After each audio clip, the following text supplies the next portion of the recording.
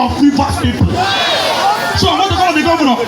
Don't be under any pressure by anybody. We want to call on the governor. No presentation of the second budget to purported members of House of Assembly. We have one speaker recognized by law, Right Honorable Edison here. And as much the seat of the 27 lawmaker is vacant.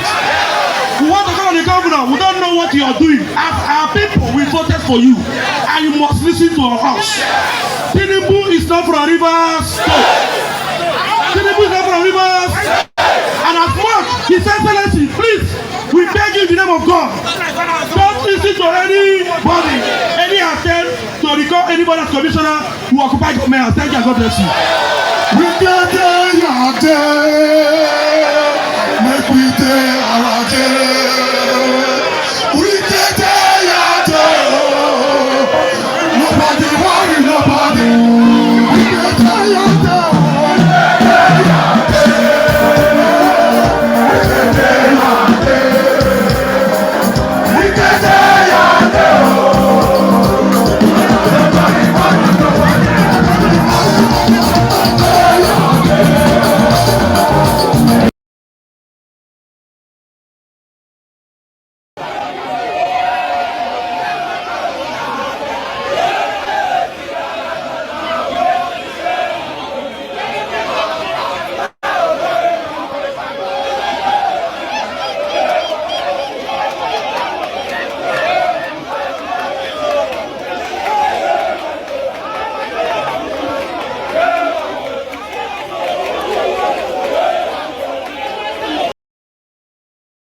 times. In the last quarter of 2022, at all times. In the last quarter of 2022, I authorized the Central Bank of Nigeria to redesign the 200 naira, 500 naira, and 1,000 naira Nigerian banknotes. For a smooth transition, I similarly approved that the redesigned banknotes should circulate concurrently with the old banknotes till 31st January 2023, before the old notes cease to be legal tender. In appreciation of the systemic and human difficulties encountered during implementation and in response to the appeal of all citizens, an extension of 10 days was authorized till 10th February 20.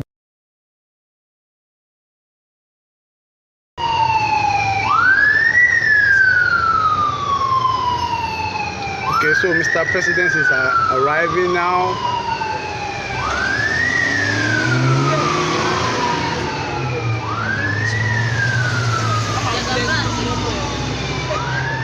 The Godwin is coming. He's inside the media queue. What's wrong with you?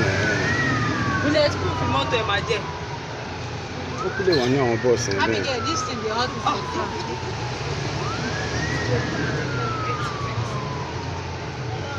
Okay, we need. Oh, no, yeah, now you motor be this.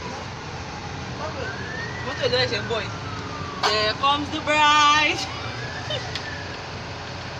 001. Only. Here comes the bride. 001. Auntie, okay, yes, mommy first. Yes, mommy first. Only.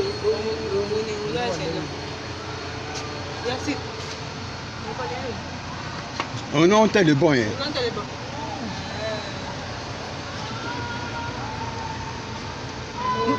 Titi, what?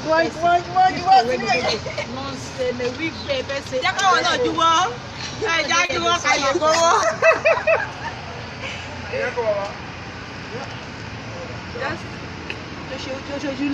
Oh, no, tell the boy. Don't tell the boy. Mr. President. Mr. President. Mr. President of Nigeria, Federal Republic.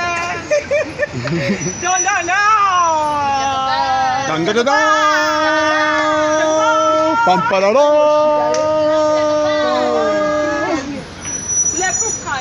Bulletproof car. Come on. Yo. No, anti-bomb, no. Anti-bomb. Yeah.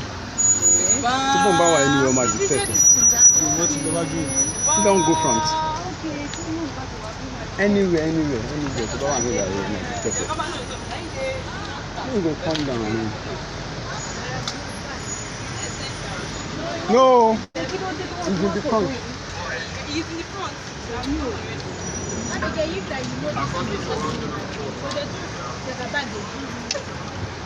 Don't let me see the bag.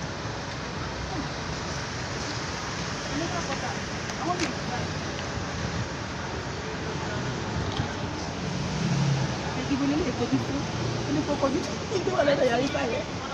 This year she's traveling.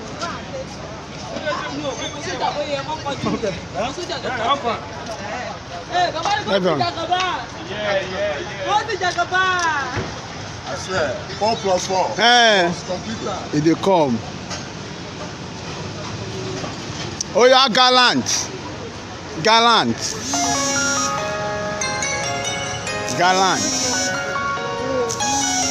Nigerian police force. Oh yeah, gallant. Ọmọ Yehu. Ọmọ Agboyaga Toba in the building. Idris Bashwa in the building. One of the entourage of Mr. President.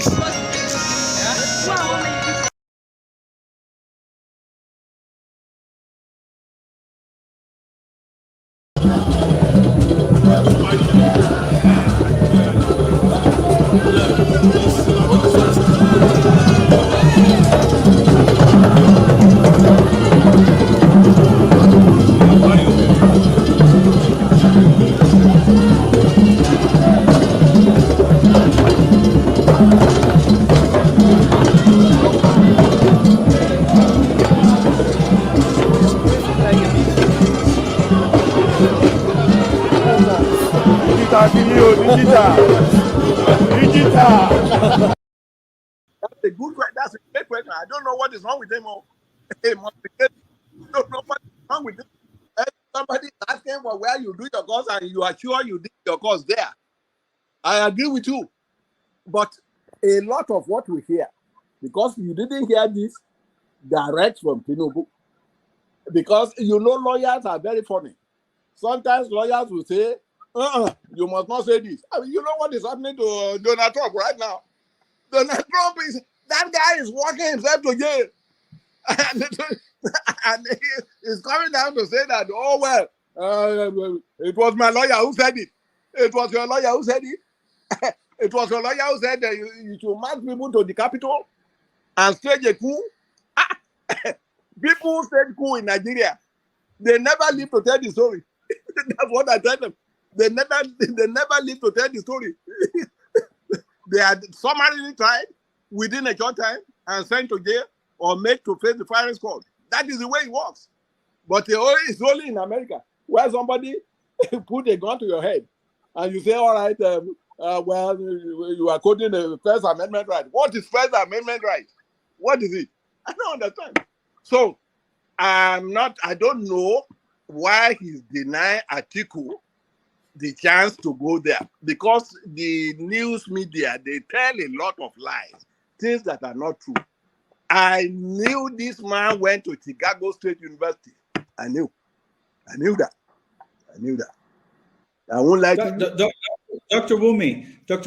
if you were aware of Tinubu when he was at University of Chicago. Yes. Can you elaborate on us the accusations whether he was actually distributing drugs and was a drug dealer in Chicago in those days? What do you know about this? Okay, thank you, sir. I heard about it, that he was distributing drug, and I know a lot of people who distributed drug. Who was the girlfriend of? But let's be more specific. So look, we've all heard that Tinubu was a big drug tycoon. We have all heard that. What kind of specifics? I mean, when you say you heard that from people, were your friends the ones who were buying from him? Did he tell them that he was selling? Like what can you tell us as a distinguished man around that area at the time when Tinubu was there? What can you tell us that he was really up to? Well, what I tell you, I don't know whether, in fact, the first time I saw drug, I thought it was Tinubu. Okay. Children are born and put on a rubber stool. No, I tell people, Dr. Damages, you need to come, if you want to know the level of poverty in Nigeria, you need to enter the Nigerian hospital. You'll be walking at the doctor, sometimes you cry. Sometimes we use our money to give patients. So when people see doctors go on strike, I get mad. I had to leave. It's painful. You see a child that you're taking care of. After a few days, the child is retrogressing. The child is getting worse by the day because the drug you recommended, you prescribe for the child, they cannot take the child's prescription to the pharmacy. There is no money. They don't have money in their account. The little baby that is so fragile, you manage to take their blood sample. They cannot process the blood sample because the person at the lab said no, they don't have the money in their account. They will take my salary if I process this sample. So you watch the innocent baby retrogress. What do? You take our money from your pocket and give that parent, madam, please go and put in this account. Let me see this child get better. And we're here defending thieves because they give you $5,000, $1,000. What is $1,000? Children are born and put on plastic chairs in Nigeria. Are we not ashamed of ourselves? And we'll call Obi stingy. Let him be prudent and let us have functioning hospitals. Let us have good roads. Our people are dying. Children are dying by the day. I had somebody when I was in Calabar, and when I was still a medical student, the man I used to buy something from at Amarian Market, his child was born premature. Guess what? But the child was older than the other child that survived. Why did his child die? Because the child missed the last incubator that was available. The other child that was born that was weaker had the incubator. His child did not have any incubator. They had to wrap the child and put a lamp beside him. That child died. Oh. And you people have the effrontery to come here and defend Tinubu Atiku. Oh no, it's so sad. It's so sad. You want to know poverty? Enter the hospitals of Nigeria. You don't know nothing. It's so So sad. we have to be very careful what we say. Very careful. There's poverty in the land. There's poverty in the land. A lot of poverty in the land. People die by the day. Wow, thank you. This is not a joke. It's not a turn-by-turn thing here. I wouldn't be here. After this election, stop coddling Showore and having him running his mouth. He cannot win a single local government. So You are the one running your mouth. Stop, be respectful to Zore. Casta and be sorted over. Are you mad? Are you alright? Mute that guy. Mute him. It's my turn. Are you mad? Mute that boy right now. Amari, hold on. Mute that son of a bitch. No. No. Pansa, no, you don't say. No, this is not good. You see, this what I think I've said, why do you people want me to be making commentary, editorial commentary on this? This is your chance to speak. But you guys are making me to make editorial commentary. Why do we think that, hold on, Pansa, hold on. I'll call you when I'm done. Hold on. Everybody hold on. Why do all of us think that we are that important? Anybody, whoever you are. Why is this? Do you think this election will? I've seen the world. I don't know where you live. I don't know how you study history. I've seen the world. Nothing. This is not the end. This is not the end. We can't allow people to come here and talk this way. It's not good. You can make your point and quietly, and people will get your point. You understand? Nobody. No, not yet. I'm not finished. Maybe I'll start treating this as like a classroom. I teach a class. Nobody can speak like this in my class. It's not possible. But I just know that I want to engage. I want people to have conversation. I want to make it free. I don't want to start putting people, banning people, stopping people from talking. I don't like that.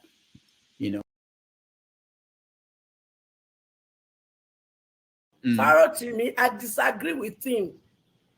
Obi cannot tell us he's not probing the rest people.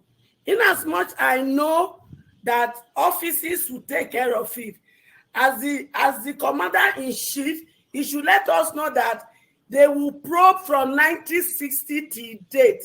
And the people that need to do the job, he will make sure they do the job. But giving us a message that you are not going to probe it, that is a bloody lie. The truth is this: if Obi own Nigeria as his business, and all since 1990, 1960, he has been giving it to different managers to manage. And they've been stealing and looting the destiny of his business, which is the future of every one of us, including our unborn children. And now he has the opportunity to take back that business. And he knows those who stole from 1960. Will he keep quiet? I believe in doing unto others what you want others to do unto you. Mr. Obi, do unto Nigeria what you want Nigeria to have done to your business. Period. Wow. Then two. Is it just me or the thing is this? See that she has the Facebook? There are two things that will take place. One, is a must.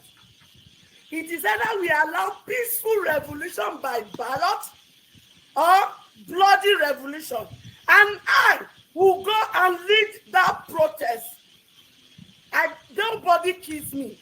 We must build a new Nigeria, whether they like it or not. And if they think after casting chaos in Nigeria in 2023, they have this opportunity to come, it's a lie. We will drive them from the airport. It is a must. Oh, they looted our destiny. Then they now think it is time. We have all woken up, even though all Nigeria have not woken up. But some of us who are ready to stand in the front, we fear no bullet, because no one born by a woman can kill us in the journey of creating a new Nigeria. A Nigeria of my dream. My father left it unattended to. My grandfather left it unattended to. I and my brothers and sisters, we refuse to live in this way for our children. It's a must. A new Nigeria is a must. We are not black monkeys. We are intelligent. We are smart. We are brilliant. We are courageous men and women. We are king. The black race. We are king. We are prince. We are princess. And we are prince. That is who we are. Why did we allow mediocrity to turn us to be mumu? I refuse, my brothers and sisters. Let's wake up from our mumu easy. We are king. We are prince. We are queen. We are princess. That is who we are. And we are so smart. We are so intelligent. We make the Western world who they are today. Let us go back home and see what will happen today. Why should we develop another people nation and leave our own for the stupid, greedy politicians and the useless GOs that have turned us to become nothing? They beat us and rob us of our destiny. And they had the audacity to tell us. Emefiele did not ruin the economy of Nigeria. So they are trying to put it to look as if Emefiele was the one that actually ruined the economy. No, it's Buhari. He's one of them. His policy. Yeah. So Emefiele is just the CBN governor. He's neither the Minister of Economy or Minister of Finance. Can a woman beat a child and you say the child should not cry? They have beaten us. People like us, that the good Lord have made it possible for us to come and see the difference and see what they have done. We have chosen to say we have learnt enough. It is time to go home and rebuild Africa. Africa is supposed to be the best continent on earth. And in my lifetime, I will work with my brothers and sisters who believe in me, and we shall make Africa the pride of our continent. They are not better than us. We are not slaves. We are kings. We are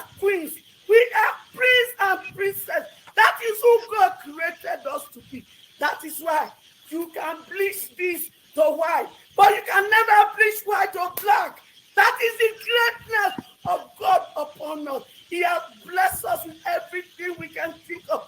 All natural resources, good weather, and human capacity. It's what it takes to build a great nation. And we shall build Africa. Nigeria is the giant of Africa. When we get it right, every other African country will follow suit. The political terrain, we are about to dismantle their so-called stupid ideological thing they have used to cage the destiny of the African child. And for the useless GO that has turned their tummy to become their billy, giving us wrong messages that are false just to collect the little from us. They have used the weapon of poverty to cage us for too long. But we will get our economic power back. The Lord has given me something for that, and we shall use it. By the time we get our economic power as young men and women, with the number we have, 2027 is a must. From the councillor to the president will take over, whether they like it or not. Thank you.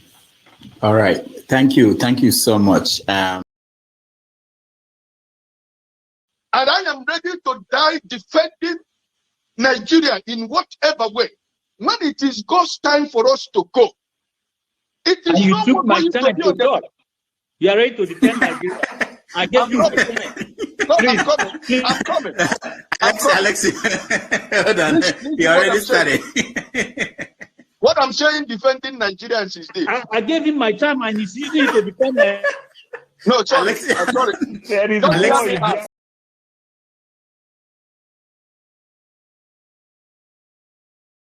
Tinubu is a criminal, yes, of course, a categorical grade 1 criminal. The only person more criminal than Tinubu in Nigeria is probably Babangida. But he's a criminal, and is he fit for purpose? Absolutely not. Should Tinubu be the president of Nigeria? Categorical no. Is there a better option than him? That is subjective. So show me who he is.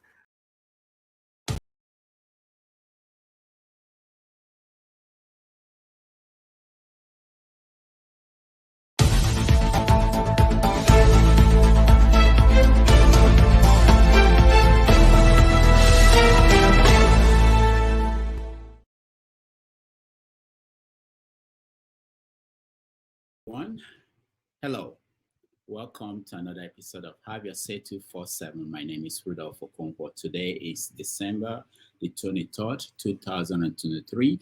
We're 2 days away from Christmas. I want to thank all of you for joining us today. We have a full packed show, and we're going to do justice to that. If you are willing to join us for the show today, I know people are busy running around for Christmas. We will appreciate that. Those watching at home, we also appreciate you being there, and those on the comment section. We want to have a very smooth show. And thank you everybody who is in the studio already. I want to just point out the topics for today. Our main topic is about the former central bank governor, Godwin Emefiele. There are news reports from the investigator who looked into the accounts of the CBN, and what we are seeing, mind-blowing. Almost 26.6 trillion naira was mismanaged. Some of them stolen, and we read reports that there are over 500 bank accounts abroad that Emefiele was controlling. The news report also continued to say that people involved, not just Emefiele, but also we had Buhari's nephew, one Tunde Sabiu. He was the one who reports are saying he was the one that ordered Emefiele to change the naira. If you know, the story was that he was a former he was selling phone cards before he joined the government and rose to the point of controlling even the central bank governor. We are going to talk about that and what it means. Emefiele, we understand, has already been bailed. He met the bail condition, so he's a free man. And we will talk about how far could this go, and who are the people who are going to be subjected to this probe and trial, because it's not just Emefiele. He's not the only one. We are going to also look at the situation in Rivers State. People in Rivers State, the states are not happy with the agreement that was signed by their governor and the godfather, Wike.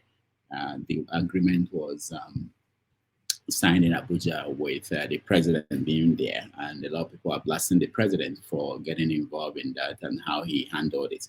We're going to talk about that, and then of course the big story is that people going home for Christmas are getting 50% cut in the price of the cost of transportation, courtesy of Tinubu, who is giving that a Christmas gift to people in Nigeria.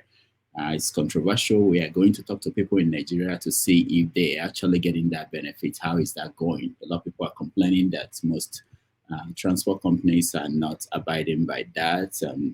Nigerian thing. We're going to look into that. And so many other things. So also there is the Pope and the Catholic Church.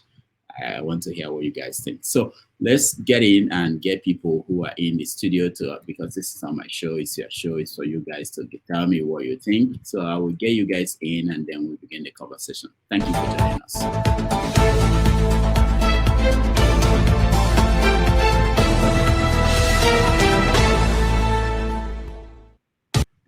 All right. Welcome to the show. Who do we have? Oh, Prince. Mazi, Merry Christmas. Good morning, Dr. Rudolph, and good morning, KJ. Good morning, Mr. Paul. Merry Christmas to you. Happy holidays, whichever way you look at it. And I'm glad to be here. Thank you, Paul. Thank you so much for joining us. Welcome. Good morning, Doctor, and good morning, my co-panelists.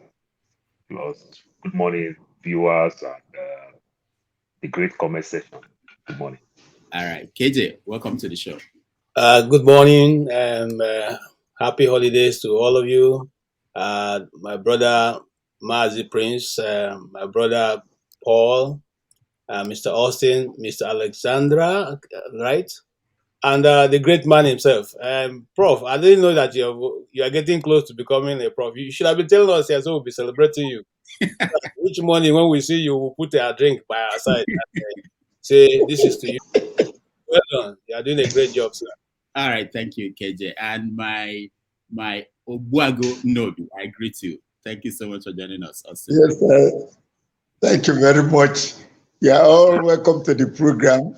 It's nice seeing you all. And I wish you all Merry Christmas in advance and Happy New Year in advance also. Thank you. Thank you. Dr. Alexander, welcome to the show. Yeah, good morning, y'all. How are you guys? Season's greetings. May the new year be better than this year of 2023. Thank you for having me. Thank you. Let's say hi to Henry, and then we start with Dr. Alexander. Henry, welcome to the show. Good evening, everyone. Compliment of the season. Henry, you're not in Edo State. Where are you? I'm in Nigeria. I'm in Germany. So you didn't go home? No, I'll go. Oh, you go. Okay. Yeah. All right. So let me start with Dr. Alexander. I know you are in California. What's going on? Yeah, well, I think I walked my ass off in Houston, and I needed a break from the hustle and bustle of one of the most vibrant cities in America, Houston. So I came to see my mother in California. I'm not used to being treated like a king, but I'm being treated like a king here right now. So wow. It gets me somewhat emotional. It's a wonderful feeling. I love it. I don't even feel like going back to Houston, actually. What part of California are you, and how long are you staying there? I don't know. It's about an hour and a half. It's about an hour and a half away from LA. It's called Manife or something like that. I'm between LA and San Diego. Manife or something like that. It's a small little town. You know, it reminds me of Etiti in Imo State, but a more advanced version of Etiti. In Imo State. Nice. So how long are you there in California for the Christmas period? In Imo State. Are you going to be there for the Christmas period? Yes. I leave.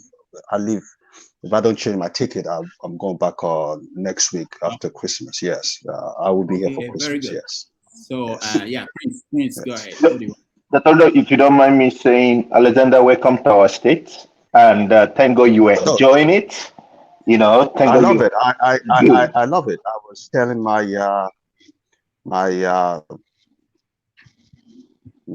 guy yesterday that I think I might want to buy a house in California. It's a beautiful place. You people are civilized. You're cultured. Thank you. You're not like Texas. Texas, you can make a lot of money. That's the only reason why I'm up to Texas. But the people are not cultured people. The people are civilized. They're very European in nature. I like that. I like it a lot. It's a nice state. I've never been here before, so I'm going to be coming here. Yeah. What do you think about the architecture? I've never been to California. No, Alexander, go ahead. What do I think of what? The architecture of the buildings there. How do you? I didn't quite catch the question. Oh, I'm saying, what do you think about the architecture of the buildings in California? When you look at the buildings in California, is that different from what it is in Houston? Yes. I see a lot of land in California. I see a lot of land.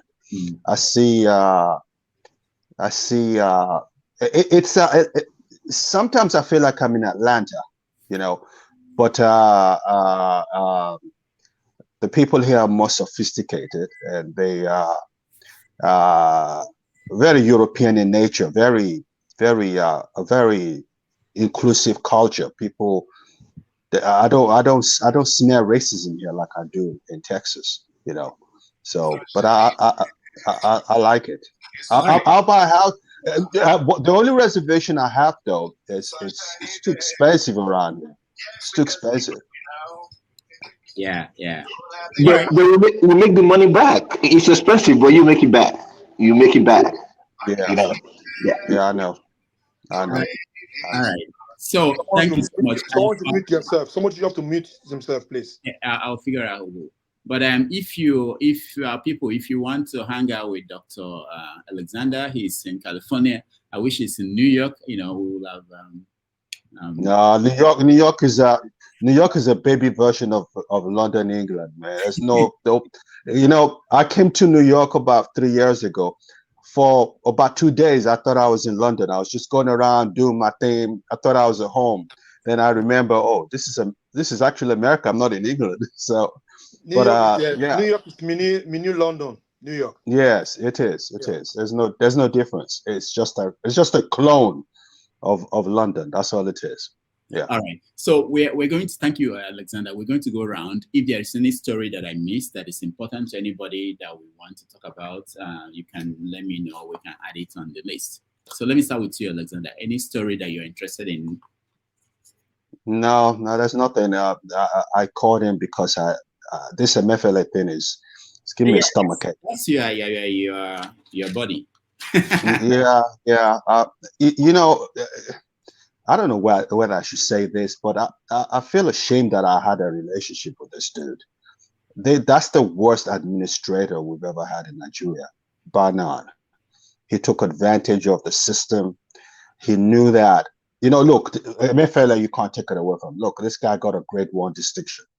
He's a brilliant person, right? So he knew how to play the system. And he knew that he was working with a stupid president, for lack of a better word. And he knew that they didn't know what was going on. And I hear people say, you can't blame Emefiele, you blame the president. No, you can blame Emefiele because he knew that the president was not in the position to understand what was going on. He wasn't educated enough to run a country like Nigeria, and he took full advantage of it, enriched himself, and turned the country into a total and absolute disaster. I'm not going. No, he should. It's sad to say, we come from practically the same academic background, but that guy should rot in jail. It should never see the light of day. I hear he was bailed today, but you know what's going to happen? He's going to skip the country. I won't be surprised next week if I see him in California. All right. Thank you, Alexander. Let's go to Mazi. Alexander, he better not come to California because we'll deal with him. He's not coming here. You know, probably he will go to one of those hidden cities and all that stuff, or states, whatever. For me, I think I'm almost on the same page with Alexander on this. But my own thing is when I think about Emefiele, I think about greed. I think about indiscipline. I think about lack of empathy for people. You know, he had the power at that time to stand his ground and, you know, reverse certain decisions that were being put to him, but he never did it. You know, and the worst part of it is to the extent that he even remained there when he knew that they were coming after him. He would have resigned. You know, but out of greed, he still wants more money, more fame, and all that, and that has gotten him to where it is. I'm also a little bit interested in, would I say, just the scam that they just perpetrated, talking about giving people 50% off to go home. I don't think that is happening. You know, to me, I'll call it a scam, but it is what it is. Yeah. Thank you. All right. Thank you. Paul, welcome. Yeah, thank you, and good morning once more. Well, the Emefiele thing, it's there's how Jimmy Agbaje, former gubernatorial aspirant in Lagos, said it is the same of the same. It's just the thing. It's just that it's just the one that is being exposed. They're all the same thing. Let's tell ourselves the truth. Though we understand that Emefiele punished the vulnerable during the last election, which hit up the polity, you know, and it's just been bad. So the system is just trying to punish Emefiele. But if the system can be more transparent enough to bring people down, we want to stand up here and call Emefiele name when we all know that it's going to rope somebody like Buhari immensely, going to rope so many people, you know. So, Doctor, I don't really see any big deal with this Emefiele thing. The system has been bastardized. It's so painful. But I would like us to touch base a little bit with the American politics, the way this Trump thing is going in Michigan right now and every other thing. I don't know whether Joe Biden is coming down slowly to hit Trump because he knows very well that he's going to lose the election to Trump. So probably maybe they might use all these shenanigans, all the stupid things that Trump have did previously to punish him. I would like us to talk about Trump. All right, thank you. I think it's important. You're saying this when KJ is around you. I don't think you understand what you're doing. KJ, welcome. Yes. Doctor, you know, KJ is freshman in America. KJ is still those type of people who just come to America and who still carry their Nigerian Bible. So they are saying it for religious side. You understand? He still have his Nigerian Bible. I think that is a little bit, an insult to me. I'm not totally I'm not an illiterate, and I've studied world history, and I'm still studying world history. And one of my purview is news. I listen to a lot of news. I follow both the ones you know and the ones you don't know. So when I'm speaking from a lot of facts that I have under my my wings. But however, that's a different story for another day. You can't come to a public forum and throw out things you have not researched about or you don't know about. That would be.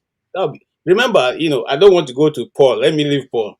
Now, Dr. Damage, remember what I said here, about Emefiele when he made that mistake of coming back from London. I said the guy had done his greatest mistake when he was Lord coming back from London, because I knew exactly this game. And that's why sometimes when I talk, some people who are, who are Northerners don't they find me offensive because I know the politics they play.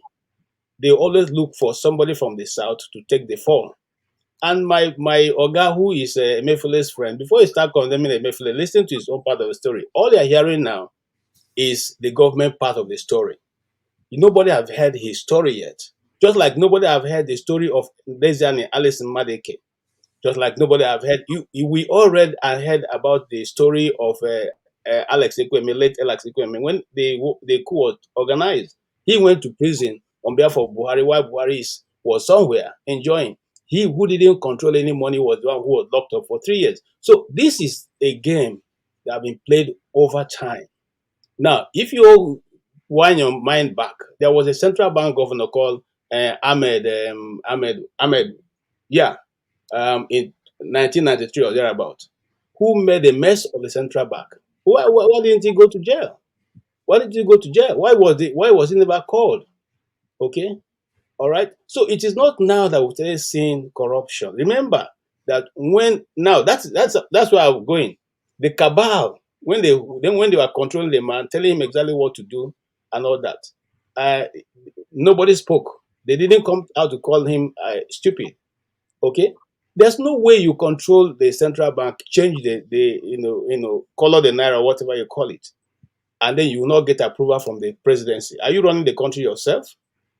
And Buhari came out here to say he is in the know. And when the minister of finance said, that's the lady, said she's not aware, the presidency said they are aware. It was it was planned to frustrate the system, not against the people of Nigeria, I must say that, but against those political bandwidth who are trying to come into politics. It didn't work because the Nigerian politicians don't spend naira, they spend dollars. Okay, and so if you are in your house and the bank managers bring money to you, why do you have to go to the bank to get it? You don't have to. All of us know how the banks operate in Nigeria. Have you ever gone to the bank and met any of these people? They carry the money to their houses. Okay, and so I blame Emefiele because he should have, when he had the opportunity to move, that's when he should have moved and not come back. I'm not saying that he's not part of the system because he allowed himself to be used. But I'm saying that he's not the one who was directing. You see, he who pays the piper dictates the tune. The Igbos have a proverb that when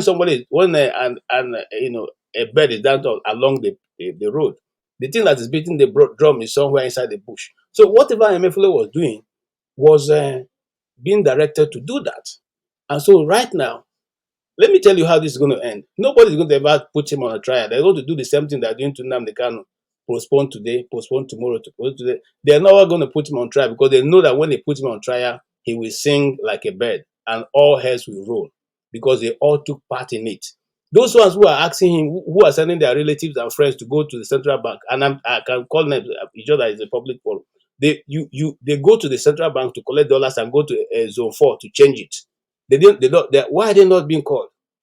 When the presidency, they give directives to people to go to the central bank and collect dollars and go and change at a lower rate. Why did they? Was it Emefiele doing that also? Or are you saying that if you are the one sitting on the Emefiele seat and you saw a presidency or you saw a note from somebody who has given you the job saying, give this so and so person so amount, he will return it in 2 days, you will not give? I didn't know some people who approve the money for Dangote to go take half of Nigerian money to go and build the refinery, for which we don't even know what is the state of what Nigeria will gain from that. Look, let's face, call a spade a spade. These people decide to use this man because they think he's daft enough to want to.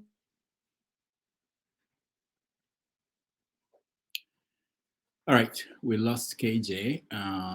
His internet is not functioning well, apparently. Obwagi, do you have anything to say, or should I move to Henry? Austin. Okay, let me go to Henry. Henry. Let me say, there's the guy who was talking to me when I came in before. You saying Femile is so smart. Femile is the dumbest man I've ever seen. It's not smart. If he's smart enough, he's the same Femile who went to print. He went to buy cars put posters in cars want to run for president. It was not smart enough. He's the same Emefiele who cannot even open his mouth to tell the world who directed him to do all this rubbish. It's not smart. It's the dumbest man I ever seen. And any trade cannot behave the way he did things. Things are so obvious. All the corruption was so obvious. You can see the fingerprints everywhere. It's so obvious. It's some Emefiele who used the old Naira note, change the color, put it on a washing machine, change the color, and say they make new Nairas. It's so cheap. The corruption is so obvious. This man should look. I mean, this man should rot in jail, and they should release him now. They can put this man in jail for life. If it's to be in China, he took our money, put in China, banks in China, in UK, US. If it's in China, this man is a forgone issue already. So nobody should pity for this kind of people. When people say they're using the internet to do this, did they force them to do it? Must they be a puppet every time? They should not be puppet. I will not feel sorry for them. Anybody who relate to this Emefiele, you should not pity for him. If I was even to see this man physically, I'll make sure I dig 6 feet for him. It made people poor more. People were hungry. Scarcity of Naira. You are in charge. If you think what they are trying to do is wrong, why not resign? Why not resign? When somebody start to say they always use the certain art, they should be full every time. They should be when they put this man deal with him so badly now. People will be crying here. They always marginalize the certain art. They punish the certain art. Do they force him to do all these things? Do they force him? Must you be the one to become the corrupt person to Northerners? They say they are smart. They are not smart. They are just stupid. And secondly, Dr. Rudolph, we have to put this Pope. You should put this into this issue because it's ugly. What the Pope of Catholics said, it's so ugly. In the Bible, he said in Proverbs 18 verse 22, he that find a wife, have a good thing and pray favor from the Lord. I don't say where they say who that find a man that find a man. I don't see it in the Bible there. Where they are trying to use any agenda from the US or whatever Western country, they cannot penetrate on Africa to change their culture. They'll come through churches and other things. So please, they try to force Nigerians and Ghana, whatever Africans to go on this their agenda. They could not go through. They have to come through churches. The same churches they used to sell you people from your forefathers, ancestors to become slaves. So we want to talk about this thing today because I'm so angry about this issue right now. Thank you. Thank you, Henry. Mazi, you wanted to say something? I thought we were just giving kind of like things that interest us and not analysis. Yes, that Yeah. was what I thought we were Don't doing. be jealous about what I'm saying. Thank you. Oh, Henry, my name's. You know you're my namesake, right? I can never be jealous. All right. All right, KJ, I'll come back to you to finish your thought, but let's go around just to get any topic that would probably miss that is important to our people. Ndubisi, you're next. Good morning, gentlemen. Doctor, good morning. Nice to see you. Nice to see you, Ndubisi. Yeah. Well, let me start with Emefiele. The man knows how he started his career. He allowed himself to be used. And sorry, we are just trying to get topics that probably we should discuss. After that, we okay. Okay, I think one of the topics we should be talking about is the situation in Rivers State. Yeah, it's on our topics. We have that. Yeah. Yeah. Then what Henry just mentioned about the Pope, I saw that right up, but I'm a Catholic myself.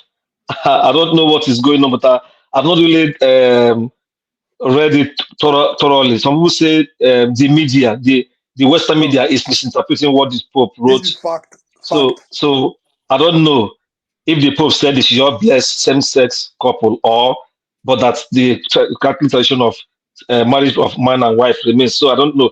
I will do my own research and find out. But I will find out about that. Then secondly, the 50% slash in transportation that the man who is in Aso Rock said is part of their system of trying to deceive Nigerians. I don't think it's what goes. A friend of mine, his kids just came back from university from East to Lagos. He himself called the transport company. One of the ladies at the twins, the woman said nothing like that. The fare is what they are charging. So when we come to that, we'll talk about it. That's all I can remember for now. Thank you. Thank you. We are expecting Igbo Basics, who is in Nigeria, to join us. He traveled from here to Port Harcourt and from Port Harcourt to Aba. So he sent me a message that he would like to join us and tell us what he's seen down there. Olumide, welcome to the show. Rodolph, good morning, and good morning to my fellow panelists. Compliments of the season. I beg, make anybody know Jack Pao. I promise to be civil. We've been causing trouble Olumide. I've been getting reports. Don't start it, though. I've been getting. No, I'm referring to you, not Jack Pao. Me, I don't Jack Pao already a long time ago. So, I would say I think everything you kind of said seems to be what is trending. I also want to add that I want to add one or two. The transportation fare / and I mean, this government needs to get serious. It was exactly the same thing when they introduced it, when they said they were going to give 1,000 naira palliative. But what is wrong with it? Why are they not educated people around the president? When we talk about institutions being independent, did he consult the Nigerian Bureau of Statistics before initiating all these ideas? I mean, I don't know what, and then the other one is the issue of renovating the VP's house for 15 billion naira, if I'm right. That is over $100 million, for God's sake. Are people back home, do they know what these people are doing? And then education is 5 billion. You don't even have plan for electricity in your budget. So what exactly are they trying to do? I mean, I'm just short of words. I don't know what else to say. All right, thank you, Olumide. But welcome to the show. Thank you, Konko. We are going around to see if there's any important story we're missing. Do you have any important story that we didn't talk about as our topic?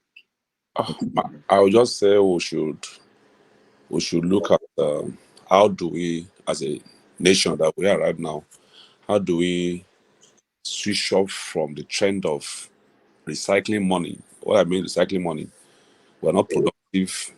Everybody in Nigeria wants somebody abroad to send them money. We're used to free money. Somebody want to go to politics to make money. Somebody want to be CBN governor to embezzle money. So nobody.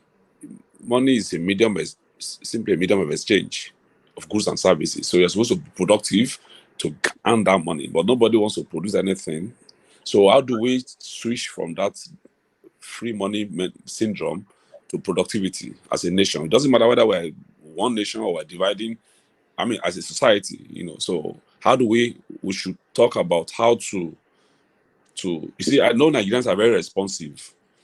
When they see a good leadership, they want to follow suit. So how do we create that role modelship to switch us from the dependence of one another on our resources to actual productivity that can earn us the real money? That's one thing. Then second thing that I want to also, if we have the time to deliberate on, is how do we also rid a society of crime? How do I see people do kidnapping, ritual murder, all manner of violences. Our daughters are doing all the show, all manner of funny things are going on in the system. People are afraid to trust anybody, families, even with resources. And how do we eradicate crime? What are our suggestions? What are our views to eradicate crime, to make Nigeria a safe place to live? All right. Thank you so much, Bode. We are going to begin the conversation, but let me just point at two topics that some people also posted on the comment section. One is fake drinks being made in Aba. I don't know, most of you must have seen videos. I was horrified because I I took some of those drinks when I was in Nigeria. I was thinking, is this one of those things is this where they made one of these things I was drinking? I tried that Eva drink, and I thought it was okay. But now that I saw those pictures, we are going to talk about that. Also, the connection to probably some of the sicknesses that we see in Nigeria, kidney diseases and other things. And the fact that people walked around there, people knew that these things were happening, and they didn't do anything until maybe the government got there, because I was thinking, didn't they think that they could be the one that will be taking this, or people they know will be the ones that will consume what they are making there? So we're going to talk about that. And then Desiani Alison Madeke, she just announced that, or she's begging the government to allow her to come back home, that she's sick and she's dying, and she doesn't want to die in the UK, and she wants to come back home to die in Nigeria. So we'll get to that, because when that interview, Sorry, where did you get that news from? Because yesterday or 2 days ago, Desiani somebody walked out of the court looking very fit. She went to perfect her bail, and she walked out. I mean, she's literally looking very fit. She didn't look like somebody who is sick. So I'm wondering where that news came from. All right, I'll show you where it came from. It's all over the news. Sahara has. Yeah, she walked out of the court looking quite beautiful as usual. I mean, guarded, flanked on both sides by people, and they gathered, walked out to her car. Oh, okay. Yeah. Well. Yeah, she went to pay 70,000. Is it 70,000 pounds for her bail, perfecting of her bail. And I watched the video. I'm not talking about reported news. I watched the video. She walked all the way from the court to where her vehicle was, with 6 or 7 men behind with her.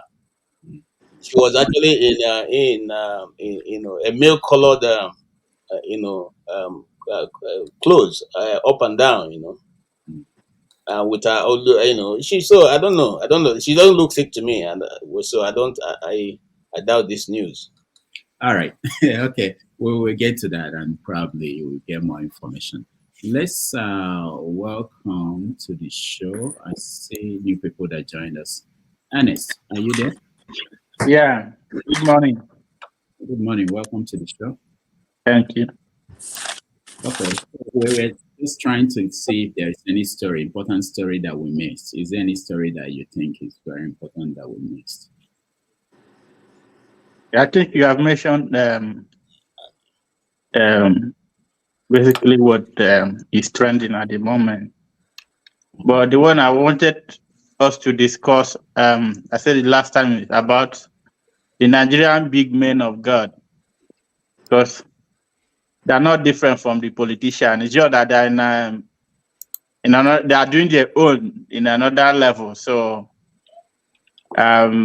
yeah, I will not call names, but I think we need to discuss about them, because they're one of the problems of Nigeria at the moment.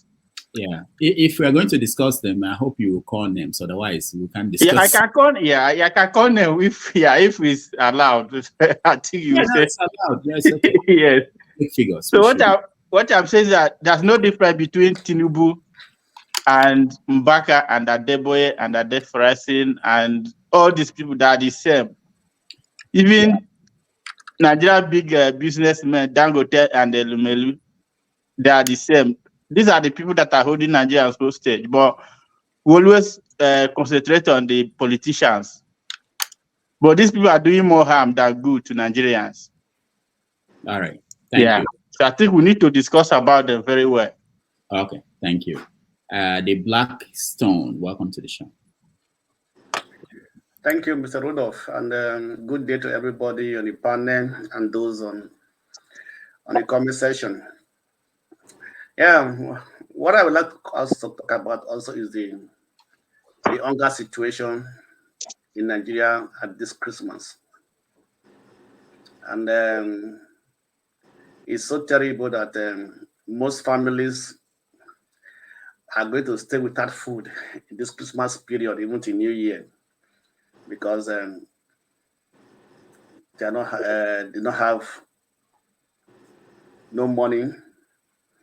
And on the other side, there are so many people that are also partying, activities, and then functionalities, everything are going on. People are see. So I wanted us to discuss about why this imbalance, right, in the country, whereby some people are just extremely poor, no food to eat. Some people are having so much to spend and to waste on activities that doesn't actually benefit. I don't know. I will use a benefit according to this just party and everything. That don't they see that the other group of people, set of people are just in perpetual hunger and things like that, and then why can't there be a little bit of balance, or maybe this weight that in the hand of few people can trickle down at least in this to the society, right? At least I think one of the principles of developing in the country is when the wealth of a country goes round, not in the hands of the few people. So if we can talk about the hunger situation and things like that in the country, it would be nice. Let us also talk about that, because many people are just going to stay this Christmas in New Year not having even a good meal or even enough food to eat. Thank you. All right. Thank you, the Blackstone. I think we should begin with, let's talk about the Pope and the Catholic Church. Why I said that is I want to give another 1 hour before we get to the political stories out of Nigeria. So let's begin with the Pope and the Catholic Church and the controversy over blessing same-sex couples. I'll start with you, Mazi. Thanks. Sorry. Can we talk about the police they sacked, the two police officers they sacked too? Oh yeah, I saw that. Yeah. Okay. Give me money. Yeah, that was interesting. Yeah, okay, I did that. So let's start. If we can go quickly, we can actually touch on these topics, all of them at the same time as we go along. So let me start with you, Prince. Okay. The Pope. All right. Good morning again, fellow panelists. The Blackstone, if you don't mind me, just no harm intended. Is it possible to call you the area father of Have Your Say talk show? Is that okay with you? Because you look very much, because you look very much like Charlie Boy now. So it's a good thing. Yes, you look very much like Charlie Boy. Thank you very much. Yes. Okay. So, I'll send yeah. it. No problem. You can call me. No problem. Oh, yeah. I'll change my name to that next time. Sure. So for me, when it comes to the Pope, I've always said it time with that number. I live by certain things that I learned from my father. And why do I say so? Now, my father was kind of like, attends a spiritual church. However, he makes it a duty every week to entertain the Jehovah Witnesses. They will come, they will preach to him, they will give him all those times that they have all those watchtower the papers and all that. He really devotes his time to listening to those people. And at a certain time I asked him a question. I said, Dad, what does that mean? And he said, to me, that he doesn't believe in denomination or particular religion, but that what happens is Christianity. It's very much in the mind of everyone, your heart, the way you treat your fellow human being, the way you kind of like empathize with things around you. And ever since then, truly, I try to emulate that. Why am I saying this? Religion was brought to Africa. We had our own religion. and which was kind of like today they call it idolatry or whatever they might call it. But when you really look into it, it's not really idolatry. It's just people, kind of like they come in the morning, the first thing they pick a white chalk and just say, oh, they mention the God's name and they start blessing every other person. Now, the thing is this. Yes, Pope is the head of Catholic Church. I attend Catholic Church. Not everything that people say, Reverend Fathers say that they practice. They don't practice all those things. They can say, they can preach it. And for me, I take the one that I can take and I leave the one that I can leave. Him soliciting for that, I'm not saying that, I'm not thinking that he just gave an express approval to that. He did not say that. However, the thing is, before we prosecute the Pope, what about the Lutheran Church? The Lutheran Church, they have lesbians as bishops. They do. And nobody has anything about it. And they even organize those marriages in their church. Nobody has said anything. When I look at the LGBTQ, whatever it is, I always tell people, take them for who they are. If you are part of them, you can, go extra mile, but don't judge them. I'm not God, so I'm not gonna judge them. So I just remain, would I say I'm neutral when it comes to that. Yeah. Thank you. Thank you, Mazi, Prince. Paul. Yeah, Doctor, thank you. Maxi Prince, I guess what you just said about your dad, that's the exact same thing with my dad. My dad with my mom, they attend two different denominations. But my father welcome everything. But I could remember many years ago, just on the soft side, my mom's pastor walked up to my dad and said, why you don't want to allow your wife to come to night vigil? My father laughed. My father said he doesn't live in a big house. And then for that, he said it's only night that he enjoys his wife. So the God that cannot bless his wife during the daytime, God should just forget to bless his wife at night, because night is his own time. That is the only thing I see my father kind of disagree with them, that night vigil thing. No, it never happened. Doctor, this thing, I watch it in the news and CBS News very well. Catholic will not marry same-sex couple. The Pope said you can give your blessings. And this thing is in the Bible. It is clear in the Bible. The good Lord said, its rain raineth in a good and bad person's farm. His sun shineth in a good and bad person's farm.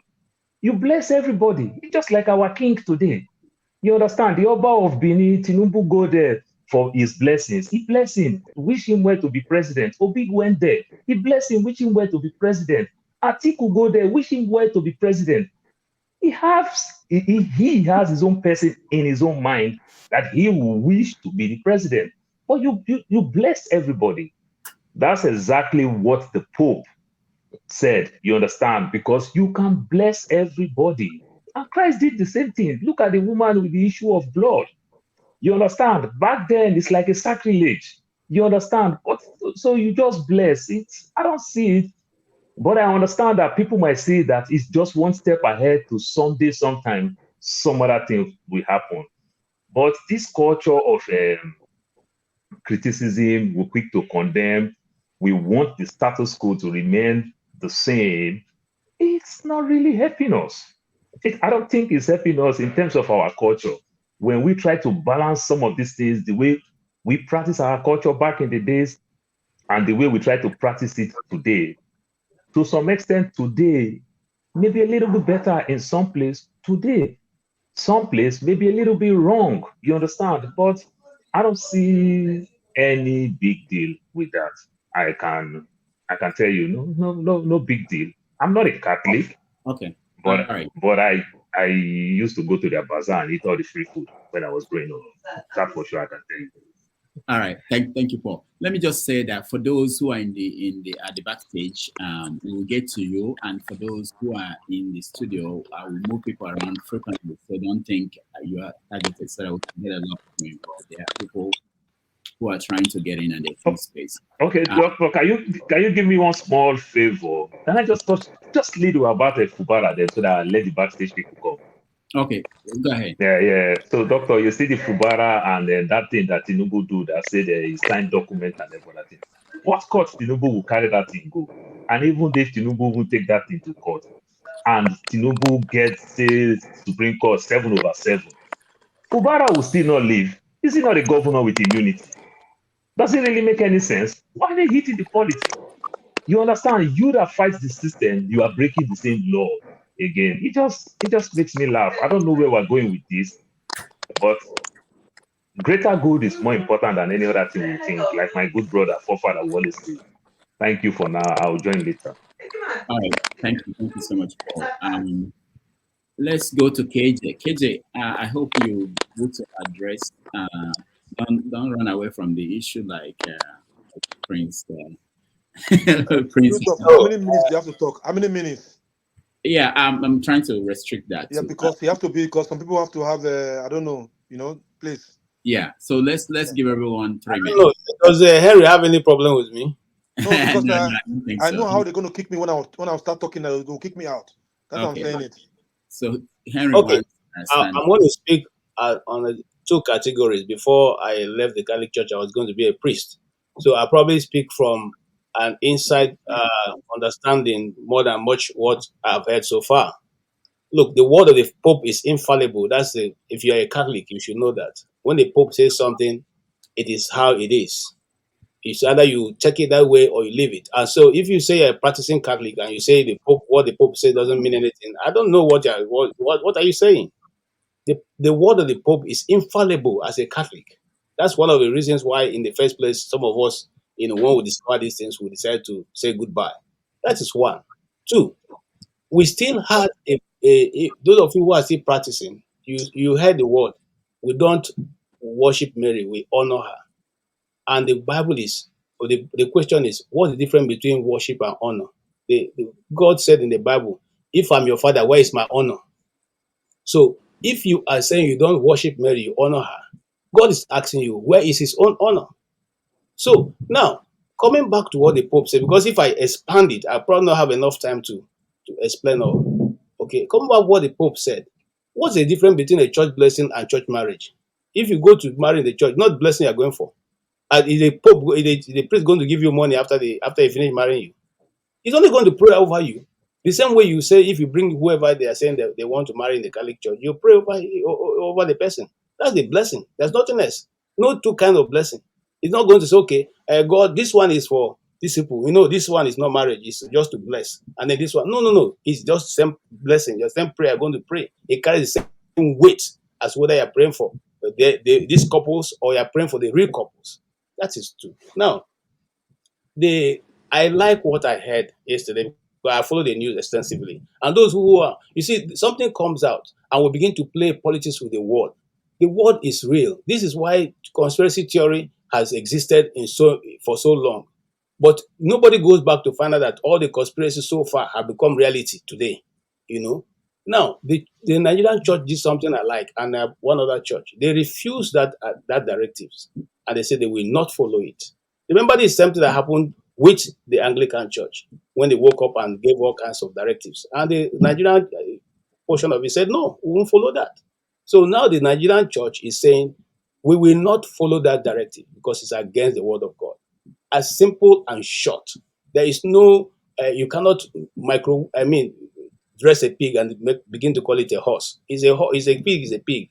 So, and I like that stand they've taken. And I hope and I pray that every other church, that in different countries will take that approach. It's gone too long for you people to get up and begin to try to enforce us to your own custom and tradition. If you want to be marrying men, it's okay for you. And just like this other guy said, Maz said, you can bear with it because you're not going to change the society. You're not going to make people do what they don't want to do.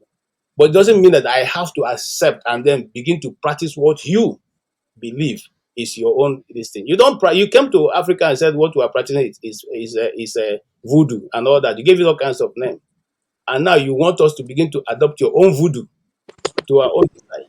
It's your own voodoo. It's what people practice. That's not our custom. It's not our tradition. Okay, and we will not take it. We will not practice that.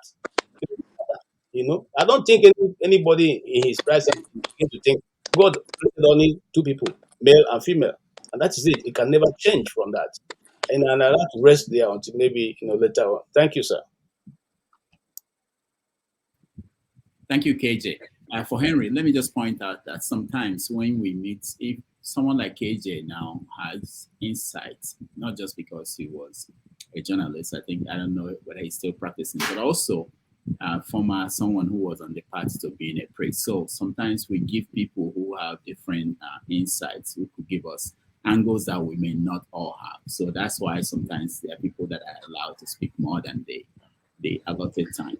KJ, we'll come back to you because I want to also point out that it's not just the Nigerian churches that are kicking against that. There are bishops in Europe who are also saying that they don't support that. But there are other implications also, because the church is also facing crisis, the Catholic Church. One of them is that they don't have enough priests. People are not joining priesthood. And they are also considering, what are we going to do? Are we going to allow priests to marry? So the church is going through a transformation. And some conservatives and traditionalists, especially in Africa, are finding it difficult to accept that what they thought they got might change. So we talk about that. Olumide, welcome to the show, and I want to hear your thoughts on what's going on in the Catholic Church. Thank you, Rodolphe. So it's a very complex and very sensitive issue, but I will always I will always link, particularly more importantly, I will always link this decision of the Pope or this topic we're talking about to where I come from, where we all come from, back home. So this brings us back to the society as a whole, at a large. That see, when we have a company has a policy of what they want to do, how they want to do things. So I would liken the church to a policy. I would liken the Christian body to a company, a gathering of Christians, the church to a company of Christians, guided by certain policies. What is that policy? The policy is the Bible, the Holy Book. So that book clearly tells us, gives us our opinion, forms an opinion for us of what a relationship should be between two people. Relationship, if you want to, for two people to get married, it should be a man and a woman. Getting married. So there's no place there for same-sex marriage. The Bible frowns at that. But be that as it may, so I would not expect the Pope holding the position that he holds. I'm not a Catholic. I was formerly a Catholic, but no more Catholic. Holding the position that he holds to then go against that just because he wants to be more tolerant. You understand? So which brings back to the larger society as a whole. So the churches in Nigeria can reject to want to follow the Pope or obey the Pope. The best they might likely want to do is to pull out of the Catholic Church. If the Catholic Church fully embraces same-sex marriage as a policy of their as their doctrine, they might want to pull out. But what we frown upon is we want a more tolerant society. Fine, that is the church's stand on that issue. But what about the larger society? What about the constitution? Jesus says, give to Caesar what is Caesar's and give to God what is God's. Caesar is demanding 10% tax. Caesar is demanding 5% value-added tax. Caesar is demanding that we be more tolerant that to people of opposing views. We don't then take laws into our hands to begin to kill people and because of their orientation, your sexual orientation, or take laws into our hands to hate them, to discriminate against them. You understand? Even the Bible says we should not judge. You understand? Even though I don't subscribe to that kind of sexual orientation, I will not judge. I live in a society that is inclusive here in Canada. I will not judge. They have a job. They don't discriminate against them in getting a job and living their lives. You understand? Even though I don't subscribe to that orientation, I won't make them an enemy. You understand? They only have God to answer to and not to me. So we have to look at that larger picture.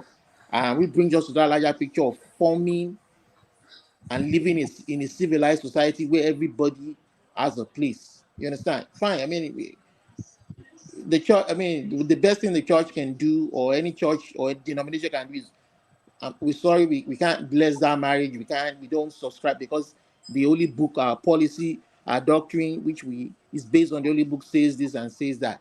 And I'm sure they will understand that, but we don't want to discriminate against them. We don't want to. I mean, I will let the same-sex couple or a person who supports the orientation know. I talk to some of them daily or sometimes, and I let them know, oh, I'm sorry, I'm not of that orientation. I don't believe in that, because you understand. But I'm not going to judge them. I'm not going to take action against them because of their orientation, which is where our society back home has to move away from. All right, thank you, Olumide. Let's go to the Black Song. Yeah, thank you, Dr. Rudolph. Yeah, my stand is based mostly on the Bible. Like Olumide tried to explain, the Bible is the constitution for the Christians. It's a guidebook, and that book frowns against man or a woman, a man doing the thing of the woman, or a woman doing the thing of the man, sexual orientations, and all those things, right? If the Bible is a guideline for us, we have to follow the Bible rightly, straight to the point. I know that the Pope has become more political in nature, right? In most of the activities, conferences, statements he has been giving, he has been more political, right? And then I don't know if it's under pressure from powerful countries, but I know that he has deviated. The Catholic actually have deviated from the principles of the Bible. They have a Bible. They have a Catholic Bible. They wrote it themselves. They translated it themselves. And in that Bible, is it written there that a man and a man can be a sexual relationship, or a female and a female can be a sexual relationship? Is that in the Bible? So if every religion has its own book which they follow, and the Christian religion, the Bible has been, the Christians have always compromised the Bible, are bringing their interpretation into it. They have used many things, the different preachings, ideology, to try to interpret the Bible, all based upon the grace of God, right? But what is strong is strong. If you belong to a certain group of people, or a group of religion or things like that. So if the religion frown against it, so why must it then be practiced within that religion, within that belief? So I believe that it is not right for even like KJ said, there's no difference between a blessing activities, blessing a marriage in the church, and also conducting a marriage. It is the same thing. Either if you conduct a marriage or you bless the marriage, it's like you're accepting it that these people are not couples, right? So that's the problem. So I think the Catholics should stand up and fight against it, right? I know the Pope is the head, is their spiritual leader, is a political leader to them. So I think also within that, those that believe that they don't agree or they're not in tune with what the Pope have said, it's a simple thing. They can change. The Nigerian Catholic Church have transformed a lot, right? Even they know it in Vatican that the Nigerian Catholic churches have transformed a lot, and they are still going through that transformation. And so I believe you should stand. Every African church is to stand upon that. Even those who do not believe that don't believe in same-sex marriage should stand up and say that they are not in tune with the statement of the Pope, and they won't be willing to carry out that blessing, right? So I know in some countries whereby the government take care of the church or the Pope or the Catholic Church or the traditional Orthodox churches, right? That would be difficult for them to disagree, because if the state said we accept this, they can't stand up and say we don't accept it, right? So it's difficult for them, right? But those ones that have their own that they care for themselves, they take care of themselves and everything, they can stand up and say no, we don't agree with your principle, and we are not going to practice it. All right, thank you, Blackstone. I will see you guys later. So I will leave the panel now and come back later. All right, thank you. Wale, you're next. Yeah, good evening, everyone. The angle I'm going to come in is it might be some kind of question and something to prop our thinking in this way. I know I attended Catholic secondary school back in Nigeria, and I remember when we were used to observe the Los Angeles and sing the Hail Mary, Mother of God, those kind of things. But now I could remember some point when I was having a conversation with one of my friend who happened to be a theologist or a priest. I said, well, there was a place in the Bible that says when Abraham, is it nephew or cousin, that went to Sodom and Gomorrah, and Abraham said, God said, you have to leave that place and do not take anything. But the Lord looked back and he turned to salt. Like, why? Why that happen? So that was my question then. But we all know, for those who read Bible and know about the story of how Abraham and the Lord and everything, we now know what happened. And I said, is God going to apologize to those people? So that was just the end of the question. I want people to kind of think about it and think, wait a minute, what is happening? So if Bible is what we follow, are we really following what God says? We all know when Moses went to the mountain and bring the 10 commandments, thou shalt not steal, thou shalt not commit adultery, thou shalt not do this. It's not that you really want to steal God's money. It's not that you want to take God's wife. It's for us, we human beings, to be just and do what is right. Love your neighbor like yourself. But are we doing the right thing, or are we just hiding behind the religious to do evil? Because I used to look at why Nigeria is so religious, but then the crime rate is so high. Every nook and cranny you go to in Nigeria, you'll find the worshiping centers full of people. But then these people are still suffering. They are still, the crime, the kidnapping, all sort of things you can think of. Who are the people perpetuating this crime if we are that religious? And when I look at how Christianity, Islam came to Africa, what is it? I mean, we all know, for those who know what the history was like. Now, these people that introduced the religions to us, are they practicing it the way we were told to practice it? And are we, so there's a lot of things that doesn't really go well when it comes to religion and politics. People could be diplomatically correct or diplomatically, defend what you and I would think is it common sense, but maybe it's the way human beings tend to rule other human beings. Maybe it's just power. Maybe it's just something. Honestly, I look at it as just like, am I the one is the normal becoming abnormal or the abnormal becoming normal? We are living in a very, very confused world. And what our fathers told us or taught us now becoming like, when you said it to some new generation kids, they'll be like, you are old school. Is there common sense in old school, or is there something to take home with the new generation? How do you match the two together? So I don't know. For those who want to be religious, continue. But if you're going to be religious, make sure you know the truth and live with the truth. But don't be hiding under religious what God says and doing the other way. Preach, do what you preach, or is it preach what you do, or something like that. But I don't know. I'm not religious, and I always look at people that, if you're truly religious, are you actually doing what God asks you to do? If the answer is no, stop deceiving yourself. All right. Thank you. Thank you. Paula. Thank you. Henry. Put me at the back, I will be, so that I will allow other people to come in, please. Yeah, once again, thank you, Doctor, please put me at the back stage for now. Rodolph. You see, most people, I think Christians, a lot of Christians are here.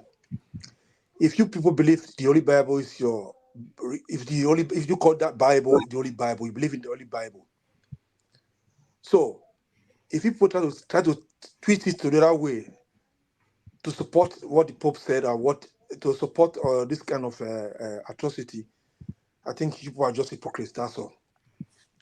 Because if you accept it, that means God have to apologize to people they killed during Sodom and Gomorrah. God have to apologize to those people that they were killed during Sodom and Gomorrah. It's in the Bible. It's in the Scripture. If you're a Christian, me, I believe in God. I don't believe in. I believe in God. I was once a Catholic, but I read more and I find out that it's just about Catholics. Just forget about Catholic issue. Forget about this so-called religion we're having right now: Christian religion, Muslim religion. Yeah, if we have to follow the Scripture, what's in the Scripture, I think there will be less crime, poverty in our country today. Because Nigeria is one of the I think Nigeria and Afghanistan is one of the countries that pray most. And here we still look like in the year 1852. If you want to be true to yourself as a Christian, if you ever read your Bible, understand your Bible, you understand that it's written in the Scripture. It's never written in the Scripture when you said any man that find a man, I'll take favor from the Lord. It's never there. I have dogs at home, female dogs. I keep them female dogs in one place. They never want to make attempt to do anything rubbish. Hey, stop. No. You see, that is the problem. We don't go straight to the point. We don't say it. We have to say it the way it is. We don't have to try to be pretending. In this country, we have here. You know how many times they apologize to young boys they did a lot of things to, the Catholic did a lot of things to. In this, every year, they pay the family of these people, they do something to the young boys too. These things have been practicing for a long time in any place. They could not even hide it no more. They have to come out from this Vatican to say something like that. It's still going on till tomorrow there in Vatican. There are a lot of crime is going on there. I'm sorry for those who said they are Catholic. I'm sorry, Dr. Rudolph. You don't like what I'm going to say. A lot of crime is going in there. Go do research about it. I will not come here to say it. It's so annoying. I'm so ashamed. When that is why the so-called Muslims sometimes laugh at the Catholic people the way they see the way things are. We should try to condemn things the way it is. We believe in the Bible, and we work. The Bible is like the Constitution for the Christians, just like the Quran is for the Muslims. If we believe in the Bible dearly, what's written in the Bible, we should condemn all this kind of art. Forget about say if you hate them. Not like hate. There's not like hate there. It's not normal. For me, it's not normal. All right, Henry, thank you. I will try to, I want to hear everybody, and then you have to do research, Rudolph. You're a journalist. Do something about it. We have a deeper conversation because I have questions for people like Henry and KJ, questions like these people gave us the Bible. Initially they interpreted it. We didn't even have the Bible, and we are just following what it told us. So if they decided that their Bible, whatever is in the Bible, even the making of the Bible, most of us don't know how it came about. We talk about it like it's a book that dropped. They should make new. They should make new vision then, just like Old Testament, New Testament. They should make new one then. So then we know. if the same people decide, if they have decided that we are trying to reinterpret this, and you are following them, you should also be willing to say, this is what they are telling you, because the one is from them. It's not from you. Didn't come up with it. But they should make a new. They should make a new one for us to see. That's the third verse of it. No, you should be thinking of making your own. I think I want to hear Africans make their own instead of saying these things. They keep saying, they gave us this and gave us that, and you are complaining. All right, Henry. Sorry, Henry, stand by. Okay, we'll come back to you. Ernest, you're next. Yeah, unmute yourself, please. Ernest, we can't hear you. Unmute yourself. Real, don't take me out to backstage. Please, I will be there. I'm going to do something fast. I'm still here, please. I'm hearing, please. All right. Yeah. Okay. Can you hear me now? I said, I think we Africans, we are not in touch with the reality. And what Pope did is not a new thing. It's just that is coming up to say it. And if you are following the Bible, we have two dispensations, the Old Testament and the New Testament. When somebody is talking about Sodom and Gomorrah, that was Old Testament. I'm not saying Old Testament is not good, but Jesus came, and the way he did his own, they were saying you are eating with the sinners. He is frolicking with the sinner, doing things with the sinner. That is what the Pharisees and the Sadducees were saying.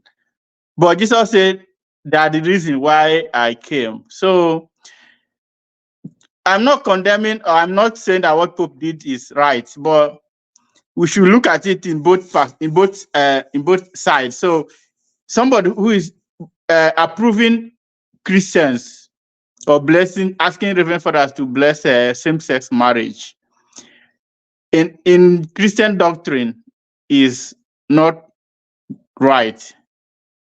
But we should not condemn what Pope is saying, because what Pope did is what is one of the reasons why they made him Pope.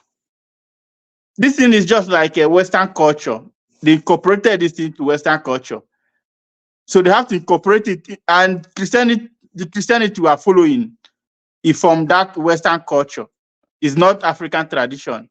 So in African tradition, it's taboo. But there are the people that brought this Christianity to us. What if before they brought the Christianity, they put the same-sex marriage then and give it to Africa? What will Africans say no? I doubt. So we are just saying no now because it was not there when they came. Now they want to put it. It's their culture now, so they want to put it into Christianity as part of their culture. And Africans are saying no. So I think we Africa, if we don't like it, we have to look back.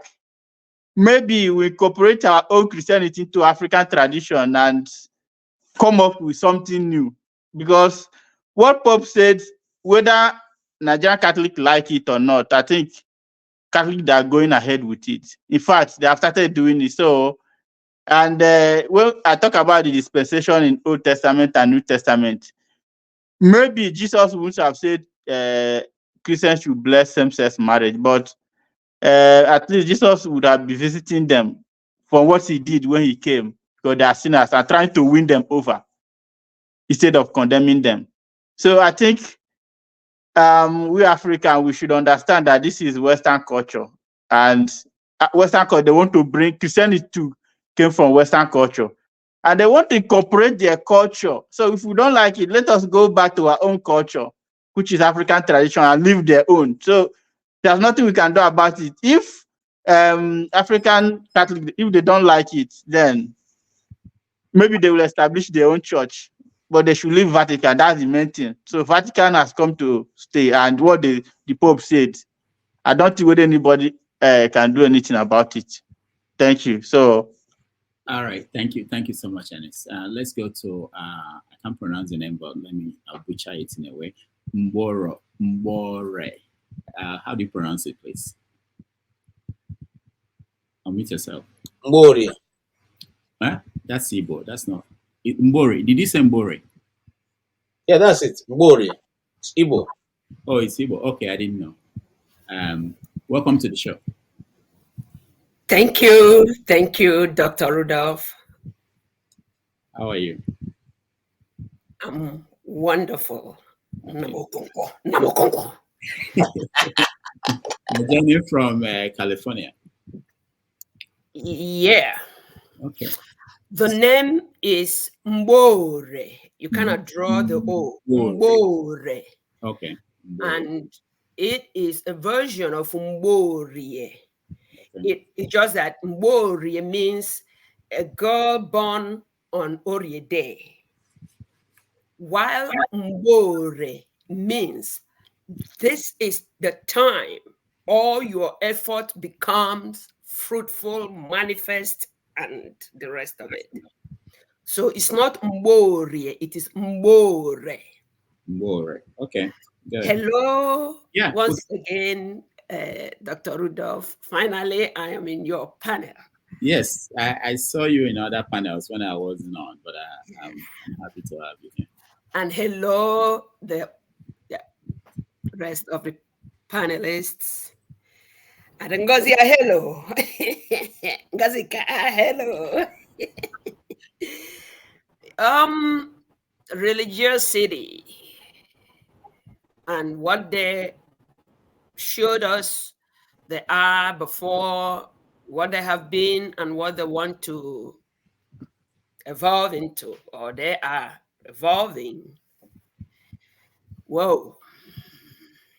I was born a radical. I really was. So that got me to reading the Bible like 10 to 12 times, sentence, word after word. It didn't make a better understanding. And I let religiosity be. Like a gentleman rightly said, in the metropolis and beyond, in Nigeria, almost every other home is church. The next is mosque. And we all know where we are. My focus is on the ability of each and every one of us, seeing that which, finding out who you are. And when you do find out, you will know that you brought into this creation, humanity, something with which you can make it more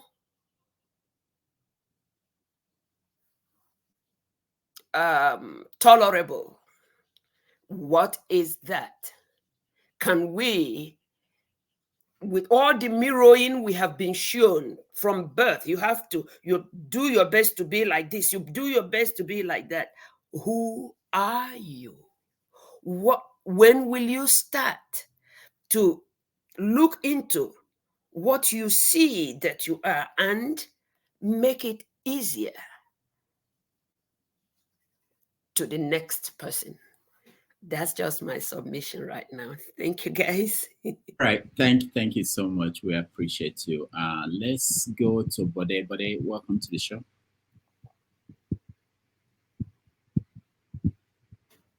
Bode, we can't hear you. No, we can't hear you.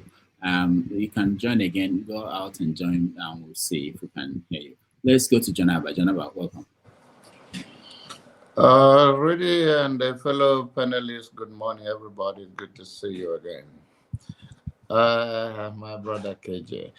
On the issue of the Pope giving a blessing, I don't think it is going to stick. It's a matter of time. The Bible we are using, they are the one that give it to us. So what authority do we have over it that to say, it's not going to work, or Nigerian can stop it? If Nigerian stop it, it's a matter of time. They'll create away while those sees supporting them financially in one way or the other, and they're going to accept it. And if we are saying it, well, what is the rationale behind it? Is it to tame African population now? There are many political reasons to what they do. They don't just do things.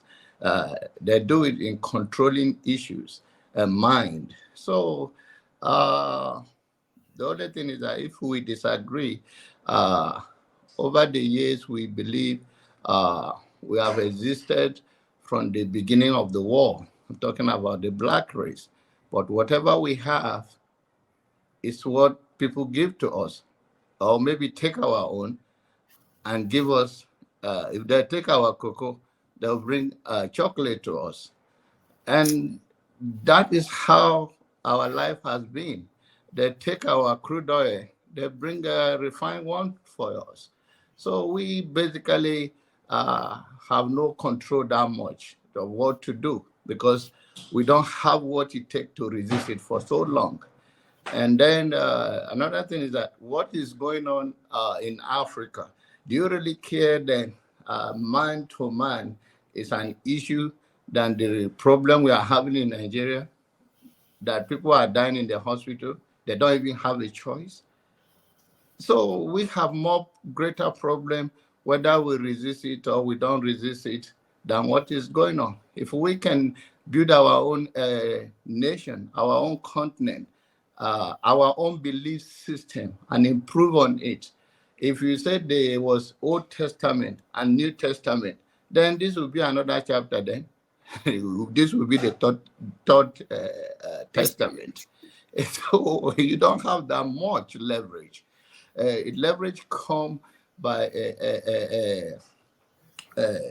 building a structure where you can say, I resist sanction and I can live on my own. So in the long run, this is not a big deal to Africa. Africans have bigger problems. They should take care of themselves. They should create an environment. They should reduce corruption. Pastors should stop taking their money and buy private jets. People can make their own decision. So what is the wrong thing? Is it that it's not wrong? The way people are being controlled in Africa, pastor put them on the floor, flogging them in the church by the altar. So this is not a big deal. If they don't like it or not, it's a matter of time. It will stay. All right, thank you. We will run through this topic and move to the next topic. Yeah, Laba, go ahead. I don't know what's going on with the connection. I see you. I'm here. Okonkwo, I'm here. Please, when you have time for me, please. Yeah, Rudolph. Good morning, Rudolph. Good morning, everybody. I have opinion on the topic, but before I proceed, I honestly have to address you, Rudolph Okonkwo. Yeah, it's very, very important about this platform. Okay. Will you grant me the permission to address you? I need to, in front of everybody, of these great panelists we have.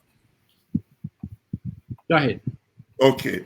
Now, if we watch news stations, for me, if I watch MSNBC, CNN, or Fox News, I'll rate them 8 or 9 over 10 or something like that. When I watch Arise, I'll rate them 3 or 4 over 10. When I watch CVC of Nigeria, I'll rate them -5 over 10. When I watch NTA, minus in the negative. My prayer and hope for this little YouTube discussion panel we have is that at one day it will be better than Arise. We will get a 7 or a 6. But Rudolph, how can we get there? Firstly, I want to indulge you and everybody on this panel to please, if they have time, it would only take you the first 3 minutes. It's a 1-hour program to watch Cuckoo, Spectacular Insight into the Life of a Con Artist, The Enemy in My Nest. That's it's a what do you call it? Animal program. Just watch the first 3 minutes. And the reason I said that is that, you see, the cuckoo makes a point of staying out of sight. They smuggle their eggs into the stranger's nest. Instead of raising them themselves, no wonder they have very few friends in the bird world. They have offspring brought up by others. By what? By deceiving the other birds. What's really odd about this deception is that it's never revealed even smart birds like crows tolerate a cuckoo in their nest. Now, why am I bringing up the topic of a cuckoo? This was produced by Vocal Arts and Diaz Neil. Now, in my life, and I mean this, I have only seen 4 human beings that have the cuckoo tendency. One is William O'Neill.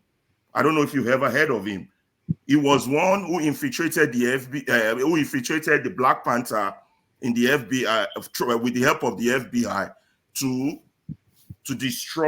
to kill Fred Hampton. If people don't know, Fred Hampton was the founder of the Black Panther movement in the United States, and he was assassinated by the Chicago police. Now, the second person will be a fictional character known as Littlefinger in the Game of Thrones. The third person will be Judas himself against Christ. And the fourth person will be True Niger, aka Forefather. Now go and watch everything I'm about to say. Go and watch Thursday's program.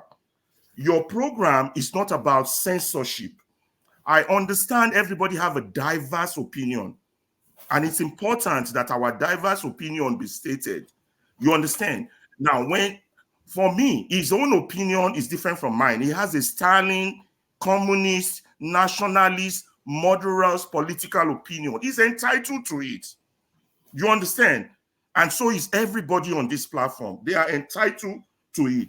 But to use this platform to deflect, misdirect, interject important point when people are landing important point, or to enforce censorship, to do the Nigerian thing.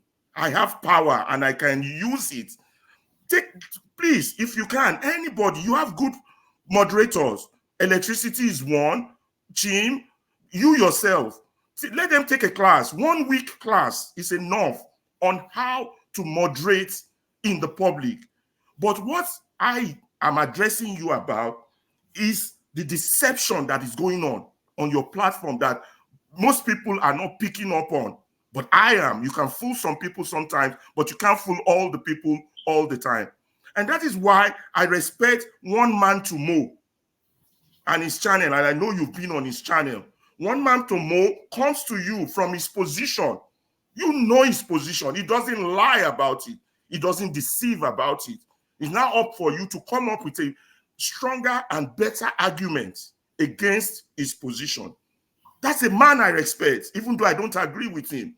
Now, for your platform, understand this. If it's a funding issue, I will totally understand. If people have to be judged to whoever is funding them, journalism is hard, I would understand. But what I would not understand is to come on here and claim neutrality. You claim neutrality and you become a poacher and push others behind and push your position. How is this happening? Every time panelists make a comment, this moderator would try to rephrase that comment and say, oh, that's exactly what I was saying, and then state exactly the opposite of what the panelists said. People are watching us. Do you understand? People are learning. We are building minds as we come up with whatever opinion or ideology we push. But what we shouldn't tolerate is deception. Now, last week alone, this Thursday alone, I want to give 2 examples and then I move on. We were talking about the issue of critical thinking. Me, Jagun, and AY made strong points on critical thinking. The moderator tried to come in and use technical definition to downplay the topic of the point of our critical thinking subject. Then he goes on to Google, read a definition that is not in line with the point we were trying to make to the public. in terms of critical thinking, and then taboos everything. Then when somebody wants to land on a very important point, it totally cuts them off. Oh, it's time for a woman to talk. I have to ask, what is this medium for? Somebody is about to look. They are moderators. Even if you pass your time and they want to cut you off, what your moderator does is say, thank you, thank you. By the time you say thank you, like about 3 or 4 or 5 times, whoever is speaking would know it's time for them to wrap it up, land, and make their point. You just don't cut people up abruptly. It is rude, it is insulting, and it is censorship. That's one. Number 2, then the dangerous aspect is that the objective should be diversity. Because when we have opposing views, but when we seek diversity, Rudolph, we're not seeking perverse idea or what do you call this idea? Depraved ideas. Free speech is totally different from hate speech. Now, go, I'm not just talking, please, if you have time, take time, go and look at Thursday's program. You understand? We have a differing opinion. I was cut off, kicked out. What's his name? Was it AY? No, not AY. OT. OT laughed. OT was cut off. That's utterly unprofessional. You make a point, I laugh, you cut me off. Who does that? You understand? Don't come here and play hypocrite. Others have complained to you. You're not taking this matter serious. If you want, look, this is what has destroyed Nigeria. This is what turned NTA into NTA. Because they moderate others, so they don't allow diverse opinion. They champion their own opinion. The same thing with TVC. This is what turned them into a nasty TV station that I wouldn't go into and watch. You know, I believe I made most of my point. Then again, when critical points, you understand, the moderator should not be the person that's the voice piece of the government. Why did I say that? We were talking about, there was a point about the refineries starting. Even when the guy who represented the government went on Arise to talk about the refineries, the guy said the refineries were not in operation 100%. Your moderator, forefather, said Nigeria now have 2 operating refineries. Don't push lies out there or propaganda to the Nigerian public. Our situation is too critical. Those of us who are educated to take this thing lightly, and for mediums like this, we need mediums like this to change our country. We need this discussion, but they have to be truthful and sincere. And don't paraphrase people's opinion. Don't talk after every panelist talk. So that you now do the cuckoo thing. You push your own position. It got so bad that I have to comment. It's very funny. You seem to agree with everything everybody says. But what he does is that he rephrase what that person says. Then he comes up with questions that are only pertinent to his own political, philosophical ideology. I'm an observer. I'm a scientist. I'm a teacher. And you are a teacher too. You understand? In everything we do in life, we should be evaluated. You understand? And when the evaluations are coming out that you're not doing it right, or it shouldn't be, if that's the Nigerian way, we reject it, because that is what has led to the hijack of the Nigerian state. Our media has been hijacked. Our government has been hijacked. This free medium now is going into the direction of a possible hijack. But you have to be smart to see through this. That's on that. If I still have time, I can comment on the topic of today. Because thank you. Lastly, people don't come here to come listen to his opinion.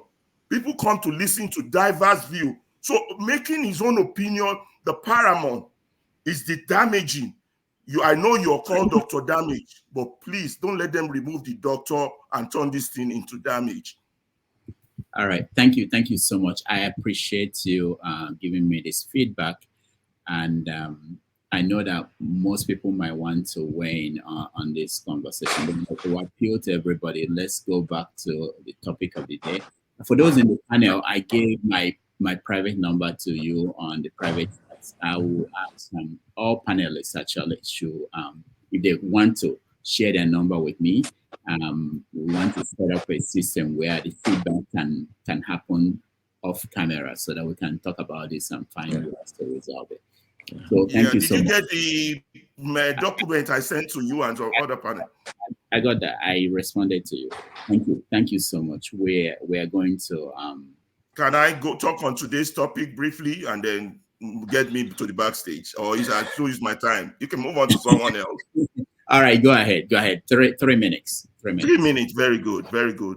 Now, on we've not started on Emefiele. We're still on the church, right? Yeah, we are just rounding up the church. Yeah. So, okay, the church. I just comment on the church. Now, the church has been part of Nigerian problem, particularly the Protestant movement that started in the early 80s. And in the early 80s and 90s, particularly around the Babangida era, and spread. What they did was exactly what the children of Israel did when Moses went up to the mountain to go get the 10 Commandments. Before he came down, they have carved for themselves a golden image. You understand? And they have twisted God's message to suit. If you ever read an article called The Nigerian God, I don't know who wrote it. It might be Pure Sadis on me. I can't remember. You understand? What the Nigerian church has done is they have recarved the gospel of salvation into the gospel of prosperity, thereby created the perfect fertilizer for corruption to thrive in that society. The perfect fertilizer. So instead of doing God's will, we do the mammoth's will. You know, somebody in the ministry will collect bribe because they see it as a blessing. God is blessing them. So they've done more damage. Now, on this issue of the Pope, the basic essence of Catholicism is to treat the least of whatever you do to the least of my brothers, you do unto me. That's what God says. Now, the issue of discrimination, why I don't support those people's lifestyle, the issue of discrimination is huge. And the West, along with the church, is saying that if this is not addressed, it will lead to more hatred. Nigerians are very superficial and fake. They will want to take out the pig in other people's eye or what other people do in their bedroom. And the evil they do, they wouldn't address that. As far as the Catholic Church, personally, Catholic, I choose and pick. There's some things the Catholic Church says that I don't follow. But I defer mostly to what the leadership of the church says, because they do a thorough thinking and assessment and make a global position on where the church stands. This decision to bless these people is based on avoiding discrimination, not on issue of marriage or no marriage. You understand? You might agree, you might disagree. Everybody has their own faith. Issue of faith are sensitive. I try not to talk about it. I try to avoid it. But the point is, our job is not to judge, but to love even our enemies. You know, the key ones you got to watch is that the other movement that are condemning it, that are this and that, what has been their fruit since existence in Nigeria? Their fruit has been corruption. See, that's all I have to say on that. You can put me at the backyard for that. Thank you so much. But I will. Hello. Yeah, but go ahead. Go ahead. So I will just say the Bible is not anybody's culture. I've seen people saying culture of the West or things like that. The Bible is clear that the Holy Spirit inspired the writings of the Bible, and it is proven that it's a sure source of salvation and sanctification to make us holy, because sin creeps into our life every time. And the Bible is a source of cleansing. It's not just by reading. There are a lot of BK Bible knowledge teachers who know the Bible, who read it many times, who are even Muslims or non-Christians. So it's not about reading it. It's about experiencing the spirit behind the Bible. So even the Jews, they are about 1.9% Christians in Israel today. They even, I think I heard that they outlaw Christmas. They are not following Jesus. So the Bible is not anybody's culture or religion, a white man's stuff. The people that came to Africa also, who brought it, some say, oh, they gave us Bible and they stole our goods. Some came as missionaries, some came as businessmen. So we should try and understand the difference. We know the works of Mary Slessor, how he stopped the killing of twins in the Calabar area. There are people who are truthful missionaries who came from the West, who did not come to propagate the agenda of the West or the culture of the West. So people keep on mixing up these things, and I wonder, the works prove the fact. Now, the Pope represents, whether we are Catholics or we are not Catholics, it's a force in the world. About 1 billion people follow that religion. So we cannot take the words of the Pope lightly. Now, what I admire about this LGBT group, no offense, I don't have anything against anyone. Everybody has the right to choose, especially an adult, the pathway of their lives. Everybody also will be accountable for our lives. So, but they should stop going to United Nations, going to Catholic Church institutions to desecrate those places. Nobody is saying you should not do your job. Nobody is discriminating against LGBT for doing they do their jobs. They eat, we go to the same market, we buy food together, we greet one another. There's no discrimination per se. But somebody has like a religious body like the Catholic Church or the Christian group particularly. Somebody like Ernest said something about, I don't like, we should throw bombs on the platform, we should be able to get a feedback somehow. You say it's the Old Testament thing, Gomorrah. No, Jude 7 says, it refers to Sodom and Gomorrah. It's a New Testament concept, and so many other scriptures in the New Testament that talked about that thing. It is written black and white. In the Pope, see, my problem with some, I don't want to mention a particular church, some churches that we don't take, or some of us that practice Christianity, we don't take I was part of that group before, the Word of God seriously. We don't even read it. We don't even know what God expects of us. We are doctors, we are lawyers, we are professionals. We know what to read to qualify. Just the Bible that can take us to heaven. Nobody takes a serious search on it. So if you read very well, these things are clearly stated. So if a group is coming, they go to this guy, they call themselves minority, they go to United Nations, they go and prevail. They have the effrontery. They go to Catholic Church, they go and desecrate it. Somebody has a constitution, this is my jurisdiction, this is what I want. Now, it's not about unforgiveness or not loving. The woman that caused an adultery came to Jesus. She came to Jesus weeping, pleading. Jesus said, I don't condemn you, but go and sin no more. Are these people coming to the church to plead, to ask for forgiveness or no? They are coming there to change your culture and your doctrine, to change you from the path of righteousness, the path of godliness. And we are accepting it. They are minorities, but they are dictating to you what to do. You, the majority, you say, oh, it's fine. So I don't get it. It has nothing to do with anybody's culture. The Jews, they circumcised. The church gathered in Jerusalem and said circumcision is not compulsory for Gentiles if it's against their culture. The Bible has never pushed anybody's culture. It's not a Western culture. It's not a Jewish culture. They don't even accept it even right now, some of those things. So if you want to circumcise yourself, it's optional as a Christian. If you want to circumcise, it's optional because the church said you can. You don't have to. So nobody has ever pushed any culture upon the blacks. It's just a means of salvation that if you try it, it works. If it doesn't work, then leave it, quit. But don't desecrate it. Don't let people creep in to change what it's meant for. And we're seeing people saying it's definition, is the world has moved on, is this one. These things, they don't correlate with the mind of God. Please, we should examine ourselves before we make statements about things that we are not sure of. If it's law, and that's your area, perfect. If it's medicine, it's your area, perfect. If it's the scripture or the word of God, try and consult with people who have proven themselves to be disciples of Christ.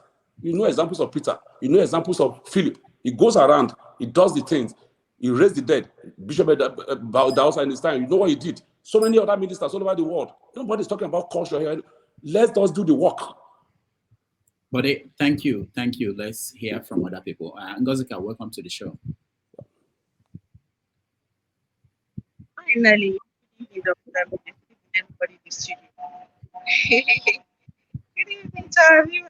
Please, special shout out to Wachuku in the comment section. Wachuku one name Wakidalo, I am Loki, I'm Loki. So Dr. Damage is quite go into any of the topics. I am on my way to a hike. We are going to hike and we'll sleep on top of the hill till tomorrow morning. So, is that part of a church or religion or part of? No, a hike group. There's not a hike. No. No, I know, but I didn't know about sleeping up there and. Yeah, we do this sometimes. This is the second camping we're doing today. Just hike to the hill in the night, set up camp, set up our tents, do a bonfire, dance, sing. No, regular young people stuff. So it's safe that you don't fear of any kidnappers or things happening. It's a wayside town, so if kidnap us on top of the hill, what's the difference? All right. So thank you for joining us, and you are still in Enugu, I guess. Yes, I am in Enugu, and the hill is one of the hills in Enugu town. So it's as safe can be. I mean, this is the second time we're camping there in 2 months. So this transport, I wanted to hear from people in Nigeria. I'll bring in Righteous Man very soon. Now that I just want to know, are people coming back to Enugu with having paid half the price? No, I don't know anybody that is coming home that paid half the price. Let me say it again before propagandists will say that Ngozi have come. I say I do not know anybody that is coming home this Christmas that paid half the price. I do not know. If you know, that's your problem. I do not know. And as we speak, my elder sister is on her way to Enugu. She did not pay half the price, and she's coming from Lagos. So I do not know. And you can't make me know by force. That's on that. All right, thank you. Do you have any opinion? I know that you're a Catholic, or you were. I'm not sure where. Do you have any opinion on what did they say in your church? Have you gone to church since the announcement by the Pope? Is there anything? I haven't gone to church in weeks. Okay, so are you concerned about that? I am concerned because I am from a Catholic family, a staunch Catholic family, and I have deep-rooted Catholics as friends. What this is doing to them is not really, let me just say, it's causing more confusion than clarity. It's causing more confusion. How do you say blessed gay marriages, but that is not marrying them? It is causing more controversy. Not to add the usual Ndekede Maria versus Ndokaka fights. You know, this fight between the core Catholics, Ndekede Maria, and then the Catholics call the Pentecostals Ndokaka. So it has sort of resurrected the subtle rivalry in them, and everybody is going to be people that used to do this. Finally, your father, your Pope has said this, that you are supporting gays. And I feel bad for people that really hold the Catholic faith to heart. Personally, I choose and pick what I practice with the Catholic Church ever since I was a teenager. I read something that totally threw me off, and when I asked questions, they just shut me down instead of giving me answers. And so since that time, I choose and pick what I believe or practice with the Catholic Church. But I really feel bad for people around me and other people who are deep-rooted Catholics. This is creating a lot of inconvenience for them. It's like a battle of trying to reconcile what they've been taught in the church all their life to this new thing. And the whole part, the most annoying thing about this declaration by the Pope is it's neither here nor there. You get, it is neither here nor there. He didn't outrightly say, "Oh, we are sanctioning gay marriages," and he didn't condemn them either. That's the most confusing part of it. If he had taken a firm stand or a more definite stand, I think it would have made it easy for these people that have been thrown into this confusion now. Personally, for me, it doesn't have much effect. Everybody around me knows my opinion on homosexuals. I think that what two consenting adults do with their genitals should not be nobody's problem, as long as they do not constitute a nuisance or hurt or involve a minor. So long as it's between two consenting and adults, please keep it out of my face. I don't care. Do whatever you want. Or it's really the ones that are really into this whole big thing that I'm really feeling sorry. All right, thank you, Ngozeka. Thank you so much for your opinion. And let's, Coco, are you in Nigeria? I know, I see you, Maz. Coco, are you in Nigeria? Yes, Dr. Okay. Damages. I'm in Nigeria. Okay. So sorry, electricity and Maz. Let's go to Coco. I'll come back to you guys. Coco, welcome to the show. Okay, thank you, Dr. Damages. So we're discussing, where in Nigeria are you? I'm in Niger State. Niger State. The Middle Belt. Yes. Okay. Are you a Christian or a Muslim? I'm a Christian. Okay. So do you have opinion on what the Pope? I'm a Christian, Dr. Damages. Good, I heard you. Do you have any opinion on what the Pope said? Yeah.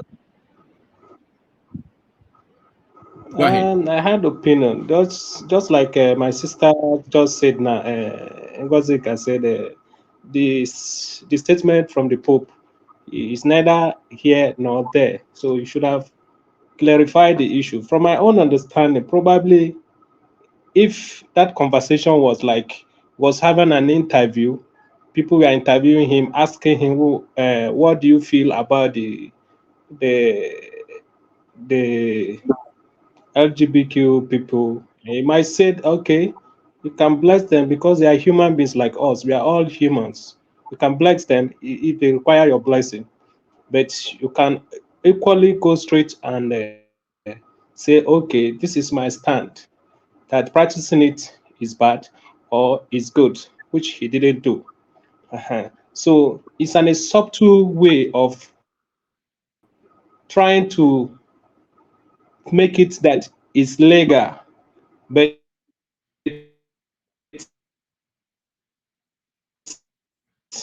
in a he legalize it indirectly. But for me, I don't have any problem with anybody that want to do anything. Like, I'm a kind of a person that if you want to live whatever life you live, whatever you do, which surely come back to you. If you want to be a drunkard, the after effect of that, you get it. You want to be whatever I want to do. As the only thing I'm against, whatever you do, make sure it doesn't affect people in the society or cause nuisance or kind of. As long as you do it in your own secret way, that's your own problem. I don't have problem with that. That's for me. All right. Thank you, Coco. And if you can hang in there, we'll come back to you. Let me quickly hear those that we've not heard from, so that we can go to a different topic. But Mazi, you have 1 minute. What do you want to say? You wanted to say something? So my question is a quick, an addition to what I've said earlier. People like Henry, you tend to classify some of us who are, okay, by nature, I'm a Libra. Okay, so it means I judge not. Henry, you've been in Germany. Do you want to tell me that despite the fact that you are so religious, is it everywhere that you can go in Germany? Can you go on trains and start preaching to people? Can you do that? Which obviously you say You no. misunderstood me. I'm not Okay. that religious. I'm just telling you. I believe in God No, also. no. I just. Oh, okay. Okay. Yes, in Germany, everywhere you can preach in the train, in the public spaces. Yeah, Okay. they do it. Okay. People do Okay. it. Yeah. Okay. In certain countries, you cannot. Okay, like in US, due to the work that I do, I cannot even talk to those kind of people and say, don't do this. It's not in my place. It's against the ethics of no matter how I believe in the Bible and all that stuff. It's a no. I could be sued for that. Apart from that, this thing that we're talking about is not only in Catholic Church. A few years ago, we heard about a big time evangelical pastor that was married and was engaged in such acts. You are mistaking the topic right now. You are mistaking it. How am I We are mistaken? talking about what do you believe on? You believe in the Bible, right?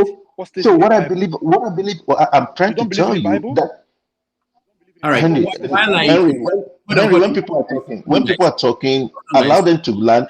I'll give you your time to, give me a rebuttal. Okay, What hold I'm on. trying to Hold on, Maz. You see, that's why I gave you 1 minute, and you asked a question to Henry, and it drags on, and we have people who are yet to weigh in, and we want to go to other topics. So sometimes I try to stop this, not because I don't want this engagement. It's just that it makes it unfair to people who've been waiting. So when I say 1 minute, try to don't start engaging other people at that time, because that will drag us back to people who will be waiting.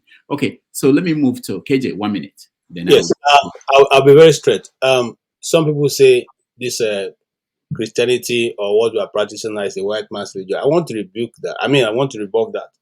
If you come to my community where I come from, my people's culture and tradition is almost as is written. For instance, till today we still do shift cultivation. You farm on this side, you let it lie fallow for a while. For 3 or thereabout years before you come back to it, which is in the Bible. For instance, since my late father died, I don't know what belongs to him. Nobody told me. It's only handed to his first son. His first son controls everything. Now, so the mere fact that these things we are practicing now seem to align with what we doesn't mean that they gave it to us. They choose to call it Christianity. We choose to call it Omenala. That's the way of our this thing. So let's not mix things. Okay? You didn't go to school just because to go and learn knowledge. You're already intelligent. You came with everything full before you went to school. Whatever you learn to learn in school is an addition to what you already have. Not that the Igbo man created the education and put it in your head. No, it doesn't happen that way. So let's stop calling it. Every tribe in Nigeria have a way of doing things before Christianity came. And so if we are going to base on Christianity itself, somebody said that it's old, it's an old practice. Go and read the writings of Paul. He talked about homosexuality exactly. In fact, that's how the Bible puts it.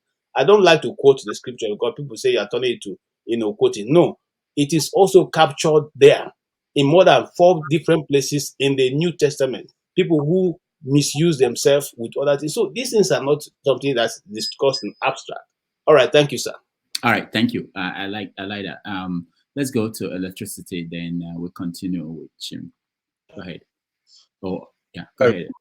Morning, good afternoon, good evening, depending on your geographical location. So,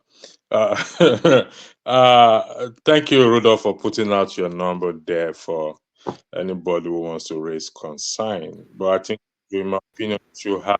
Oh, sorry. On a lighter note, if I'm in Mars, will you be greeting me? Electricity. Just on a lighter note, if I'm in Mars or Venus, depending on where I am. Since on this show, I believe you're on planet Earth. Chim, I would like to thank you, for yesterday. I appreciate you standing in for me for that period of time. I wish you had not left. There should be another number for the general public as well, to beside your private number, where people can also raise concerns or make complaints. Possibly another email, so that Alaba, I'd like to thank you for that as well too, because it was a bitter experience, but I won't go into that. Now, in respect to the Pope issue, listen, like what you said, Rudolph, if God has to apologize first to Sodom and Gomorrah if he doesn't punish the world, he will, because it's clearly stated in the scripture, like what KJ rightly said, that it's there in Romans chapter 1, First Peter chapter 3, and you find it in Matthew chapter 24 as well too. So it's about morals, and morals cut across board. Everything. If I put, we condemn the suicide bombers, those who strap body, and we condemn them for the evil they do. So, but it's also a matter of choice that we have to make, if this is the path we want to follow or not a path we want to follow. And so, to me, I think I won't lose a night's sleep over it, because I've come to understand that this thing has been in existence even before now. So it is not a new thing. It's all down on the part of morals, whether you believe in the Bible or you don't believe in the Bible. It's neither here or there. And when God will judge the earth, according to 1 Peter chapter 3, he will judge the earth at a time will come. The way he destroyed the earth with flood and Sodom and Gomorrah. So he will. We just that we don't know when that time will be. So we're just going to wait. It may be in our time. It may be while we are talking, or it may be after we all have died. So I won't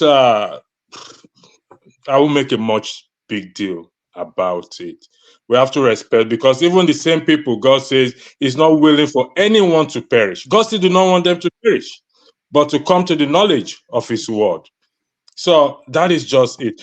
Katie, I'm going to rebuff you for saying you don't want to quote the scriptures. If you're not going to quote the scriptures, if you have a problem, or anybody have a problem that you quote the scripture, then you're not going to reference to any book on this platform, because the scripture is just like a book as well too. So who does not like it, then let them go and hug Transformer. Supported.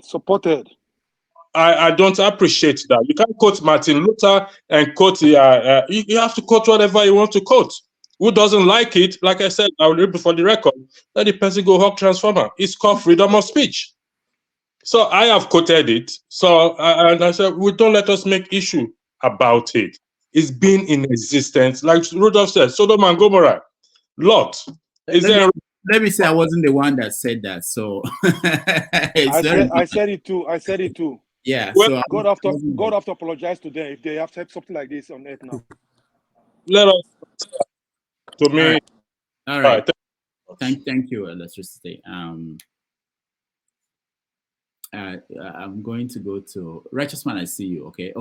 Chim, hold on. Okay, let me go to Righteous Man because it's in Nigeria. Righteous Man, go ahead. Go ahead. Unmute yourself, Righteous This Man. Righteous Man, you can Rudolph. bully. Go ahead, Righteous Man. Rudolph, good evening. Please, those of us that are in Nigeria should be given a preferential treatment. Please. Yeah. Okay. Can you hear me? Yeah, we can hear you. Go ahead. Yeah. Can you hear me? Yes. Use your time now before your data finish. Use your time. Can you hear me? Yeah, we can hear you. Yeah, I said those of us in Nigeria should be given a preferential treatment because it costs us more to be part of this panel than you guys enjoying over there. Anyway, Merry Christmas to every one of the panelists and wishing a prosperous new year. It was a sad one today. I'm reporting live from Alemosho local government. Many shops got burnt this afternoon. Cars worth millions of naira damaged and burnt to ashes. But the first time I saw Lagos State Fire Service responded effectively and they got the fire under control. I will send you the video. A lot of things, people are just wailing, throwing themselves on the ground, looking at the hardship we are facing right now. And the poor Nigerians are experiencing this at this material time. It was really a tragedy in Alemosho local government, precisely in a place called Council Bus Stop in Alemosho local government. So that is the sad news. But the good news is that nobody died and the fire service was there promptly and they did their work effectively. Thanks to that action. Now the cost of transportation has not reduced. It has rocketed from Lagos State to Abakaliki is 45,000 naira GEO, Libra and other individual corporations. From Lagos to Owerri is 42,000. From Lagos to Calabar is 50,000. Airpiece charges 150,000 from Lagos to Enugu. So that is as of this morning. I don't know what is going to be tomorrow. And back to the issue of the Pope. This is a clash of civilization, and we have to understand it. It's a clash of civilization. As mankind grows, the mental reasoning and understanding changes. There were things that were not acceptable in the days of our fathers. Because of clash of civilization today is being accepted. Like in my own hometown, a woman that is married found without tying two wrappers will face the law of the land. But as I'm talking to you today, it's no longer the same. But I grew up to see that nobody contravened that law and go scot-free in my village. But since we are having this class of civilization, it's been ruled out. And that is why we are having much dishonesty in the society. We are having marriages divorce and break. We have families that are not responsible. Children are no longer responsible to their parents. Parents are no longer responsible to their children. Dishonor and the likes is what have enveloped our society of today. So the Pope is a human being, and the question you have to ask, being a religious leader does not mean that he has the Holy Spirit in him. He may be a religious leader, but that has not qualified him to be a child of God. Jesus spoke about the Sanhedrin and the Pharisees, and he rebuked them that they are religious people, but they were not godly. So Pope, as a human being, can't say anything that does not nullify the authenticity and the validity of the scripture, which is the Bible. So he's an individual person who has his own opinion, and his opinion does not matter to me. I had it, the Nigerian Catholic Association have denounced that statement he made and said they are not part of it. So Pope is an European, and no European wrote the Bible. Paul was an European by adoption, not by birth. And so all the writers of the Bible are all Jews. No European, no American, no Western European wrote the Bible. Quote me anywhere. I'm a scholar, I'm a student, I have my degree in theology. There is no white man that wrote the Bible. The Bible were written by the Jews. And the testimonies of the Bible does not contradict itself, that God hates sin. Homosexuality is a sin before God. In the natural law, when a female animal sleeps with a female animal, that animal commits abomination. My father will ask us to go after that fowl and get it killed immediately. And women were not allowed to eat it because it's abomination. So if in any disguise, any individual is promoting what is naturally abhorrent, that one is left between him and God Almighty. It doesn't move me. It doesn't change anything about me. There is God, and I believe in the totality of God. I believe in the love of God, and He wants sinners to repent from every sin that is known, mentioned in the Bible. If you find yourself committing it, repent from it, because God hates sin, but He likes a sinner to repent. Thank you. Thank you, righteous man. Just a question. The women will not eat the chicken, the fowl, because of what? And the men will eat it? Why? I said in the days when my father was alive, there is what is called natural law. That natural law states that if a male fowl should not sleep with a male fowl, just like human beings, the natural law, God created man and woman, and it is. Righteous man, it's not about that. I'm saying, why would they allow the men to eat the fowl after you kill it and not the women? That's the question. My father did not give me an answer. Unfortunately, he's in the grave and I cannot answer. About the answer because you're a man, you eat it, and what's your problem? All right, let's go. No, Martin, no. What's going on, Martin? No, it's just a quick this thing. What I'm trying to say is, I hope the bishops or whatever that is saying that they're not gonna follow the Pope stuff, they also gonna condemn the Reverend Fathers that sleep with people's wives. I hope they do that too. That's all I can say for now. Adultery is adultery. If you commit adultery, it's a sin. All right. Thank you. Yes. Let's go to Chim. Let's go to Chim. Chim, welcome.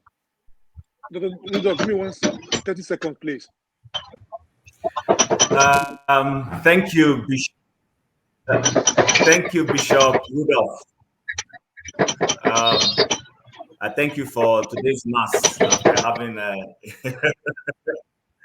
Anyway, I want to come from the angle of science and education, because you see, everybody has spoken validly, but I sense that as human beings, we tend to want to say, "Oh, there's no scientific proof, there's no educational proof," and so I will try and bring in that perspective, if you may.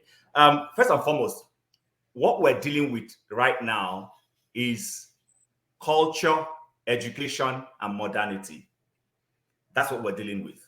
Now, culture is the way human beings establish values, ideas, and norms. Education is a vehicle through which those ideas, norms, and values from education, from culture, are passed on to people who live in a society. So a society will say, this is the way we want to do things. And, to show that is, for instance, policing is education. Traffic light is education. Saying that you pay your taxes is education. Sorry, it's culture, I mean to say. All those things are all culture, because culture is setting values for yourself. So when the society says that every April in Canada, for instance, or every June in the US, we will do is tax season, that's culture. That's culture. We don't seem to realize that that's culture. But education is how you pass those ideas of culture to people who live in that society. Because if you don't educate somebody that he needs to pay his tax, he won't pay his tax, he will earn his income and he'll walk away.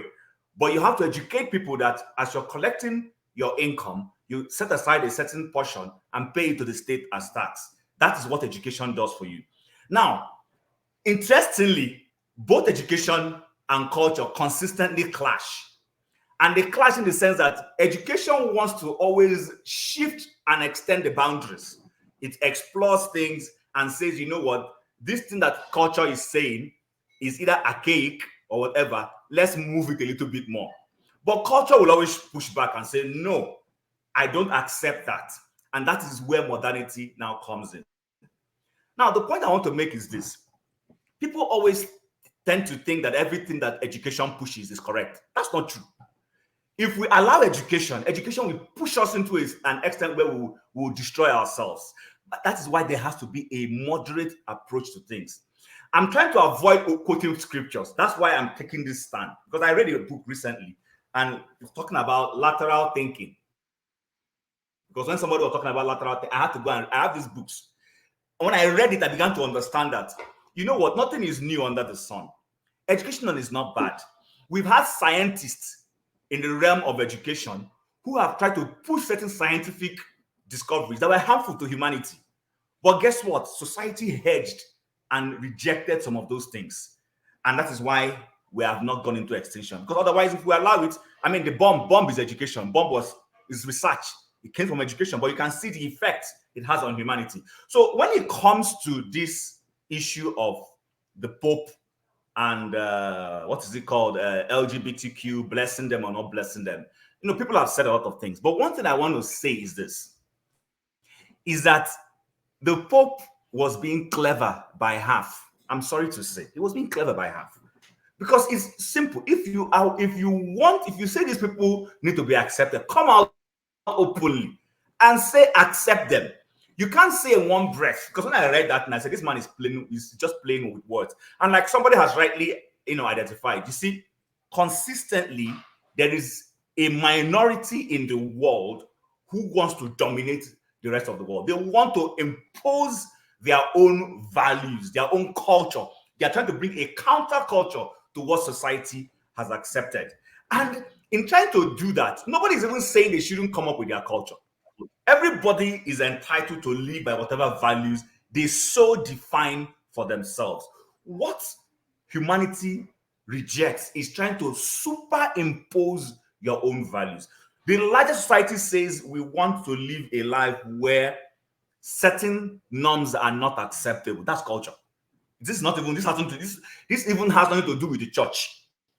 This is social contract. The way society governs itself says this will be wrong. That is why sometimes I always ask people when they say, don't beat a child, don't punish a child. And then I've asked policemen this and they laugh. I say, so you say I shouldn't beat my child? Yes, okay. Why then are you punishing me when I beat traffic light? Because traffic light is what adults do. When we get to the traffic light, we are asked to stop and we stop. But some adults in a hurry, they beat it and then you penalize them. But you don't want people to be penalized. Sometimes you even throw people into jail to drum home the fact that they shouldn't break certain norms of society. You penalize them. But when it comes to certain things, we're trying to take away that penalty. We're saying, no, don't do this. And then we start bringing, what is it called? Modernity in the sense of, oh, freedom of speech. And no, I'm not against freedom of speech. I'm just saying there are certain things that society says we frown against. A larger population of society. But a small segment, and trust me, they are so infinitesimal. The only thing is they certainly have a lot of huge economic power behind them, and they are getting into every sphere of society and influencing everything. They are gagging people. People can't even speak freely anymore and say we don't agree or agree with certain things. So in my own view, while I think it was electricity that said it, that I'm not going to bug myself, prostitution and homosexuality and any sexual vice you can think about have been in existence since the days of Babel, the Tower of Babel era. They've been there. People have quoted Sodom and Gomorrah. So do you know how long ago Sodom and Gomorrah happened?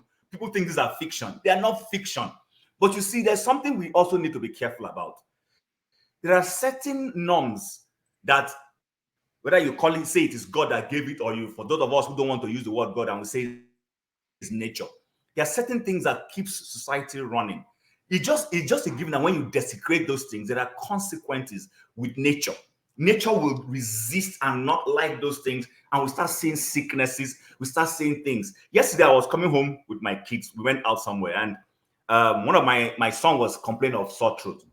And I said to him, when you get home, put salt in warm water and gargle. See, if you do this injudiciously, by the next day, you start coughing out whatever it is, and your throat will be free. And they all laughed. And I told them, they said, salt? Because they are new generation. I told them, I said, yes, salt. That salt is very medicinal. And we had a conversation in the car we were driving down. And I told my children, I said, listen, the problem with you is that you people go to this school, and then there are certain basic things that our forefathers knew that were medicinal, that were educational. You people think those things are archaic. And that's the problem we are facing right now in the world. Too many people thinking that certain things are archaic. Oh, let's move on. No. See, the sun itself will frown at certain things. Suddenly you have darkness all over the place because of certain activities you're carrying out. These things are scientific to an extent also. It's just that humanity and in the era we live, certain things we think are no longer modern, and we just flood them away. So the point in all my rambling is simply this. The Pope can say whatever he wants to say. Anybody can say whatever he wants to say. The truth remains that there are certain ways through which human conduct society is organized.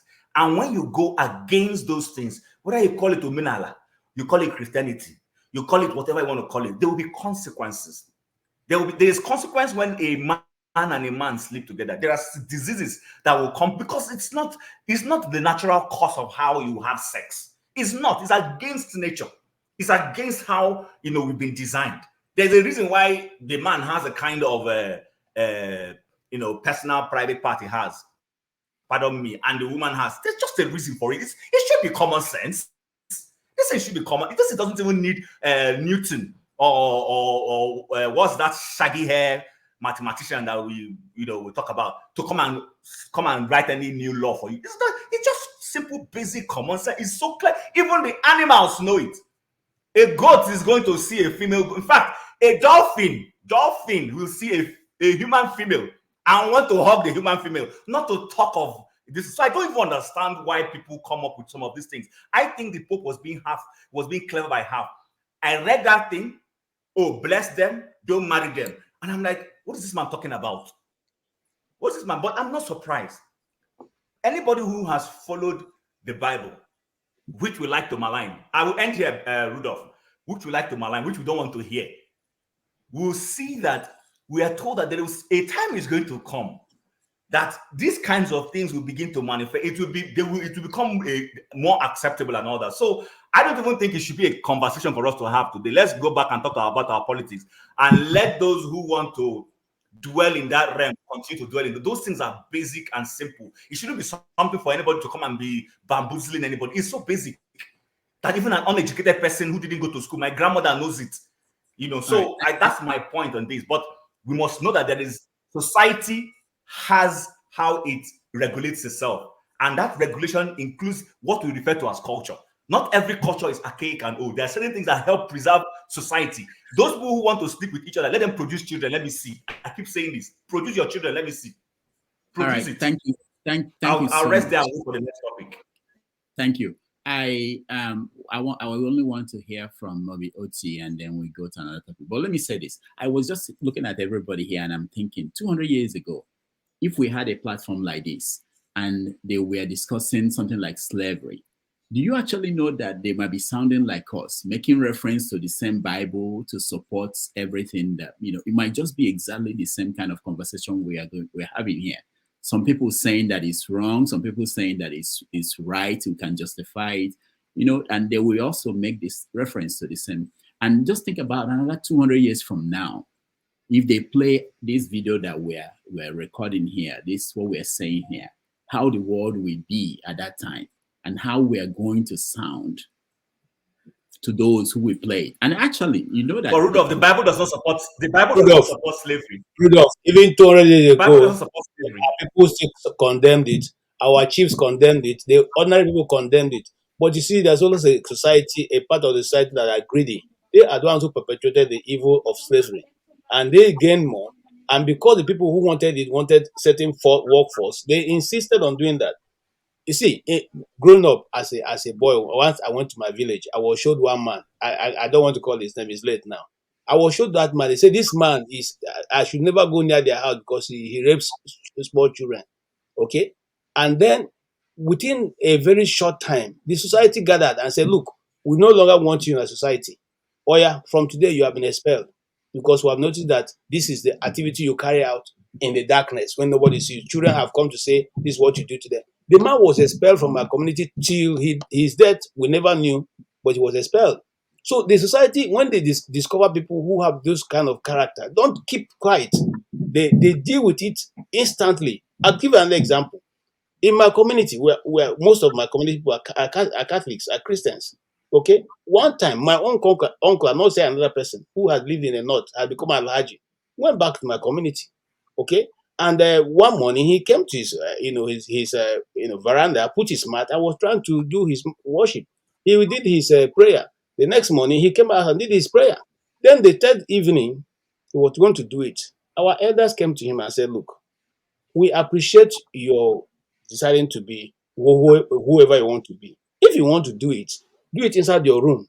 We have young children who we are trying to bring up. We don't want them to think that this is our way. If you have gone to wherever you have gone to, have learned a new way, it's okay. Practice in your house. But if you are going to do this again here, we will expel you from this community." That was how the society regulated itself. And my uncle got it in his head. I'm not saying somebody else, I'm my own uncle. Okay? He got it in his head.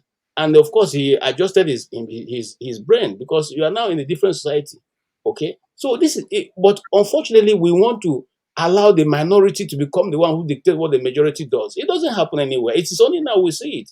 And these agendas have been, look, Rudolph, we can discuss this another time because there's so much. Yeah, we will. Because I've had that again. You said it and somebody else said it. Minority dictating the agenda. You have to also remember that Christianity, when it started, they were minority and then they became the majority. So that's on the side because that's how society also works. But let me go to Oti. But Rudolph, before you go on, Christianity did not dominate any. Christianity didn't set any agenda for anybody. It's free choice. All right. But it just.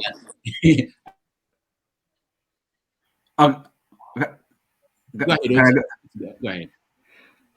Good evening, everyone. Right. Of course, I don't hope to enlighten anybody on the topic we're discussing. No, but I really have to start by saying that this whole question demonstrates, the problem we face in Nigeria, in Africa. I think it's essentially that of ignorance. Most of us talk about things we rarely, understand. We've not taken the time to study it.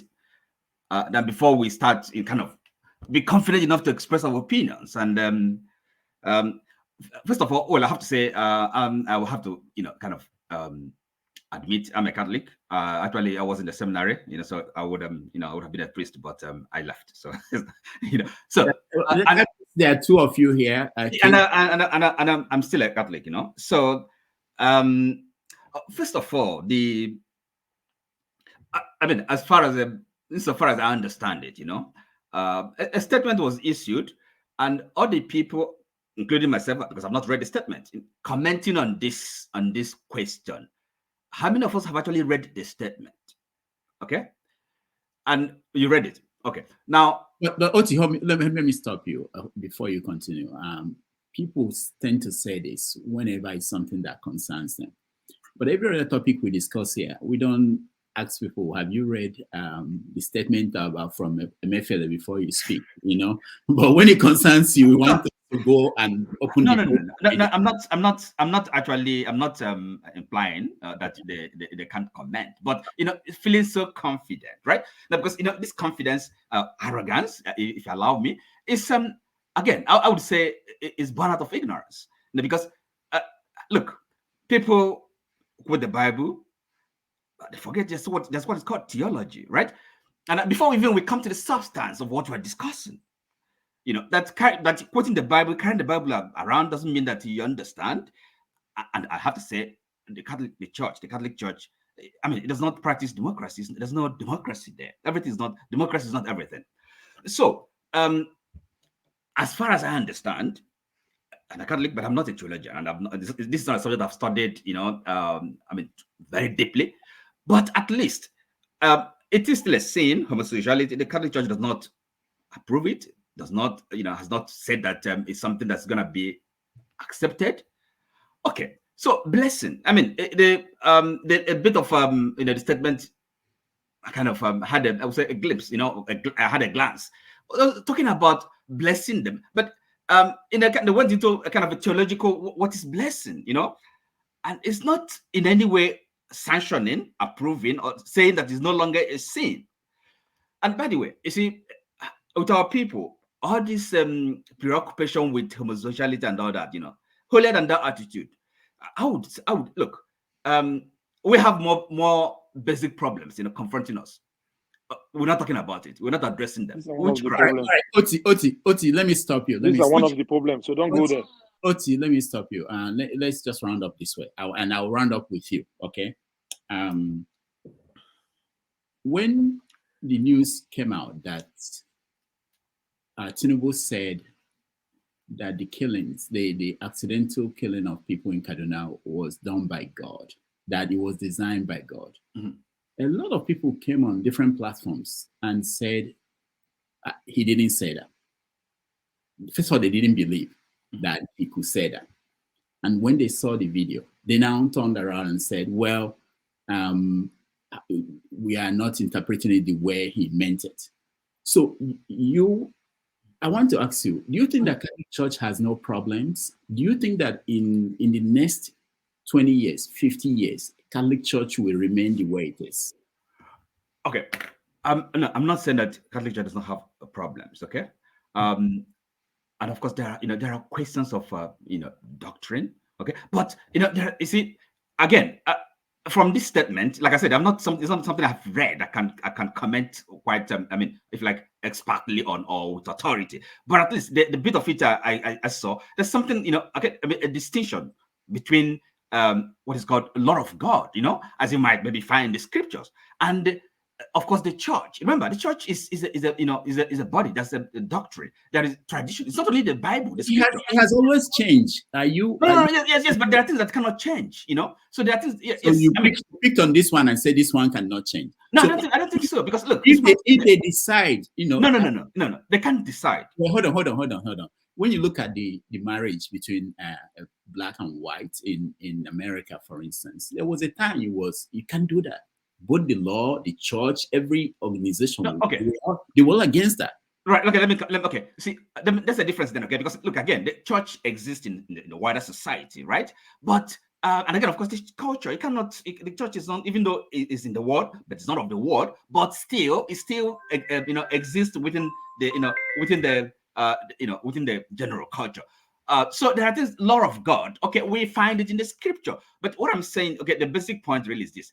I mean, the scripture where we talk so much about. Most of us, look, the original language of the scripture. How many of us really can speak Latin or Greek or Hebrew and all that? Just to begin to feel so confident and arrogant about these things. So Rudolph, wait, sorry. look, Rudolph, please let me come in, please. Let me come in. The church. I'm trying to understand. I'm trying to understand you, and I'm struggling to understand you because, to be honest, now you can understand this. You see, I'm not okay. I don't know. The church, the Catholic Church, the Pope, and by the way, it's not the Pope coming out and say something whatever he thinks. No, people thought about these things, deliberated on these things. Okay, theologians. I mean, serious discussion, thought went into all this before a statement was issued. But because he's the head of the church, is the Pope. It's not necessarily his. So all I'm saying is this, okay? It's not it's not so simple. It's not as simplistic as we're trying to make it. And the church has not said that homosexuality is no longer a sin. Okay, so that is the nuance. The public, I mean, of course, I can understand, may not understand some of these, the complexities of these things. It's not that simple. But a sin is a sin, and the church is the Catholic Church, the Pope. Nobody's saying that a sin is no longer a sin according to God's law. Okay, all I'm saying is we're just too quick and too confident to say, to condemn the church and this, and then be so, self-assured, talk about, so hypocritical, so self-righteous. And we have basic problems we've not dealt with. Witchcraft, greed, wickedness. So, a bit of tolerance. There may be sinners, but it's not really up to me to judge anybody, all right? So these are the things, and of course, all right. Okay, thank you. Rudolph, let me say something before you go now. Jesus, please, sorry, give me a second. A second, please. No, I have to say something now. We can carry on. We're not going to finish this discussion. The church position should be go and sin no more, like Jesus did. Jesus told the woman that was caught in adultery, go and sin no more. He said, I don't condemn you, but go and sin no more. So that's it. So then the priest, about the priest, I think the church should go the right direction to make priesthood optional, whether they want to marry or not, so that they won't have problem of not having enough priests. If they said, okay, if you want to marry, because I have to read the Bible. Peter was a married man. The Bible says Jesus went to heal Peter's mother-in-law when she was sick. So the church should make priesthood optional, whether the priest wants to be, maybe someone like my brother was just talking, will not live in priesthood, maybe because he wants to marry. All right, thank you. Aside that, Oti, we are talking about a leader that it's not allowed. I cannot say something. 1.3 million. I promise you. 1.3 million people we're talking about. 1.3 million. So, billion people. Put that in context, my brother, when you're talking. Thank you, sir. All right. Chim, go ahead. Henry will have the last one. All right. So, number one, I didn't really understand Oti's point. I'll be honest with you. Then two is, Oti, with all due respect, and I don't mean this in any mean way, I think it's also intellectually arrogant for you to come here and say people are saying things they don't know, they haven't read, when you yourself haven't even read that thing.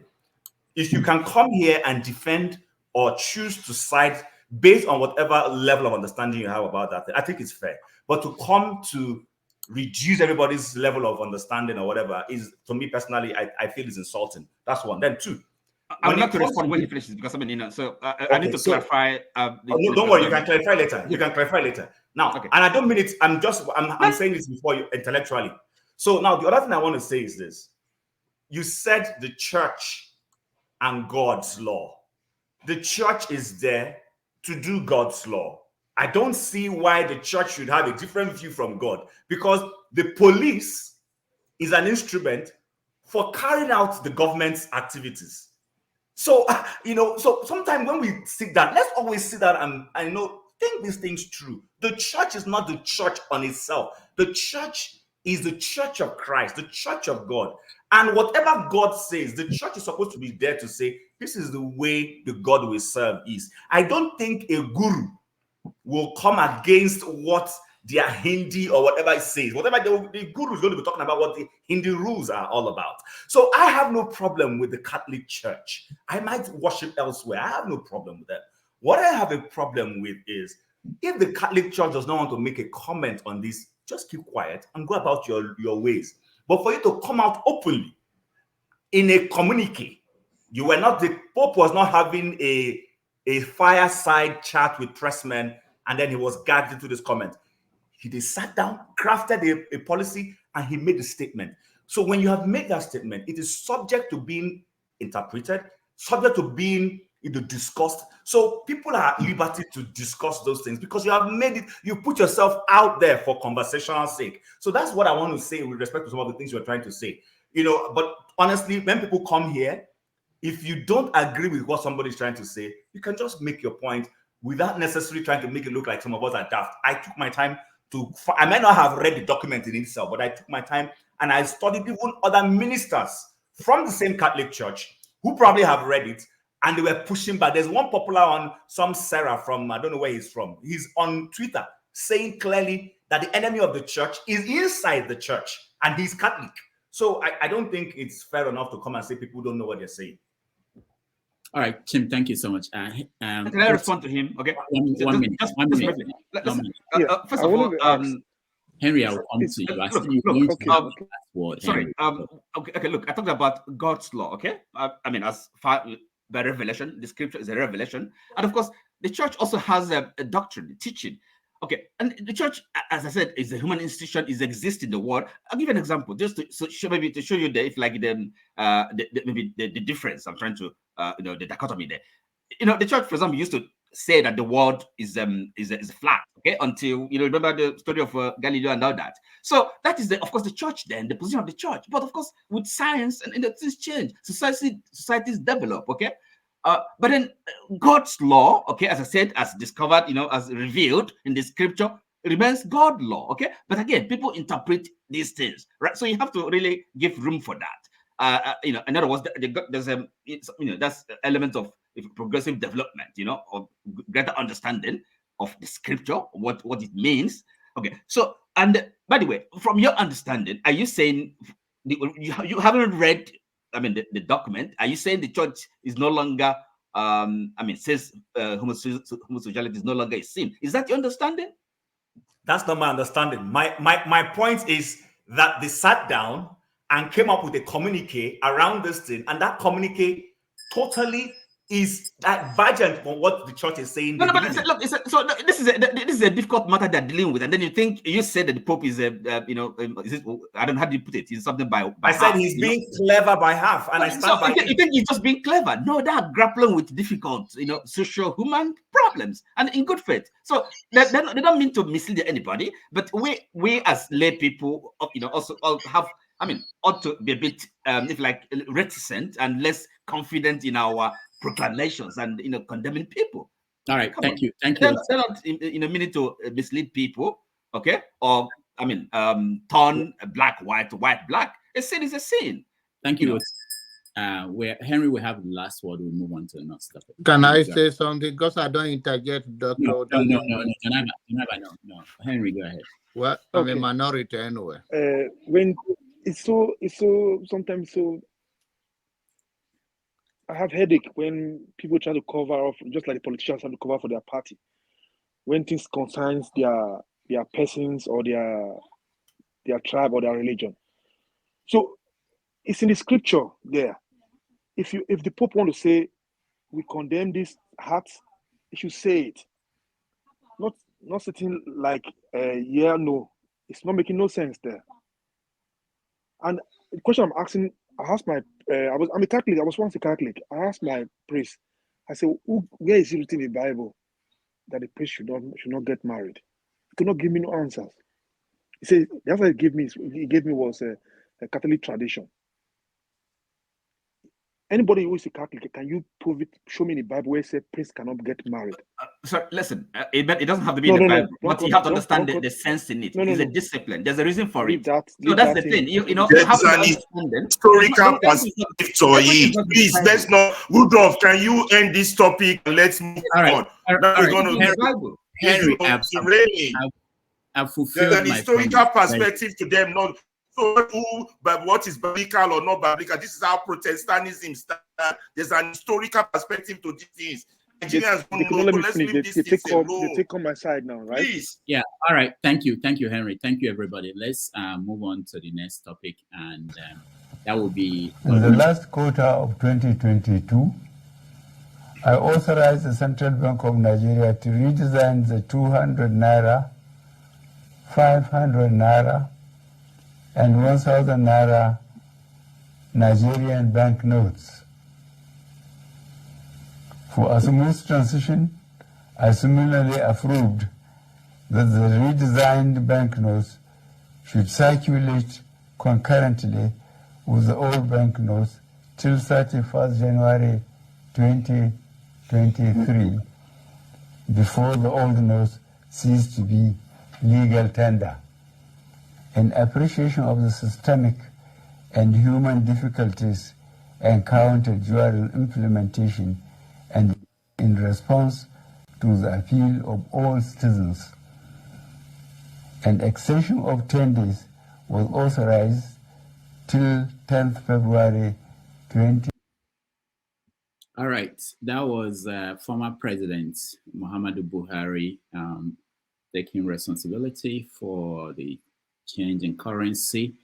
But the story in the news today is that he had no idea what was going on, and that it was all done by Emefiele and Buhari's nephew, Tunde Sabiu. So let's have a conversation around that. What does that really mean, and what happens to Emefiele now that he's been asked to take responsibility for this? They mentioned in the stories I read a minister. They didn't mention the name of the minister who was also involved, but we are all thinking that it most likely going to be the Attorney General then involved in this. And the amounts they were talking about is 26.6 trillion, the amount of money that was mismanaged from the central bank. So let me start with you. You've said something, it's been a while you spoke. More. Let's start with you, Emefiele, and what he's going through, and the currency and the money, the amount of money we're talking about. He also had over 500 bank accounts in UK, in US, China, and everywhere. Unmute yourself, please. Bore. Yeah, thank you very much, Dr. Damage. I know very, my knowledge of what is happening in Nigeria is not vast, to say the least. I think it was my, consciously removing myself. You would say, boy, this woman removes herself from religiosity, relieves herself from, it's like. What's left? What is left might just be from where I am with what I can do. Am I really effective? But yes, Nigeria and its sham of government and the way it handles everything is, to say shambolic is for lack of a better word.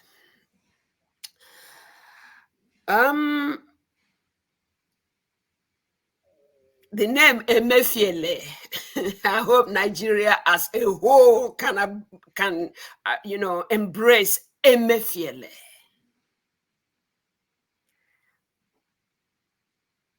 But until then,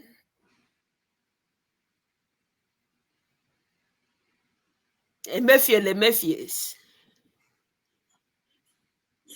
I'm sorry for people who can't, whose it is not their language. I'll attempt. Emefiele means please don't go wrong. But Nigeria is always going wrong. And when that is the case, they pick and choose who.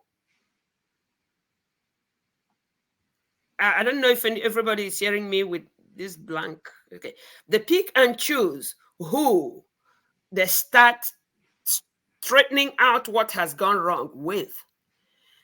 And I don't have any confidence at all. But their approach and what has been of old and how the government now is, I know what they call Abacha loot is coming in, and what is being used for, nobody knows.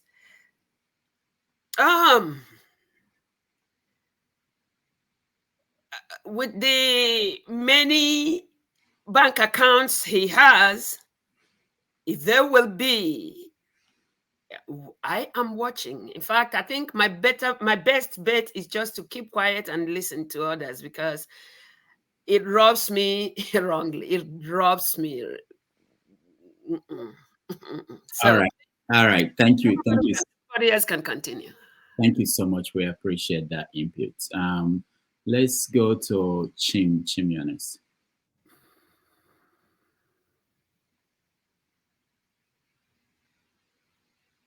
Go ahead.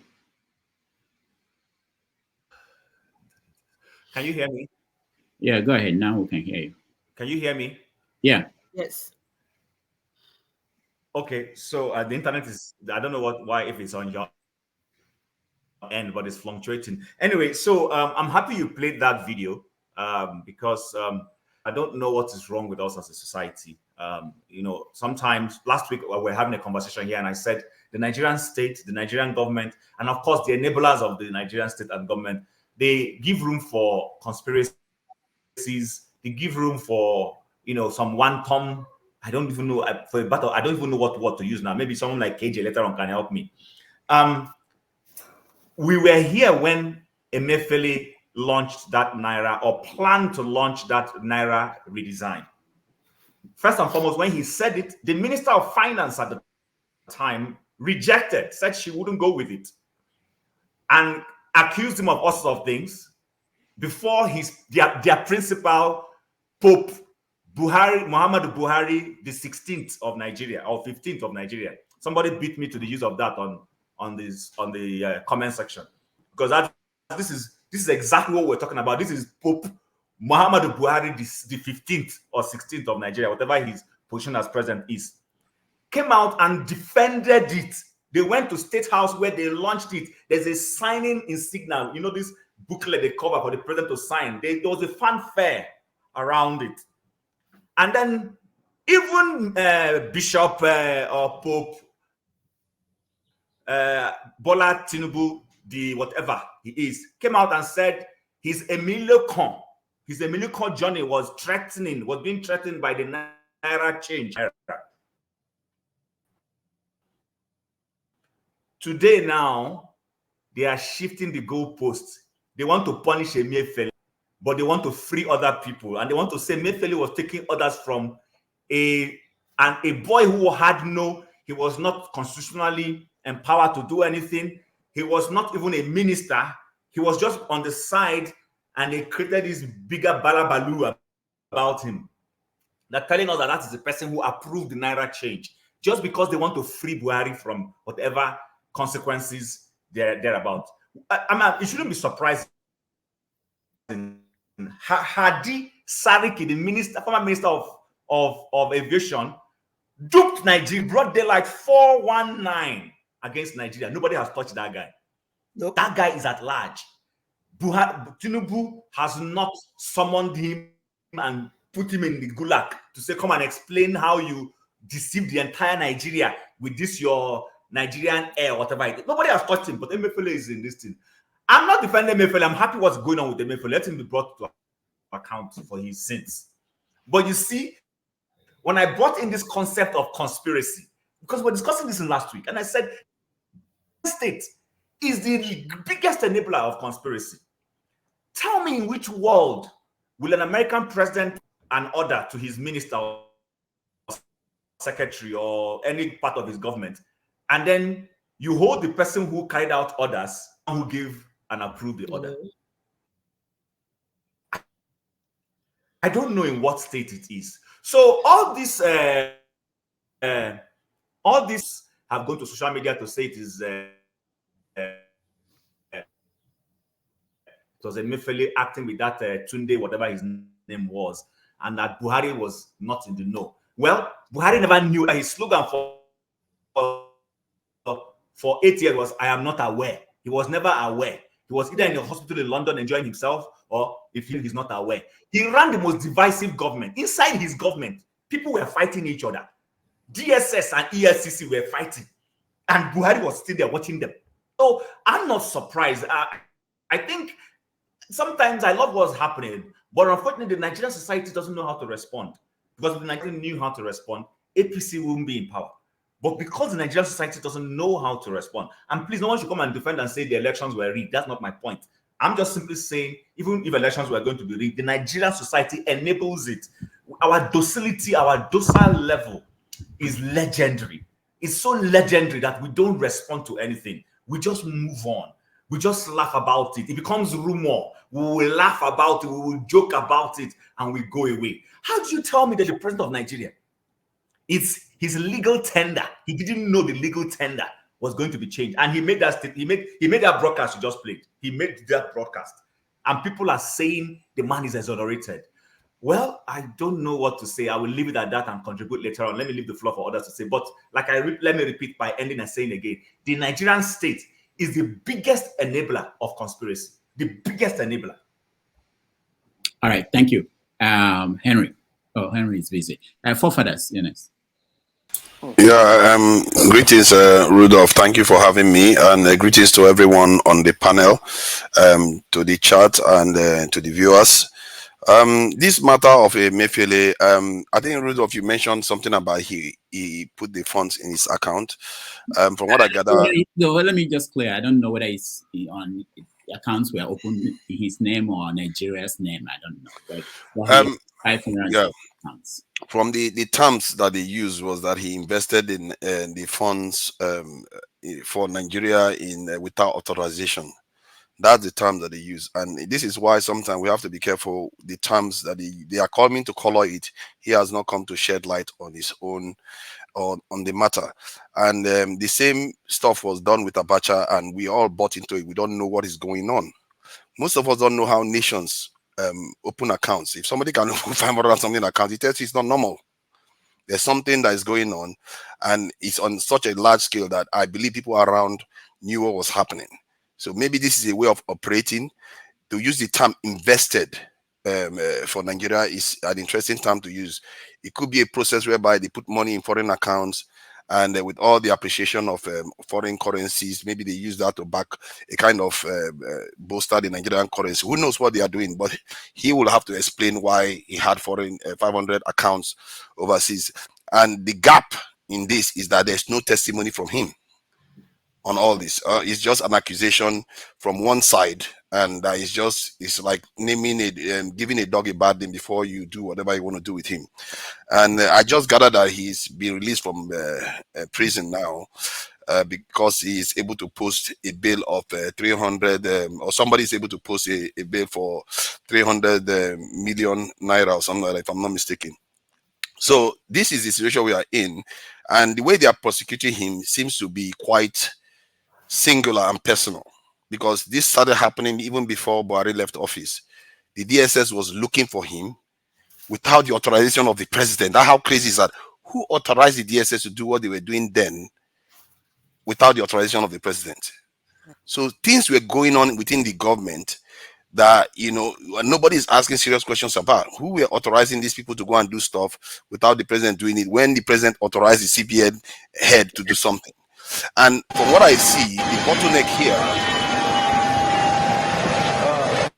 Go ahead. Sorry about that. Yeah. From what I can see, the bottleneck here is because I learned that Emefiele went and consulted a foreign company, a UK company, to print the new Naira notes. And that is the true bottleneck. Because if that new Naira notes came through as they were meant to, we will not be here today. Most of the conversation we're having, the change of the currency and everything would have been successful. It's because he didn't have enough currency. And how he went and chose a company that cannot deliver, I don't know. And these questions need to be asked. Could this company could it have been leaned on not to deliver the change? Could this company be sabotaging the country, or could this company be incapable of doing the job while Emefiele kind of corruptly went and still gave them the contract? There are quite a lot of questions. That's where the bottleneck is. That's where the problem was, because the changes that Emefiele wanted to put in place, it's still lasting. Like they talked about how the cashless transaction in Nigeria has more than doubled since that time. So that is because of the effect of what he did.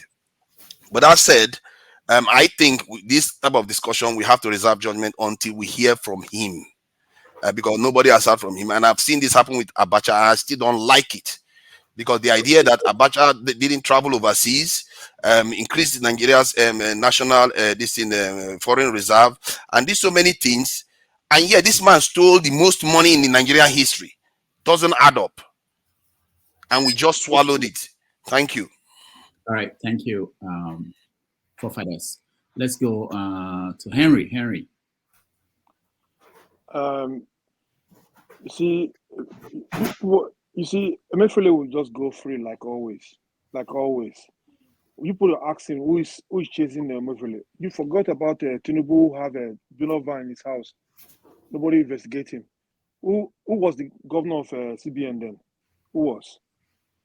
During this scarcity of Naira, Tinubu was crying. They did it because of him. People forgot that. So now he's your president now. So what you think going to play? What you think going to play? Now nothing going to happen. Nothing going to happen, because when Emefiele going to speak, Emefiele was a owner boy, his house boy to Buhari, Kabas. He was doing the job of the one boy, just the apprentice. People say he's smart. It's not smart. It's the foolish man I ever seen. So dumb. How can you open 500 different bank accounts all over the world? Is that smartness? Don't call that smartness. It's just so stupid. So it should be ashamed of himself upon this so-called smartness. They said he's smart. How can you do that? People are suffering. We take this money, put it in other countries' account. Who sent him? If they want to make sure this prosecution is going to be open to all Nigerians, they should interview Emefiele. They should play all the videos where Buhari was, when they were taking pictures about the new narrative they want to present to you people. These are there. It's on social media. When people say he didn't sign, why didn't give it order? It's all crap. I'm just ashamed that they use those so-called intellectual, educated people, smart people to do this kind of dirty job. When Buhari is not going to be alive tomorrow, you're going to have a Buhari loot. So Nigerians are so I don't know. You people are so patient enough. People are suffering. They are stealing your money, and some people will be coming here to climb a river. They are targeting us. Now, who are you going to blame on this one now? If they use a family as scapegoat, you're going to be crying now. They don't prosecute the Muslim or the Arab people or the Fulani. No. If you feel what they try to force you to do, it's not going to work, you resign. They don't force you to be CBN governor. Now you have to dance on their scripts. It's all joke. This is going to go under the carpet. What of Magu? What of other ones there? What of Bawa? What of all of them? All this, where are they? Do you know anything about the issue going on, investigation going on? Nothing. It's just they fool you people again, like always. After some years, Buhari is they're going to say Buhari loads they bring for you people. People will be here still discussing about it. All right, Henry, thank you. Thank you so much. Janaba, you're next. Okay. Thank you for having me. If Dr. Neka come again, I will ask her what Emefiele will be when he come back to this world again. So, the issue is that I don't think anybody uses anybody. Everybody is clamoring for power, stealing of money. So he knows exactly what he's doing, Emefiele. And what goes around comes around. Power is sweet. Cheating is sweet. But when you get caught, I don't think you will like it. So, and this is Nigeria. So you are a thief when you belong to a particular power at the moment, and when you are no more there, or the power there that been is no more, then you become all your sin will be revealed.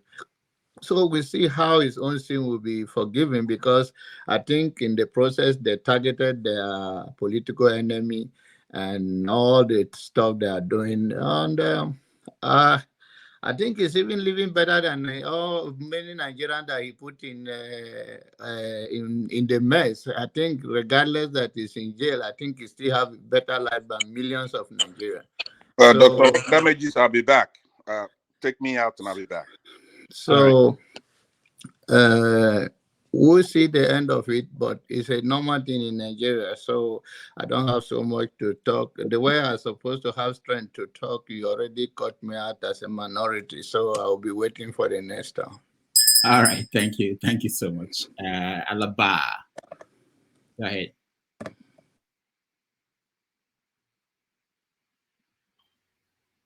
We always have to elevate the discourse when it comes to our country. I believe we're all here because we care.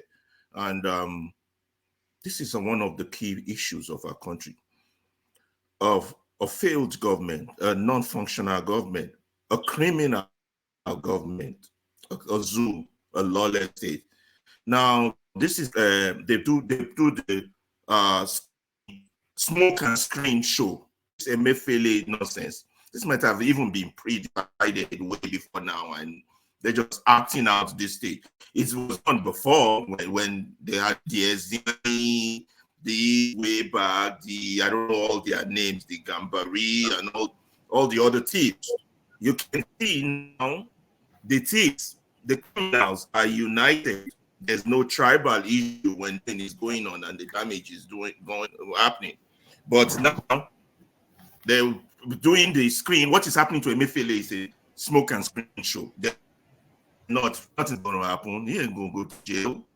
Nothing's going to happen to him. Yeah, well, first of all, what should be happening is that, and what intellectuals should be saying is that Emefiele should get the Chinese treatment, immediate execution. Buhari and all his entire his cousin and all those involved in this great damage that is done to this country. They tried for. Is somebody trying to talk to me? Somebody talking. I muted that. So, okay. Now, so Buhari and all his cousins, his entire family should now be locked up if it was a serious country. This is a joke. And we all come here, we talk, then maybe we should hear from Emefiele, maybe we'll do this. We come here and say, this is normal. Jesus, guys, come on. The damage Emefiele, Buhari, and all of them caused with the millions we are talking about. 9 months, lecturers were not paid. Lots of poverty, suffering, security problems. These are, but it's Nigeria, the zoo, where nothing, criminals are in charge. It's a crime scene. And they're doing a stage show. I used to watch a few of the Roman empires. Back then when Caesar was Caesar, if you ever watch Rome, they would usually have a stage show on the stage also where they would depict the leadership. This is a stage show, and here we are discussing it. We call a spade a spade. They all should be shot, including Buhari. Let's not waste time on this thing. Let someone else speak, please. Thank you so much. Let's go to Bode. Bode, yeah. Yeah. Okay, yeah. So, can you hear me? Yes. There are many Emefieles in Nigeria. So, we have made that a tradition, a culture of missing billions. But I don't want to also understand the 500 plus accounts. I have about 6 accounts. I don't know how to coordinate them. I made some inactive. I only concentrate on a few. So, practically speaking, except it has a special algorithm that operates those things, I don't think it's practicable. It's true for somebody to operate 500 plus accounts all over the world. I'm not sure. I mean, that's how to be proven. However, the central thing is that there's corruption in that regime. So corruption is not new to us. Billions missing, snakes swallowing billions, all manner of stories we hear from our country. Because people, as I said before, people are used to free money. Even the money that we cannot spend, we want to have it. So nobody wants to be productive. Everybody just, okay, there's money sharing there. You go there, you go and collect your own. So I mean, all this is crazy, because what you don't need, you're acquiring them. So it's not about Emefiele. I'm not justifying him. I'm not his fan, or I don't know him from Adam. So there are Yorubas who have been corrupt, there are Igbos who have been corrupt, there are Hausas who have been corrupt, there's Empire, I don't want to mention names. But if you focus on Emefiele now, as most people rightly said, all these things will fizzle out. We know that Nigeria has been a country. You steal 20 billion, you give 2 billion to the advocates, to the SANS, and the matter is over. So even the SANS will be doing one after you. That's their own breakthrough. That's their own way to make their own money from what your own loot. So this has been the system, the trend of things in the country. If you plot the graph, you see everything happen. You can predict the future. Then somebody says, shoot, Buhari, shoot everybody. Who's going to shoot? Is it the sitting government that will shoot them? So even as much as that Chinese treatment is desirable, but who's going to carry the first stone? So we need to redefine our society. I think this platform, we should look inward and offer solutions to some of these problems and sell that solution to inject it to the society. Because we need to go on that trend of role modelship. So I don't want to start talking about what Emefiele stole, what he didn't steal, why it is right or it is not right. So many people have stolen. We all know the stories. We know the truth about these things. So the question is, we know the problem. What's the solution? Thank you. All right, thank you, Bode. And talking about solutions, if you read the stories in the news, so there are policies in place. So, for instance, the central bank governor should not be able to do this and do that without the board of the central bank, without the approval of this and this.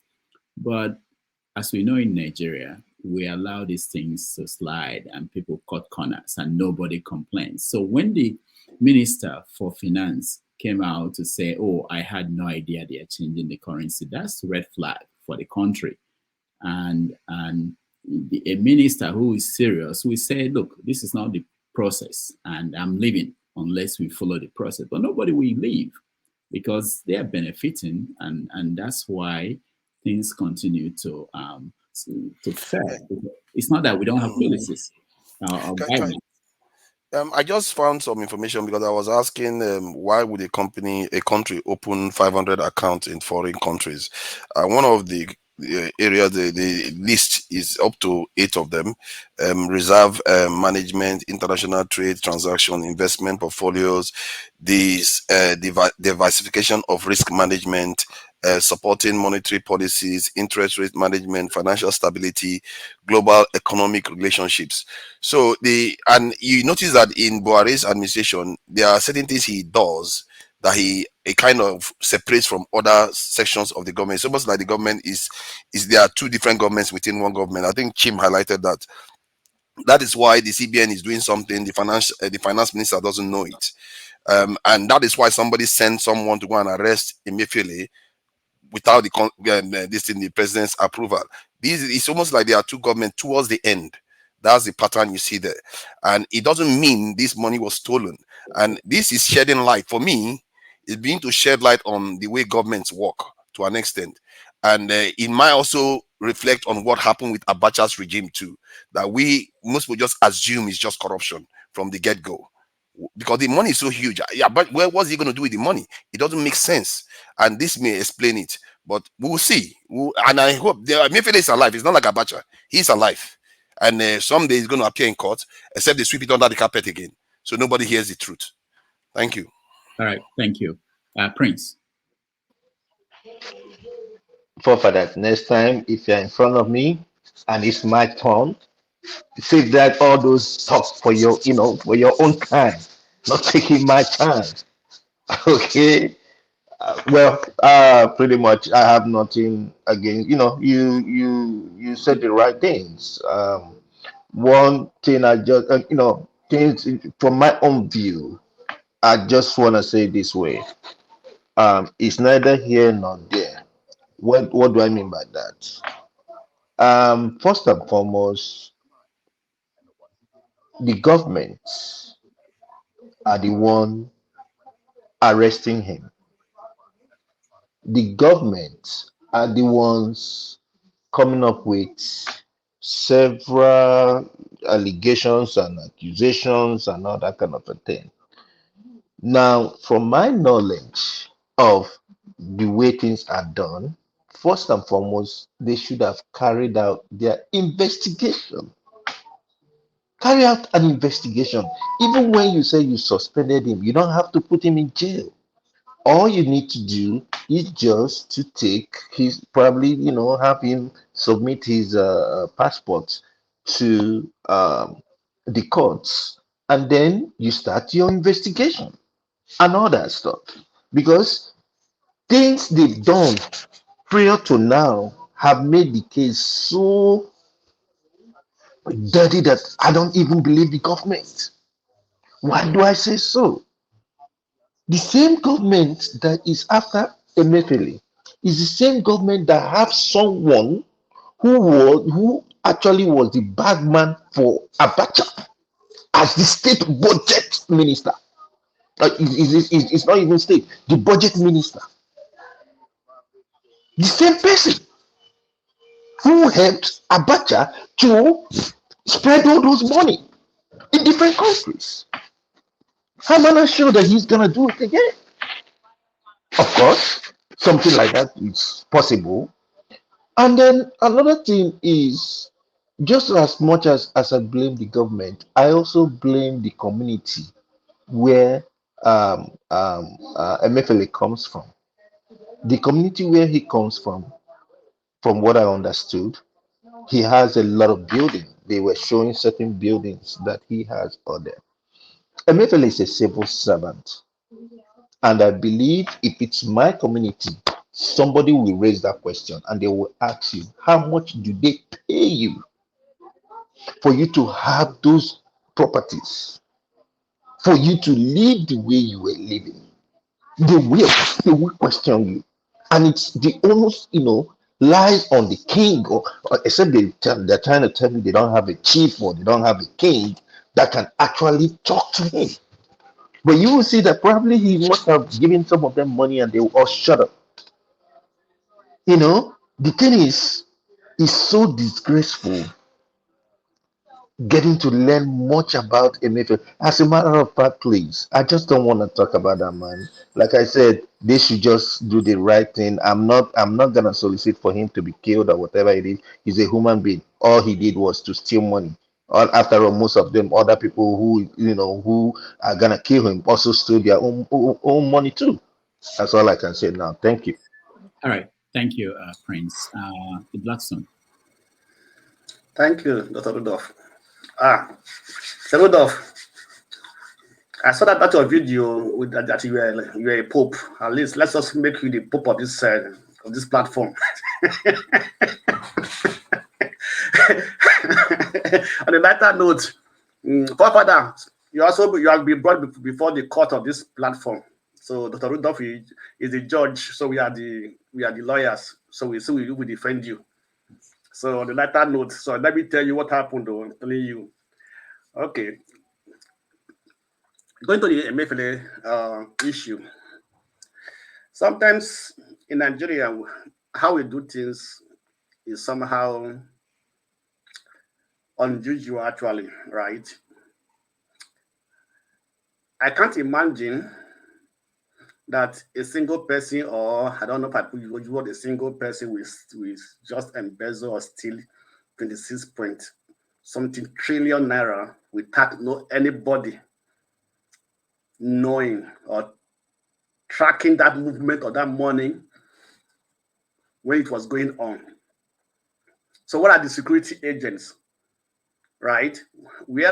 I think there are some other bodies, organizations, institutions in Nigeria that track the movement of money within Nigeria or outside Nigeria, right? How did they move that money from Nigeria? Did it go through a transfer system or a wiring system, right? The countries whereby those accounts were opened, those money were moved there. They don't aware that this money were coming from a peculiar somebody or from a country, right? So I think that it isn't only Emefiele that is involved in this thing. It's a group of people in that central bank or in that government who are involved. Because I don't expect, I can't think how a single person will steal that huge sum of money in trillions, which is even almost Nigerian budget in a year. So if the guy that did the audit of the central bank, let it come out with a full names. At least he put, at least every transfer had a tray, right? I don't think they move the money with their private jet and go to the other country, open the account and just dump the money there. So let them follow the tray. They said follow the money, right? Let them follow the money. Every transfer has a tray. Let them follow that tray and let them see who are involved, who did the transfer, how it was transferred, and who opened those accounts.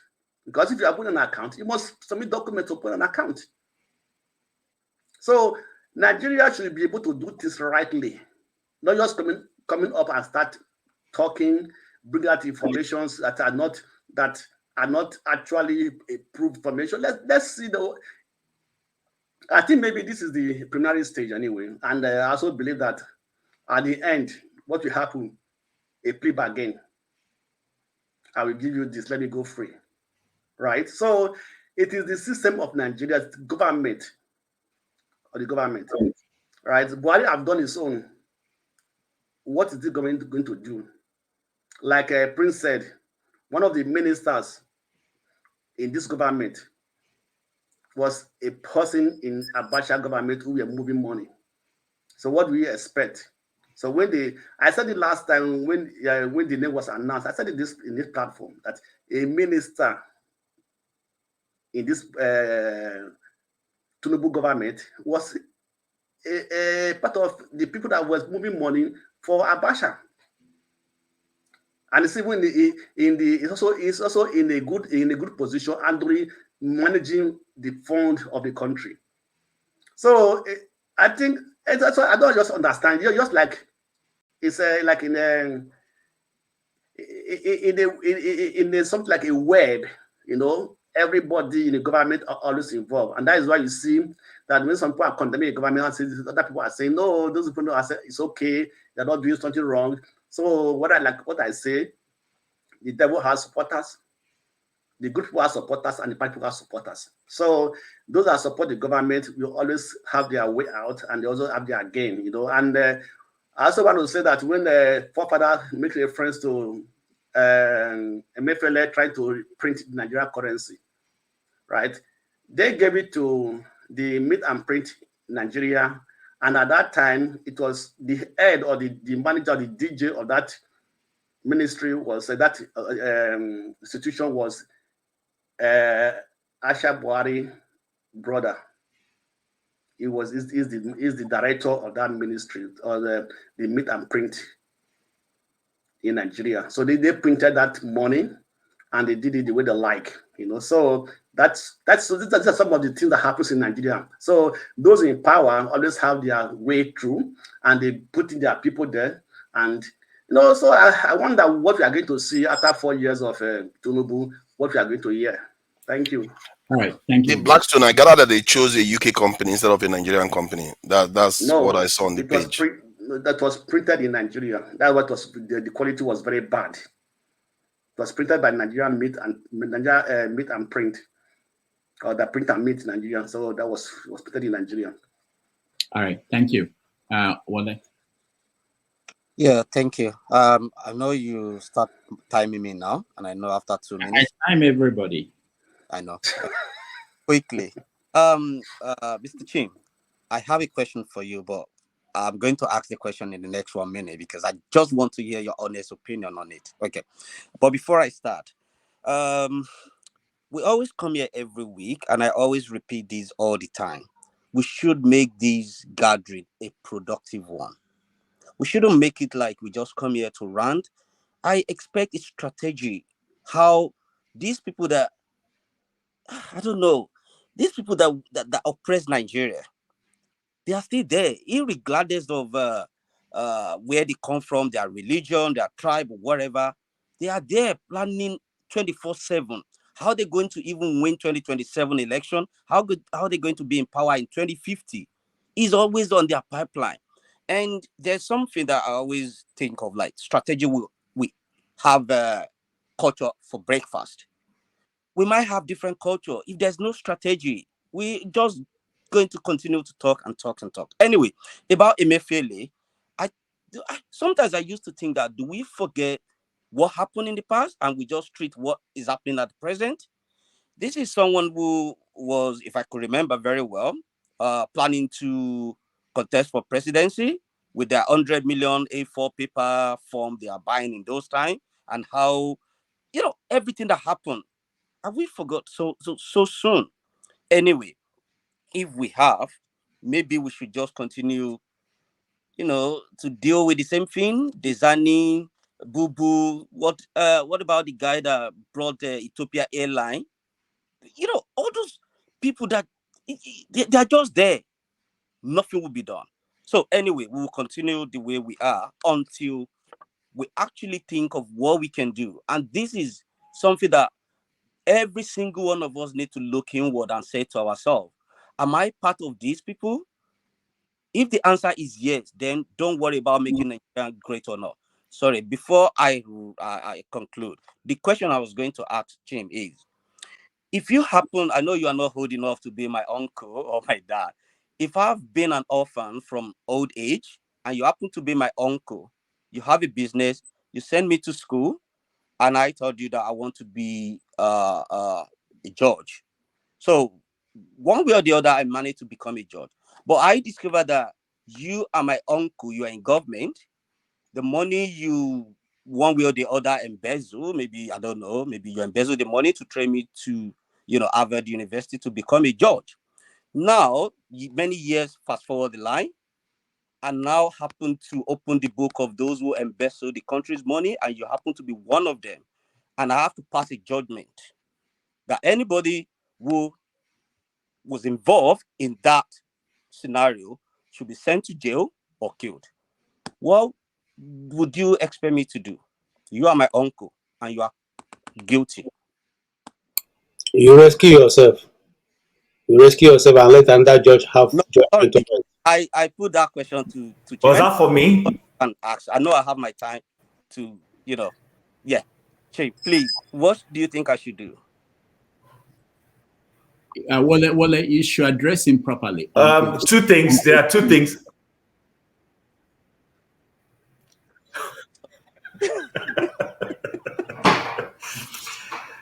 Oh my goodness, this internet is getting bad. But anyway, quick one, because I know people are waiting to answer. Two can do for me. One is either you recuse yourself and say, oh, that you have an interest in this, and you declare what the interest. My uncle, who is one of the accused people in this case, is involved. Then I recuse myself, and another judge will come and do the job. That's one. Two, you can choose not to recuse yourself, and you want to prove that, look, you're a man of virtue. You pass judgment blindly. You are a judge. The judicial symbol is that you are blind. You are blind. You didn't see your uncle. In fact, if you do that, people there will probably respect you more and say, you know what, this guy is somebody we can trust. So it depends on which of the two you want to go with. But what the third one you cannot go with is to shortchange society. That's the point I'll make. Thank you very much. I know who to direct my question to, and I know where to get the honest from, because I know if I ask Dr. Damages, he would try to be political around it. Thank you, Chim. All right. Thank you so much. Let's go to Coco.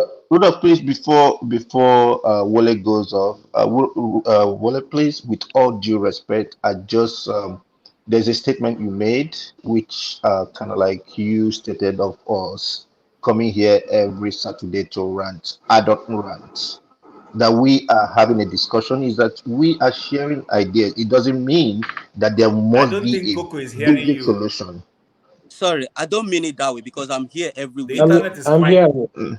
I'm here as well. But it's just some of my I'm, friends. This is what, as much as we want people to get involved, some people look at me like, are you all right, guy? You just go there to brand and everything. And I don't want it to look like, I want to change their perception. Yeah, we That's what I also mean. Because I'm here. I'm like I learning. said, I'm not taking words from you. I'm not taking words from you. Like for some of us, when we hear other people talk, then as much as we contribute as, I also learn and also try to develop myself. I'm So just saying that. I come here to learn as well. Yeah. All right. Thank you. Thank you so much. okay. Coco. Okay. Thank you, Dr. Damages.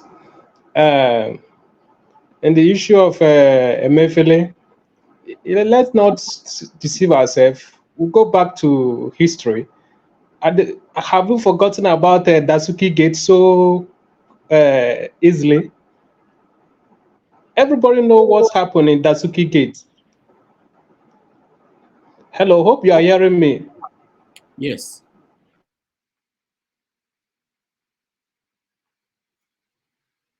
Hi. He went and asked and he just froze.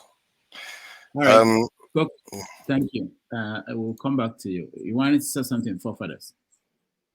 Yeah, I just wanted to correct what I said to this in the Blackstone. The contract was given to the Nigerian printing this in press one company, but they couldn't deliver on time. So we Emefiele went and awarded to a UK company instead, and they couldn't deliver too. So that's the mess we are Hello, living. please. I'm back. All right, go ahead. Hello. Go ahead. Okay.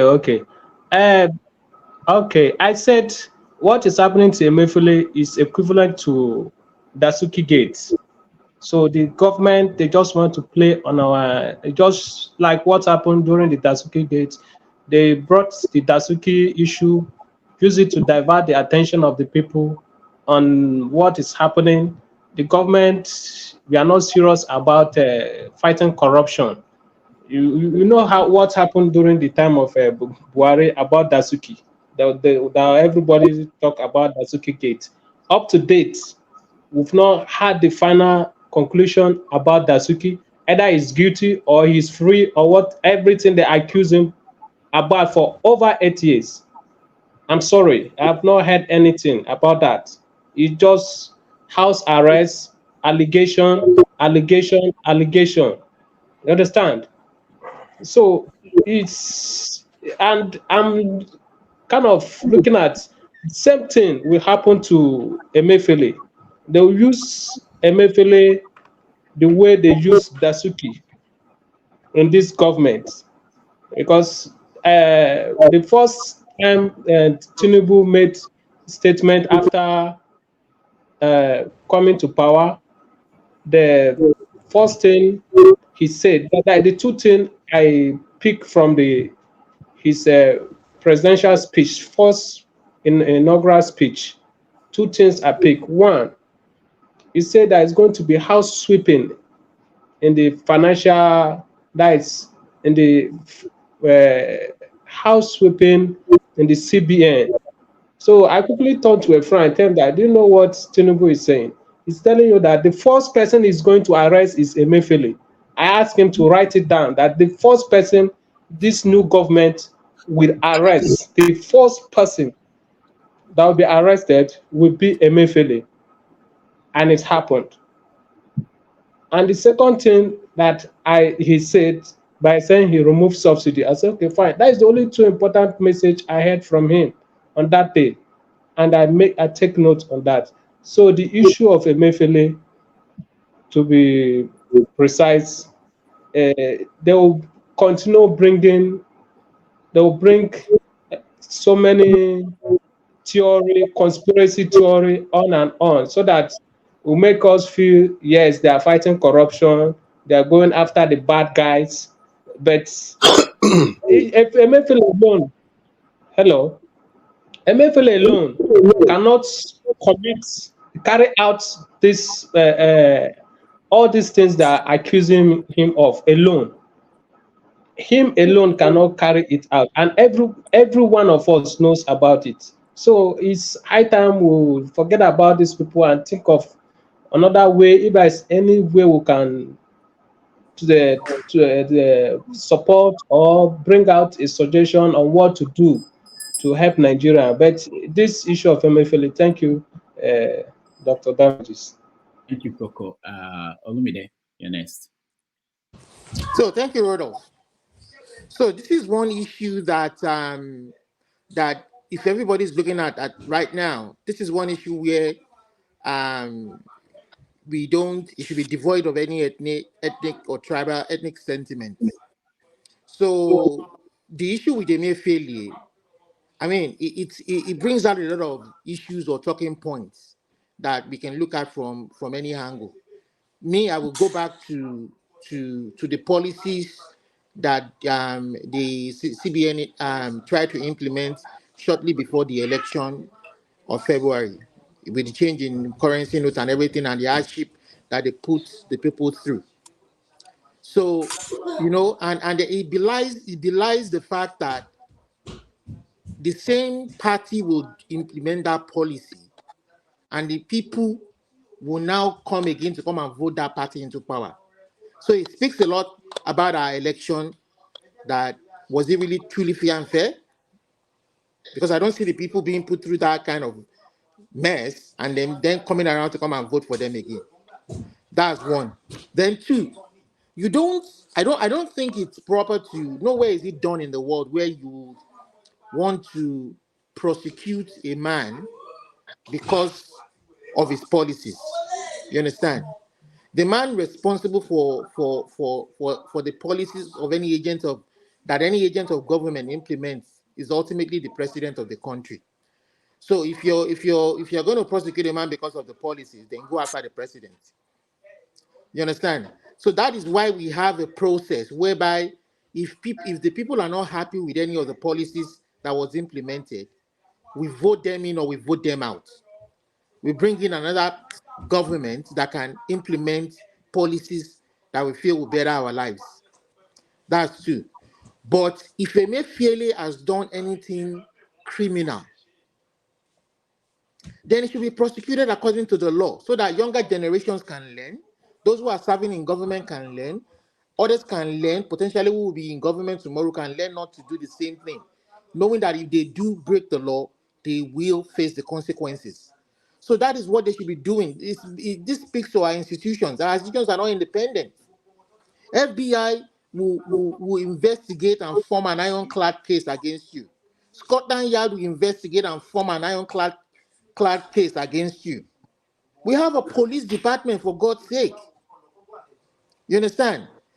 Let's assume that EFCC is an arm of the police department, but still reports to the Attorney General of the Federation. That is why we have people who go through school, who go through education. The government should use the resources of the country. We have people in the Ministry of Justice, Attorney General's office, Prosecutor's office, who can investigate this case. All of this money that this man was in control of, has he stolen anything? Has he used it to personally enrich himself, to launder money for his own benefit? You understand? So somebody talking about, oh, Emefiele had houses in the village that cost you so much. The guy was a bank executive before he left for government. he earned so much money, he earned so much retirement money, and we know how much well bank executives are well paid. So for me, that is not an excuse that he has these houses. Yeah, let our institutions that we have in the country, the police, the Ministry of Attorney General's office, for Ministry of Justice, Office of Prosecution, or whatever they call them. Let all the agents of government. That is why these people go to school. They are supposed to be. They don't just get salaries for nothing. Let them be independent, so that even if the president has anything personal against him, so we will know that yes, truly, the president felt that, oh, this guy misused the people's money for his own personal enrichment. Or if he was angry about the policies that he implemented shortly before the election, that is not enough ground you can't do that to him. That is persecution. It is his boss that you should go after, who gave him the authority to do that. If he hasn't broken the law, free him, release him. If he has, form an ironclad case against him. What are those evidences? All this media trial, all newspaper trial, it doesn't help the country. It doesn't lay a good foundation. It doesn't lay a good legacy. That is why people like us keep saying that country is a shithole, because they don't obey their own laws. They don't follow the rules. So this is not about whether he's from this part of the country, he's from that part of the country. If he has stolen money, laundered money that should have been taxpayers' money that should have been meant for purposes of developing the country or bettering the lives of the people, and if anybody else around him has helped him to do that and benefited from it, all of them should be called, invited by the police, give their statement, get a lawyer, go to court and prove your innocence. That is how we run a country. All right. Thank you, Olumide. Thank you. Yeah, should we promote subscription? It's 4 hours. Yes, I think it's important. But I think right now we have Steph and KJ. I think everybody else weighed in on this topic. It doesn't look as if it's popular topic. So let's finish. Fathers, I like you. You are trying to keep your job, while some of us are trying to get you out of that job. I don't know, man. I just think it's the right thing to do. All right, Steph. Let's hear Steph, and then when we get to the after that, we'll take a break. Go ahead, Steph. Good panelists, and good day, the host. Second. We can hear you very well, Steph. Can you sit up and maybe come close to your? Can you hear me now? Okay, it's better. I said I'm greeting Pope Rudolph II. And thank you. Forefathers, it's amazing how you always remind the Pope to go on commercial whenever it's my turn to talk. He did it last week, he did it again today. But there's no problem. I think we are together in this particular topic. I think that what is happening is retribution. And we all expected it. And what these guys did now is just to divert our attention a little bit and give us a talking point to spend our holidays. Take our mind from the real issue. Emefiele is not different from the people that are persecuting him or prosecuting him, whichever one you want to take. I don't believe that Emefiele is going through whatever he's going through now because he's corrupt or because he stole money.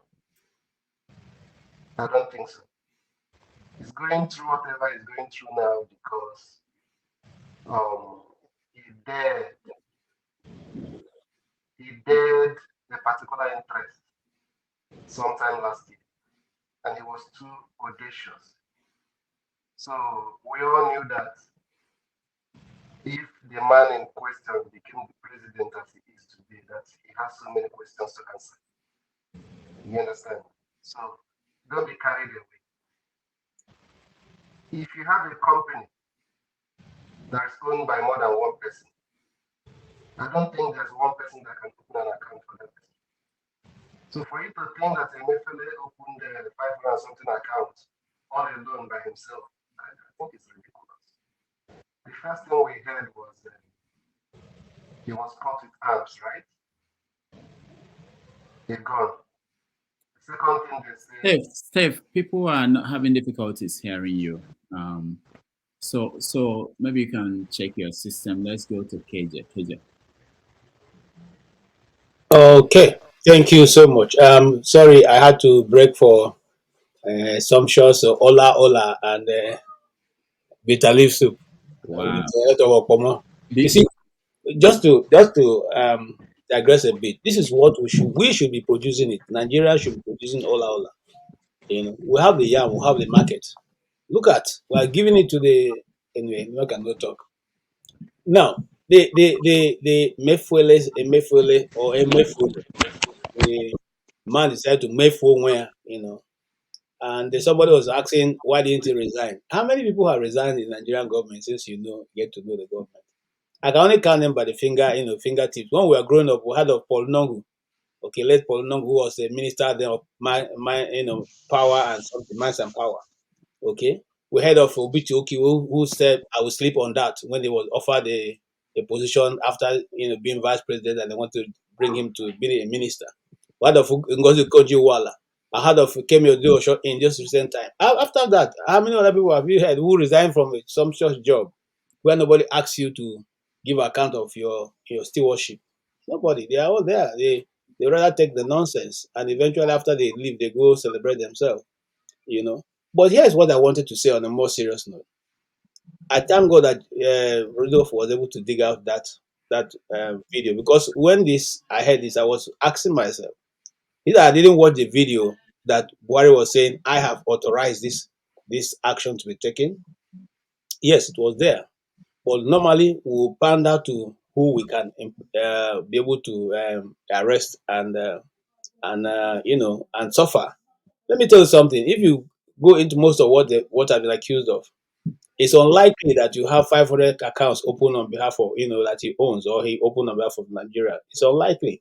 Remember, I said here on this platform that I dived into the issue of Desani Alice Madeke, which they accused her of having a golden bra, a golden pant, a golden wristwatch, and all that.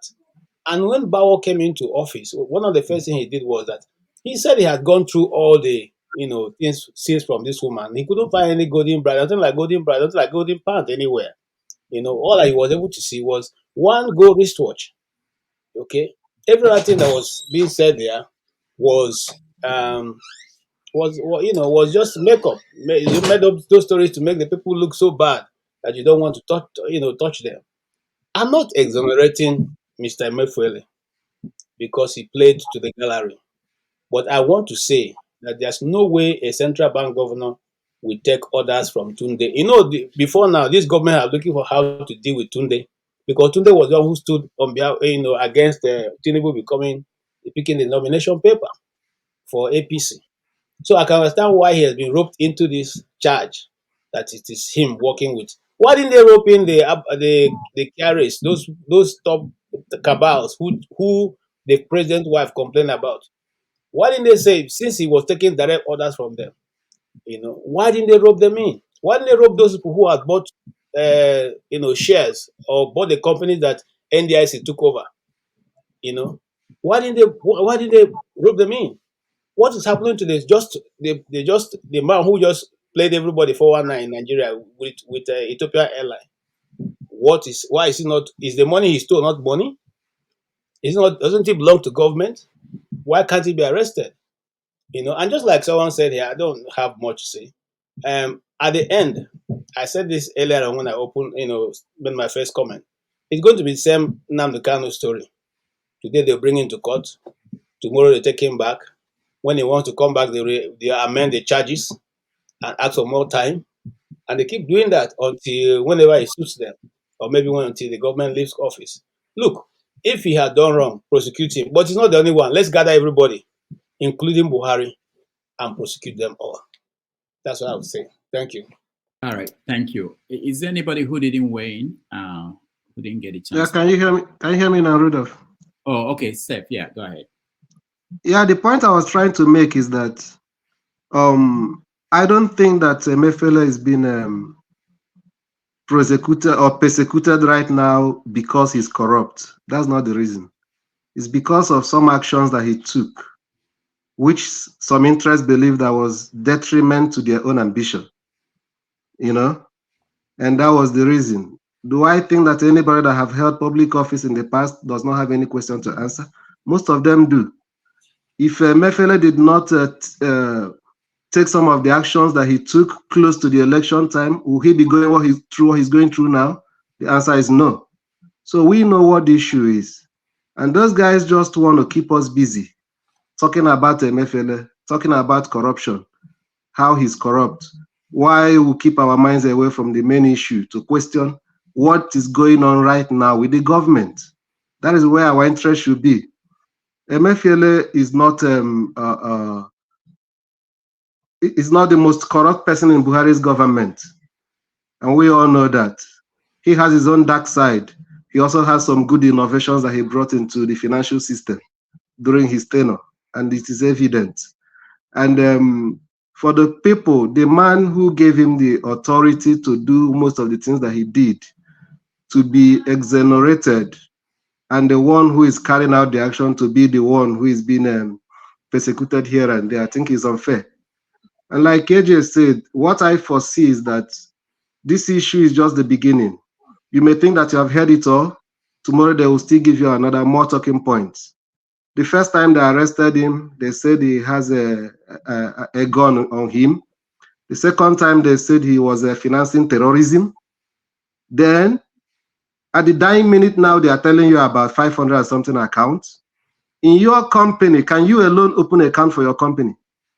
You cannot, not to talk of a country. So I don't really think that all those things is just media trial, just to divert our attention to something else. We know it is retribution. It's just retribution. I think it may be good to us to, just like I advocated for some other people that have gone through the same thing in the past. Let's not buy into it. Let's not help them to magnify it.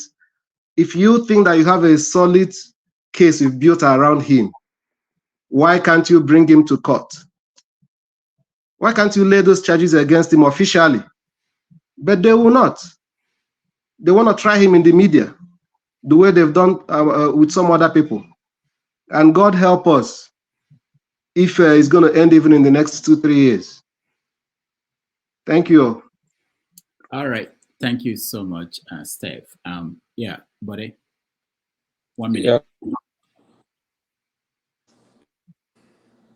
Yeah, thank you. Steph hit the nail on the head. I buried my dad in March 3rd. It was a cashless policy.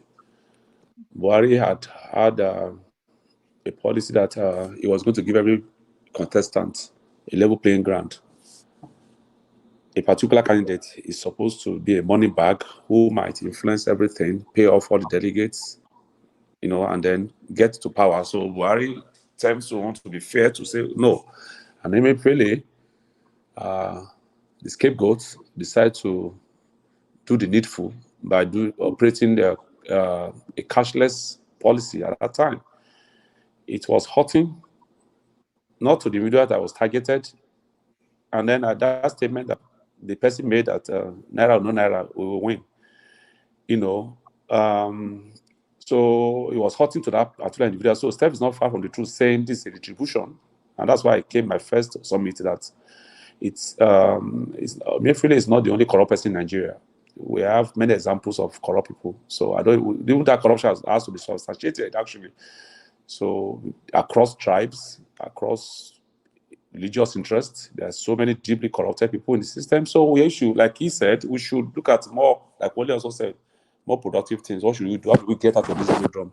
So for personally, I think it's also an infringe on the freedom of Nigerians because of an individual. For Emefiele also to inflict that kind of hardship. If I had to take a bike that time, I came to Nigeria to bury my dad March 3rd. If you take a bike, you pay by transfer. You have to transfer. If you buy apple from a wheelbarrow pusher, you pay by transfer.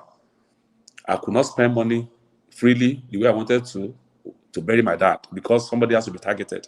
All those things are unfair on the society because we are playing games according to what we think is right. or what we think is not right. When Buhari was doing his own election, the PCBN governor at that time, did he say money should not flow freely? Did he say money should not flow freely so that we can have it free? So these things are give and take thing. There are so many ways of saying, okay, if somebody is carrying money around anyhow and it's questionable, there are other ways of handling it than to inflict hardship on Nigerians in that cashless period. I felt it. I traveled away from the United States to go to Nigeria to bury my dad, and I could not move easily. I could not have access to Naira the way I wanted to. So, but that being said, summary of it is that this thing will Emefiele thing will fizzle out with time. If he knows how to, if you go and appease, as it were, the so-called elite, political elite, he will get out of the doldrum. That's the system in Nigeria. He will get out once he rub my hand, I rub your back, that kind of language. He will get out of it eventually. But the question is, what is right to do beyond Emefiele? What is right to do beyond whoever is sitting in government right now? Are we in that direction? Are we moving that way? That's what I think we should be addressing. Thank you. All right, thank you so much. I'm happy that Wale is here because he mentioned something when he was speaking. I did not ignore it, which is about this platform, and people have a lot of dreams of what could happen, what they could transform, or what could more like results that will come out of these conversations that we have. So, and I saw in the comment section, someone actually put out something and was saying, for those who think I don't read the comments, was saying that we should maybe start a petition about something. How many petitions came out of these conversations we always have? So this is what I'm trying to throw out there for Wale and anybody else. I'm trying to get, for the panelists who care about having conversations outside this platform, I will suggest, if you care and you want to be part of it, you can put your number and name on the private chat. So we set up a kind of Facebook page. I'm not going to be involved. I'm just helping to facilitate that. So there could be conversations beyond what we talk about on the platform, and which is where people probably, if people care, they can take it to the next level. If you want to start a petition or investigate something more, and come up with position paper, there are many things that could be done, but it has to be from people here. It's not something that we have to stop the show to do. But the show could bring people, like-minded people, together, and conversations that could lead to that. So I just wanted to say that. Well, yeah. Thank you, Dr. Rudolph. Before this skip my mind, I just want to quickly say, I think one of the things we can do is to, how would I put it across, is to kind of, first of all, gather data. Let me put it that way. Maybe from every region, wherever we are, maybe it's 10, 20 people we can say, okay, is there a form where people can put their opinion, see what they think, enlighten them, create that orientation that, do you actually like what is going on in Nigeria? No. What do you think can be done? Then it's just a way of gathering that intelligent information from people, try to see what people can actually do to make our country great, or how we can move forward. Change of mind. I have a question I was going to ask earlier on. Sorry, I'm going to be very, very brief, and it might go back to religion thing we discussed earlier on. Like, all this wealth, all this money people are gathering, they are stealing and everything. Do they actually think, what does it profit a man that owns the whole world and loses soul?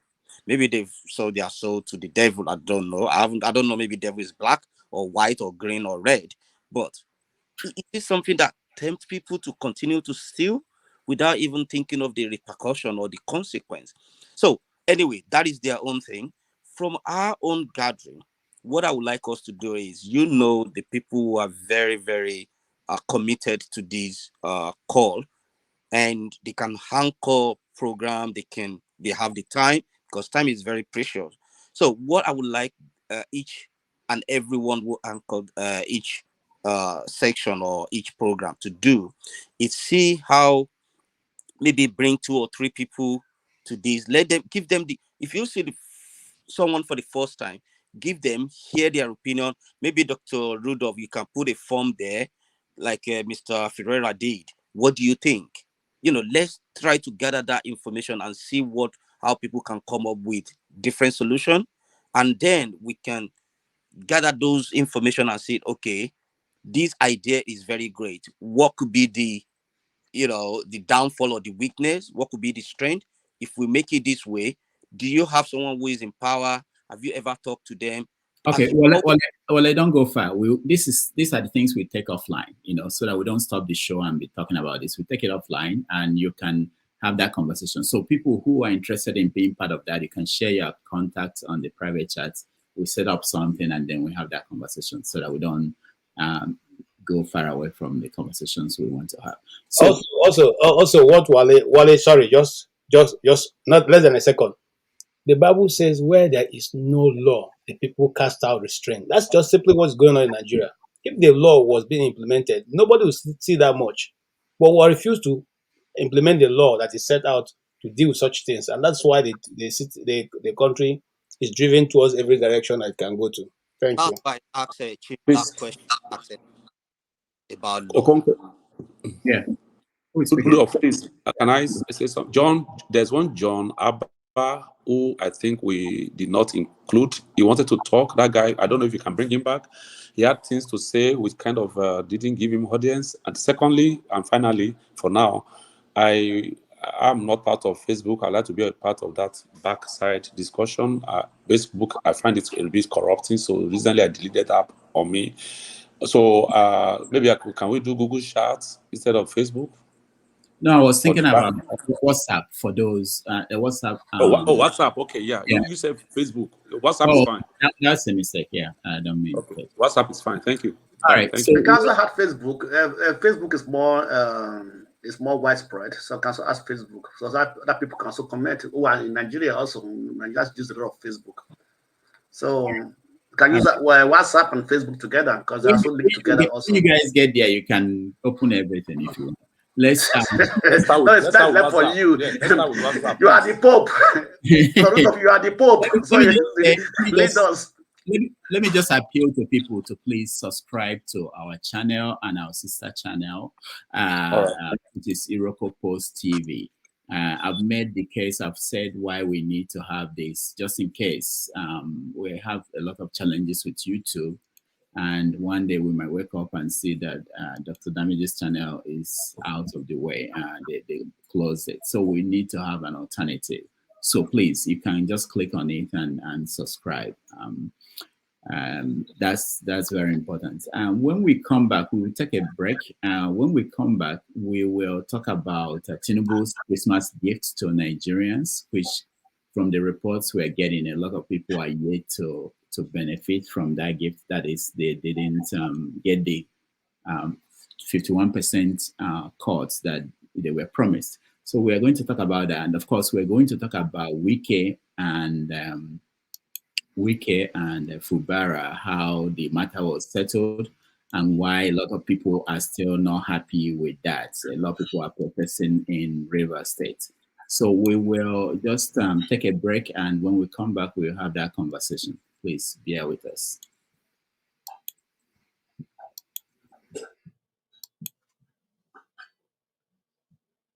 Have issued a statement that said, thank you so much for watching. The Catholic teaching does not change. Yes, Benny, that's what we're talking about. They said that marriage is between a man, a woman, and his side chicks. Now they added that if the man is a priest, well, he would have to make do with the Reverend Sisters and any other woman in distress. Sasha, who wrote this crap? Who wrote this crap? I swear, I didn't write this. It is all in this document issued by the Catholic Bishop Conference of Nigeria. Look at the document. Look at it. Well, one bishop who disagreed with the Catholic Bishop Conference of Nigeria.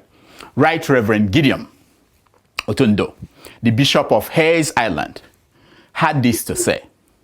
Watch. Blessed be the Holy and Undivided Trinity, now and forever. Amen. Pope Francis has permitted us, Catholic priests, to bless same-sex marriages. For some brethren, it is the greatest Christmas gift. For some, it did not go far enough. For others, it is the last straw. More than any other group, African Catholics are caught in the middle. Will we, African Catholics, form a new church and install our own pope? Or will we finally walk away and join the Pentecostal churches with Lagos by the Expressway as our new Vatican? Or are we going to abandon foreign religions and return to the ways of our forefathers? As for God, what will he do now? Now that his pope has evolved, what will he do? Will he follow him? Will God permit his biographers to revise and update the Bible to deal with this matter? What will we Africans do? Africa, who did this to us? Who did this to us? Blessed be the Holy and Undivided Trinity, now and forever. Amen. Oh, now, if you're a Catholic, we would love to know what you think about this situation. Please address your emails to adiolafine@gmail.com. Yeah, if you're a Catholic, if you're not a Catholic, it doesn't concern you. You understand? Africa, who did this to us?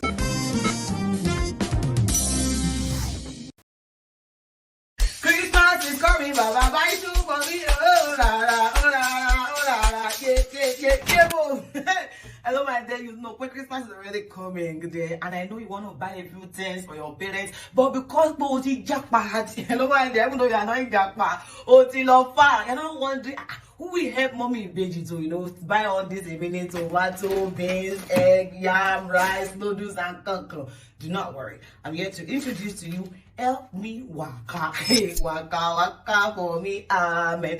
Now, what these guys are going to do for you is they will help you to deliver anything that you want to your parents, to your husband, to your wife that you have left in Nigeria. Kodaga, you that are giving Baba Beji that is doing the work of former, according to former in your college, you're marrying. That's fact. So they can help you to build your house. They help you to buy cement, block, paint, tiles, that is, and so on and so forth. They also do personalized gifts. Look at this. For example, it has my name on it. And it has exciting and personal items. I love flask. You already know that. They're going to put clock. Gun. Remind me, wait, I should not be using another person's clock to run. You understand me now? So anything that you want whatsoever, they are in Nigeria, they are in Ghana, and Cameroon. Don't worry, just go to their website. I'm going to put a link in my bio. Follow them on Instagram. Gbogbo Ishoro, Gbogbo Aile, Gbogbo Lile, Gbogbo Riro, Gbogbo Bibo, Gbogbo Kiki, Gbogbo Shisha. Any problem or any ills that you are having and you want it to be resolved, help me to waka. We help you to resolve it. You want to go think I will cut and I'll not pack all these things. I will pack it. I will wash me eye boss to ice boss. So you can come to my house and come and take it. But cut melody. Thank you.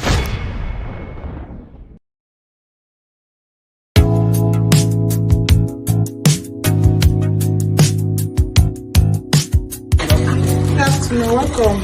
I'm not welcome. Yes, I got your call. Who sent this to me? Your brother. Wow, so excited! I need to go. Hurry up. I'm so excited. Ta-da! Surprise! Surprise! How are you guys? Nice to see you. I'm live. With Help Me Waka, I came to your house. From your brother in America. Wow! Are you happy? Help Me Waka, the people who do what? Run errands for you in Nigeria and in Ghana. Say Ghana. Ghana. Say Ghana. Ghana. Nigeria and Ghana. Say Help Me Waka. Say Help Me Waka. Say Help Me Waka. Help Me Waka. Help Me Waka, the people who run errands for you.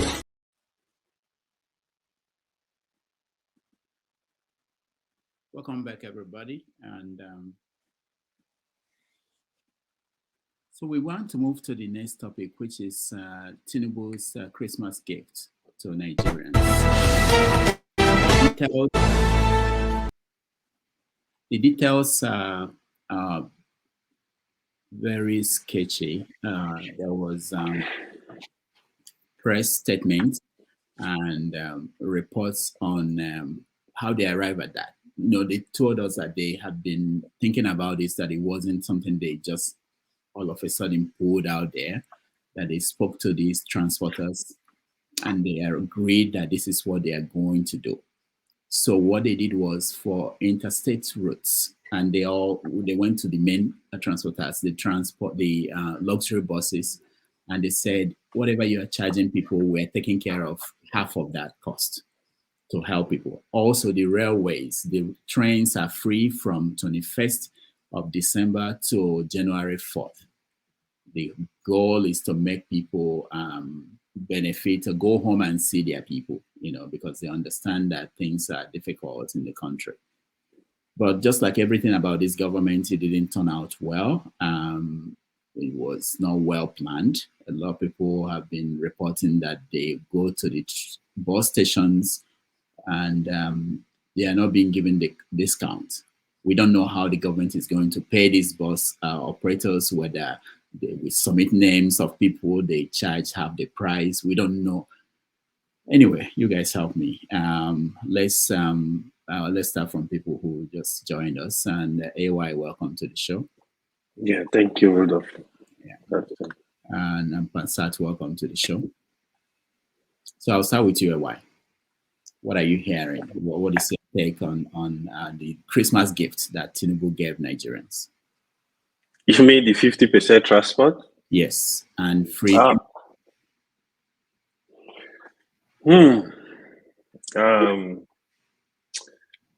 Well, I would still say it is a good thing, to be honest, because the complaint in Nigeria now, the price of stuff, price of transportation is relatively high with the complaint of the people. But however, I still want to emphasize this strongly that that is not all we need. If I were in Tinubu position, rather than doing all this, giving money to state governors to loot the money is not really getting to the people. We know we have people that really need the money, right? Like, for example, maybe elderly people that don't have anybody supporting them. Yeah, they need it. But I think the main focus should be on the economy in such a way that even if it takes 2 years for people to pass through their pain, they know something is coming. You know, that should be the main focus. They should give us a direction that let more people have jobs, increase, pay people living wage, not this $30 minimum wage. Pay people living wage. We know the living wage in Nigeria. What some of the state governors are paying, the same governor, I'm sure their children, when they go to restaurant, they spend more than that just in a city. So the minimum wage in Nigeria now can't even buy a bag of rice. And so these are all part of the problem, things leading to our corruption in the country. You pay somebody 30,000 minimum wage, they have children, they are taken care of, they pay rent, they pay tuition for students, for their children, feeding. So you see that, and you are telling the people not to steal. So that's another thing the president I would have seen the president address. We need to address these issues if we must get rid of corruption completely. But however, it is still a good thing, but they should focus on the main thing that will still alleviate situation of the people I see even the wife of the president was give her some money. Some state governor are giving her some money, like River State, Borno State. I think Aboya saw that they're giving her like some of them giving her 100,000. It's a good thing, but this is not sustainable. This is not what we're gonna be doing, right? So we should provide an atmosphere where people can earn a living, even if you want to do business, so people can be dependent. Because one other thing this also causes is, for example, during election, people are not able to decide for themselves. They follow this money and vote for the highest bidder. So if they are contented in form of they having reasonable income, I'm sure they will be able to say, you know what, this is the direction I'm going. But now they can't because they depend on these people to survive. Thank you. All right, thank you, AY. Ansat, welcome. Thank you very much. Let me say hello to everybody who's on the show and those listening to us. You guys been talking about a lot of stuff. I know that Steph, in his last submission, made inroads into the discussion that should be had, right? Because it's not like we don't know. We come here every time, we're just talking and talking. It is clear that Nigeria is a land of goons, right? So you want to tell me that Tinubu is going to be prosecuting people? I mean, criminals. Tinubu and these thugs that came in with him, who's been there, even in the last administration with Buhari, right? So these are Southerners. Go and look at it. Look at the history from Jonathan to the Chief Justice on again, right? They put them in office, and after a little bit, then they're disgraced out of office, and their stuff taken from them, along with their oil. The only time Southerners are one, like they mention like they are a tribe, is when they're dealing with Igbos. Aside from that, a bunch of clannish little playthings for these Fulanis to play with. How are you going to be judging Emefiele? Doesn't he have due process rights and constitutional rights? So whenever these people, especially the Yoruba press, they've been doing that in those days before social media. You come and you disrupt people in the press. How much is Nigeria's budget? If you're accusing Emefiele of stealing 500 billion or whatever it is, how much is the budget? Nigeria's budget is $20-something billion a year, right? So these Fulanis, including Buhari, they print money, they take any amount of money they want, and they exonerate themselves in the press. They don't go to court. But when it comes to Southerners and Igbos, yeah, you can accuse them of anything, including the lady, the Ziani.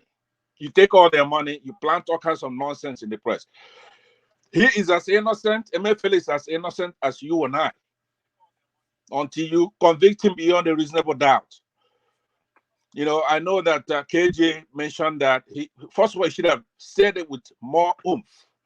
He's a press man, he's a journalist. So you go and you accuse somebody of stuff because you want to believe them. You want to believe that these Southerners, where that oil that's sustaining the Yorubas, every single person that goes into the office that come out of South, it doesn't even matter if he's president. You destroy them when they get out of office. Somebody like Chief Justice Onegin was removed without the two-thirds supermajority needed in the Senate. Buhari just fired him. Falana agrees with him. Jonathan barely made it home, even when he left office as president. Desiani was oil minister. So even as she going through cancer, Showere, all these Yoruba press, even those who we respect, they will gang up and start making all these people look like they're guilty before they're proven beyond a reasonable doubt, a moral certainty. Meanwhile, Buhari, who was regarded as a saint, everybody knows right now that he's the biggest crook in the entire continent. I know. First of all, how do Fulanis make money? Are they inventing anything? Are they winning any Nobel prizes? If there's any Fulani that has more than $1,000, it's a crook. Because how do you make the money? You don't work. You don't even dress to be like a mechanic. Go to work. So all Southerners, every single one of our public servants, you just pay them anyhow you want, right? He's entitled to due process. I recall when the former mayor of Kano, Sanusi Lamido Sanusi, he accused Jonathan of stealing $50 billion, not naira, maybe 40-something billion, $49 billion. So Jonathan asked him, say, look, the budget is 20-something billion. How did we pay the army, civil servant, if I stole 20-something billion? And then the Sanusi Lamido says, okay, it's 10 billion. He's pulling out of his ass, right? So, but look at all these Southerners, especially people from South, because they're a bunch of clannish idiots. Once they finish removing the Igbos, to say, look, we're not Igbos, we're Southerners, we're Ikwere, we are Ijaw, we are this. And then when they bring the catch home, then you notice that a bunch of clans, stupid clans fighting one another. They want it, so the Ikwere wants Emefiele gone, or the Ijaw wants Emefiele gone. How are you going to accuse somebody out of a bunch of thieves? Right? He's just a CBN governor. Now, let's forget about that. Let's talk about policy. There are people who say Emefiele his policy is wrong. The Naira policy he made. Well, Emefiele is an independent agency, analogous to the Fed we have in the United States. He has independence. He could have a bad policy, right? He's not subject to the executive or the legislative. His monetary policy is entirely in the hands of that CBN governor. He could have a bad policy. So if you come in here to debate whether his policy is good or bad, well, that's subjective. But legally, he's on solid ground to implement his policy the way he sees it. It's not supposed to be like, I believe it's KJ that said the evolution of the charges against him, it started with that he's a terrorist. Imagine terrorists accusing one of our sons, a Christian. You couldn't be a terrorist unless you're a Muslim. They're accusing him of terrorism. They're accusing Showore of terrorism. Look at if Nigeria wasn't a Goonish country, right? Look at the people who are being prosecuted, especially for terrorism. Showore, Nnamdi Kanu, Emefiele. Guess who's accusing them of those things?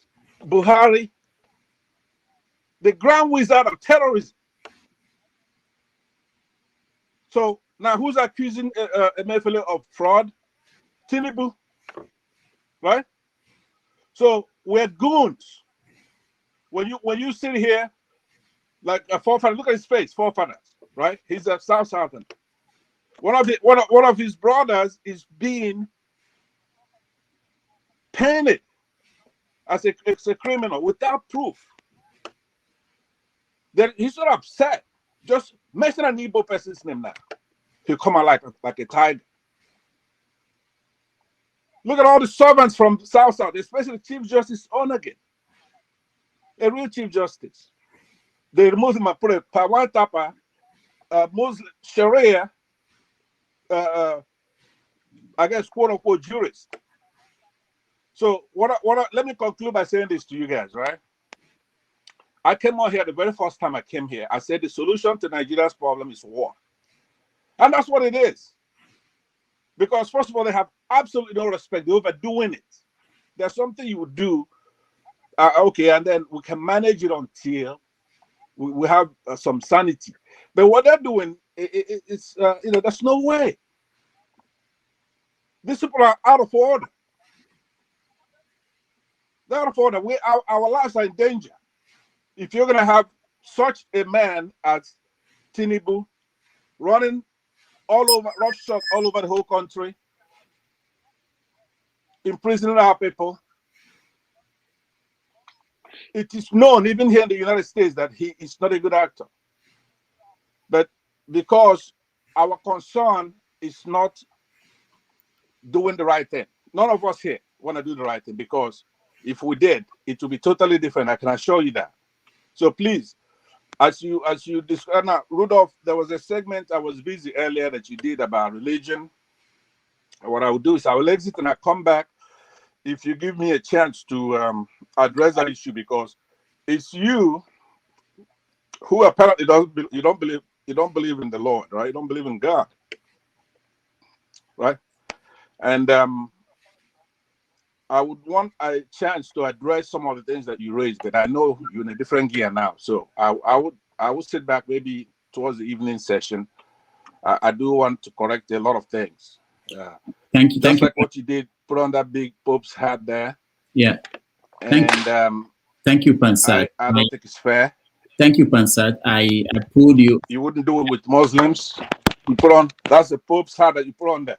Yeah, thank you, Pansat. I wanted to check if you bought your military uniform for the war, but it wasn't a military uniform. But thank you so much. We'll come back to we'll come back to you, Pansat. Let's go to Steph. Steph, you're next. Let me tell you, the pen is mightier than the sword. All right. Look, Rudolph, the pen is mightier than the sword. I want you to know that. So, uniform is good. I put on one before.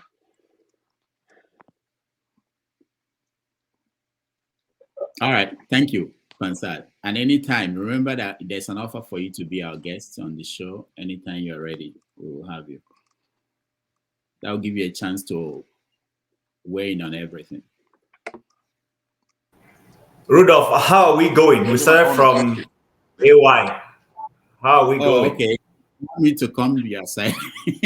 I don't know. I'm just asking. I'm asking because I realize in this world when you don't speak up, they said the patient dog doesn't eat the bone anymore. So that's why I'm asking. All right, Tim, go ahead. Tim, go ahead. Hello, Tim. Steph can go ahead. Steph, go ahead. No problem. That means you agree to be the last because we are good. Okay. Bishop, thank you. Bishop Rudolph, thank you for giving me the opportunity again. My brother Pansat, I greet you.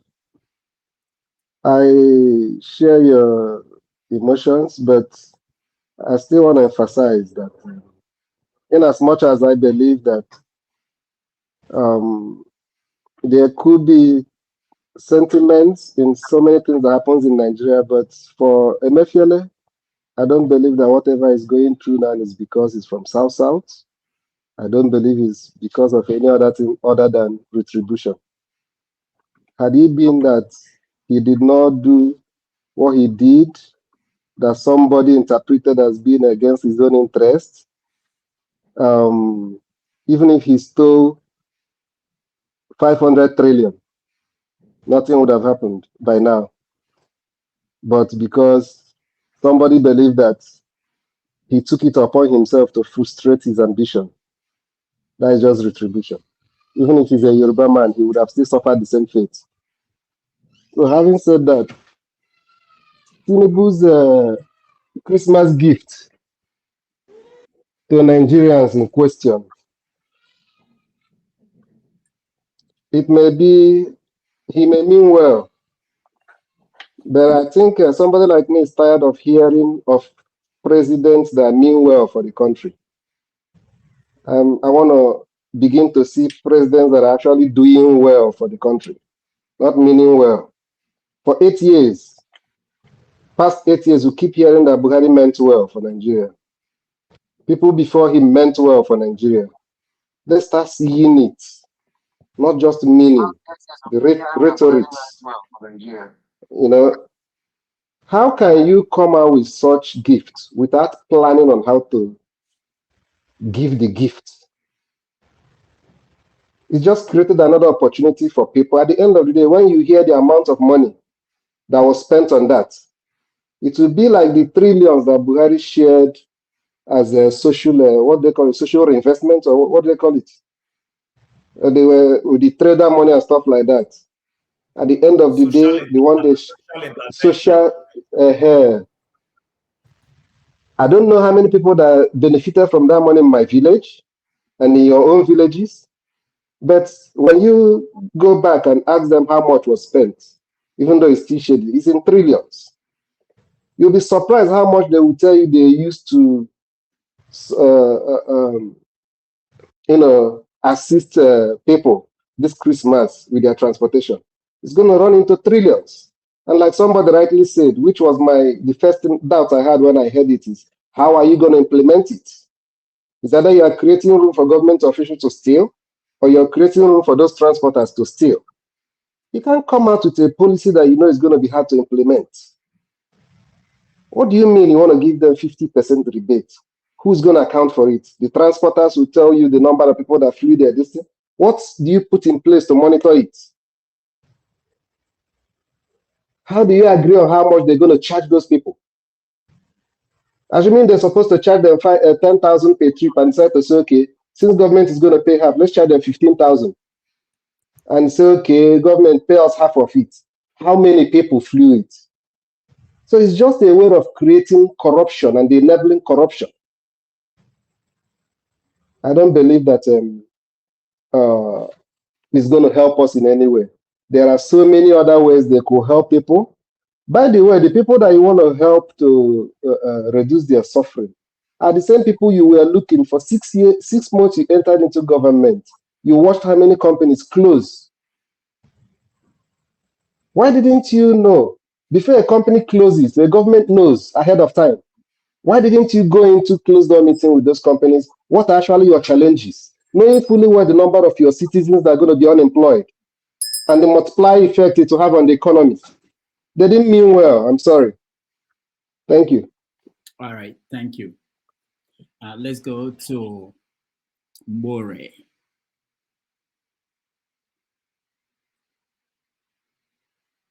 You can unmute yourself. Yeah. Okay, good. Thank you, everybody.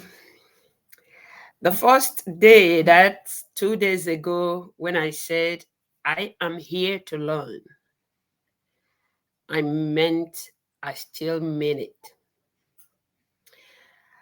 And I thank you. I can't stop thanking you, because when you sit back, or in those days that I used to be employed, if you're not work, you are there giving everything that everybody wants you to be in your unit. Is she on today? Oh no. And then I ask myself, was I like this back home? Yes, I was. And I ask again, another question. Was it appreciated? Yes, it was. My salary and the others were held on to for 6 months, 1 year plus. But a patient will see you. It could be in Aguata, in the village. Oh, come and see the nurse that made me have my baby. I was almost, they said I was going to have a C-section. And what a reward.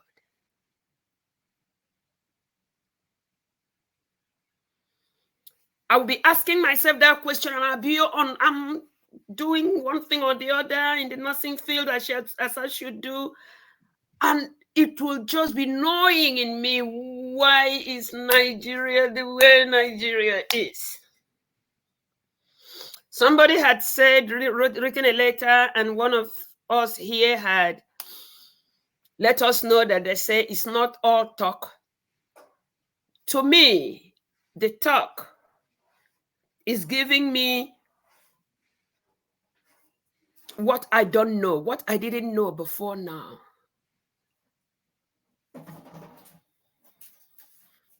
The government of Nigeria how it has been, how it is, and how bleak it looks time to come.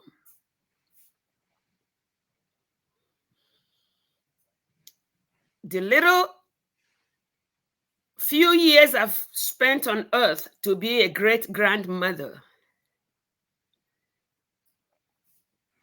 still gets me to incline towards not being afraid to die, but to say, if my death was as a struggle for law and order to be in Nigeria, please, I don't chop everything where I want chop for life. Make I just die. So that my daughter will not be afraid that when she steps into Nigeria, an officer will point a gun on her head and say, I'll kill you, and nothing will come out of it. Nothing will happen. I have my own thought of what I think it should be. The other person, we all do have what we think it should be.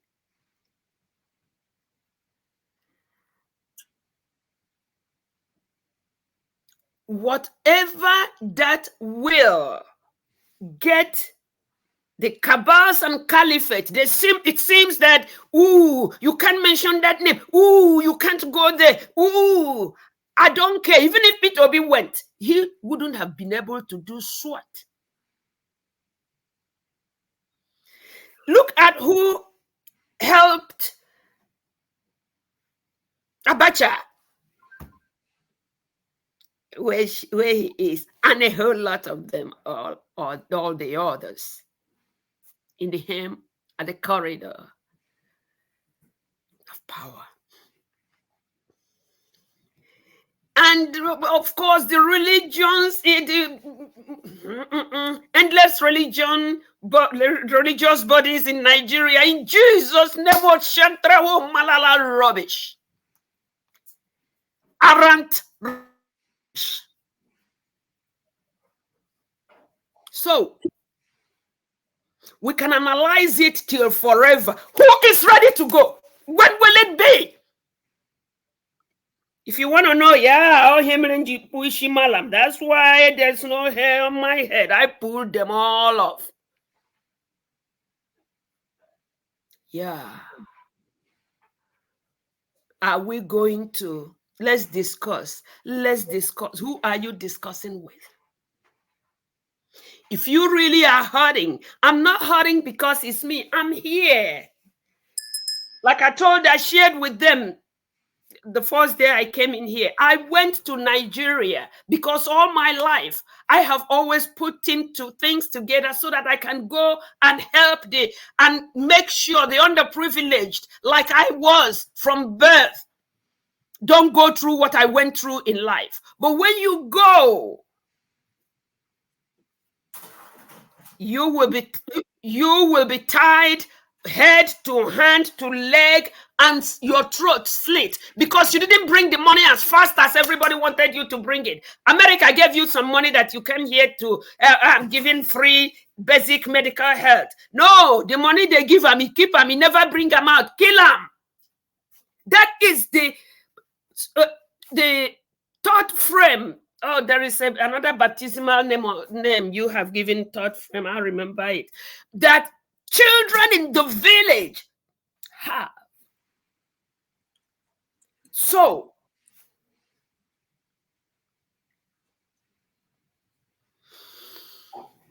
what will it be? God, no, so long as the cabals and caliphates are where they are, even if any of you enter, you know if you do nothing. I submit. Thank you so much. I beg, make no vex. I won't go chop. I'll still let somebody else come. When I'm done, I'll just be where if you want to bring me up, you bring. But for the next 10 minutes, I can swallow. Hold on. What are you eating? What you go chop? I tell you, nah bole. We be plenty. Where I come put obo inside. Come put some broccoli. You see them. And chicken. Thank you. One more thing. You said you are a great grandmother. Is that correct? Or Yes, I am. Yes, I am. Great grandmother. Which means say my granddaughter. Don't born. Don't pickinize. Wow, that's amazing. Congrats. Thank you, guys. Okay, Bye. Tone, you're next. Rudolph, this longer throat thing is getting out of control. People who are eating keep asking. You keep asking. I'm not eating breakfast. By the way, I may have to leave. Our guest for tomorrow is trying to connect with me so that we can test his system. But when that happens, I will hand So it over. after Tone, can I speak? I have guests coming to my house so that I can go and buy the drinks for them. Yeah, okay. After Tone, I'll come that way. Yeah. You mean the whole chief don't have Hey. whole chief don't have Detail where you they go. Chief, just came. Just relax. Yes. Go ahead, Tone. Go ahead. First time I'll be hearing broccoli going with boli. Anyway, that's by the way. Greetings, everybody. Right. Okay. Where can I start with? I missed the other part of religion, but anyway, that's a part of it. Well, I keep saying, and people sometimes some people will shut me down that I'm talking that I'm going to cause some platform to be taken down and all that. Listen, we all still have fear. We all still have fear until we are fearless. Because we keep telling people in Nigeria they should go on the streets. I'm talking to us now in diaspora, but we're afraid for our channels to be shut down. We all have fear. I know that. Pansat comes. I know Uncle Pansat. You know who he is. We've accepted him for who he is. But I tell you, the only thing that these people will fear and will get the attention is force. We can talk from now till tomorrow. We can write whatever we want to write and all that. It doesn't move them. They are there to run down the country. Tinubu and his gang are just not. They don't care. They don't have conscience. They don't just care. They are going to continue doing. Is 50% travel? Is it talking about how to get back the economy back to where it is? The man is confused. All his goons, they're all confused. The only thing they are good in is just stealing money. Going about all this while they've been burning fuel, polluting the atmosphere, flying around the whole place and all that, saying they're looking for investors. Do you look for investors? If you create an atmosphere where investors will come, I know they will. It's a natural thing. Everything will fall into place. So let's just not delude ourselves. As for Emefiele, let him deal with what he's facing now. Emefiele doesn't give a shit about you either or any of us. He's part of the corrupt the corrupt law that we're talking about. And let's not forget there was a time that he even wanted to run for presidency. Where did he get the money from? Have you ever heard of that sort of thing? You're central bank governor of a country and you want to run for presidency. Have you? I mean, it's just these people are just a bunch of idiots. And we are here, we're talking about him, we're crying tears for him, or we are sorry for seeing that Wike is trying to chance him. Let them destroy themselves.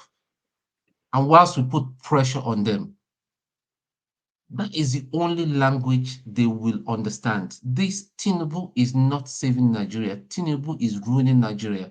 And they're already planning for this second phase of the ruin in whatever time that the next election is going to come. That's just what it is. Thank you. Thank you, Ton. Thank you. Let's go to Chim. Chim, you're next. Yeah, thank you. Sorry, I have visitors coming. It's that time of the year when you are either going to other people's home or they're coming to your home. So I need to go buy some drinks. Anyway, let me start by saying, now statistics we go shop. See, now it's coming down to roost. That na statistics we go shop. Suddenly, statistics is necessary for policy making. The policy or decision to rebate transport fare for your citizens is not a bad one. Ordinarily, the man should be commended. But you and I know, and as much as everybody on this platform who wants to be fair, and I'm not knocking Tinubu because I didn't support him or whatever views. No, this guy just did not show any aptitude and seriousness for the office he was coming to occupy. He didn't allow himself to be interrogated.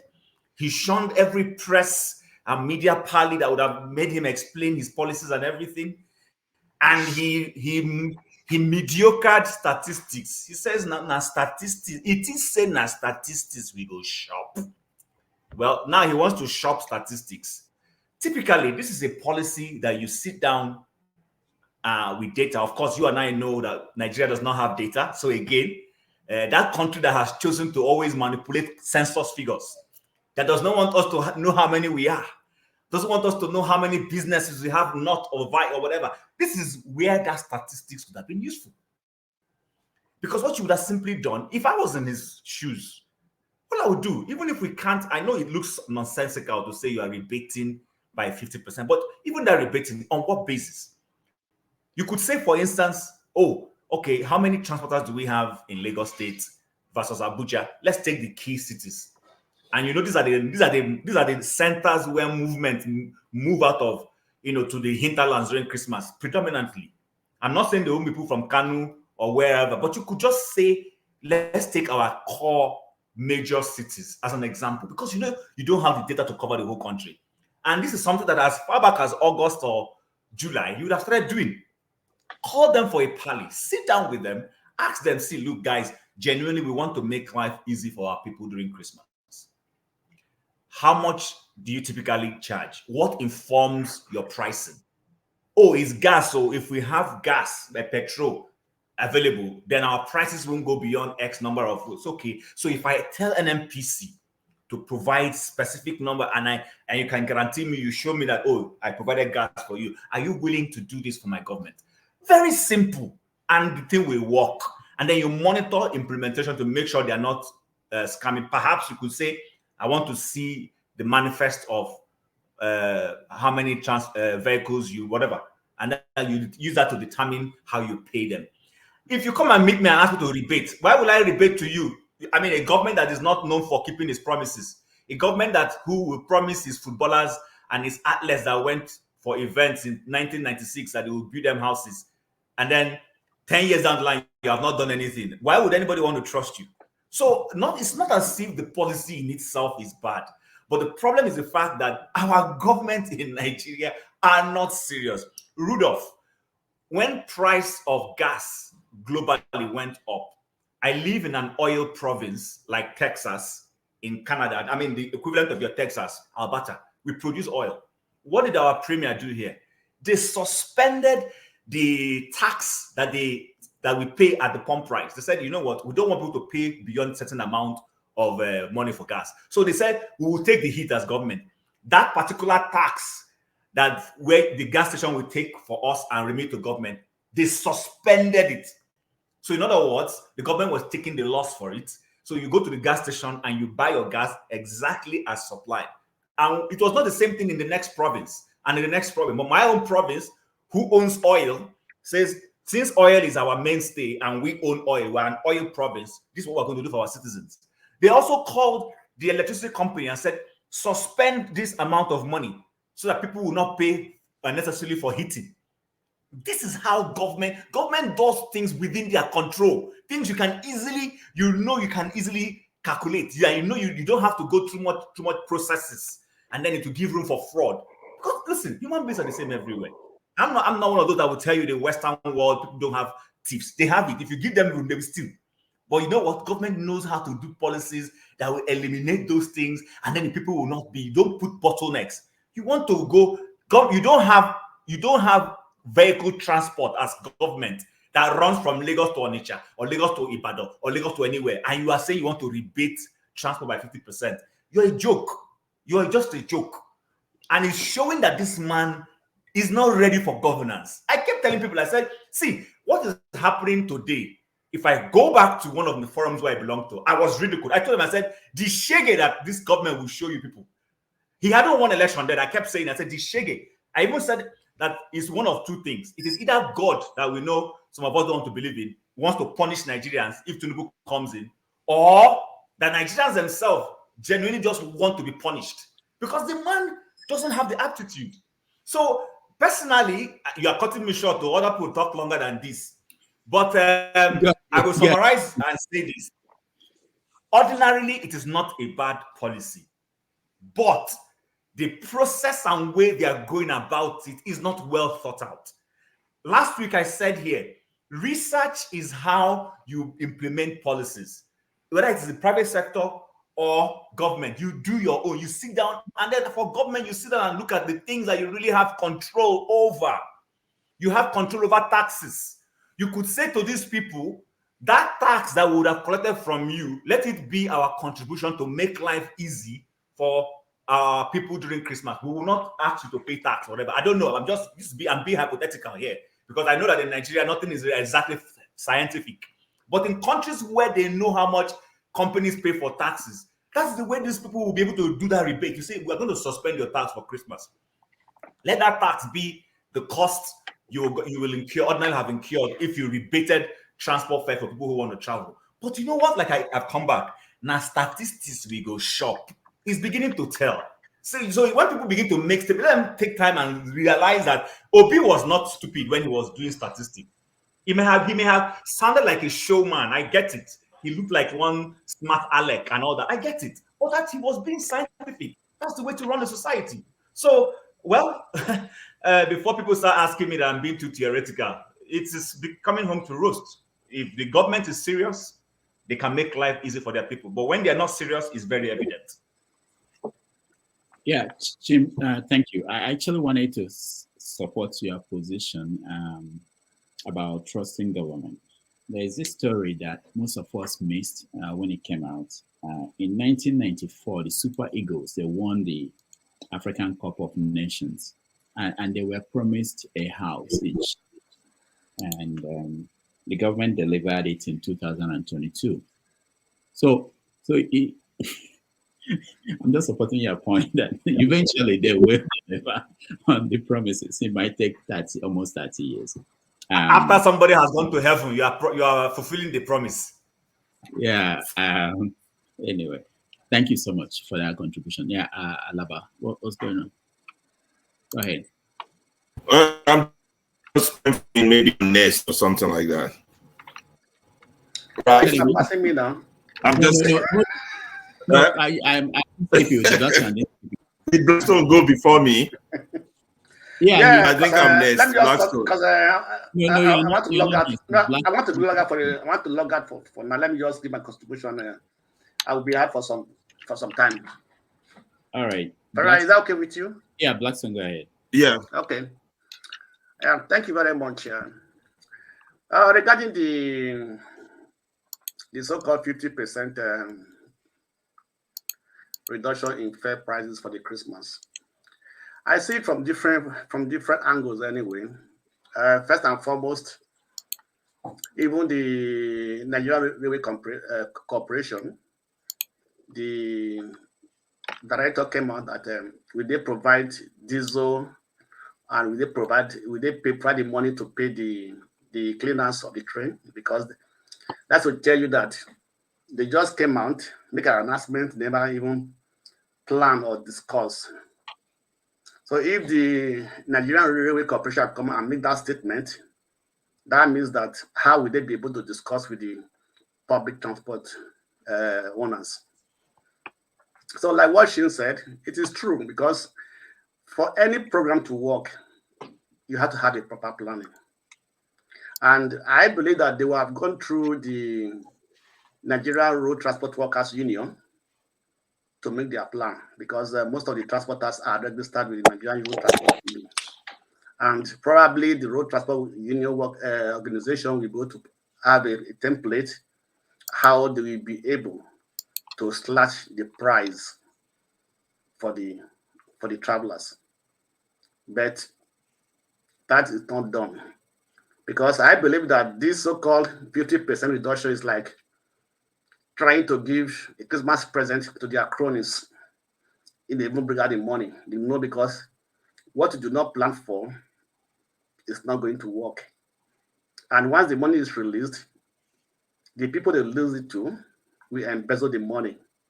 Right? I see it as like a Christmas present, indirectly giving Christmas present to their cronies. Right? And that's how I see it. Jim, you talk very well anyway, but one thing I will ask, all of us that are talking of proposing solution to Nigerian problem, how many of us here have gone home to go and propose, or to see our legislators or our local government chairman present our ideas to them? That's just one thing. Are you being rhetorical, or do you want an answer?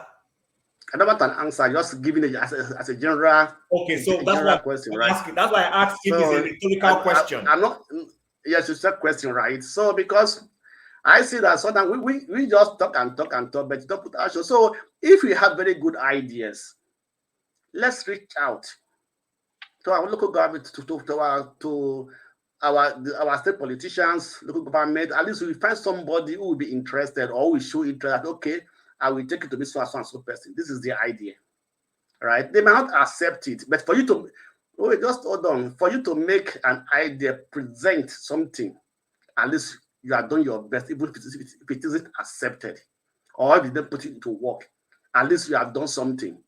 You can write it. You can probably beat your chest that I went home. This is what I did, but it was rejected. You know. So when we are talking and proposing solutions here, it's like we're just talking to the air, because we are not putting any effort. I like what you are proposing. It's very fine. People are proposing it very fine, but let's put it into action. Individually, we can do that. Right? Individually, we can do that. So we can try our best, even that even go in a group. But we can also reach out to, because can be able to reach out to our local government chairman, or some politicians in our constituencies, or from where we come from in our state. That is a step, at least a starting step. So let's try to do such things, right? So I know that sometimes it's difficult, but we can try. And when we try and it's not accepted or it doesn't work, then we know that we have done our best. Thank you. Thank you, the Blackstone. Yeah, Chim. Yeah. So I wanted to hear him before I leave. Blackstone. So you're waiting for me before you leave. Please go and buy your beer. Oh yes. No. No, I will go and buy my beer. So please, again, this is not my contribution, and I love what we're doing, but I don't want us to keep coming here and making it look like we're talking. Listen, there's nothing I have said here now that the eggheads, at least there are one or two eggheads in parastatal and government that they don't know. This is not rocket science. That's one. Then two, I happen to have a classmate who has come, not one, not two.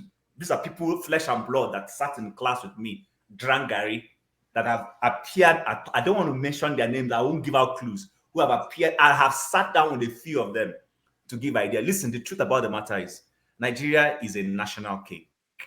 And people are waiting to get to the level where they go and eat their own cake. People are not interested in things working. There are a lot of people who are giving ideas, giving thoughts, that have been doing even before I was born. But those who don't want to listen, don't want to listen. So there is the problem in Nigeria is very systematic, and it's going to take a huge shift for it to work. I'm not saying anything that I have a big knowledge on, and is exclusively me. Many of the things I say are so base and simple that even those in government know this. So it is not fair that when we come here, we make it look as if people come to talk. We're only talking because we just have to say it. Otherwise, someone like me, I won't bother. I have classmates who have been ministers and commissioners. I don't want to boast about this. And I've been privileged for people to pay my hotel bill, and you give them ideas, and they don't go and do it. I won't mention names for civility. So listen, the problem in Nigeria is that Nigeria is seen as a national cake. People are waiting for their own chance to go and get a pie of what they are eating. And I'm being serious about it. I know people I have met. I have somebody who has become Speaker of Nigeria.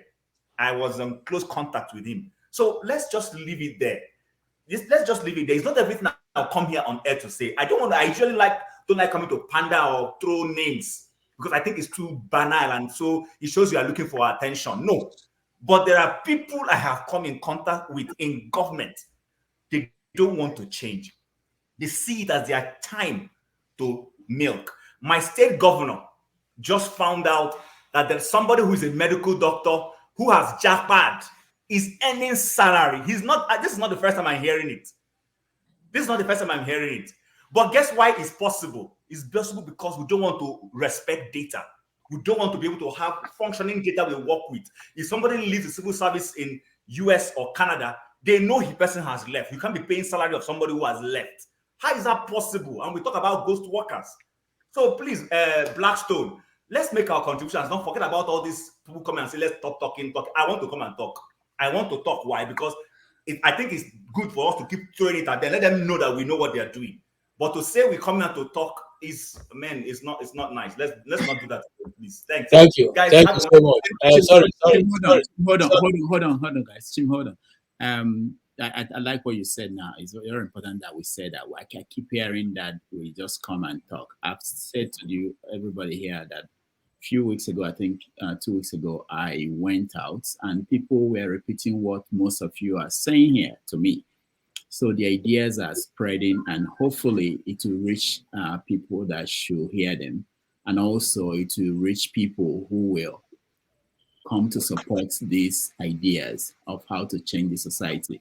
You can't change the society simply by deciding to go down there. The Blackstone was talking about local government chairman. In most states, they don't have elected local government chair people. So how do you change them? How do you influence them? If they were appointed by the governor who takes the money, immediately the money comes from Abuja and gives them something to pay workers. How do you control? How do you tell them to do things when they are not accountable to you? So that's very important that we understand how complex, like Chim is saying, the issues in the country. And it's not that the ideas are not there. Newspapers are full of editorials that are giving them solutions to things, all the problems we have. So it's not that it's not there. And I can tell you, if you have been around these people in power, every day, anywhere they go, people give them proposals, hand them proposals on this issue or this issue. And when they come abroad, if you pay attention and see them, there are people who are collecting it, proposals about every issue you can think about in the country. And at the end, they don't implement that. So it's not really about the ideas, but I can tell you that what we're doing here, it goes far, and we're doing the most important thing, which is educating people, informing people, sharing ideas. And I've learned a lot from a lot of people who are here, and a lot of ideas from here. It goes on and it spreads. I do go to other platforms, and people mention things that people said here. So it's not just, don't underestimate the importance of having conversations. All right. Thank you. I just wanted to say exactly what you have said. It's a talk shop. No, you cannot say. When your time, you will say. We don't have any office anywhere where we're going to call people. It's a talk shop. And we keep talking. We'll still talk next Saturday. We'll still talk again. So please, don't come with a... We are not... It's a talk shop. Oh, it's a talk shop, my brother. All right. Okay, now, my son. My son. Yeah, so maybe because I'm an educator, I believe in education. I believe in keep talking. Dr. Rudolph, or anybody who have gotten those things that I sent out, anybody who gave my email, please send it to other people. But particularly that second article about not the one with the list of possible topics, the other one that education and talking and discussion, and how all these illegalities we're discussing were learned socially. All this problem in Nigeria, we learn it. We're learning from 1960, 70, and it progressed 80, 90, and got us to this stage. And the same way we learn this bad habit, it can't be unlearned. It can't be unlearned. That was the point of that article, the second article that goes with that 2 document that I said. Please, anybody who has it, share it with others you have emails with. Let's read it. Now, on this topic of Fubara, I don't like talking about people, but I want to say that like every one of you know, I believe that the problem is we, the educated people. Out of 10%, 9 of us, out of 10, 9 of us are oriented negatively towards progress. The other 1%, we have played the role of we have apathy towards the problem. We don't want to partake. It's too complex. It's too dirty. It's too annoying. Too stressful. I remember, was it Gani firing me when during the time of that June 12 or whatever, or the military fight against the military. He was in his 50s, I believe, and I was in my 20s, right? So he was saying how he wished he was still in his 20s. And I heard that statement, and I was like, what does this man mean? How he wish we are in our 20s, leading student riots, demonstrating, fighting on campus. Students were the conscience of the nation back then, which today students don't even partake in national discourse. They go and say, on your man, we shall stand. So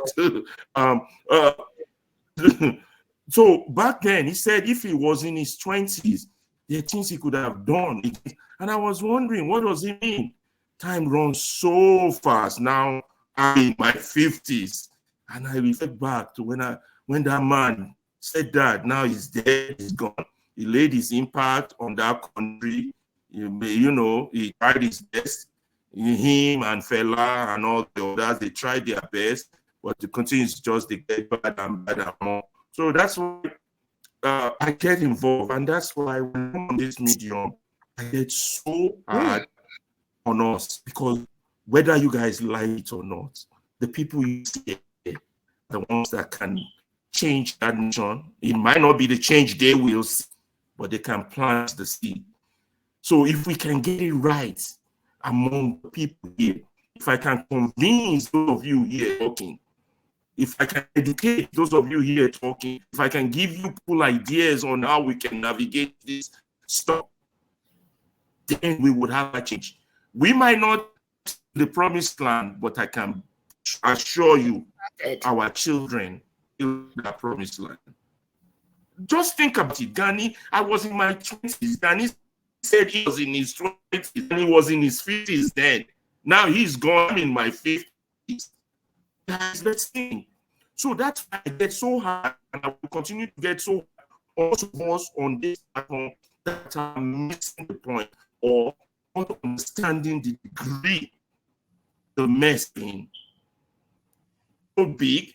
That's why we cannot sugarcoat things on behalf of those who have put us in this situation. We can't. We have to call it for what it is against them. No matter how we feel they might help us or we are close to them, we might see them as our people or our brothers. But let's be real, they know they are our enemies, even though they are our blood and clan.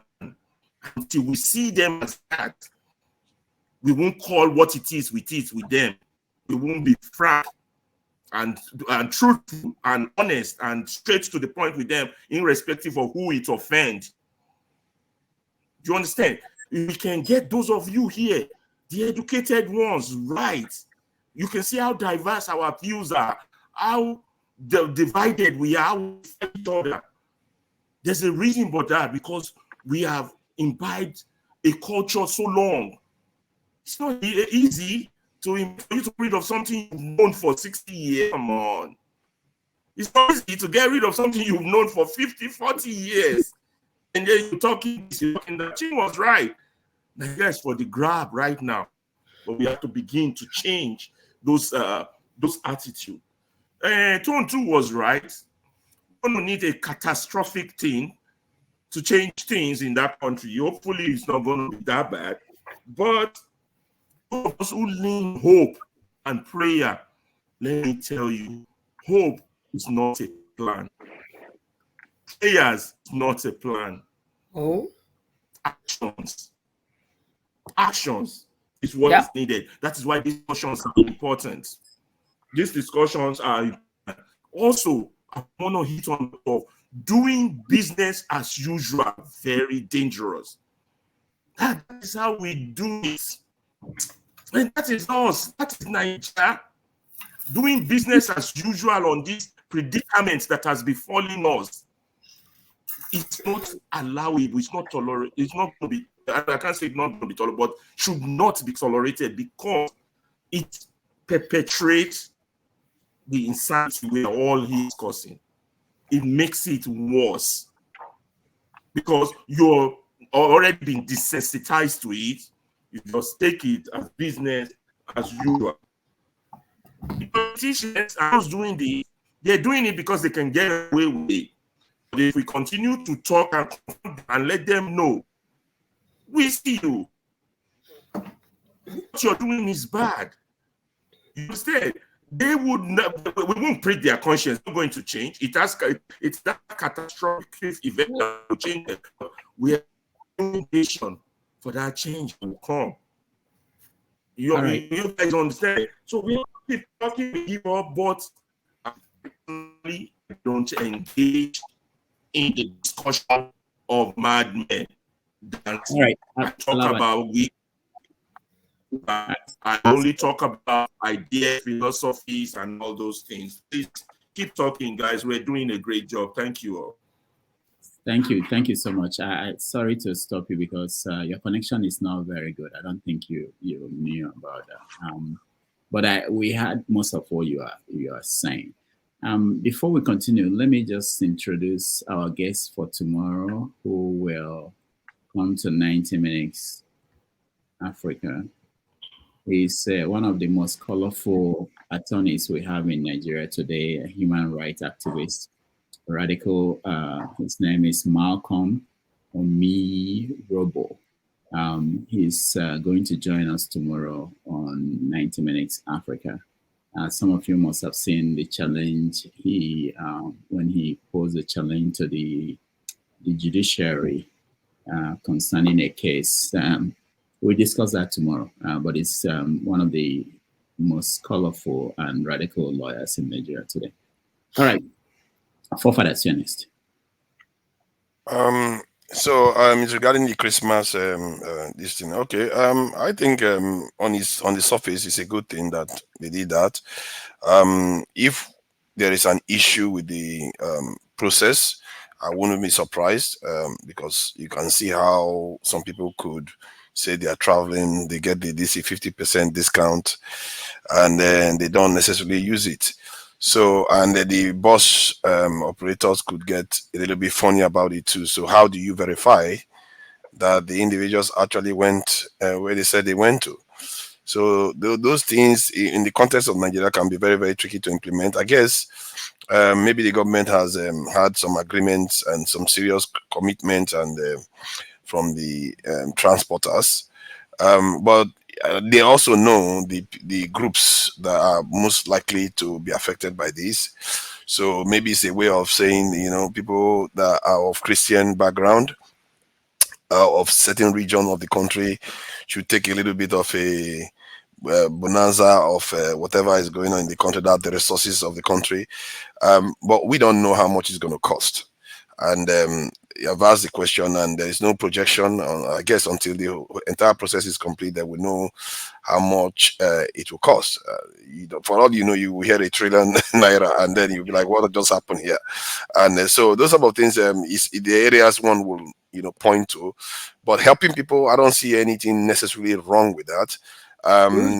Depending on the amount, I will say that I would rather spend funds on things that are more productive.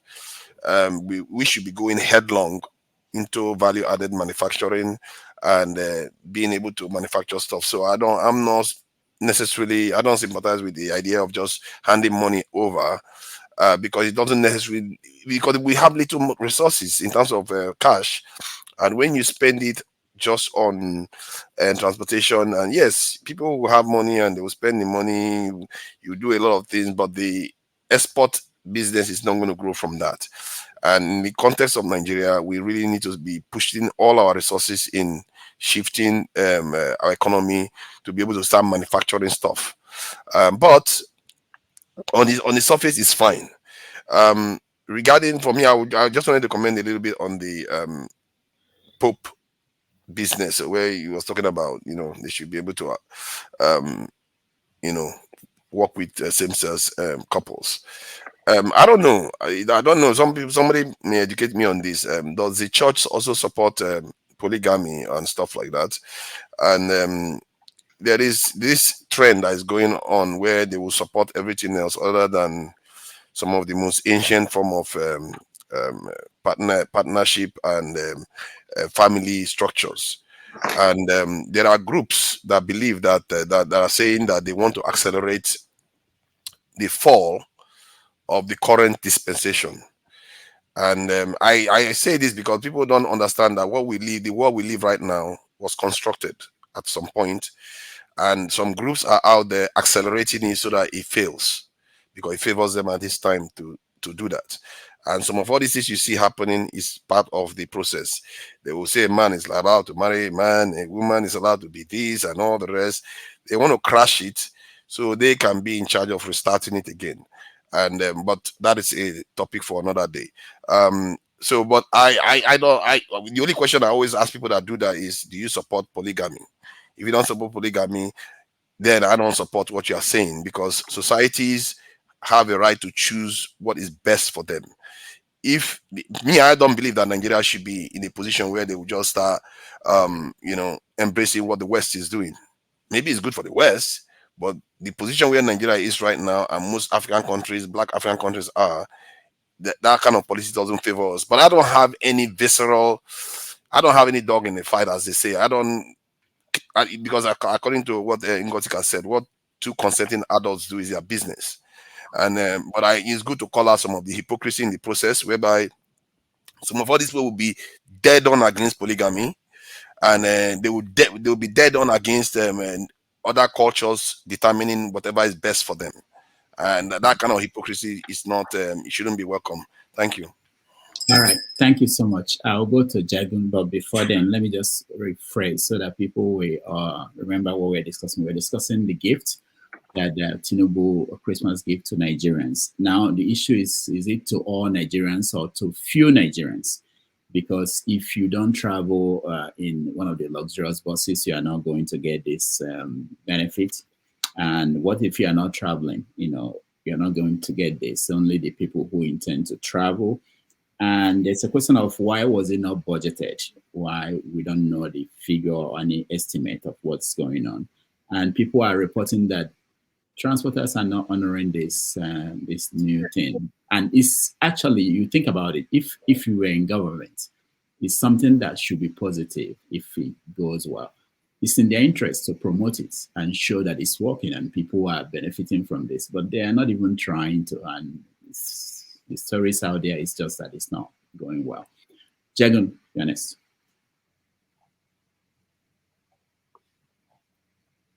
Unmute yourself, please. Thank you very much, guys. Good evening.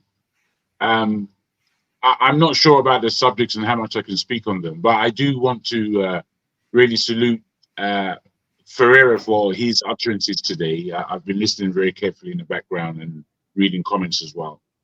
And Chim also, I think he spoke very well today in terms of just pushing and assisting the psyche of our people to think objectively, think differently, think critically, in order to make moves that can actually push our society along in so many ways. So I do wish to thank them and the platform for those submissions. I haven't been around for a while, and I've been busy. I've done a bit of not traveling abroad, but traveling around London and the UK on all kinds of bits and pieces. But in the break and in listening sometimes when I'm on the break and been a bit perplexed at the levels that we're speaking at. Today and the other 2 days that I've been listening, I've seen a sort of marked improvement. Maybe it's the young lady that's come on board to push all the men in a direction that makes some kind of sense. I don't know what it might be, but it's been intellectualizing. It has gravitas. A lot of what people are coming to the sense of. It seems that there's more agreement than just blatant disagreement for the sake of it, which I've enjoyed. So there's been some kind of salient and ongoing points being made that are pushing our narrative, and that I think helps particularly with the psyche of Nigerians around in Nigeria.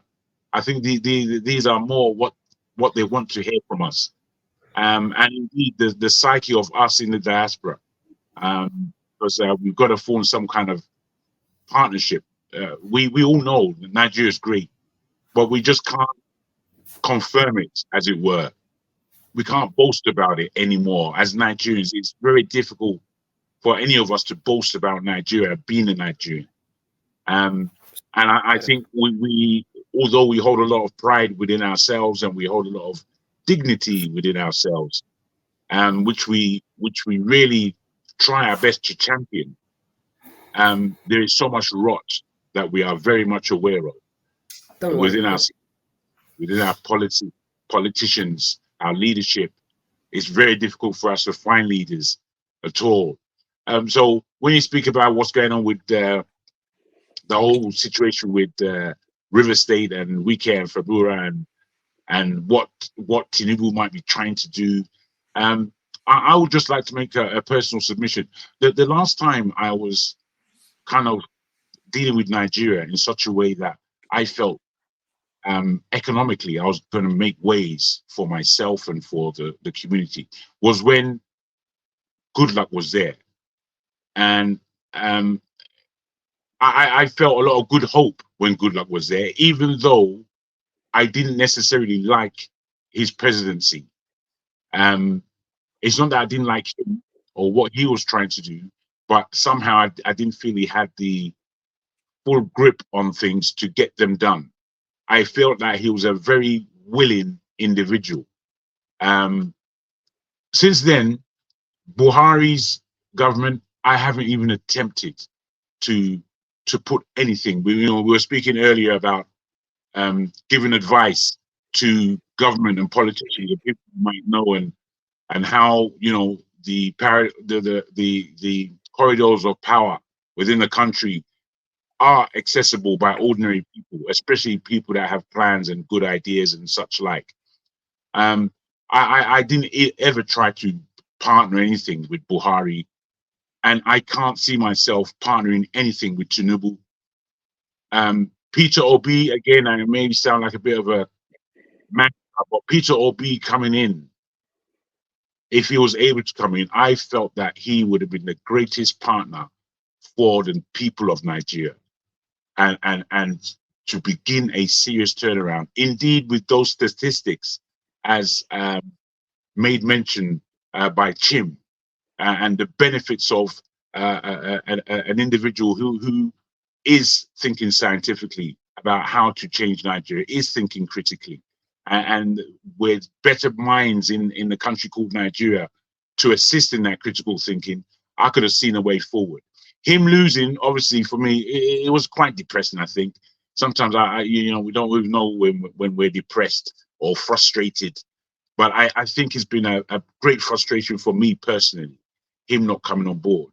However, I do see some kind of awakening taking place, not just with the platform, but with Nigerians on the ground, with our psyche. And I just want to end on saying that if we can use this platform to keep talking definitely and to keep trying to adjust our psyches, most importantly in Nigeria, but always reflecting on what we're doing outside here in the diaspora and what powers we can galvanize, I think it's a great way forward. So I didn't want to say much, but I just did want to say that. So thank you, guys. All right, thank you. Let's KJ, go ahead. 1 minute. Okay. Let's begin from the beginning. The person who made the announcement is Dela Lake. Dela Lake is not the Minister of Transportation. He's solid minerals and all the rest. That's one.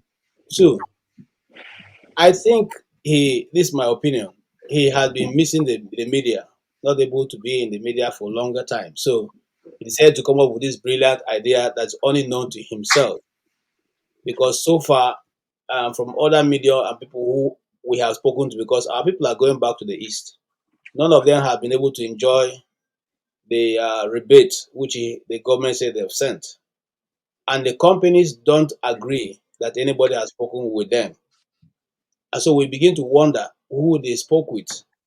And then one of them say it starts from 1st of January, 1st of December, but we're already in the second week of December before these announcements were made. So were they giving it in absentia without the transporters knowing and the people operating the train knowing that these things are on?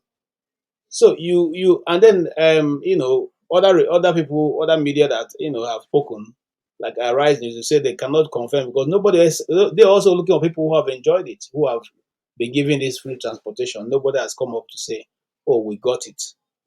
So it goes to say that Igbos have a proverb that no whatever snake born must be very long.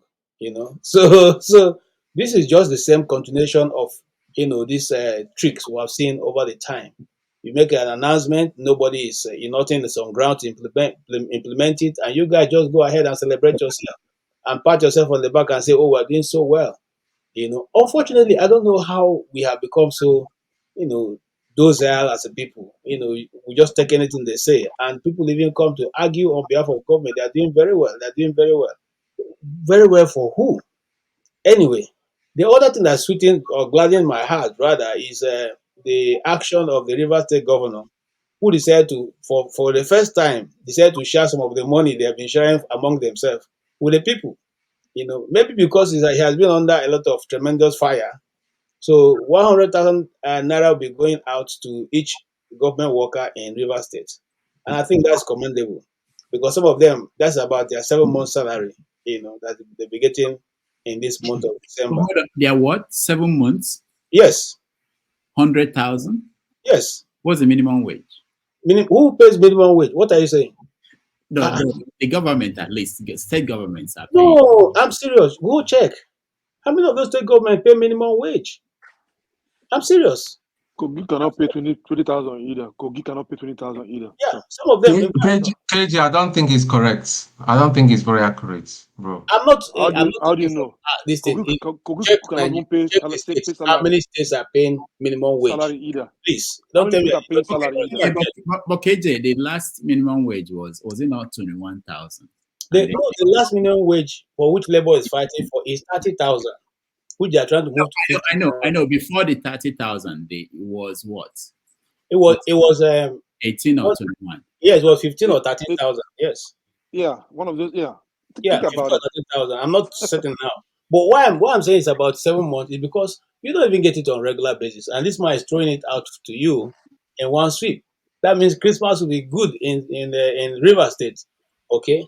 But again, I'm just trying to do this because I thought by now we'll be discussing Donald Trump, which that's the next topic. Okay, so now why he threw that in is because the game is on. Remember that I want to comment on the meeting with Tinubu. Remember that thing was already written and concluded and handed over to them. So it wasn't like there was a meeting. And I'm quoting the elder that was in that meeting, who gave an account of what happened. They walked in there, they were given that thing to sign, and they were threatening that if they don't sign it, that this is a presidential fiat. That's the word he used, a presidential fiat. So it must be implemented. Even when they ask, what about the members you say they should go back to the assembly who are now members of APC? Should they also return to PDP? The president's answer was, these are my children. They ran to me. Should I drive them back? So the question is no. If you read between the lines and the underlying statement that's not made, you find out that just a question of time, they will go back and impeach that guy. Once he gives them the place to sit, they will impeach him. There's nothing stopping it. So if I were him, I will continue to play the same way because now it's a game of game of death. If you remember Bruce Lee's one of his films, so it's a game of death. Whoever blinks first is going to go. So I'm Wike, who want to control 2 states in Nigeria. Also remember on this your platform, we talked about what Wike was coming to do in the FCT before he came. We said this is what he's going to do. So he's doing exactly what the puppet masters have asked him to do. And so don't expect anything different. Don't expect those who are thinking Nigeria is going to develop in 4 years because Tinubu is in power. They should think again because this is going to be how it will continue to go back and forth till the end of the 4 years. Thank you. Right. Thank you, KJ. Let me just point out that the whole public service, civil servants in Nigeria, their number is 720,000. So you can imagine when you hear these stories that the government is paying 100,000 to civil servants in Rivers State, it may not be up to 10,000 people. I don't know what the number is. So it's not a lot of people. And also you have to think about people who are not privileged to be public servants. What happens to them? What are you giving them? How do you take the money of the state and just give out to... What about ghost worker? Ghost worker, there are a lot there too. Don't forget about that too, man. Ghost workers everywhere. All right. So what about the people who are now part of that?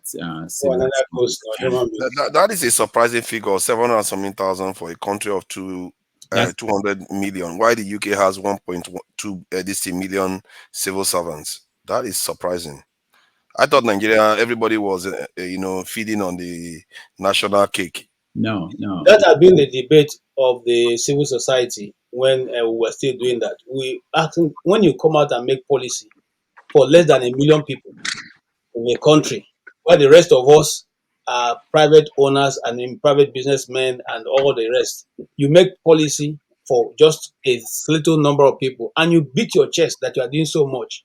One wonders where the rest of the money is going. That's just remember in this same Nigeria when we used to be there. When we were growing up, our parents used to have car loans. You either qualify to get a Peugeot 504 SR or GL, or you get a Passat, or you get a B2, depending on your rank. A car loan from government. I'm not saying, and it wasn't when Nnamdi Azikiwe was a small boy. It was in my time. Okay. But today, you can't even pay basic salary to the people, and everybody keeps quiet as if we have to beg them to do what is necessary and what is right. It's so painful. Yeah, but we are still arguing for a smaller state. But these numbers are really shocking to me. America has got about 3 million civil servants. The UK has got 1.2 million. UK is 66 million. We are this in 200 million. And they have more civil servants than we do. And many of us today will instinctively argue for a smaller state. That is surprising. I don't know. I didn't know that number. I was shocked to Forefathers, the question is, okay, the one that you have now, what are they really doing? That's what I'm saying. Those countries you are mentioning, you see there's actually work for them to do. That's fine. That's a good point. But also, forefathers, I'm not sure the figure I'm looking at. I don't know if the military, they're part of it, or the police, and I don't know. No, they don't include the military. Definitely, if they include the military and police, it would be more than 700,000. I hope not. All right, all right. Let's hear from please help me. I don't know what to pronounce. How do you pronounce it? Amy. Yeah, so that's just Emmy. Yeah. Okay. Emmy. Okay. Welcome to the show. Thank you, Dr. Damages. Good evening, everybody. Well, so I just said I should join the discussion, and of course, I think I came a bit late, and I heard some people anyway, Chim and some other guys talk about the weakest, the former CBN governor story, and I don't know where you want me to start from, but I think maybe from the. We prefer that we stay on the topic at the moment, but we allow you can weigh in on other things that we already spoke about. All right. So what's the topic of no? Sorry, just to ask again, because. All right, we are talking about right now. We're talking about the gifts, the transportation costs. That. Oh yes. Well, my opinion on that is it's just one of the ways we tend to waste money in the country in order to, we just want to show that we are working. The government wants to show that they are working and that they have the people at heart. And, they just begin to make decisions that eventually you just have to question yourself. How do you even quantify the value of these decisions themselves? And now, as what we've heard now, you see that maybe they even had the plan that it has to be from the 1st of December. Now, this is December 23rd. And maybe it's only 1,000 people that would have benefited from this, if there is even a number to quantify that. But eventually, you realize that it will be a way to embezzle money again. And I won't be surprised in the next 2-3 months, the humanitarian minister will come out and say, oh, during that December period, we over 1 million people were, transportation for 1 million people were catered for, closing to a so amount of money, maybe in trillions of naira. So, it's just going, this is just part of what we are talking about. And for me as a person, I disagree with that. I would have even appreciated if they if they really had planned towards this, like long ago. Now, what people really need is food. People want to eat food. I don't know if they could have converted that such that a bag of rice could have been brought down to maybe 14,000 naira. Because if, as the Yorubas we always say, if feeding is out of the equation of problem, then there is virtually less problem to tackle. You get the point? So the thing is, if this had been converted to food, that would have been better off. If there would have been a kind of state of emergency on feeding, that okay, no matter what, nowhere in Nigeria should a bag of rice be sold for anything more than 14,000 naira. Of course, we would have said, oh, what of people who are in that business?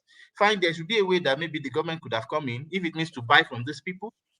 Or if you are, you get this, there should be a way that if it is buy from all these people, even for the farmers that have done this, sell it to the government, let the government buy this, and then the government can sell at a subsidized rate for everybody. So that at least people can eat, because people are really hungry this time around. And I don't know hungry people how they'll be traveling. Of course, Nigerians, a lot of people will always find a way. There's this ruggedness, so we can cope with almost everything. But the truth is that in when you have a 200 million people, trust me, maybe 150 million are really hungry as at this time. And if you see the activities of the 50 million, you think the whole country is bubbling. But the truth is that a lot of people are in their house this time around praying and asking God for where the next food will come from. You can imagine a person that can't even, how much can you even buy a cup of rice this time around?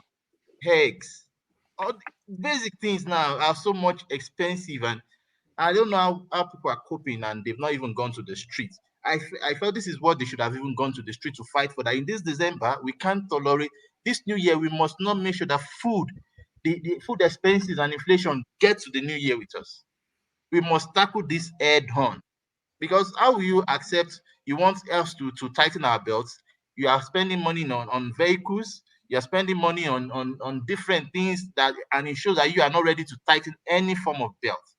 And yet you want people to go hungry, and there's no plan to even say, okay, in the next 6 months, this is what we are going to do with food. This is where we're looking at. You get the point. There's nothing. Everything is just on floats. So which means that, and entropy always goes to the maximum every time. The food price will continue to go higher and higher and higher. So how do we want people to cope? So I'm bothered with food. I don't know why they went for transportation, because who are the people going around traveling actually? That's the point. So food should have been catered for, in my own opinion. All right. Thank you. I think we should, if there's a way, we should suggest, if there's a way that this forum can come together to put things together and send a message that rather than doing any other form of philanthropy, food should be tackled head on. There's no reason a bag of rice should be going for further than 14,000 naira in that country as at this time again. That's a fact. All right. Thank you very much. Thank you so much. Dr. Rudolph. Yeah. What he said, what the last speaker said, yeah, because I I mean, he denied that he didn't vote for Tinubu, but I know he's not saying the truth. He's saying half truths. When he first started coming to this thing, these are the same people that were hailing Tinubu, that he was a city boy and all that kind of thing. Now, if I bought a bag of rice, I've hustled and bought a bag of rice for 40,000 naira, and you're now asking me to sell it to the people for 14,000 naira, then the deficit, who is going to deal with deficit? A country that has no record, nothing. See, listen, my brother, I'm not attacking you, but this thing doesn't work. Let's just acknowledge it's a disaster. The only thing that will solve this thing is force. The only language that they will feel if someone has to pay, that's it. It is force. Don't. Thank you. Can I say something, please? Let me just come here. Number one, I didn't even vote for Tinubu, as you advocate, as you just said. I am pro. I love change, and I wanted Peter Obi. In fact, to my persons at home, I have supported Peter Obi. But let us even forget that is politics and now governance.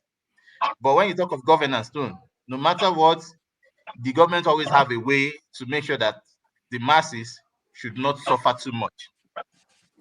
So I don't want to get that, but there should be that's why they are the government. We've given them all power. We've rendered all our powers to them, that they should make our behalf and make the good decision for the number of people to benefit from. So I don't know if you mean people have gone to buy a lot of people are in this business. Yes, no big deal. It could mean that they should take an inventory of people who are in this business, but make sure. And you see, I don't even blame them. I blame the people. I blame everybody. That's just the fact. We are too docile. Look, this December should be that everybody should be on that street and start shouting. If bag of rice is not less, is less. I mean, it's more than 14,000 naira. Everybody should have been on that street within 2 weeks. Look, within 2 weeks, something drastic would have been done. Wherever the creativity would have come out from, it would have come out from there. If it means to order importation of, there will be a million of ways to solve that problem, and the larger number of people will benefit from it. That is it. Because how do you say people should look? Anyway, I think that's just my point. Let me just cut it there. But I didn't support. No need to even talk about it anyway. All right, thank you. Let's watch this before we continue. We'll change the topic from here. Say something about the topic. Can you sign here? You look at it, you know what that means, but you sign because you are getting your cut, isn't it? At times, some clients want you to lie for them.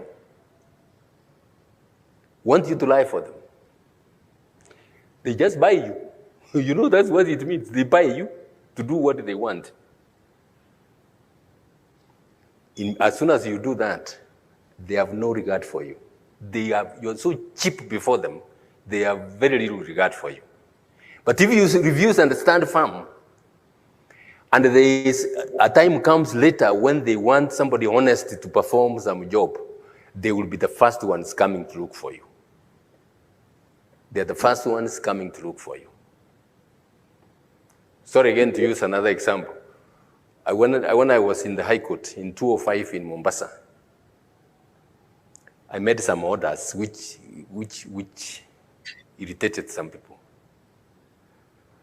I restrained the coming in of sugar, worth more than 30 billion shillings. So these people, the owners were frantic. They wanted this sugar released immediately, so they went looking for a lawyer who is my friend. You know what they asked him? Tell that judge to quote his price. This lawyer knew me. He says, that man has no price. He says, no. There is no Kenyan who doesn't have a price. He says, no. And in fact, that lawyer was very annoyed. He didn't want to be involved in that kind of thing.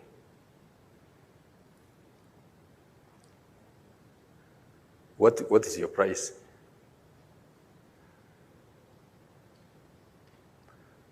What I'm saying is, are you ready to be bought? In some places, you may not be the one making the decision. But if you agree to be used, you're just a doormat. we are more than that.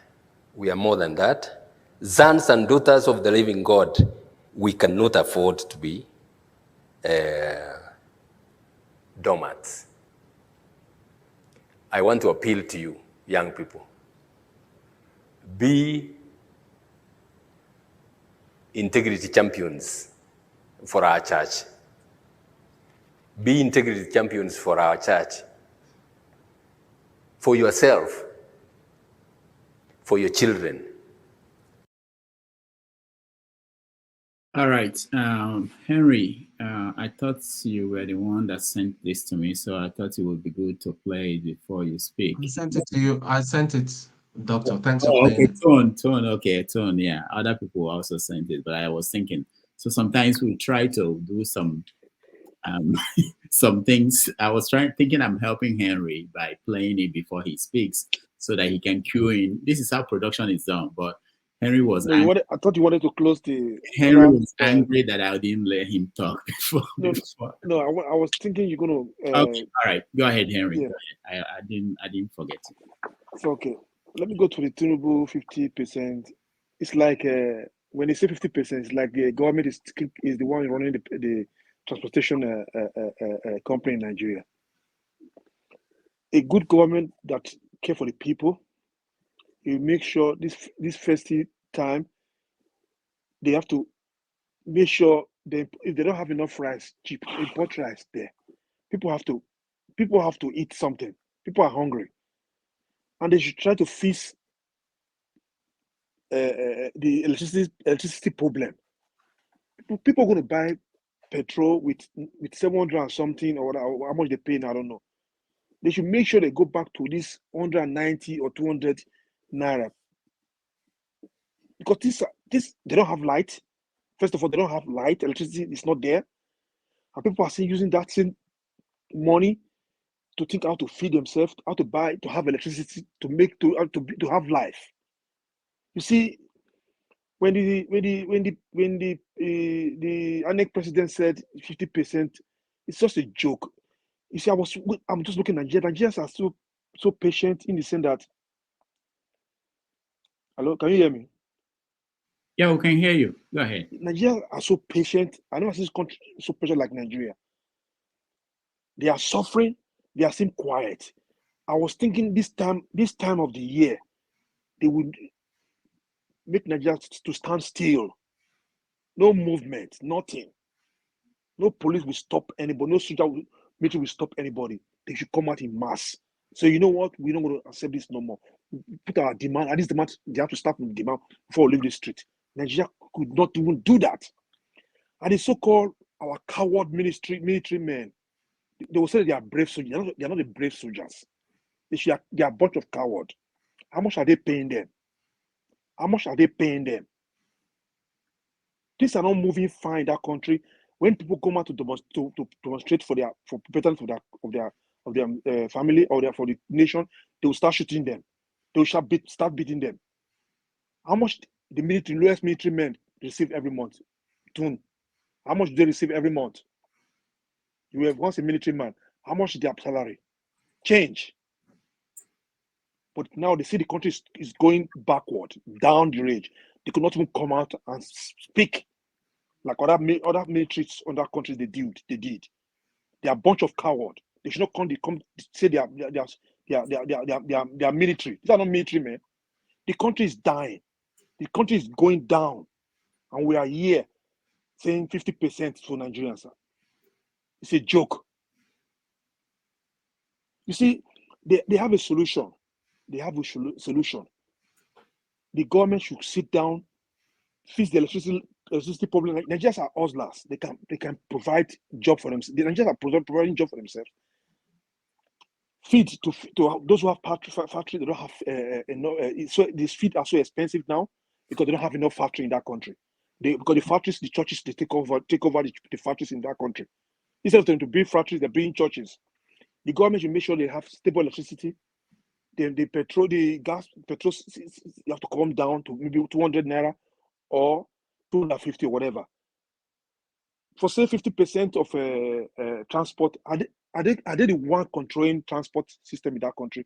Not like in Germany here, when they have the government will say they would say, okay, we want to reduce flight transport, train station, train ticket to maybe all Germany. You want to pay to travel with Germany, the whole Germany.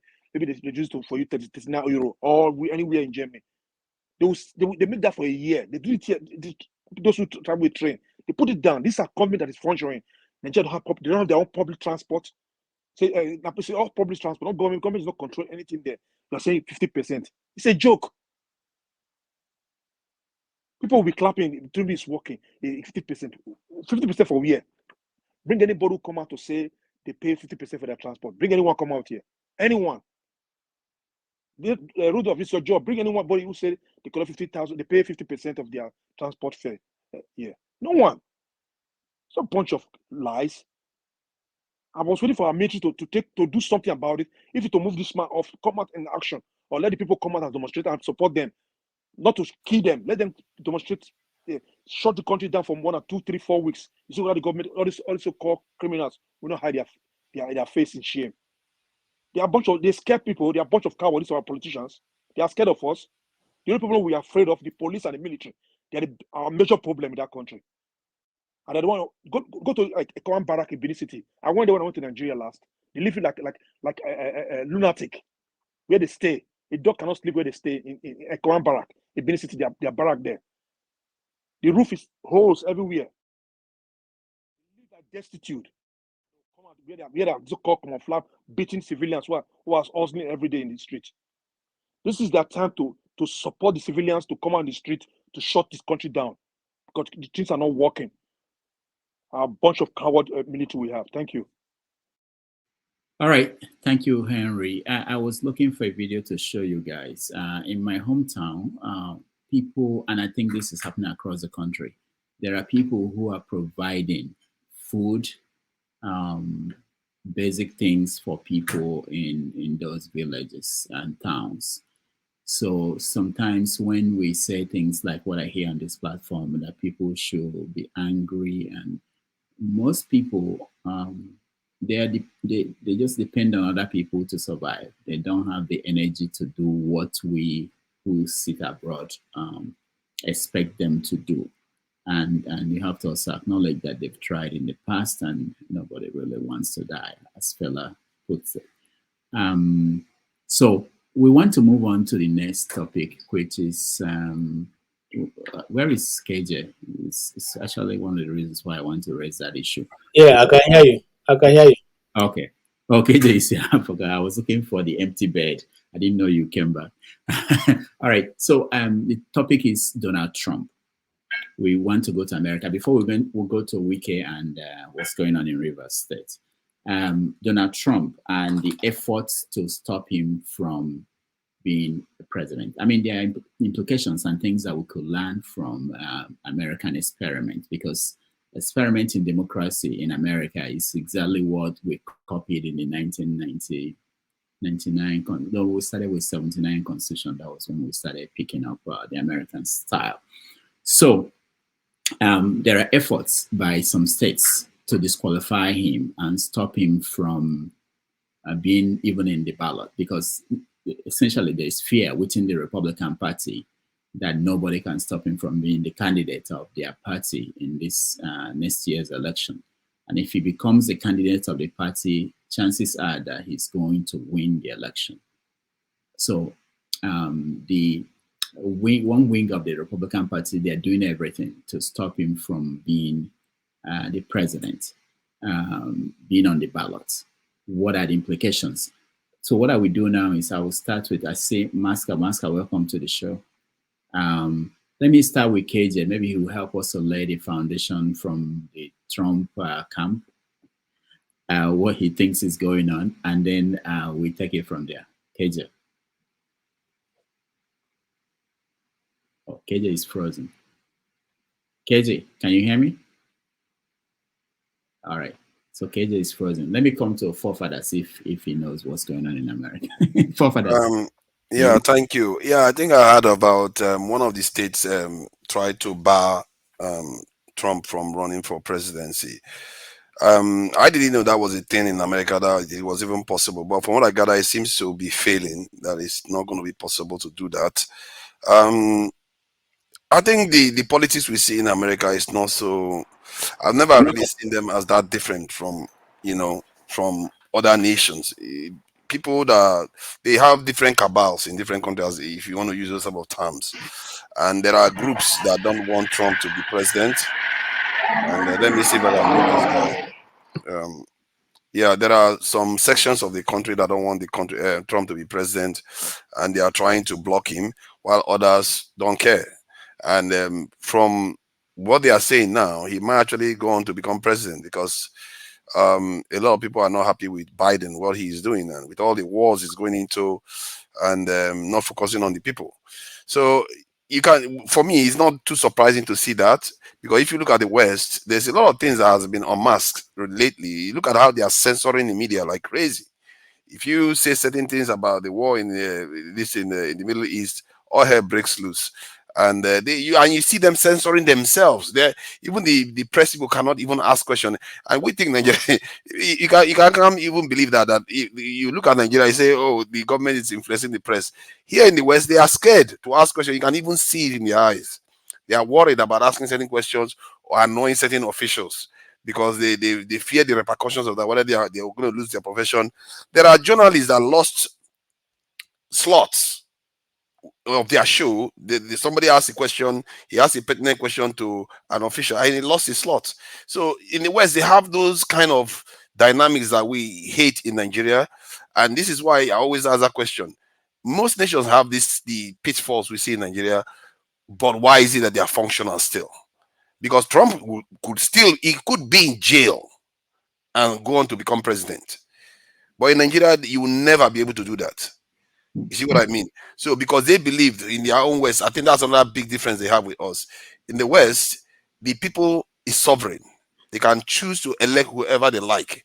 Even if it's somebody's in a psychiatric ward or is in jail, they can make him a president. But in Nigeria, you can't. That's one big difference that they have. But there are other differences. But in the end, it's not our country. And the only thing I think Nigeria should take from it is that some of all these things we see in our country is not unusual. I think this is a human trait.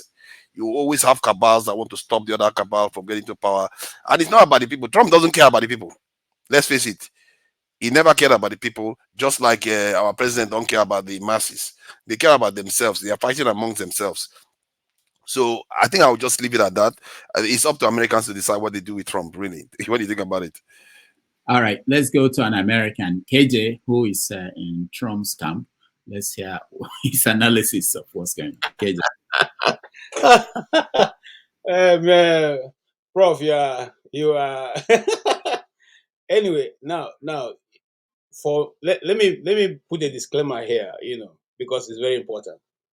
I support what is good, irrespective of where I stand with the individual. I try as much as possible to deal with my emotion outside of what is going on in the system, be it politics or governance. Okay, having said that, I took a study of what actually, I didn't really understand, and I did part of international politics. I didn't really understand what they mean by third party influence in America until I got to this point. In other words, there is always that where everybody converges, but in the open, they are either Republicans or they are Democrats. But in the actual sense, they are not any of those. They are in the middle, and they are not like somebody said earlier on, liberals. No. Now, I will not go into that much, but I just want to say, bear in mind that something like that exists and is real. In the case of Trump, some people think it's because he makes some made some assertion that he's a Christian. That is why people seem to support him. No. You see, there's something we read those days in theater called the protagonist and the antagonist. Now, the antagonist is always in the masses always go for the small man who is being beaten by the big man. And in this case, the government is the big man beating the small man. Everybody's emotion will go to the small man who they feel is being oppressed, who they feel is being maltreated, who they feel is not being treated equally. So when you bear that in mind, then you just oppose it to what's going on even as we speak. Because if Hunter Biden is what's his name, the son of Donald Trump, he will not be walking the streets of America. Talk more of him making comments. Talk more of even defiling the subpoena that was given to him by the Congress. Let's put that apart, because people like Steve Bannon, were sent to jail. People like there's one other guy, they were all sent to jail because they defied going to the subpoena that was issued to them. So, what am I saying here? Coming back on the issue of Donald Trump, some people sometimes we just say these things, as black people, that Donald Trump hates black people. I want to bring your attention to one thing. Mike Tyson, the person who gave him his first break, is Donald Trump. Donald Trump, you go watch this thing, go back to history. Donald Trump was also there when he had his fight. So I'm saying that to say that I don't want to go into that direction.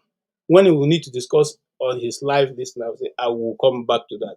But in this case now, what the government, now the state of Colorado, simply had just passed that 3-4 ruling, saying he's been barred from their state and from being put in the ballot. But is that correct? It's not correct. It is against even the American Constitution, because the people that determine who should be and who should not. By the way, the law they are quoting against Trump was used first against the insurrectionists, the people the Confederates who fought American Civil War. That was when this was brought to try them. But even if you go back to that history, you find out that even the people who led it, who wrote the charter for which they used in fighting that war, okay, were later elected into the speaker, into the House of Assembly, into the House of Representatives, and even one of them became speaker later on. I mean, if you give me time, I can get all that out for you. So it didn't make sense now to say that you are banning this man, because no court of law has found him guilty. And nowhere has been accused. Even all the cases going on against him now, no one charged him for insurrection. You cannot stand up as just an individual and declare somebody has become an insurrectionist when they have not been found by a court of competent jurisdiction. I think that's the law in America. And it doesn't stop because you have Donald Trump. The law will apply as accordingly. Now, I'm saying that to say, coming to this point now, I'm saying, now, majority of people who I have followed over the time, especially a center called American Center for Law and Justice, ACOJ. They took time to explain what this is all about. Some of them don't like Donald Trump and they don't agree with him. In fact, just this man, the professor, who he has never voted for Trump and is ready to vote against Trump, okay, he still analyzed this and said, no, even though I don't like Trump, this is totally wrong. Okay, this is the people that will decide. You are the Secretary of State. I mean, as the General of a state cannot stand up and say this person is not worthy to be on the ballot. You are taking the powers that doesn't belong to you, and so that is how it is. We know that eventually it will not stand, but there a lot of effort to be made, because why? They are afraid. And I don't want to go ahead, I don't want to go ahead to say the reason why they are fighting him. But if you want me to give you all that story, my number is there. I can give it to you in private. Hold on, we can come back to you and hear what you think is the reason why they are fighting him. But there are some things you said here. I will also come back to you. You talked about Biden, Joe, Biden's son, Hunter. I think the story you told is not exactly how he was willing to go and testify. But he only said that he wouldn't do that in private, which is what the Republicans were asking him to do.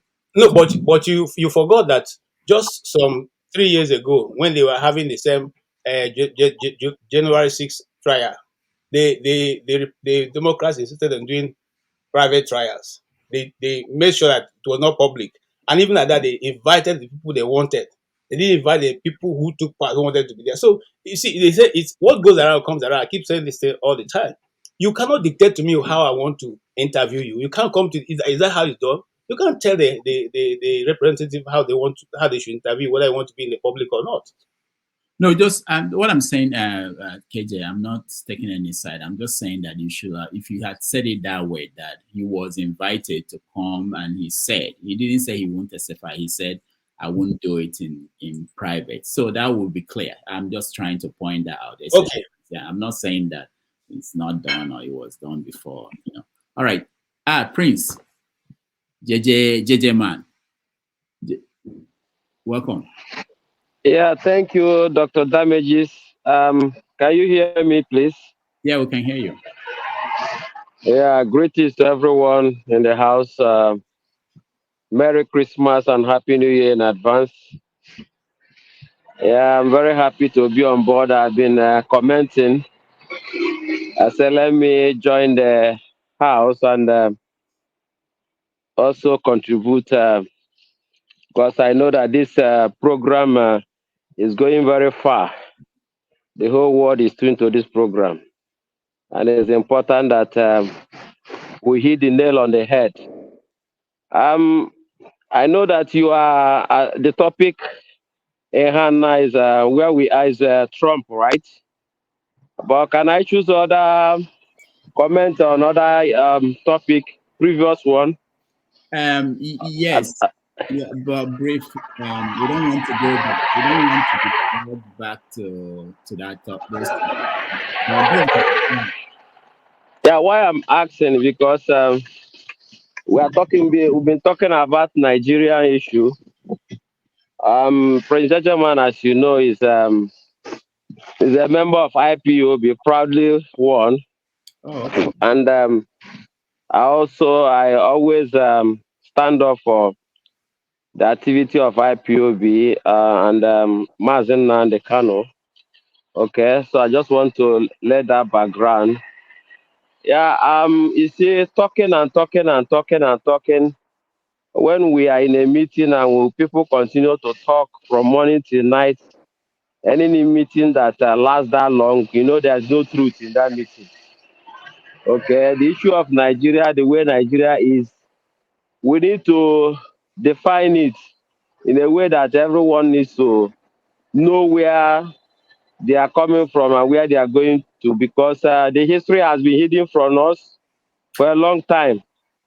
The history was removed from history book, and we thank God that today we are being enlightened. Thank God for people like Mazen Nnamdi Kanu, Dr. Damages, and Mayegu General. So what I want us to know is this.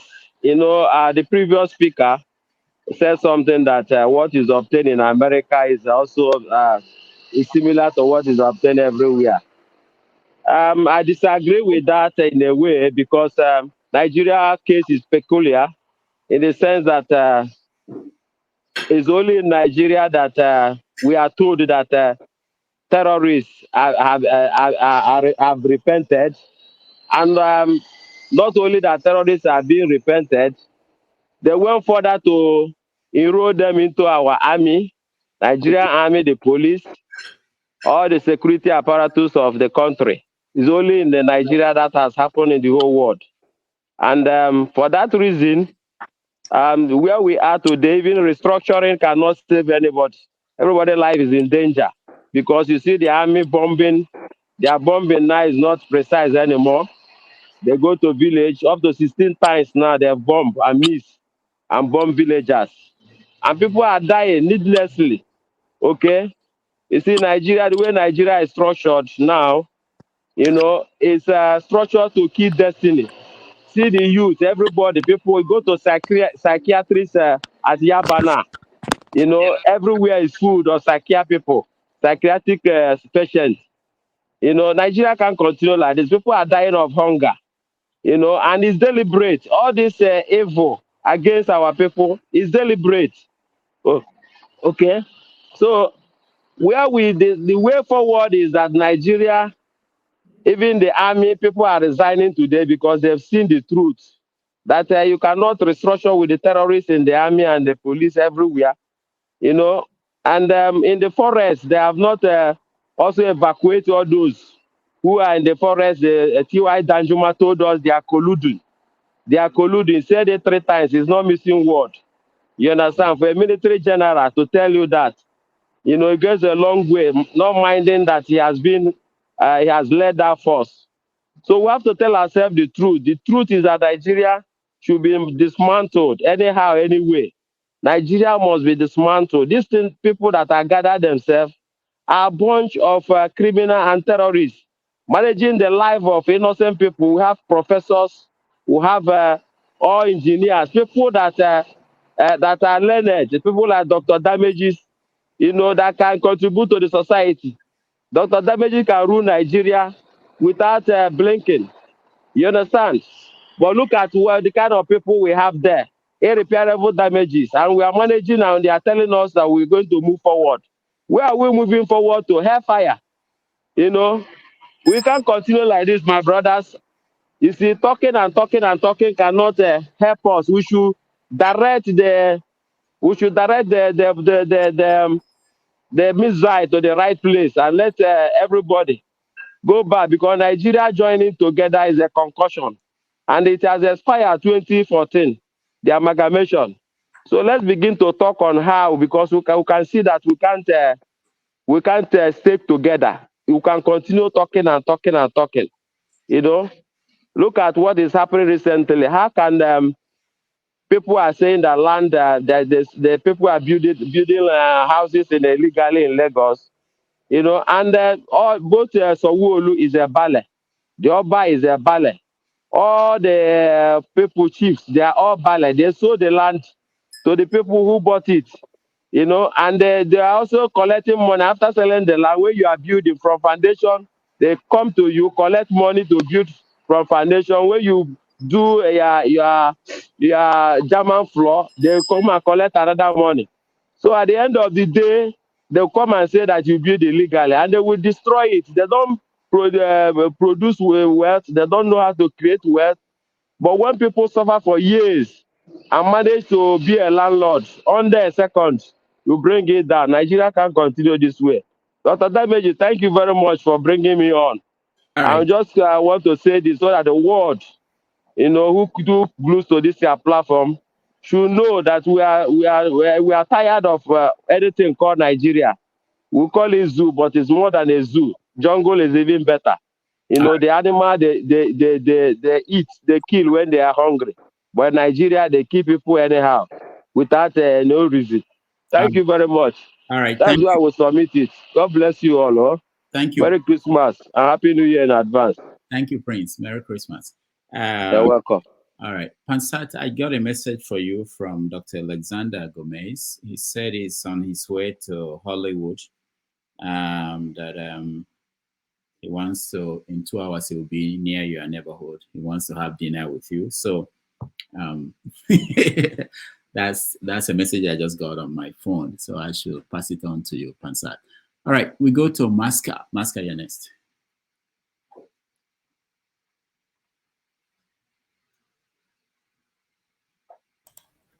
Good evening, everybody. Good evening, Mr. Rudolph. Yeah, welcome. Thank you. Good evening. We lost your audio. We can't hear you anymore. Is it Nigeria? Is it Nigeria network? Maska, we lost your audio. Let me give Pansat a chance to. Maska, Rudolph, is he from Nigeria? Yeah, he's in Nigeria. This not Buhari. Pansat, you want to respond to Dr. Alexander? No. Yes, sir. Okay, go ahead. Yeah, I got you sent me his phone number anyway, so I would I'll check with it and see what his agenda is, and Now you want to talk about Trump? Let's go that way now. I told you. Or you came to talk about Pope? Which one? Okay. Which one? Let's no. Let me talk about Trump, and then. All right, go ahead. I don't know if I have a feedback. Do you have a feedback with me? No, you're good. So the thing is that Donald Trump is an enigma. We know that Trump came down an escalator in 2016, I think it was. And he confessed. He says, look, I used to be one of these guys. I used to give to the Republicans. I used to give to the Democrats, Clinton and the Bushes. And I mean, he couldn't tell a lie. He was somebody who took some kind of gas to tell the truth. We know his activities in business. As a Christian, when somebody makes a confession, I forgive them and I start judging them from that day, what they do, what from then going forward. So in the case of Trump, we saw him coming to office, and he's an American. You have to remember that. His presidency is for American interest, not Africans or blacks even, or something like that, right? So he said he wants to make America great again. And his constituents at that time were primarily people who were fed up with the Democrats and the Republicans. Not just really independents, but people who were just fed up, and then, of course, Republicans. Some extremists. At that point, he made a lot of promises that advanced United States interest, which is to rebuild the economy, return the manufacturing base, stop the wars that were peddled by what they call here in the United States neocons, a right-wing agenda. So he went about doing exactly that. Coming to office, he did that. He's a back puncher. When you punch him, he'll punch back. It doesn't matter if you're the Pope or a woman or whatever. Most people wouldn't do it that way, but that's his mannerisms, idiosyncrasies. So a lot of people, especially people from Nigeria and others, Africans, they look at him based on his utterances and those idiosyncrasies. But at the core, he's somebody who wants to do the right thing for the United States. And when we say the United States, we mean Western tradition, Christianity, Judaism, and anybody who is not into terrorism. Therefore, good Muslims, right, are involved in that. So that's the history. I'm looking at his first 4 years. He ran for office, re-election, and he lost. And it was weird the way he lost. A reasonable person could say some of the things that he says, but he needs to bring evidence forth. So, but that's not what I'm concerned with now. What I'm talking about is that Trump made a couple of mistakes that were actually probably unforgivable for a fair guy. I'm a very fair guy. A police officer knelt on a man's neck and killed him with 8 minutes, duration of probably over 8 minutes. Instead of Trump being like a past American presidents, come out and say, look, I support the cops, but this one is not one of them. He's not a cop. I'm going to deal with him, right? According to the law. He was talking nonsense. And that cost him a lot for somebody like me who supported him, right? So that's unforgivable. That is unforgivable, what he did there. Now, the other thing he did was that the prince in Saudi Arabia sent some people to go into Turkey and killed somebody, a journalist. Now, because you have to understand, without Trump making these two mistakes, he was a saint. As far as I'm concerned, there's never been a president like that. He's the best president any country could have produced. So Democrats are corrupted by the Saudi money. That is one of the problems we have in Nigeria. That's Saudi Arabia. He's got us in OPEC. He's bought all these ambassadors in Nigeria and those in the State Department. They're all corrupt. Saudi Arabia is the biggest problem we have. Why northern Muslims are doing what they're doing in Nigeria is because they want to corner us into organization of Islamic countries. Now, we don't have anywhere to go now because Democrats are corrupt, and Trump, with all that nonsense he's talking about, he made an exception, which is Saudi Arabia. Now, he was good, telling NATO, pay your fair share, telling people over here in North Atlantic Trade Organization, I mean, the what do you call this trade organization here with Mexico and Canada and the United States, that we need the jobs here in the United States. So he's able to tell the allies the truth and fought for the United States. But he made an exception with Saudi Arabia, which means the ambassadors that were left in Nigeria under Obama, one of them coming from, what do you call it? He left those people in place to ruin our country. And also, now I know this is a little complicated, so just allow me to land this point. 2 minutes. Britain made a deal, to, as far as I'm concerned, with the United States. They could support America. If America wants to go to war with Iraq, Britain will support them. The only thing they asked for is that there's hands off in Nigeria. So they could do what they're doing to us. Pick our leaders, set out prices for oil, do everything they can, anything. They could do anything and get away with it because United States would have been able to help us if that wasn't the case. It just makes no sense that somebody, when let's say Buhari would contest against Jonathan, that Britain would support Buhari. It makes no sense. This is a man who was a military thug, a dictator that committed a coup d'etat. They supported him. Now, the last election, they did the same thing. Instead of supporting Peter Obi, who would have brought us forward into a new generation, they dealing with us with ruthlessness because the American presidents, including Trump, are corrupt with Saudi money. So now you have to do a comparative analysis, right? If it's just Trump running against everybody else in the world, then you could try to find somebody who's better than Trump. But as far as Trump is running against, if it's a binary choice, Trump against Biden, it's not even close. Now, what we then have to do is to organize here in the United States, instead of having all these meetings, especially the Igbos, have a lot of meetings, meeting here, meeting, talking nonsense. We should organize and then do diplomacy, help elect somebody who could look Muslims in the face and say, hey, look, we have to modernize. We don't want all this violence.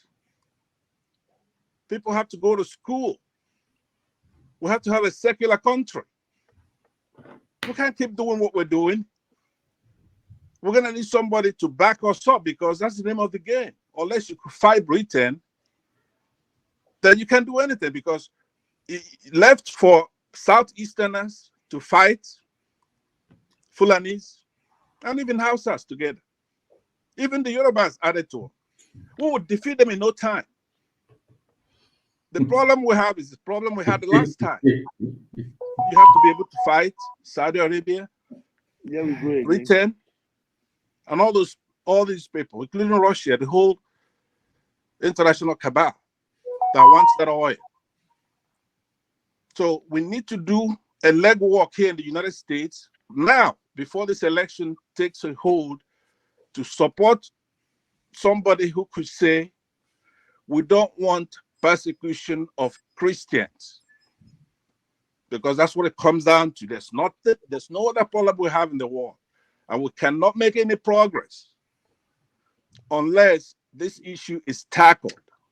Because I remember here about a month ago, I engaged Masca in a debate. I said, is democracy haram? To my surprise, he admitted it. He said it is. And subsequently, he added some caveat. But the bottom line is that we cannot pick our leaders in Nigeria because there's a specific council that Muslims use to pick who's going to be the leader. It's not a democratic thing. It's against the tenets of that religion. So if you go and you invest 400 billion naira like we did to institute a technology, BVAS, they'll just turn it off. There's nothing you're gonna do about it. So we have to do the legwork here in the United States, help elect. I'm taking too long here, so let me try to round it up this way. Elect somebody such as George Bush in the past. That's who knows how to deal with Islamic countries that want to go fundamental, that are against democracy. George Bush scared the pants out of them. So Pansat, who is running now that is like George Bush? Quickly, 1 minute, so that we can go to somebody else. I didn't hear that. Say that again. Who is running in the Republican Party that is like George Bush? Trump. Trump is almost like George Bush, except Saudi Arabia. Trump cannot be like George Bush. Forget about it. Let me tell you why I say that. Trump is the kind of person that speaks the language they understand. And that is, if you mess with us, we're going to let you have it. Okay. Now, remember when Obama was in charge, you had ISIS running all over Syria and Iraq in that area. And the Obama administration, with Biden as vice president, were treating them like they were almost equal to the United States, like an intractable problem that cannot be solved. It took Trump 30 days to clean out all that mess. Now, when Bush was in charge, I have some Muslim friends here, right? So in 2000, thereabout, when Osama bin Laden went and knocked out Twin Towers here in the United States, New York, and people were arguing, oh, it's Osama bin Laden, it has nothing to do with Saddam Hussein. Bush didn't have time to figure out the difference between those two.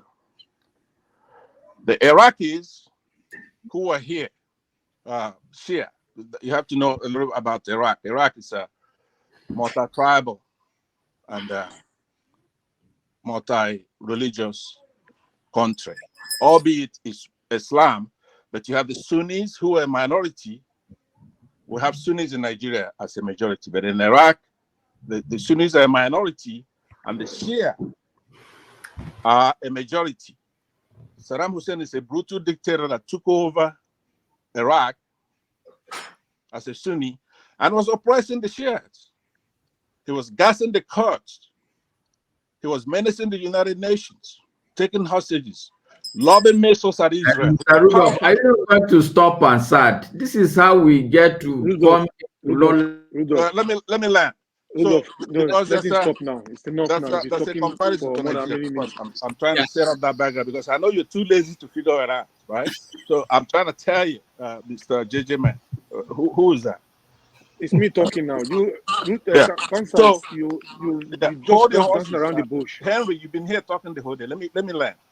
So the relationship to Nigeria is there. Talking about this Saddam Hussein was a powerful guy. Like, let's just say Tinubu is that powerful, or Buhari is as powerful as Saddam Hussein. I doubt it, but even if they were, there was the Iraqi Shias who are in diaspora here in United States under one guy called Mr. Shalabi. They organized and went and helped George Bush and the neocons.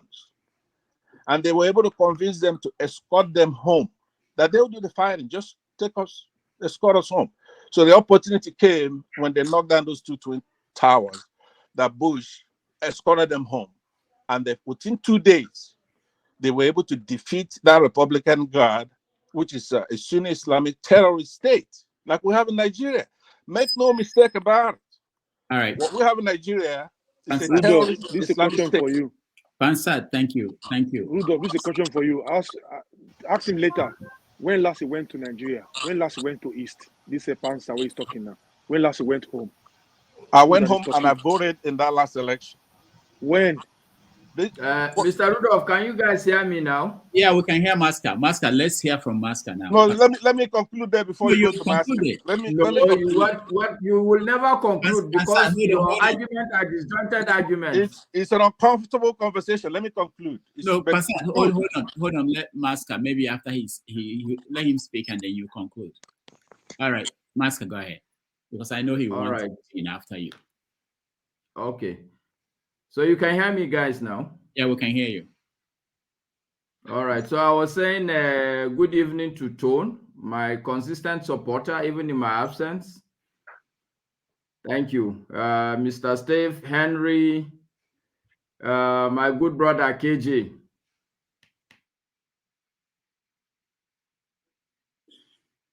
Worry network. We lost you again, Pansa. Worry network. What's going on? Try May I continue? This is evil against my brother Masker. This is evil. Masker, try to speak again. And Issa Pantami is no longer the minister for. What do you expect for clueless president? What do you expect? What do you expect? All right, Pansat, round up now. Yes, sir. Thank you very much. So anyway, to bring it all home together, what I'm saying is that Rudolph, let's not kid ourselves. The war has been going on for a long time. Many countries have had the same problems we've had. Many countries, same problems, same issues. There's nothing new. Don't be cowardly. Let's tell ourselves the truth. Because you couldn't come as close as we did this time. Nigerians were cajoled and shamed into going and getting their PVCs, and they registered in their numbers. These people, they believed us. We were pontificating from here. I participated in many forums where I told them, go and get your PVC and vote. Now, but if somebody's going to go through all that, get their PVC and actually cast their vote, and somebody just turned off that BVAS, come on. How are you going to do it? We have to resolve these issues by telling the truth. As much as it hurts to talk about, it's not comfortable. Believe me, I don't have time to talk about it. So we should stop blaming other. We should stop blaming other Iraq people model when our for governors Nigeria. fail our people. It's a complete state capture. There's nothing you can do. In essence, the courts are captured, the legislators, the banks, okay, are even printing money. There is no statistic you should trust from Nigeria, none. Somebody But Pansat, you said something about the Bush family. They are the ones that know how to deal with the Arab world. Yes, I do. I did. Are you aware of the close ties between the Bush family and the House of Saud? I said that is the problem we have, right? It's unfortunate, but the Saudi money is so big. By that standard, there is none of the candidates are suitable. Bush family neither is good enough, and Trump is not good enough. So who else? No. Listen to the point, because it's very intricate, right? You really have to listen. No, your audio is gone. All right, you're in America, for crying out loud. Let's move to someone else. I wanted to go to Ndubisi, but he's always out when it's about the time to get him in. Let's go to Henry. Steph. You call my name already. Yeah, but I discovered that I skipped him, and I don't want him to. Yeah. Is it Henry or me? Yeah, go, Steph. Yeah, KJ, I understand all you said. And I'm not surprised because you are speaking for your candidate, Trump. And you've made it known to us in previous meetings that you're also part of the election deniers. You know? So the only thing I would add is that I am not against Trump and I'm not pro-Trump. But that some of you guys don't really have any reason why you are rooting for Trump. Somebody contests the election. If the person loses the election, the person should be honorable enough to accept the outcome of the election. And if you claim that there was fraud and you cannot bring out any evidence to support the fraud, and even your own appointed judges come to the conclusion that there was no evidence, and your own appointed attorney general told you that there is no evidence of fraud, even your own chief of staff told you that there is no evidence of fraud, and you are still insisting that the election was fraudulent, then it calls into question the kind of person you are. I don't want Trump to be president. I don't want Biden to be president. But unfortunately, like in Nigeria, we here are going to still end up having to choose between the two people. It's unfortunate that the Trump may end up becoming elected again as a president by the Democrats. Because if he's going to be president, it's because the Democrats want him to be president. If not, how do we even got to the point where we are now, when a president, when he should be talking about insurrection and be mentioning the name of a president? It has never happened in the history of America. One made a former president go that low for his name to be associated with insurrection, whether he participated or he did not participate. It's so embarrassing. And that is a shameful thing. Very, very shameful. But having said that, I wish that Republicans were honorable enough and have the courage to do their house cleaning and come up with any candidate. Because I know that any candidate that is among the pack today can comfortably beat Joe Biden. But unfortunately, it's going to end up being either of them, which I don't think is going to be good for America, unfortunately. All right. Thank you. Thank you, Steph. KJ. Yeah. Sorry, Henry. Let me respond. You see, I didn't want to drag us into election matters. I wanted to just deal with the Supreme Court, the Supreme Court of Colorado's judgment. Because if you drag it open, I have more information than you ever will have imagined. So I don't go and pick up things from just what you see. Okay, I'm a newsman. I source for news. So I mean, when you say those things, you make it look as if someone just comes and says something. I'll give an example. If you talk about election denial, didn't the Democrats deny elections when Trump won? Didn't Hillary Clinton deny when he won? Didn't Stacey Abraham deny that she didn't win? You want me to call more names? See, let's leave this thing. The election denial started from the Democrats. Even the House of Reps, people went there to present they took a motion to say that Trump did not win the election and did not they didn't want it to be certified. It's there on the records. I don't want to go to those places because if I had it on my phone ready for this, I would have showed you right now. It's not a question of what I said. I'm following what is there. It is they first started denying. In fact, some of them could not even address Trump as president till he left. So what are you saying? Right from the day go, right from the very first night that Trump won, if you want, go back to CNN report of that day. You see that they said that from that day, they kicked off the one of his impeachment. Look, I don't even want to go there. All I'm trying to say is this. Some people are mistaking what is going on. And I'm not a supporter of Trump. Remember what I said here. I stand on the path of truth, irrespective of who is, who's out is God. And that's the only reason why I stand there. And that's the only reason why I'm into journalism. I like the truth. If it affects me, I say it. I'm wrong here.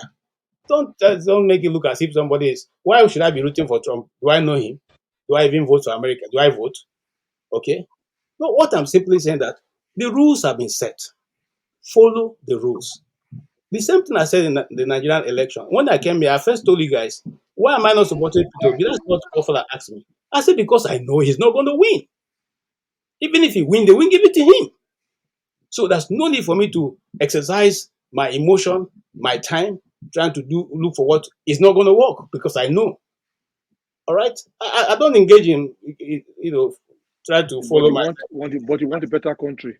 You don't want to participate So for what I'm the saying election. is, in essence, is simply this: the rules should be followed, irrespective of who is there. Doesn't matter whether you like the person or not. Simple, and let the court decide who is wrong. It's not for us. 74 million people voted for Trump, guys. These are 74 million Americans, not non-entities. Okay. KJ, why I don't want to talk about I Americans. don't want to talk about the Supreme Okay, Court issue. I don't want back to back. Excuse me. American Center for Law and Justice is a well-known organization. You can research it. They defend countries, and right now they are in the UN, defending or trying to get the people hostages out of this. So that's how big they are. You listen to them and listen to the explanation. They are all lawyers. What are you saying now? I beg, leave that. I beg. AJ, thank you. Let me go to Henry. I'm about to round up and hand it off. Henry, go ahead. Meanwhile, if I were to be in America, if I have to vote for America, I don't vote in America. I vote in Germany. I would never give my vote to Donald Trump. You see, okay, the 4 years he ruled America, since I was born, I never saw what happened in America when they tried to overthrow when Donald Trump was talking to the people, the supporters. They did a lot of riot in the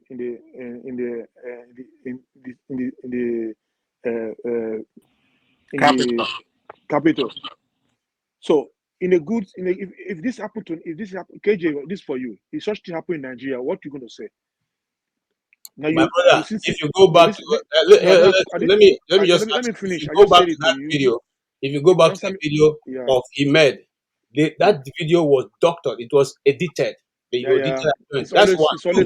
Hold on. There are more than 20 agencies of the FBI in the crowd. Rudolph, it's okay. I thought you don't want to and fro. It's okay.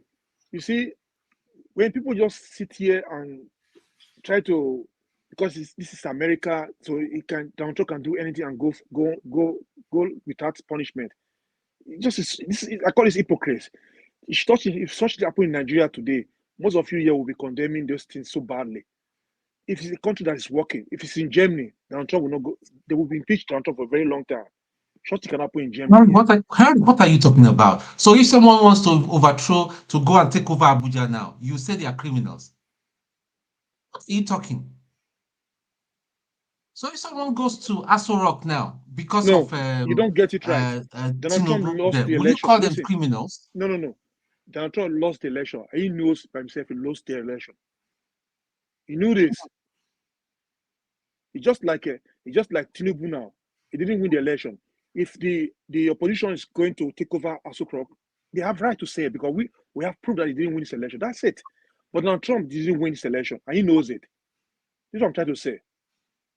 All right. So Donald Trump by now is not supposed to go to this. It's not supposed to. If America is a country that is working, is practicing democracy, Donald Trump should be kicked out in this election. That's it. Biden is not. Don't come in. Biden is not an option either. Biden is not. Don't come in, KJ. Biden is not an option. They have to look for somebody else from a Republican. It doesn't matter which person they brought in there against Biden. That person will win. The Republican will win because Biden is no go. Biden is zero, nothing for him. Okay, but you have to deal with reality, though. The polling is showing that Trump is winning the Republican field by. That's what I said. If America is a country that is working, Donald Trump should not be in that ballot. Period. All right, Henry, thank you. Let's close one person and go to the next. Tony, you are next. I've got nothing a lot to add. I'm not American, and I'm not an American. I don't live in America, but I'm not saying that Trump is a saint either. But from what it looks, if the Republicans say he's the best man for them at this time, who am I to oppose or argue or debate about it? So be it. Let's see what stands. All right, thank you, Luis. Thank you, Doctor. Thank you, everyone on the show. And concerning Trump's legal battles, he put himself in this precarious situation with his conduct after the 2020 elections. I don't think no president has ever disputed elections before in the US the way he did. I could remember when Al Gore contested the Florida result with George W. Bush, and it was resolved amicably at the courts, and Al Gore accepted it the way it was, and Bush was pronounced was sworn in as president. But Trump, people who know Trump from his business dealings even before he became he's a very controversial and divisive figure. So people are wondering why he should be doing that. How can you call a rally the same day the Congress is trying was to certify the election results, and you are asking them to march to the Capitol? What do you expect? And all those radical people who are his supporters, they all went there. And from reports, they said even he was watching this thing from where he was, and some of his officials were telling him to call this thing off, ask them to stop. It took him hours before he went on air again and said, okay, it's okay, you all can stop. America is supreme. American country is supreme, and all that. Before then, a lot of damages has been done. Some people died in that process, both his supporters and some law enforcement officials. So this is not good. Well, above all else, Mike, I don't know. The law should take its course. If I know he's going to contest this ruling by the Colorado Supreme Court further in the U.S. Supreme Court, so let it be tested and let's see how it goes. So that's my take on that. All right, thank you. Righteous Man. Yeah, Dr. Rudolph, good evening. Yeah, nice to have you again.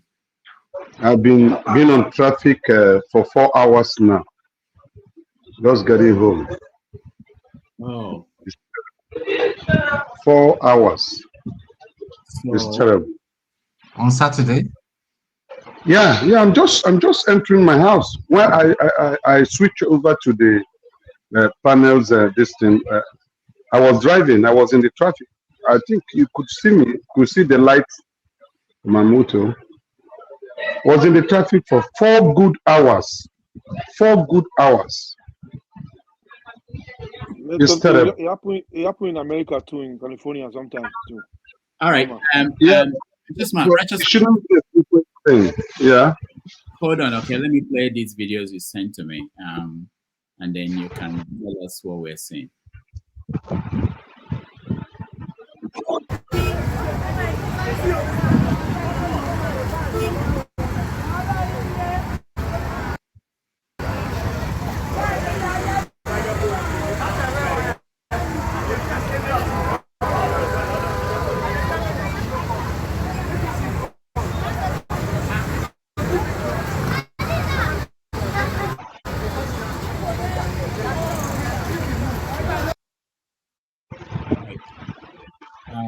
What was that, Righteous Man?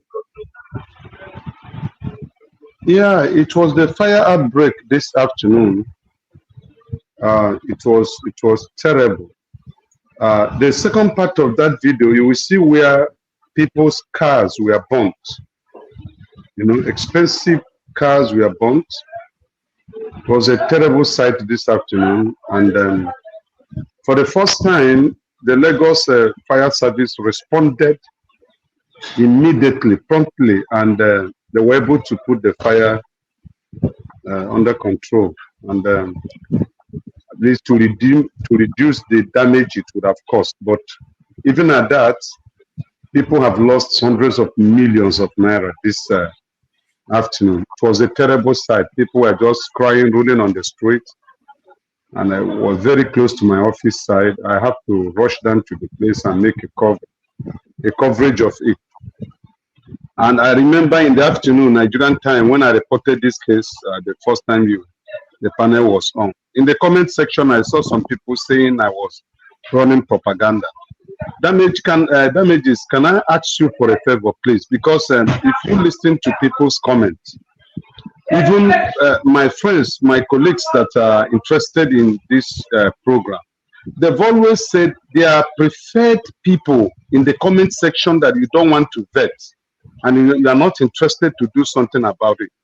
Either those people are paying their $5 or 5 cents regularly, then they become untouchable, because I Freedom don't of see the speech. reason why Doesn't somebody matter. will consistently be using negative words in describing individuals that have nothing in common with him. And you go through it and you keep quiet, and your moderators go through it and they keep quiet. Somebody calling me a propagandist, somebody calling me an evil person. Can you just imagine that? He doesn't know who I am, I don't know him. And this is continuous action, continuous writing. And it's not only me. This clap of a man, I will take him off spiritually, whoever he is. I am telling you, I will trust. No, I am going to go spiritual, because it has come. I have warned him. He doesn't know me, and I'm going to take him up spiritually. I will fish him out wherever he is, as far as he's breathing under the heavens. I will tell him, man past man. Apart from money, there is other aspect of life. Why would this man be rubbishing people's image, and you let him to continue to do that? Small time he will post $5, and everybody you will pinch his comment and his money. I mean, it's so abusive. This is very, very wrong. He should be a disciplined man. And if you think he's a man, he should show himself here. And I will talk to him, and then I will face him as a man. We face a man. Please. All right, thank you, precious man. Let me remind everybody, we have, I think it's precious man. Hold on, let me mute him. We have a system of monitoring the comment section, and we have some guidelines. Sometimes it works, sometimes it doesn't. And so we will continue to do that and reform it if it's not. But we think we are confident in what we have in place for now. Let me welcome Igbo Basics. Igbo Basics, welcome to the show. I just wanted to test out to see if this system actually works. I got one of these MTN 5G, whatever they call it. But anyway, I'm glad to see you guys. I'm trying to learn like Dr. Damages. I just wanted to say hello and to be sure that the location where I am, that I'm able to log in. Yeah, I see I can log in. Good evening, fellow panelists, and may God be with you all. I beg, make una take I'm suffering so that you won't have a heart attack. Because so far, so. We don't throw challenges. Anybody who wishes to go and hug a transformer, well, you're welcome. It's Nigeria. My experience so far, it's that of collection secretaries. Collection secretaries. I've had some experience today, and I thought I was going to count the number of checkpoints. At some point, I just said, no, forget about it. No. Igbo Basics, start from the beginning. Where are you, and where are you going to? We need to know, because you're talking from the middle. I don't know where you are. I'm somewhere in the east. As a matter of fact, I went through KJ's territory today. Hi, KJ. I thought I was going to catch up with the Ilosa Uzakoli. I saw them in action. Pretty much a very good cultural activity. Igbo Basic is not Ilosa Uzakoli, it's Ilosa Ndempa. Well, that is Ndempa. I'm talking about Uzakoli. No, now, it's different for Uzakoli. Come on, what are you saying, Chim? Go and sit down. So anyway, folks, I had some experienced people traveling with me today, and I particularly wanted to know about the rail lines that crossed Uzakoli. And I don't think there's no rail line passing through there. If anybody tells you that a train passes there, no, that's not correct. I also saw the Methodist College Uzakoli, whose sign had been repainted recently. All in all, I wanted to piggyback on the submissions of Mazi Ezoke. Sometimes let's be real. From Port Harcourt to Aba. On a serious note, you left Port Harcourt by 11 o'clock and you got to Aba by around 12 something, about 1 hour plus. That's where I had the experience of the collection secretaries. So I'm not going to bore you guys because I really wanted to take a time out and edit some of the things that I encountered so far. Then I'll be able to come on. I just wanted to test out today to make sure that I can be able to log in and see how you guys are doing. So far, the experience with a place called Ethiopian Airlines. Ethiopian Airlines. I have one shirt, one pants. They've done it again. Sometimes we have to call these folks out. They made my journey, as a matter of fact, a living hell, ranging from JFK. So that's as far as that is concerned. That's a story for another day. I would have. Dr. Damages, I wasn't even ready for that yet. We're getting there. I was thinking you have this and the Ethiopian airline people that they were not afraid of you. I mean, did you show them this picture? Dr. Damages, that is yet to unfold. The Ethiopian Airlines, they will get it from us because I gathered over 35 to 40 names of the people they disappointed. And they took us to Cote d'Ivoire. And then they took us to Lagos. And when they took us to Lagos, almost all of us did not come with our luggages. I remember a guy from my town who was going for the something I'm going, Ibotomma. He did not have his luggages. He slept in the airport because his connecting flight was for 7:30 a.m. with his wife. So that's as far as that is concerned. I would rather put together a comprehensive report and then be able to report back to this panel the realities. And thank God that I have been guided by some people who have been truly, truly experienced in this place called Nigeria is our country. That is what is going on so far. So I'm just going to say hello to you all. Thank you. And then we will be talking soon. All right. Welcome to Nigeria. We're going to meet next year. I'm going to be there. Which Nigeria? Do you know where I am? Your country, Hello? Nigeria. You're in Nigeria now. You're in the east. Which Nigeria? Which part of Nigeria?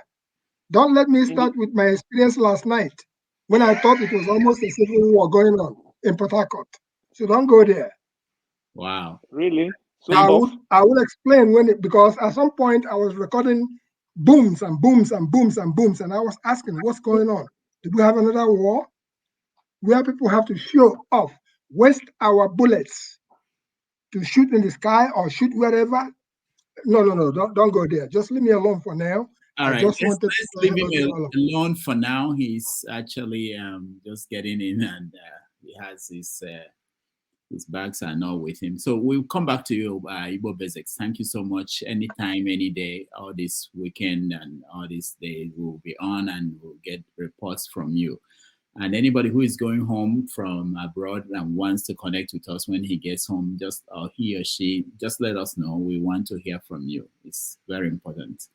But for now, be careful if you're going to fly at Ethiopian Airlines, because Professor Carlo Njoko, the founder of Igbo Village in Virginia, told me that after flying 13 hours of Ethiopian Airlines, that his legs are swollen as we speak. So everybody has had their own experience to report. It is something to put together, and then we'll talk about it. I just wanted to say hello, continue with the good job, Dr. Damages. All right, thank you so much. Yeah, can I just add something to what he said about Ethiopian Airlines? Recently, barely 3 weeks now, there is a shipping agent in the UK too that is having issues with Ethiopian Airlines. He said that whenever they ship something, they will tell us, you paid, and they were supposed to deliver it, say, this week. They are not going to deliver it in next week or 2 weeks after. So it's affecting the Nigerian people's business. And he says Nigeria doesn't have an airline, so we are vulnerable to Ethiopian airline right now. Any other one is even more prohibitive. There's a lot more expensive to use. So I just thought I should highlight that to support what he's saying, that Nigerians are having issues with Italian airline recently, because it just jogged my memory that somebody testified to that to me just a couple of weeks ago. All right. Nigeria should ban Ethiopian Airlines. Me, I never use Ethiopian Airlines. I use Lufthansa. No, that is once bitten, twice shy. They should ban all Nigeria. Ethiopian Airlines did this to me in 2021. I came home with one cloth, one shirt, one pants for 2 weeks.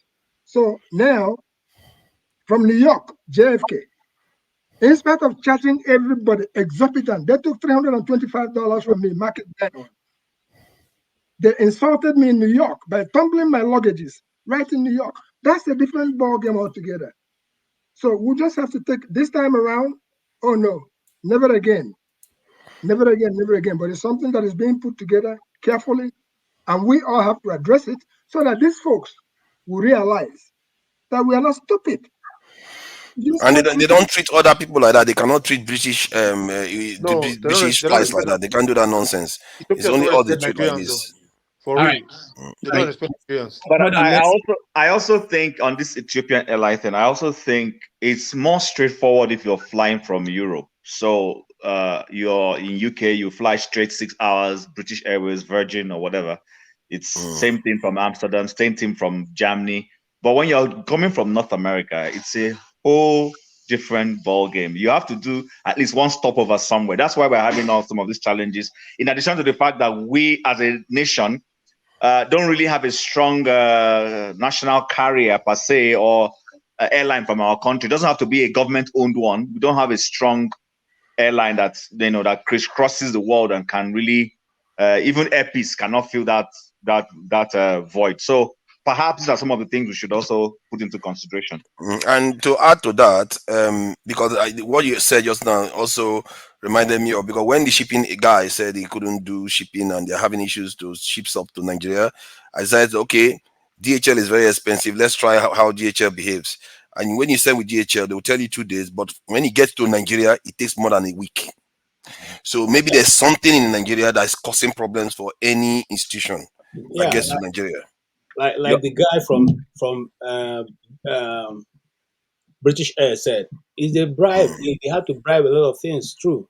But the thing is that even the Nigerian government have refused to support our private airlines that can do it. If you can give Dangote money to build refinery, why can't you give to the airline operators to increase their flight to do what we are not able to do? I mean, that's how every nation operates. Obama gave money to Ford. That's how Ford became revived.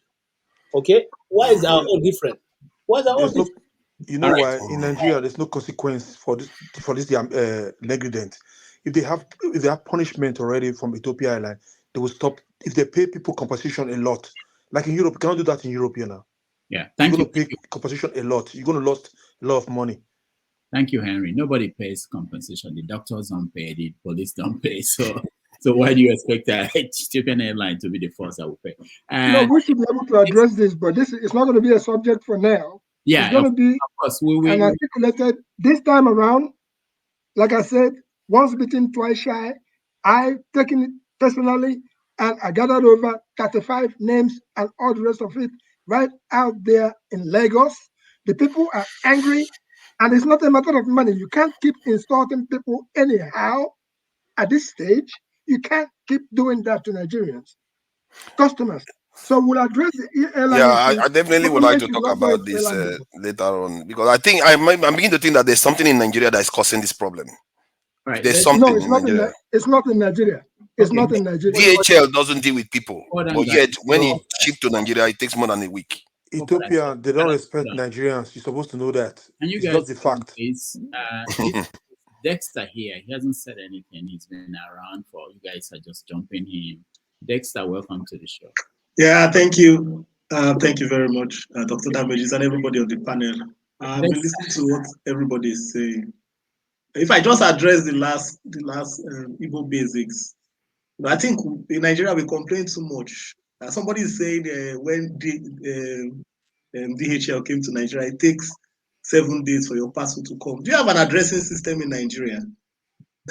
Our foundations, sorry, let me land for further. Our foundations is crap. In Nigeria, we are excluded. What happens in the West is that service is driven by competition. That's what happens in the Western world. The moment somebody delivers a poor service, it's an opportunity for another person to take up that same service delivery and bring something better on board. In Nigeria, we are complaining like kids that want to be fed. If Ethiopian airline is doing crap, who cares? Why can't a Nigerian LP, somebody, set up an airline service that will take all the passengers away from Ethiopian airline? Why are we complaining? Why do we spend our time complaining about it? Complaining takes nobody anywhere. This life is like a game of chess. You have to decide what you want to get. We are complaining about Ethiopian. There are better services. You can write a report. Let LPs take over. We are not complaining about Ethiopian Airlines. There is We're a talking standard about the service. We're worldwide. complaining about this. It's about the service delivery. Then going to the things we have been talking about. I know I've been talking about Trump. I see some people casting aspersions on Trump. Whether we like it or not, the things Trump has achieved, they are great things. So whatever the views are, I'm not a campaigner for him. But Trump has walked the talk. He has walked the talk. Now, let us bring it to ourselves, Nigeria. What are we walking the talk for our own country? Trump has walked the talk for America. He wants to make America great. He has done something. His name is written down there. Whether you like him or not, his name is written down there. Among all the presidents, his name is written down there. But the question we should ask ourselves now, what are we going to walk the talk for our own country? The Western countries have walked the talk for themselves. And I think at the end, the problems are well known. The problems are very easy to spot. The problems are in our faces. We all know the problems. Everybody can reel out 100 problems. The question is, what are the solutions and what are we putting together? Because the Western world didn't just arrive there in overnight. But what they started doing is that they started putting together the solutions and honest solutions. One of the problems we have in Nigeria, you cannot come to a solution without truthfulness, justice, and fairness. It doesn't work. The moment you throw away justice and fairness, you can never come to a viable solution. So the question in Nigeria is, first of all, are we ready to promote justice and fairness among ourselves? Even in this panel here, as we are talking, we still have people who the objectiveness of truth is not even in the analysis. So how do we as a people come together? America had a civil war, but for them to be a great country, they came to an objectiveness of truth. This is the truth. This is justice. This is fairness. We don't care whose ox is God. We have to deliver it. But in Nigeria, can you try it? Even among the panelists here, you find out that people will start trying to, once you have to be objective and truthful, everybody wants to change the story. Everybody wants to try and rewrite the history. Everybody wants to try and change it somehow. So where are we going to go to? So except we want to end up talking, then maybe our children will come after 50 years and be talking too. But if we actually want to make progress, we want to move forward, first of all, there must be justice, there must be fairness, and everybody must be truthful. That's the only way Nigeria will work. Come to the table, sit down and tell the truth about things. There's no need to lie about it. But if our fathers, there's this guy, there's this guy I normally watch his kids every morning because he just makes me laugh. He said that maybe we are the ones causing ourselves in Nigeria when we sing the national anthem. He said the labors of our heroes past. You know, say 50 years from now, our children will be singing the labors of their heroes past. Who will be the heroes? The present leadership. Okay, the present leadership will be the heroes past. So he said, are we causing ourselves? So why are we singing the labors of our heroes past? Because the heroes, who are the heroes we are talking about? But if we, even in this panel, if you just put it some objective things to discuss now in Nigeria, let people just be fair, be truthful, and let justice prevail. That is the beginning. These are the basics found every society. The founding blocks, the foundation blocks are justice, fairness, truthfulness. They don't care whose ox is God.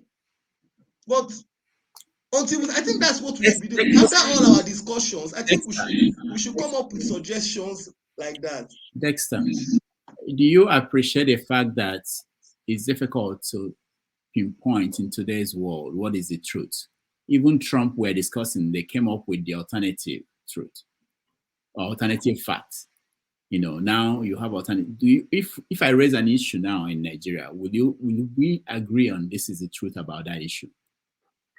How do we define the truth? I think that's the problem. I hear people say that nobody wants to talk the truth. But people don't even agree on what is the truth. But Dr. Damages, we always have history. And one of the first problems we have in Nigeria is that we try to retell the stories of the past. And we try to distort the facts. The West is not where it is today.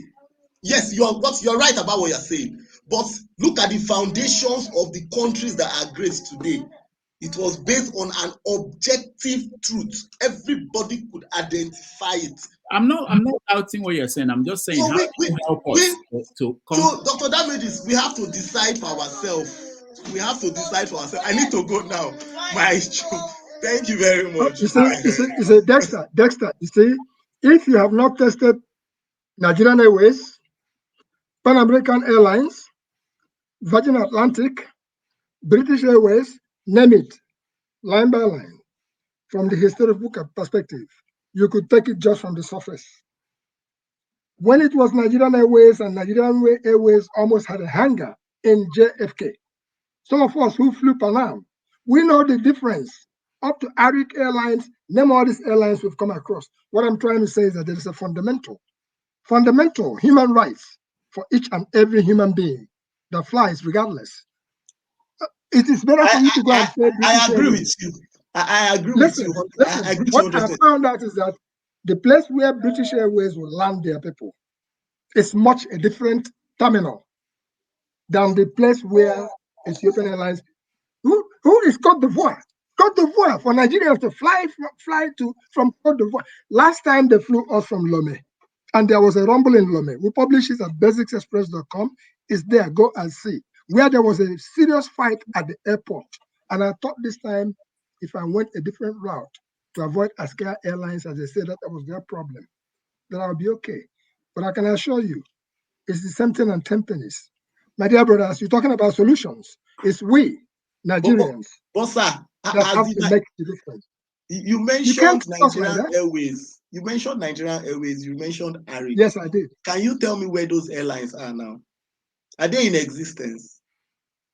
So you can't expect somebody outside to treat you better than the person in your own house.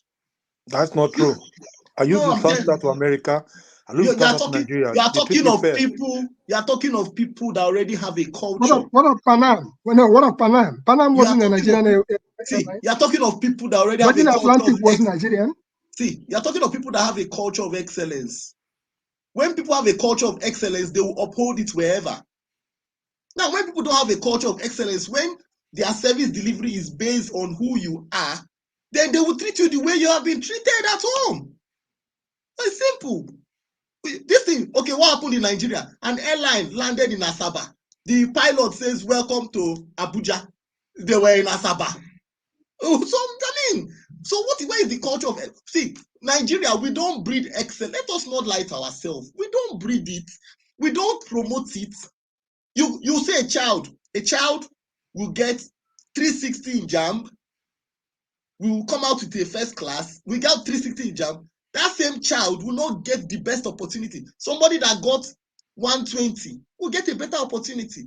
We don't look. The countries that have promoted excellence, they have built a culture of excellence. Let me give you an example.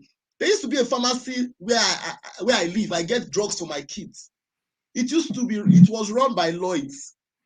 Service delivery, very good. They make sure that there's no queue on the line. People come, there's a queue. They make sure that the queue is dispersed quickly.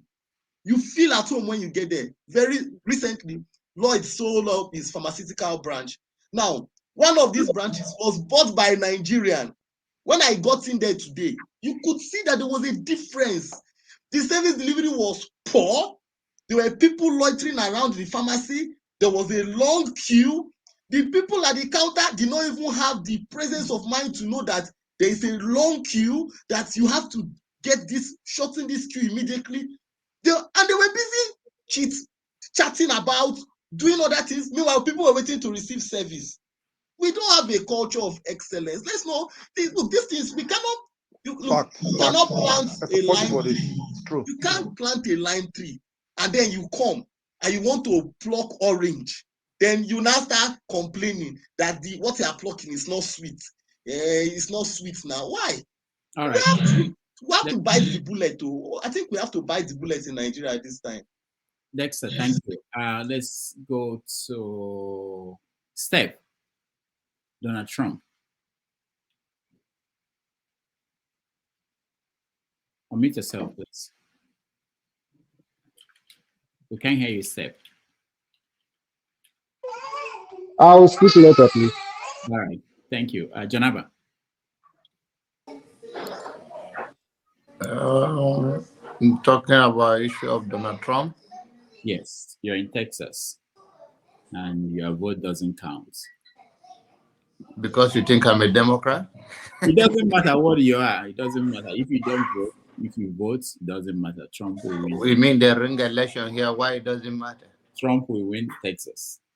Oh, it's a red state? Mm-hmm. It's not the way you used to think, though. It will, but the demography is changing because of the immigrant moving this area. So it's not used to build before you know it. Now it's too close to call.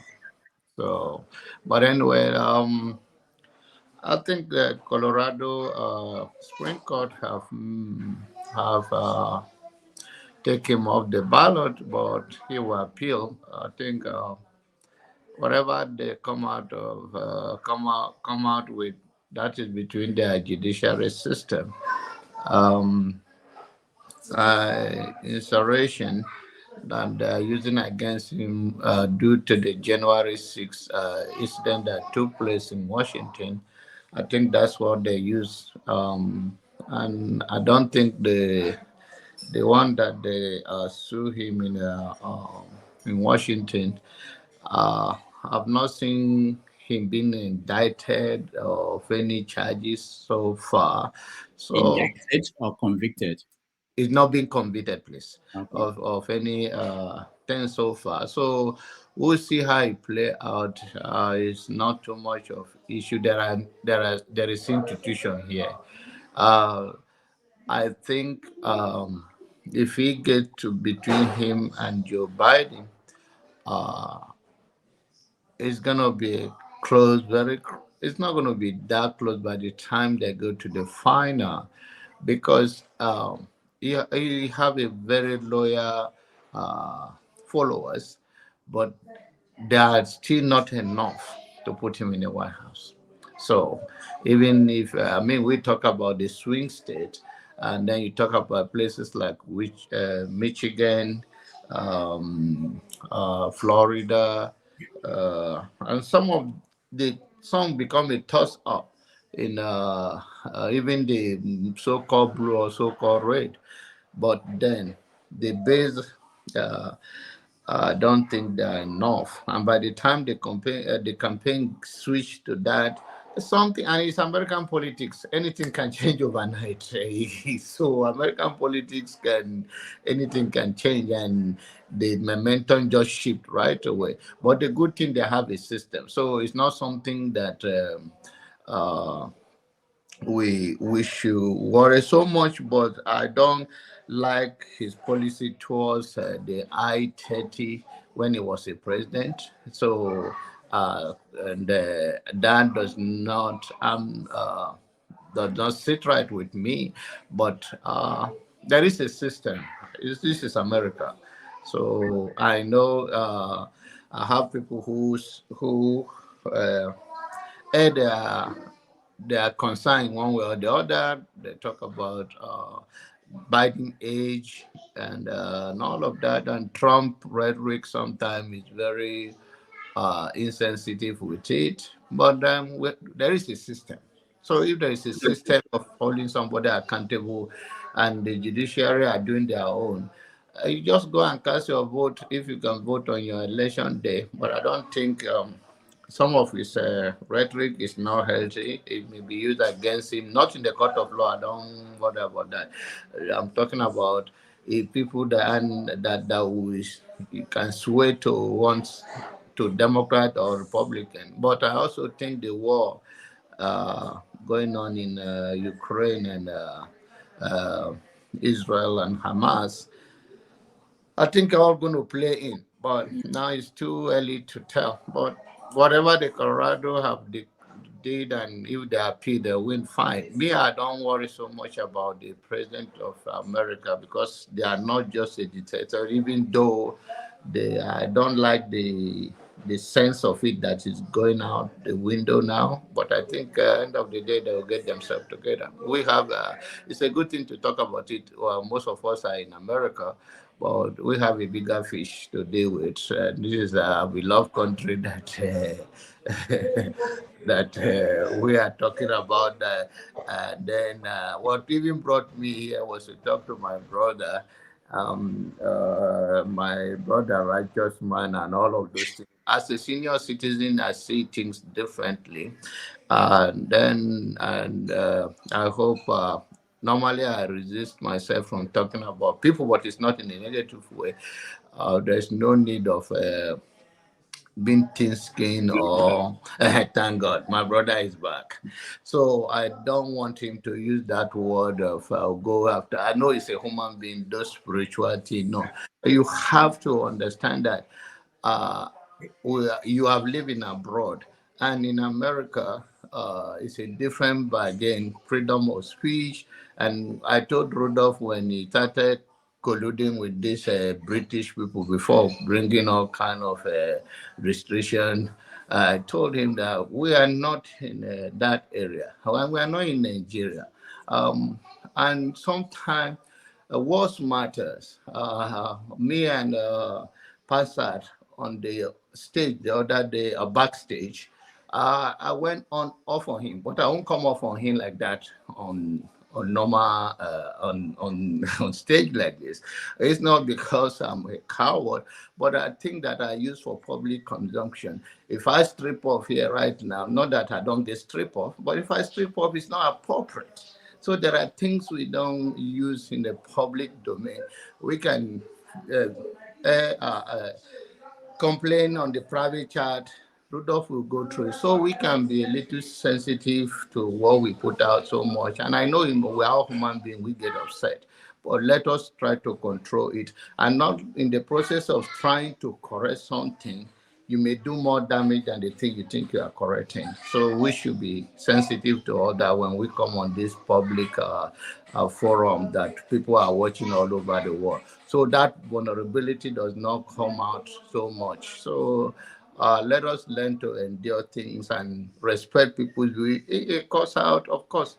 Nobody want to be cursed out. Even the people that steal, they don't want to be steal from.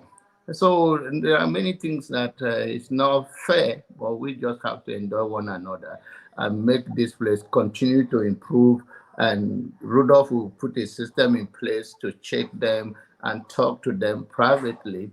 But if we have all those air where our view can be directed to Rudolph, I think most people here should have his contact, and then they will have their meeting, review it, and then talk to those people so that it take that a normal Nigerian few thing to the backstage. So at least we control ourselves a little better here. So that's what I came in to talk to him. But I think I have your number, my brother, righteous man, and the Ben William is making you sleepy now. I told you don't do much of it. I'm not, Jonathan. I'm not sleepy. All right, thank you. I'm not sleepy. Jonathan, thank you so much. Let me Please, Dr. Damages, can I respond? No, hold on, righteous man. Righteous man, can you save your energy, please?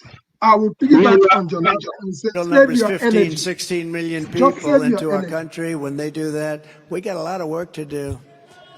They're poisoning the blood of our country. That's what they've done. They poison mental institutions and prisons all over the world, not just in South America, not just the 3 or 4 countries that we think about, but all over the world. They're coming into our country from Africa, from Asia, all over the world. They're pouring into our country. Nobody's even looking at them. They just come in. The crime is going to be tremendous. The terrorism is going to be, and then we built a tremendous piece of the wall, and then we're going to build more. All right. That is Donald Trump, the incoming president of the United States. Can I say something? Can I say something? Yeah. It should be my turn now. Forefather, remember the forefather background. Seriously, it should be my turn. I've not spoken for ages. I think Donald Trump and Biden is just pick your poison, really. For us as a people, we shouldn't necessarily see any of them as beneficial to us in any way. My reasoning is that Biden is more calculating and more strategic and very dangerous to our communities in America. They are the kind that lure you to a false sense of security, that illusion of inclusion, where they make you think that you are part of them, but they are killing you slowly. Because if you look at what happened to George Floyd, and this man said he was going to do something about it, zero, done. As about nothing he has done for the African American community, other than when he said something about removing tuition fees or something like that. And that is not specific to African Americans, it's for everybody anyway. So the guy is extremely dangerous, and he's gone around the world doing dangerous things. And Trump, the only difference between him and Trump is that Trump also wants problems, but he doesn't want it based on this thing, strategic reasoning. His own is based on race.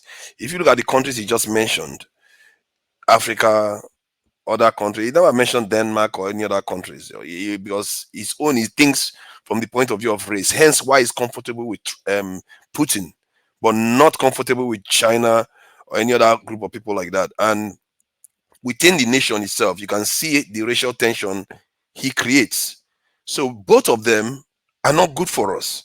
And I've always said this to African Americans, that if you are choosing to support them, you have to vote them strategically. They have to tell you what they want to do for you. If they're not going to tell you what they do for you, then vote for a third party candidate.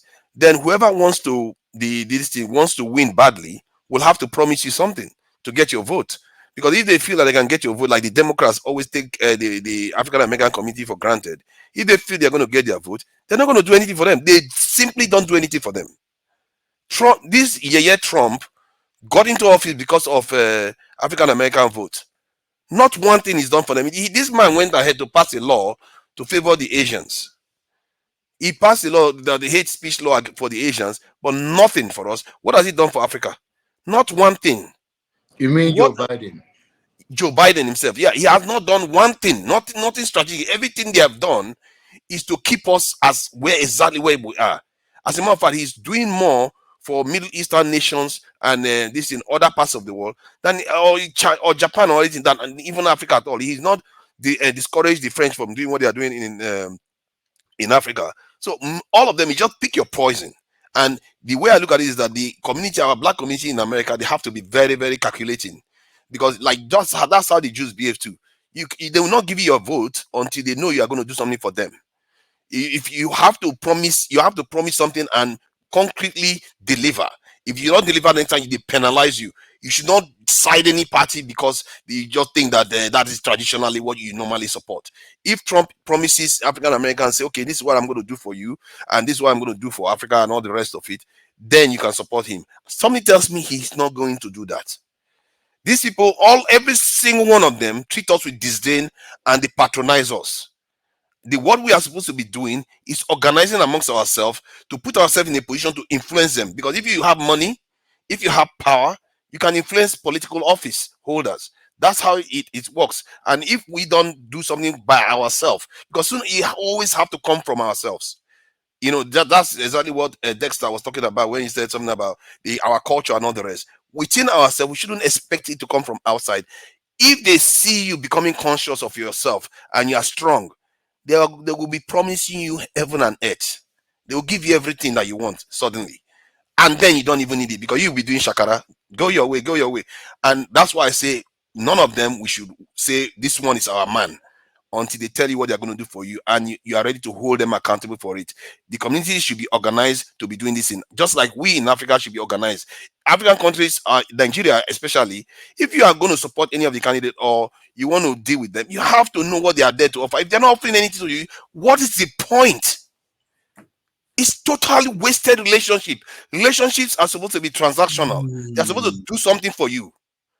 Why are we giving them something? They are not giving us anything. Look at our nation. We are starving to death. This is not even, it's barely functional. And we are listening to IMF telling us what to do, World Bank telling us what to do. When I check the OECD nations, their public sector, 20% on average of their population, their working population works for the this in the private, this in public sector on average. But in Nigeria, 3%. And why? Because all these IMF will keep telling us austerity measure, cut spending, cut spending. You kill our country has become anemic because of these people. And our leaders are not questioning them. I believe that none of them mean us well until we start becoming conscious before they will even bother offering you anything like the way they're offering to India right now. Thank you. Thank you so much. Let's hear from KJ and then Okija, and then I'll take my leave. Okay. Thank you. I thought I was meant to speak before. No, oh, Steph, you are back. Okay, yeah, I didn't know. Okay. Okay. Now, Rudolph, I posted one of the few videos I have on election denials.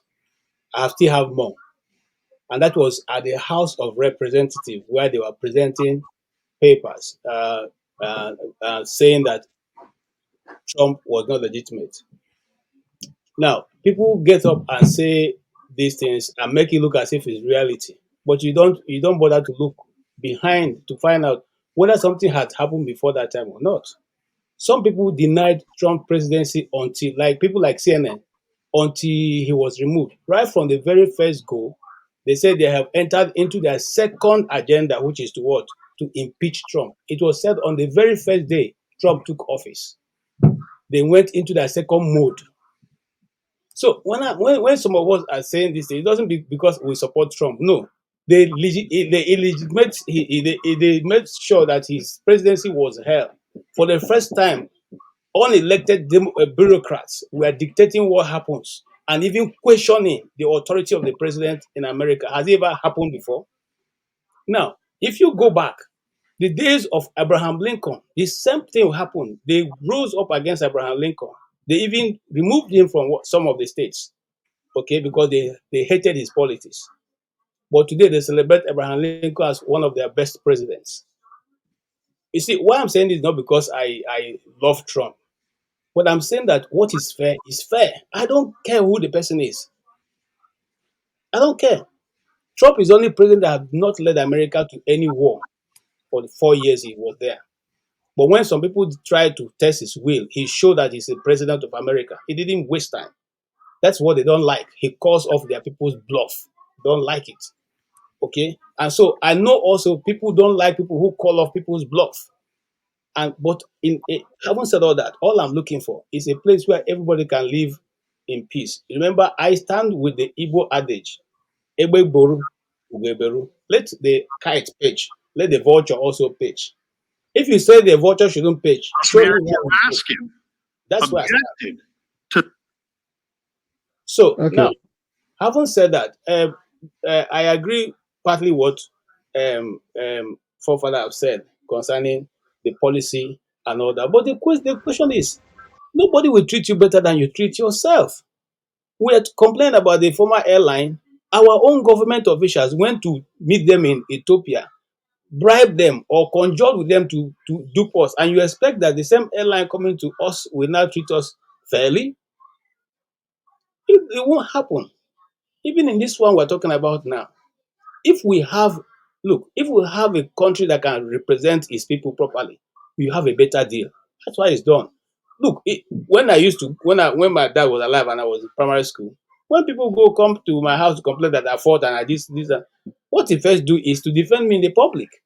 Then he comes back and say, oh boy, what happened? And most time when I explain, if it's not my fault, it's okay. Next time don't fight, just make sure you report. So if we could keep going outside and telling our people outside, the governments of other nations, just like what I began that did the other day, people shouldn't be, when you go to people's country, respect their law. Who does that? Who does that?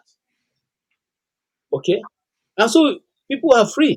Some days ago, I was reading there was, I'm trying to remember the country. They murder some Nigerians, and nothing's going to happen about it. Nothing. That's what I'm saying. I'm saying that's what I'm just simply saying. So if we are saying Donald Trump is wrong, let's also say everybody is wrong who have done that. Let's not just pick out some people and say they are wrong and these people are okay. No, there's no sacred cow. Thank you. All right, thank you. Yeah, KJ, the only area that me and you differ is this. I'm not talking about what Donald Trump did right, whether he was the best president or not. He was a president, and like any other president, he might have done some good things and some bad things. But the area that I strongly disagree with Trump, it doesn't matter whether any other person had done it before.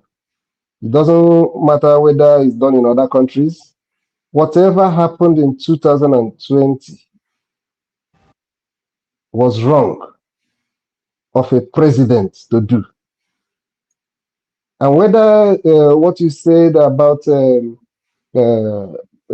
Clinton or the Democrats during that time, whether it's true or false, does not invalidate the point that what Trump did, his conduct during and after that election was very bad. It's not setting a good example. It's not taking away the good things he did as a president. But from that point, I strongly disagree with him. That is what I'm saying. And presently, I don't think that either of them deserve my vote, both Biden and Trump. Either of them. And if eventually Trump wins, it is the Democrats that gifted him the ticket. They gifted him the presidency. And it is the Republican, if he loses, if the Republican loses the seat, then it is the Republicans that dashed the Democrats the presidency again. Two of them shouldn't have been in the ticket. But it is what it is. Concerning the Colorado State Supreme Court, whatever, it is not final. He's still going to go on appeal. The system is working. That's just the point I'm trying to make. I'm not going to sit here and say the state Supreme Court have done the worst. It is not the Colorado state somehow is look as if it's the Democrats, right? But who took the case to the court? It was the Republicans. So that is the point I'm trying to make. In summary, two of them are not good. I don't believe that two of them. Trump is so toxic. Joe Biden is not going to be competent for another 4 years. That's just my own opinion. All right. And since we have no other third party Then you or get a third black candidate, American, we may have to deal with it. Then you get your first black president, a female president in America. Then. All right. I wish they would give her the ticket. Thank I you. wish. Let's hear. I would gladly vote for her. Let's hear Righteous Man for 1 minute and then Okija. Yeah, I'm not in the US, but the politics of US also affects us here in Nigeria. If no one likes Trump, I only not like him, but I love him. I love Trump, and I wish there is liberty to vote for whoever you wish, irrespective of the country. I will continue to cast my vote for Trump. He's a man of boldness, a man that confronts what other people are afraid of confronting, a man who stood and told the president of Nigeria be very careful and allow Nigerians to practice their free religion. He was not afraid. He did not consider the investment of Americans in Nigerian oil industry. But he stood and told him that they are putting Nigeria on the table. Then the Benuans, the Plateaus should not be killed again. Churches should not be burnt down in John Abbas' village and city. And so Trump is the man. The reason why most blacks hate Trump is because of his truthfulness. He said Africans should go and repair their homes. That's why they hate Trump. If Nigeria is good, I bet you many of us in this platform that are in diaspora, especially America, will not be there. After all, in 60s and 70s, Americans and Britons were coming to Nigeria to work. Indians were teachers here. One of my class teachers in chemistry was an Indian. Where are they today? They have all gone. And that is why we are having many Nigerians leaving the country because it's bad. And Trump is telling you, don't run to these countries where their citizens sacrifice to make it work. Go back to your countries. When he called Africa shithole, I supported him. He wanted to wake us up so that we can face the reality that Africa is backwards. Other continents have something to leverage on. What can Africa present to the world? Nothing. Absolutely nothing. It's rigging election and lack of judicial, having judicial rascality. Let me use the word of P2P. Judicial rascality and madness everywhere. That is what Africa is giving to the world. What, like a forefather said, we have never had leaders who have thought of making Africa a proud continent. Rather, we have people who steal our resources and invest it in this Trump's America and Britain. And you say tomorrow that Trump should not have reason to say that Africa is a shithole. Whether the blacks like it or not, 2024, Trump will be the next president of the United States of America, so that he can whip Africans again and whip us again, so that we can return back home and repair our country instead of living in countries where people pay the price for it to be well. Thank you. Thank you so much. Okija. But Bele want us to join you. Righteous man, Trump didn't call you a shithole country because to ginger you to go back and do something in your country. He called you that because that's what he thinks you are. For you are nothing. You are a piece of shit. That's what he thinks you are. So he didn't call you that to ginger you. So forget about all those nonsense. I was in Nigeria. If somebody tells me that my father's house is smelling, indirectly in the land, righteous man, you've talked. Let me yield, please. I went to Nigeria and I was speaking with a cousin of mine. I think that was after George Floyd situation, and he was like, oh, black people, they're taking too much in America. Trump need to stop them. I was taken aback and I was like, does he know that I'm black? That I live in that country? That, we are taking too much. I don't know, I came to US long ago, so I've lived under many presidents from Clinton to Joe Biden, and we've had peace. We don't like, every morning you see a president, just like talking trash, like market women, quarreling with one person or the other, always on TV, always in your face.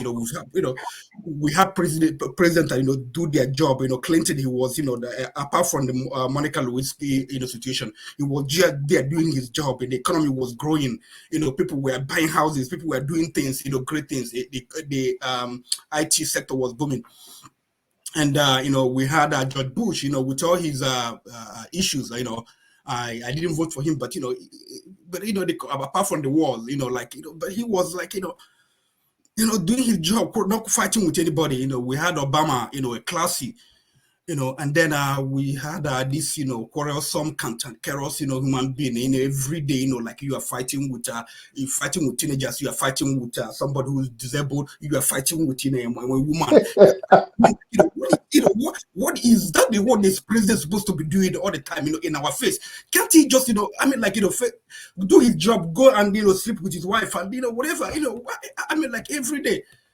And it's insane. I don't know. The Americans, the trauma they went through, the mental issues. That 4 years.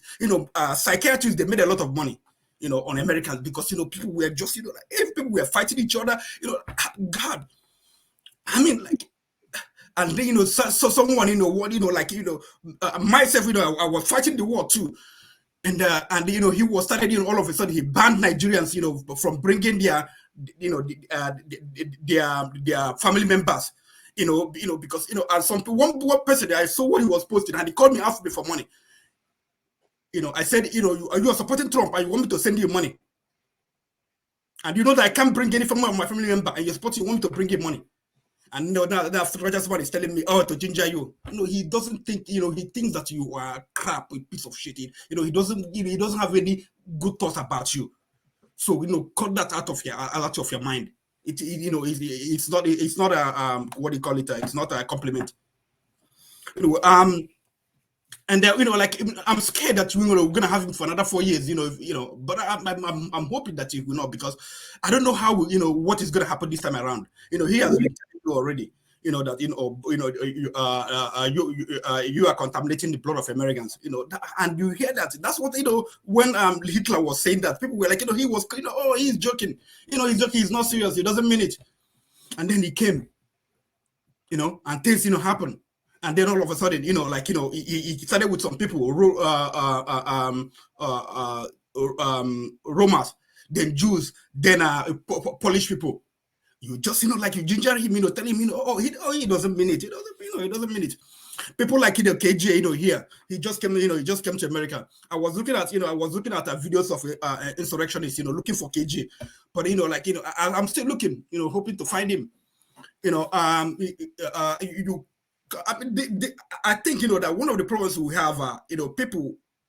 I'm gonna say this: people, especially Igbo people, especially who think Igbo people, Igbo Christian people who think that Trump is one Messiah. That he's going to liberate Christians, that he's gonna give some instruction and the Biafra will be free. That's their mentality. That's the way they fashion it. If you see people that support Trump, it's not because his policy, because they can't articulate anything that they about anything good about his policy. I have a friend of mine, a co-worker, I worked with. Ask him to talk about what has Trump done. Because he hates Latinos coming to America. That's his hate. He has someone in standard, somebody who supports what that thing he believes in his head, because he believes that Latinos are taking over his jobs, and that's why he supports Trump. Just like you see a lot of Republicans, they vote because they are Republicans say, we are pro-life.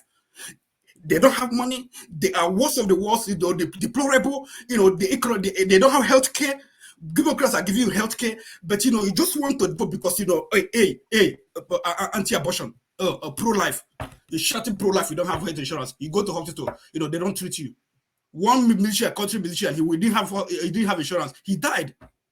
He couldn't go to hospital. No insurance. You're telling me like Trump came and he wanted to Obamacare that gave a lot of people, so many Americans gave them health care. That before, if in America, if you are sick, you didn't have insurance, and then you go to get insurance, they tell you no, pre-existing condition, you can't get insurance. Obamacare, just finish all those things, took away all those things. And somebody telling me, what Obama did to black people? Healthcare, the most important thing somebody can have. He did it for everybody in America. People. Trump came, he wanted to take it away, and he's still fighting. When he comes in again, he will fight to take it away. And someone is telling me, you have to vote for Trump because because he's this, he's that. When a lot of Americans, people don't have health care, you can't protect. You can't say, let me protect that health care. I mean, what would Jesus do? And like sometimes I ask, like America, between Joe Biden and Trump, who would Jesus vote for? What is so Christian about Trump? What is Christian? Just tell me one thing that is Christian about him. Nothing. I father here, saying, he doesn't have anything for us. What should he? The economy is good right now. The economy is good. A lot of people, like there are so many jobs, except if you're not looking. Really? Really? Done for black people. But no, bro. If you don't know where to look, call me. Okay, we'll talk. I will hook you up. So, but if it's not working for you, find out. Look around to see what you can do. It's not like like what he's gonna do for you. You want Joe Biden? What does he want you to? What do you want him to do for black people? Go to their homes and bring them, take them, to people. If you don't want to go to school, he will take you to school. Give you pocket money so that you can go and get a job and do the right the exams for you too. America is a land of opportunity. If you work hard, you make it in America. Yeah, there are issues in America. There are racism, whatever. But not everyone is like that. There are people when you in America. Those people that you see, Democrats they have issues, Republicans they have issues, but who are those that are working to change the environment, to change the playing field, to change things? Those are the Democrats who do it diligently and with their heart, not people who are hypocrites, tell you one thing and do the another and do another. If you believe Democrats are helping you, then if you look, they will tell you they are helping you. But when you look into the data and everything they are actually doing, a Democrat was in office when Nigeria was trying to fight Boko Haram and they are killing us. ChatGPT, hold on. ChatGPT, hold on. I don't care what they do for Nigeria. I don't care what they do for me here in America. I'm here in America. I don't care what happens to Nigeria. It doesn't concern me. What do they do for their own people? Let Nigeria do things for their own people. Your president bought a yacht for his son and his girlfriend. You are here blaming America. I'm not blaming him. I'm saying that we are willing to pay money for something, and they were blocking it. They were blocking it. While when it comes to Israel, they are not blocking it. So go and manufacture your own. But that's what I'm saying now. But you are making an argument that they are good. You are making an argument that they are good, but they are not. You're old enough Rudolph need to guide this conversation. Enough scientists to manufacture arms. Go and manufacture your arms. Don't depend on other people. That is true, but you are making a different argument that they are actually good. Forefathers.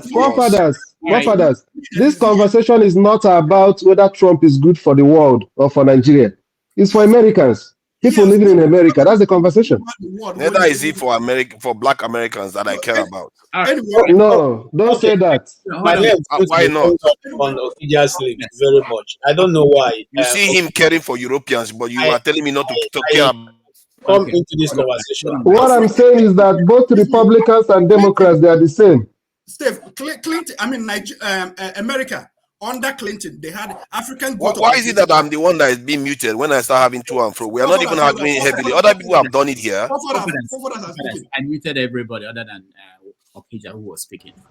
I meant it's happened before, but they didn't mute anybody. Under Clinton, African Growth Opportunities Act was established for Africans to package their whatever they produce in Africa and bring to America.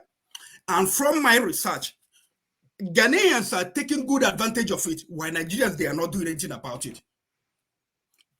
Ghanaians, they are matching their people, which like if you ship something, what about me? Probably let me say $100, they give you like about $10, something like that. I don't know how much it is now. They are helping their people to establishing zones where people process their food. I was trying to buy what do you call it? A tiger nut, okay, online. So and I sent message to the seller. So I want to buy a tiger nut, but that I was trying to get from Nigeria, but it's too expensive. The man called my phone number. Said, do you know where I get this tiger nut? I'm gonna sell to you now from Nigeria. How do I get it? I send it to Spain. They clean it up in Spain, and then they bring it to America. And once it goes to Spain, it's no longer African Growth Opportunity. It doesn't match. He said that I don't have anywhere to clean it in Nigeria. You don't build opportunities to help your people. You just clear come to complain. They do this for you. They do this to you. I mean, what do you want people? What do you want the Democrats to do for you? What do you want the government, U.S. government, to do for you? They are doing for their people. Find a way to do for your own people. Stop blaming any people. Stop blaming saying that they're not doing for black people. There are a lot of black people prospering in this country. Okay, Oh, not okay. prosper. Not everybody will make it. There are people that will make it. People who know what is going on will just get into the system and make it.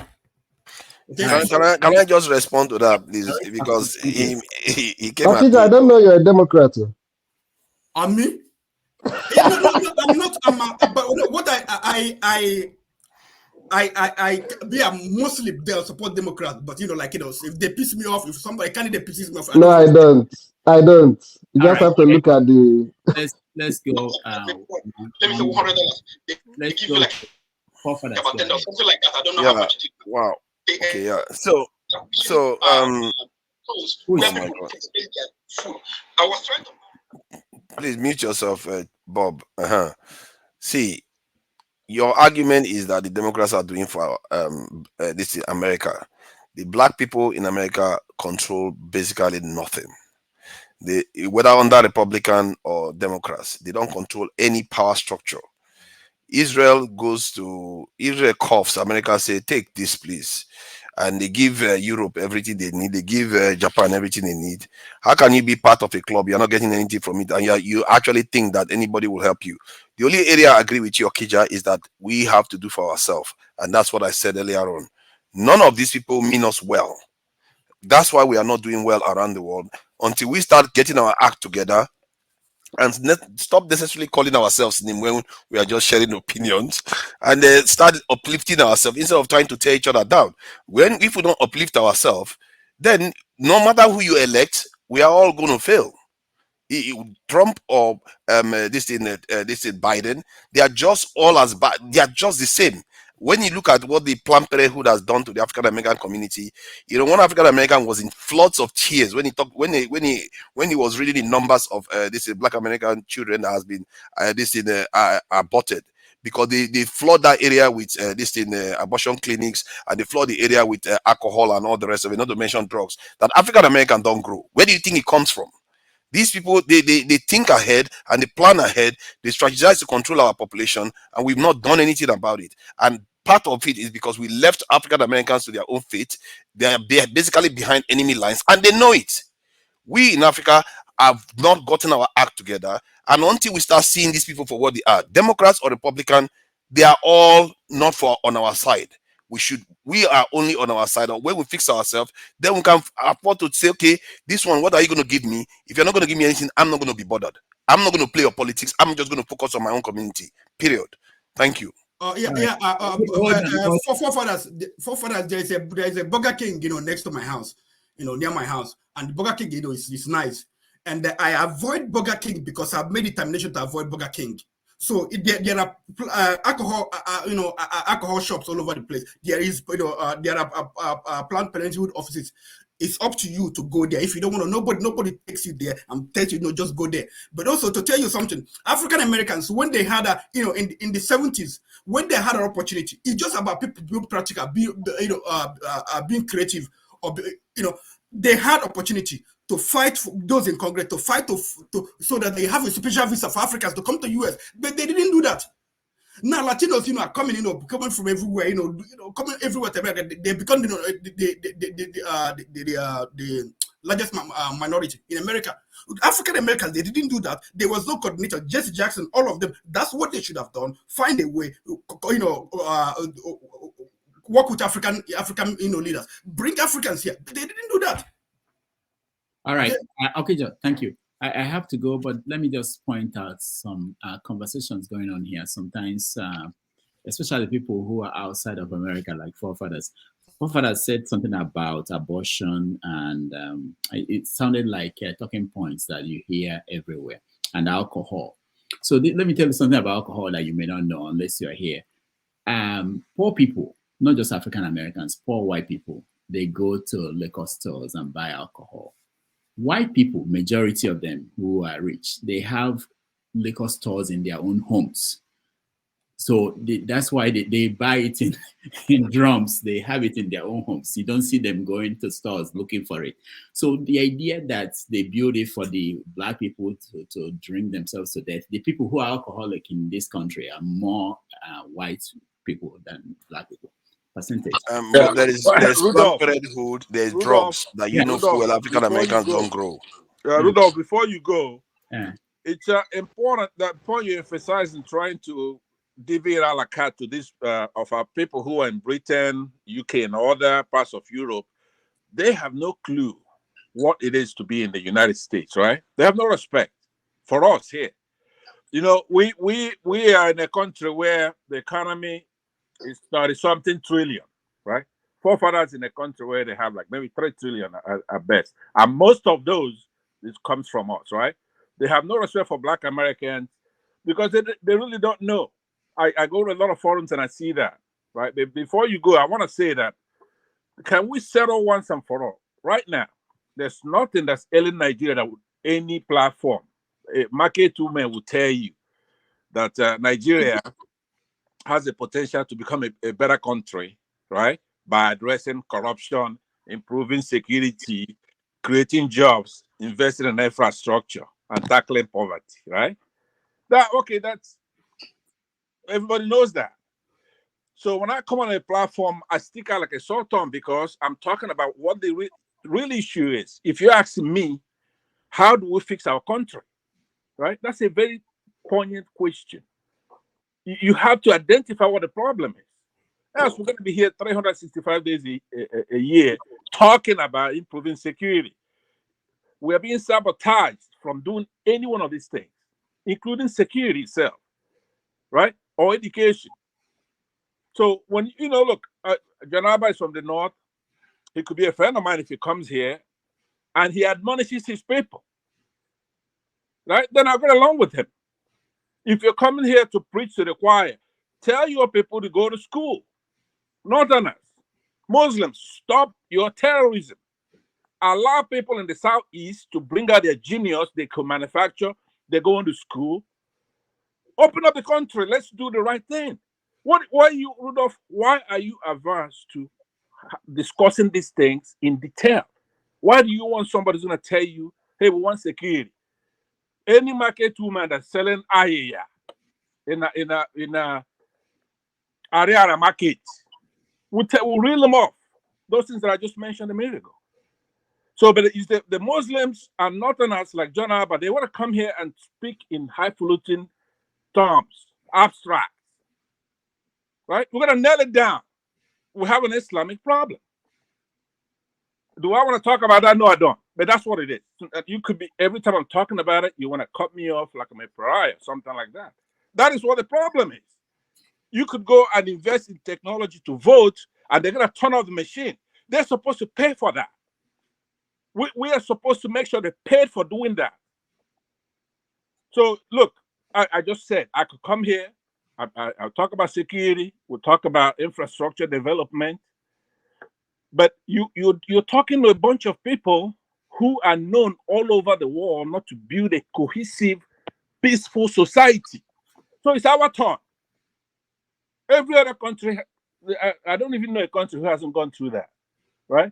So they've gone through it, but at some point, we're going to have to, as men, stand up and defeat them. You could smack all you want.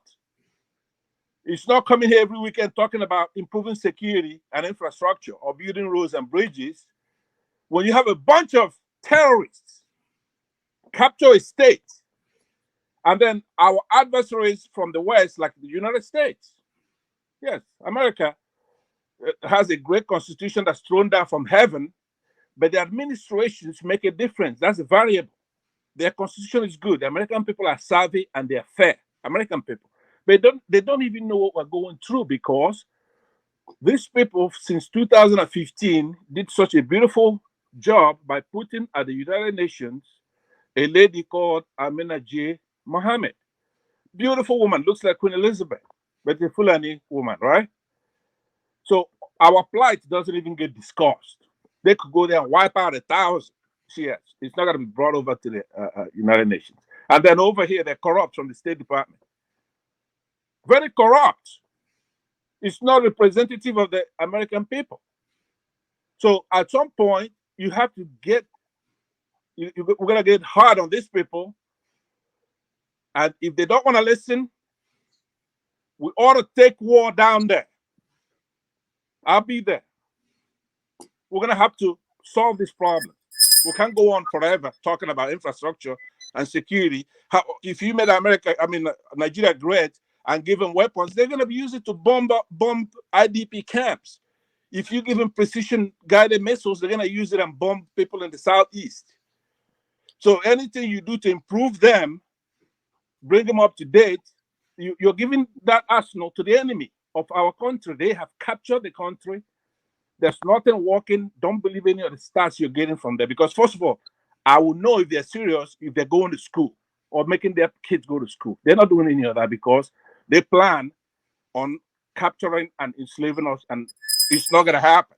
All right? So that's what I'm saying. John, you want me to be a friend of yours? When you come here, you should say, look, Northerners, get with the goddamn program. When you start doing that, then you're going to be a friend of mine. You can't do that to me. I'm too big for that now. You can't command me. Sir, thank you. I just want to point out that this platform, we don't advocate for war, for violence of any type. YouTube, take notes. Don't mind Pansat. There's something that was mentioned here. Someone said about the size of the economy, and I saw a comment on the GDP of countries. So United States is number one with about 26 trillion. China number 2 with 17.7 trillion. The next one, number 3, is Germany with 4.4 trillion. Japan is number 4, 4.3 trillion. India is number 5 with 3.73 trillion. And UK was mentioned is 3.3 trillion. UK. That's what I said. Yeah, you were right. Somebody was saying that UK was 20. You know, sometimes Pansat is right, so don't think it's all the time that he's not right. I'm gonna get you one day. Rudolph, why won't you play the video? Because some people are saying that people didn't argue on election denial. All right, I will play that, but when I play that, I will leave. But I want to say thank you to everybody who joined us today. And I have to eat breakfast. I've not actually eating anything today. I want to thank you all for joining us. Hopefully tomorrow we have a special guest who's coming. If you can join us, that would be wonderful. And those on the comment section, thank you. Those watching at home, thank you so much. And I will hand it over to Forefathers. But I will play the video that KJ actually sent across because it's important to him. And let's watch.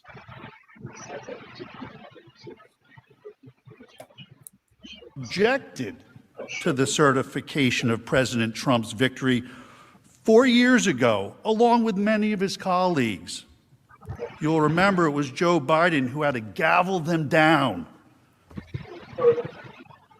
I have an objection because 10 of the 29 electoral votes cast by Florida were cast by electors not lawfully certified. I object to the votes from the state of Wisconsin, which should not be legally certified. No debate. Mr. President, I object to the certificate from the state of Georgia on the grounds that the electoral votes were not. Debate. There's no debate. And I object to the certificate from the state of North Carolina. I object to the 15 votes from the state of North Carolina. I object. I object to the certificate from the state of Alabama. The electors were not lawfully certified. Is it signed by a senator? Not as of yet, Mr. President. In that case, the objection cannot be entertained. The objection cannot be entertained. Debate is not in order. Ballot. Even with the There is no debate in order. Is it signed by a senator? There is no debate. There is no debate in the joint session. There is no debate. There is no debate. There is no debate. Please come to order. The objection cannot be received. Section 18, Title 3 of the United States Code prohibits debate in the joint session. I do not wish to debate. I wish to ask, is there one United States senator who will join me in this letter There of is no objection? debate. There is no debate. The gentlewoman will suspend.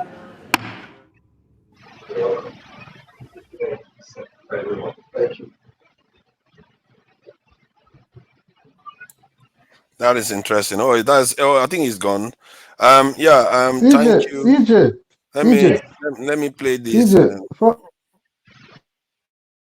Thank you so much for watching. Thank you. Have you subscribed? Yes, you. Have you subscribed? You. Yeah, before you go, click. It's free. Click. That's it.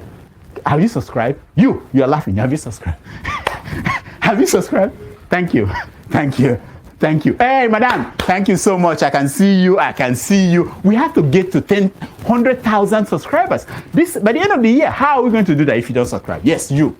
Yes, you're about to click off. Why? Have you subscribed? It's free. If you don't, ask your son, ask your daughter how to. Just one click. Thank you. Thank you. I see you. Aha. Thank you very much. Thank you very much. I'll see you tomorrow.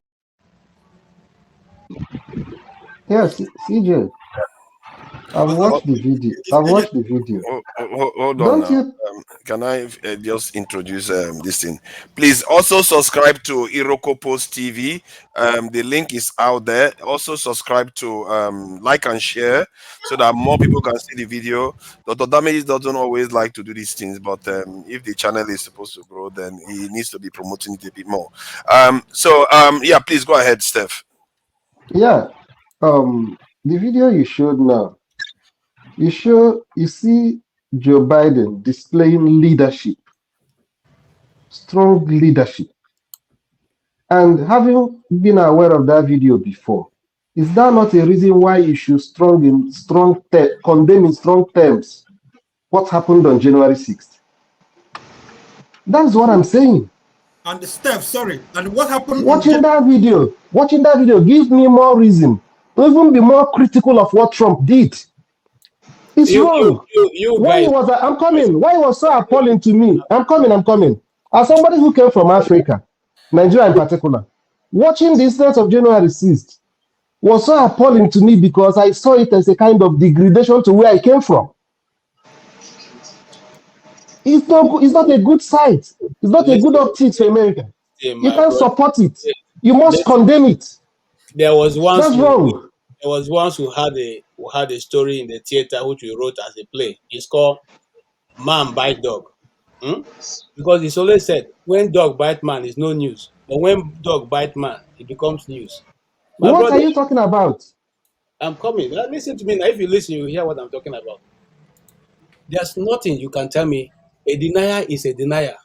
The same role that Joe Biden played at that point was the same role that the vice president played. So what are you saying? What is the difference? The difference is this. Oh my God, KJ, you should be better than this. But when a dog bites, does he make it right? You should better. Does he make it right? You went to the Congress. You went to the Congress and stopped the business of the Congress. That never happened in the history of the United States. Show me by a video where he went to the Congress to stop. Show me by a video and gave him rabies. Show me by a video. Show me by a video.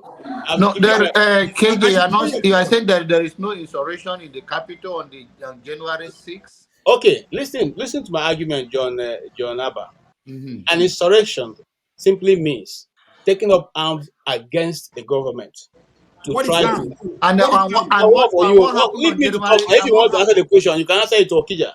You can answer it. You've been speaking for more than 40 minutes. No, I asked you, said arm. What is arm? Just follow. Okay, let's KJ answer this thing. KJ, take 1 minute to answer so they can come back. Please take 1 minute to answer. No. Let him answer. When he's satisfied, I will come back. I don't want to. You said arm, so I said, what is arm? That's all. That's what I said. What is arm? My brother, no me will can't teach you what arms is if you don't know it. Yeah. But I'm saying that insurrection has a meaning. Insurrection, in accordance with what has been written in the American Constitution. You go check it out. It's not the first time it has been used. The first time it was used was after the Civil War of America. That was when it was used after the Confederacy War. It was used to try those. And in fact, the only other time it was used against an American was when one American, I've forgotten his name now, who was selling information. The definition of insurrection here says a violent uprising against an authority or government. So it didn't necessarily. Thank you, forefathers. Thank you, forefathers. And there was I'm not quoting Google. I'm quoting what the American. But the constitution that said that there was arm in the hands of those people. Though. Hey, my brother, don't you see? Okay, let's go to Bob. I don't know. I Yeah, don't think Bob hasn't anybody. said anything, to Yes, be please fair. let Yeah. us be fair. We'll get back. Well, Bob, please go ahead. What do you think about what you've heard so far? You are muted, by the way. Okay. Can you hear me now? Loud and clear. All right. Yeah, by my time it's 5:30 p.m. here in Wisconsin, the swing state of United States of America. So for those of you who are having high hopes that Republicans will capture Wisconsin, you are daydreaming. Wisconsin is in the pockets of Democrats and its neighboring states, Illinois, Minnesota, Indiana, Kentucky, and all the rest of them. Indiana is a question. No, I'm not I so sure. know, I know. Just relax. I know where I'm driving at. I know where I'm driving at. Righteous man. I was listening to him when he was talking with so much emotion, sentiments for about Trump, what Trump has done. When you come to a place, question you be asking yourself, what is the gain I should be getting from someone who is projecting himself to be the president or a representative of you? You know, majority of us here in America, we are immigrants. And what bothers us is who gives us our best interest, who represent us well. Believe you me, many Africans here, when I speak about Wisconsin. 4 years when Trump was there, many people who had their immigration, whatever, hanging on air, nobody looked at them. Nobody looked at them. And when you have a Democrat come in and the window opens up, people who have been hanging for 3, 4, 5, 6 years, their cases are settled. Why wouldn't you say, I'm going to vote such a person in again? Yes, you might say, after all, is it because of immigration? It is part of it, my brothers. It is part of it. Believe you me. You see, hold on. Let me Bob. finish. If what you're saying now, hold on. What you're saying now was the presentation they've been. I'm telling you the truth. I will not argue that. What I'm saying is that what is good is good. If that is what you are saying, based on the fact that he was good for immigration for we, great. Because somebody must have a reason. It's a great, valid reason for me. But don't say because this happened, this person is this. No. I will not accept that. That's just one aspect of it. On the issue of insurrection, my brother, if not because Trump has been a former president of the United States, America didn't want to drag itself on the mud, but so that it will be put out there that a former president of America was put in jail. What Trump did qualifies him to be in jail. I'm telling you. You see this 2024, Colorado have started it. Supreme Court of Colorado have started it. Believe you me, in the next couple of months, other states will follow suit. He said he's going to Supreme Court of America to trash it out. Let him go to Supreme Court. If he wins, good and fine. If he doesn't win, my brother, other states will follow suit. Trump is not qualified to be the president of America. A man who asks people to go to the Capitol House and bring them. Four people died. 4 people died. And so many people who supported him are in jail today. And we are saying that such a man is qualified to come and run for office. The problem with America is that they don't have any law against any of the things you are talking about. Even if he's in jail, they can elect him a president even when he's in jail. They can elect him a president while he's indicted. They don't care. You see, that is the thing. One of the things I don't like. You see, that's why most times I don't come to this public debate to open my mouth wide. You people just say what they hear from the news media. Now he has quoted that 4 people died on that distance. The only person who lost her life is a Air Force officer, a retired Air Force officer who was shot by a policeman. Go search the records. I'm not saying this thing. You go back and search the news. Okay? The other man who claimed to have been killed, eventually he was even seen. And the new videos released after this man, got out of the way, the former speaker. The new video showed the man even living his life, even inside the Capitol there. I don't engage in hearsay. We don't have proof of this. Okay. Do you have proof of Okay. it, Let me KG? round up. I don't have much to say. All I'm saying is that Can you myself, my brother? They tell me these things. Look, I don't stop. so calm down, KJ. This is we are all here sharing ideas. Okay, opinions are free, facts are sacred. What I wanted to wrap up with is that Biden, insofar as the institution of America is very, very strong. If you put a goat there, maybe I don't think it's gonna bring down the whole world. Biden till 2028. After 2028, Why would you choose Biden? What has he done for our community? Trump can come up after 2028. Okay, he can come up after 2028. Righteous man, your Trump will come back 2028. Okay, not 2024. Biden. Bob. 2024, Trump is becoming the president of America. There is no hatred that can stop that. Nothing. Can I ask Bob? Can I ask Bob a question? We love you. Nigerians love you. See, okay. Can I ask you? See, because Democrats, Republicans are they are partly responsible for the redlining and discrimination of against the community, ensuring that our community can serve, but they can never control anything apart from music and sports and all the rest of it. They are both responsible for it. And why are you taking sides that okay, this one is better than the other one? Because sometimes the people you should fear more are the ones that pretend as if they are your friends, but they are actually more dangerous because you lower your defenses against them. Don't you see that? Paul Father, let me say something before then we move to another thing important to us. It's a matter of time. Election will be here very soon and it will be gone. So let us not stress ourselves too much about it. No matter what it is, American system is better than ours. We will be fine here. I know, but Bele, my brother. No, you won't. No, you won't. What makes you think you'll be fine there? Come to Nigeria, come and stay with him. Well, I'm not coming. He can go back to Germany or come back.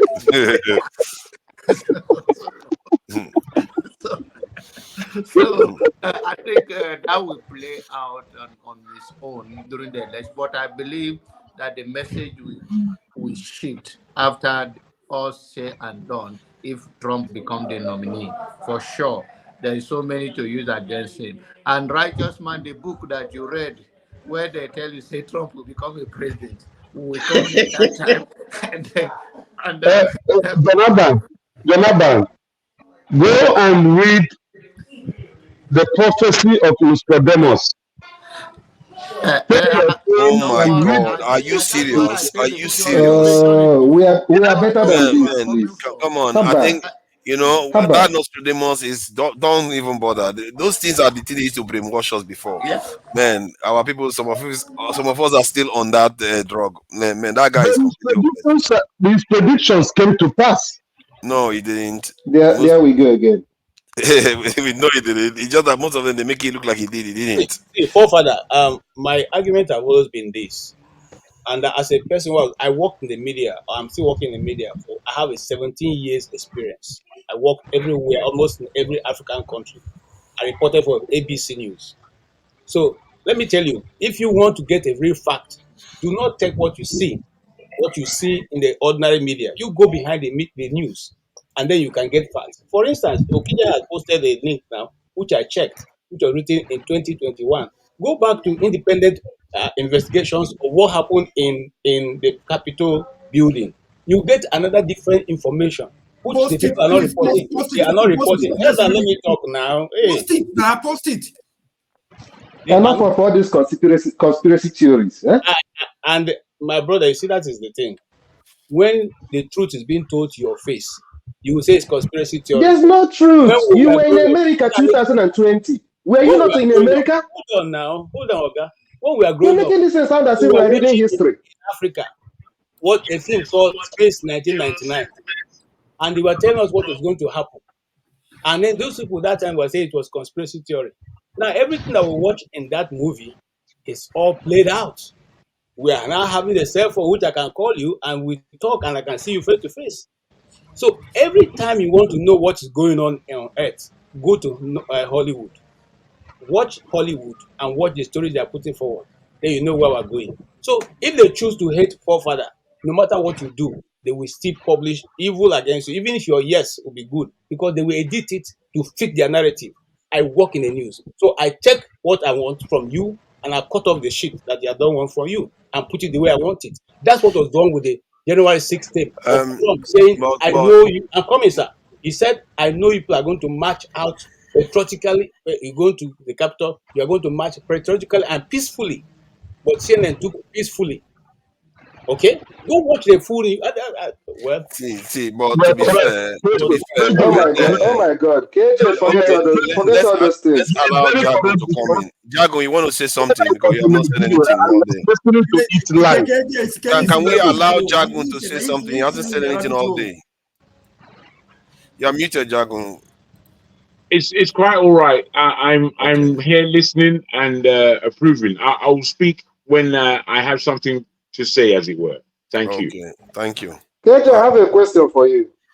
Assuming that what you said now is true, even though I know it's not true, because we are talking about a period in history that you and me and some other people that lived in America that are conscious of their society lived. We lived that history.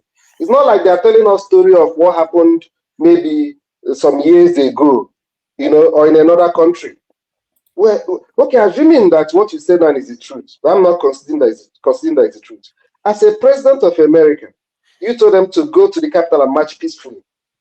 And in your office in the White House, you were watching the activity streamed. Your the intelligence is telling you what is going on in the Capitol. And you waited for 3 hours plus to take a decision. Does it not invalidate what you said now? That you told them to go and march peacefully?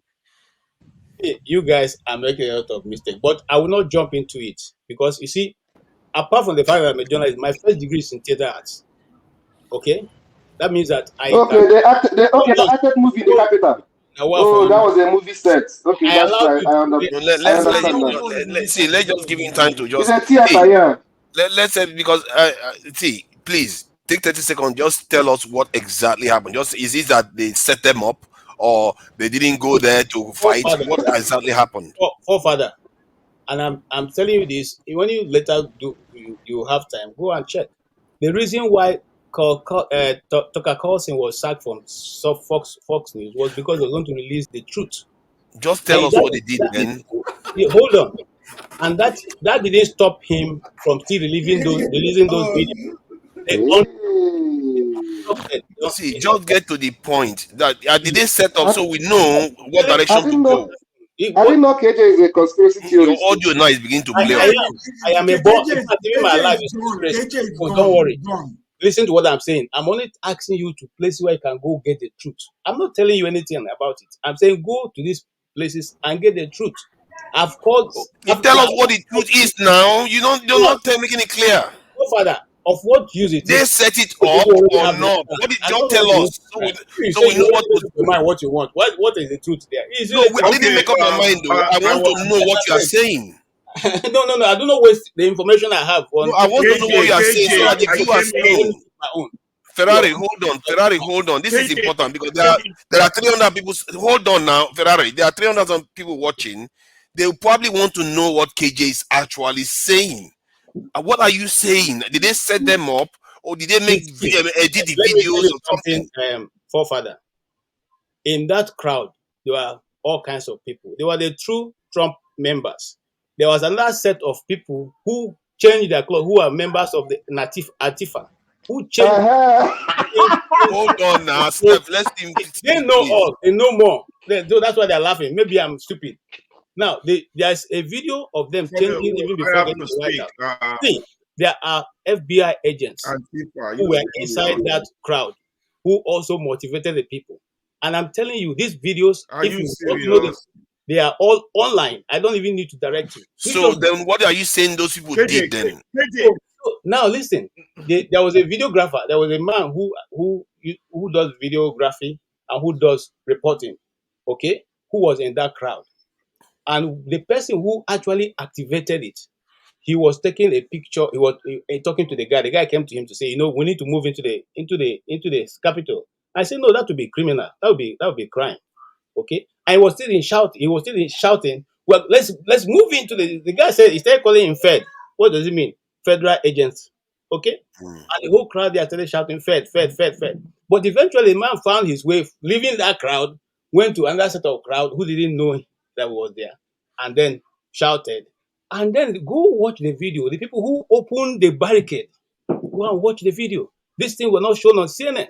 If you're watching CNN or Fox News, you won't see it. Listen, I just gotta stop this. So I you are gotta saying stop that this. you are The reason okay. I Let came me in. hold on, Ferrari. Let me No, just conclude. We need to conclude now, please. Don't follow up. Hold on. No, See, no, we need no. to You're giving me. Can you hold on? Can you hold on? See, are you saying that there were agents in the crowd that instigated the behavior we saw? That is it. In fact, if you let me so that I don't speak everywhere. Go back to the dissertation from the House of Representatives with Christopher Wray, who is the FBI director. Go find out the questions he was being asked.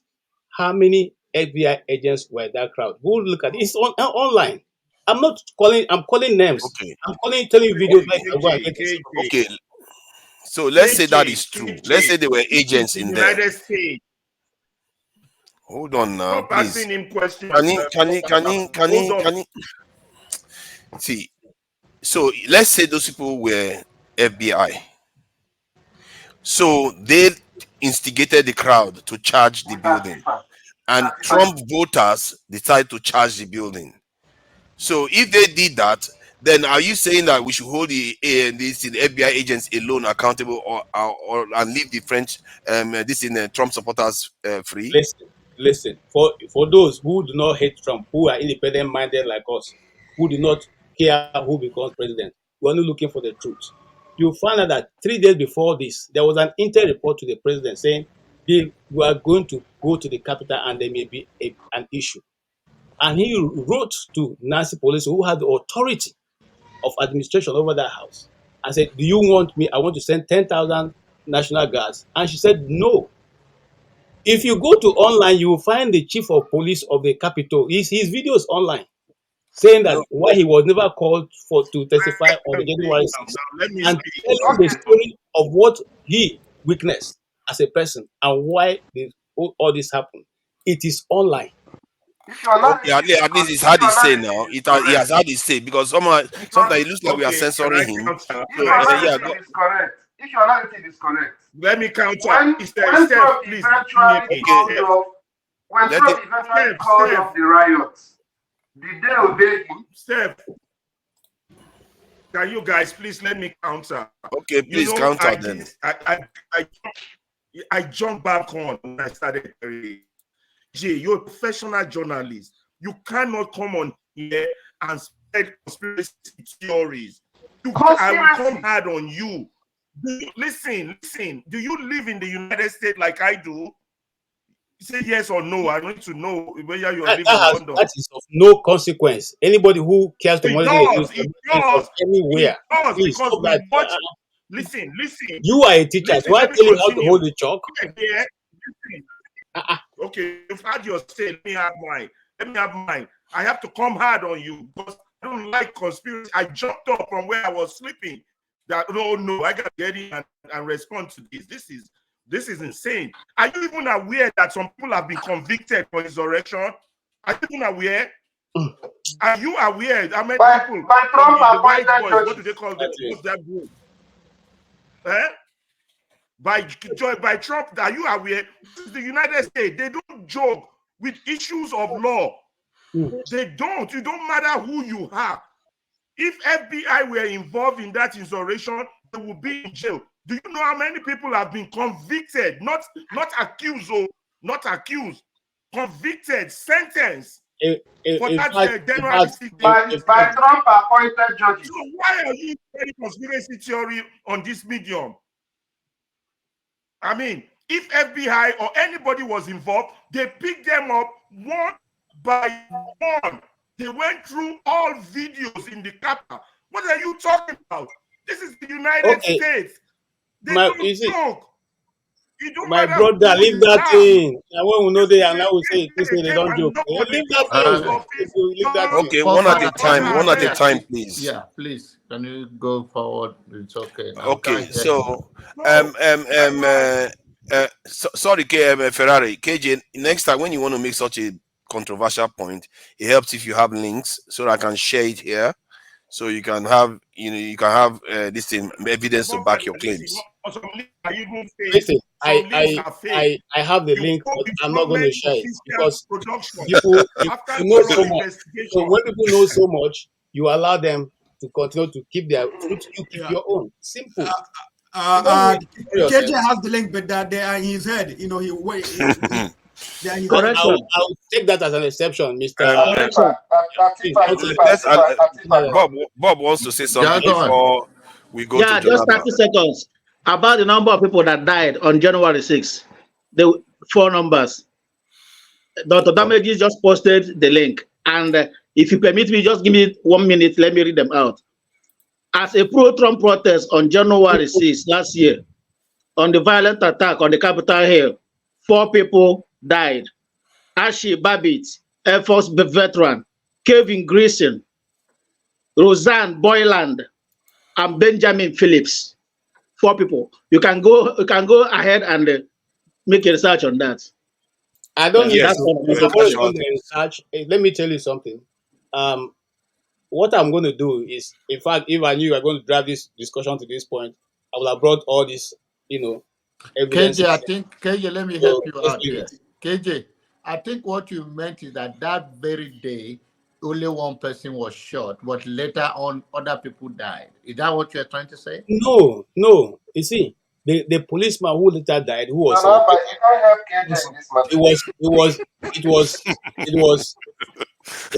are you being all rude like this? Why are you so passionate? It's like you guys were there in the riot. You don't know. Maybe he has a point. No. You see, it's okay. It's okay. We have to move on to something else now. There's no fact. It's okay, my brother. You are wearing sweater and your jacket. You are sweating. You keep blowing. Whether you take the jacket off or you we talk. Hold Don't on. worry. I can't hear you, Steph. How does that come in? How does that come in? I say you are already sweating, so let them leave you alone. They should leave you alone. No, it's okay. It's okay. I can hold my own. I can hold my side. Is it conspiration? Okay. You already explained yourself. Let's move on to something else. It's okay. Jonathan, hey, I'm going to write to 30 of your place so that they will give you a chieftaincy title. I don't need it now. No, you need it. You want me to come back to Nigeria, and I'm not coming. I already escaped. I was in Benue a few days ago. That is what you say every day. You never go there. Precious man. You see, drive around Nigeria. You're a strong man. Again, I want to make one point, which is, again, I'm going to leave you with this link. For those of you who care to know the truth, go and look for an organization that operates around the world. In every part of the world, they have agents, and they are here, stationed here in America. They are called American Center for Law and Justice. American Center for Law and Justice. If you go look them up, they are all made of lawyers, and they represent people. In fact, I don't want to say other things, but in fact, they represent people, and they stand in against injustice, whether it is for me or against you. They stand for both Republicans and they stand for both Democrats. That is what they do. It is a free organization. They are publicly funded. Go and look them up, okay? So that you look them up. They have a site. Go through their site and look at all the cases they've handled and what they've been able to do. All right? Those of you who know too much, like Steve and Okija, you know everything in this world. You have all the knowledge. You can go check. Those people are lawyers, so they are lawyers of international repute. Okay, let me just share the video of what Trump actually said, because it appears he was a little bit more confrontational than maybe KJ understood. But let me just share it quickly. Let's move on. Hold on, now, let's just see now. See, this one you are sharing is not the truth. Look for normal video. Oh my God. And after this, we're going to walk down, and I'll be there with you. We're going to walk down. We're going to walk down anyone you want, but I think right here, we're going to walk down to the Capitol, and we're going to cheer on our brave senators and congressmen and women. And we're probably not going to be cheering so much for some of them, because you'll never take back our country with weakness. You have to strength, and you have to be strong. Hey, NBC News viewers, thanks for checking. I don't know whether that is very controversial. I was sent the link that I should share it. So from what I can see, it looks like he was trying to show off power there. Let me tell you something that Asia will not tell you. You know that Trump himself wanted to Okay. to the capital with just Yeah, your audio seems a bit different, Steph. It's not coming through very well. Forefather, why don't we discuss about what Trump is because of his audio. Fubara? Trump has taken his audio.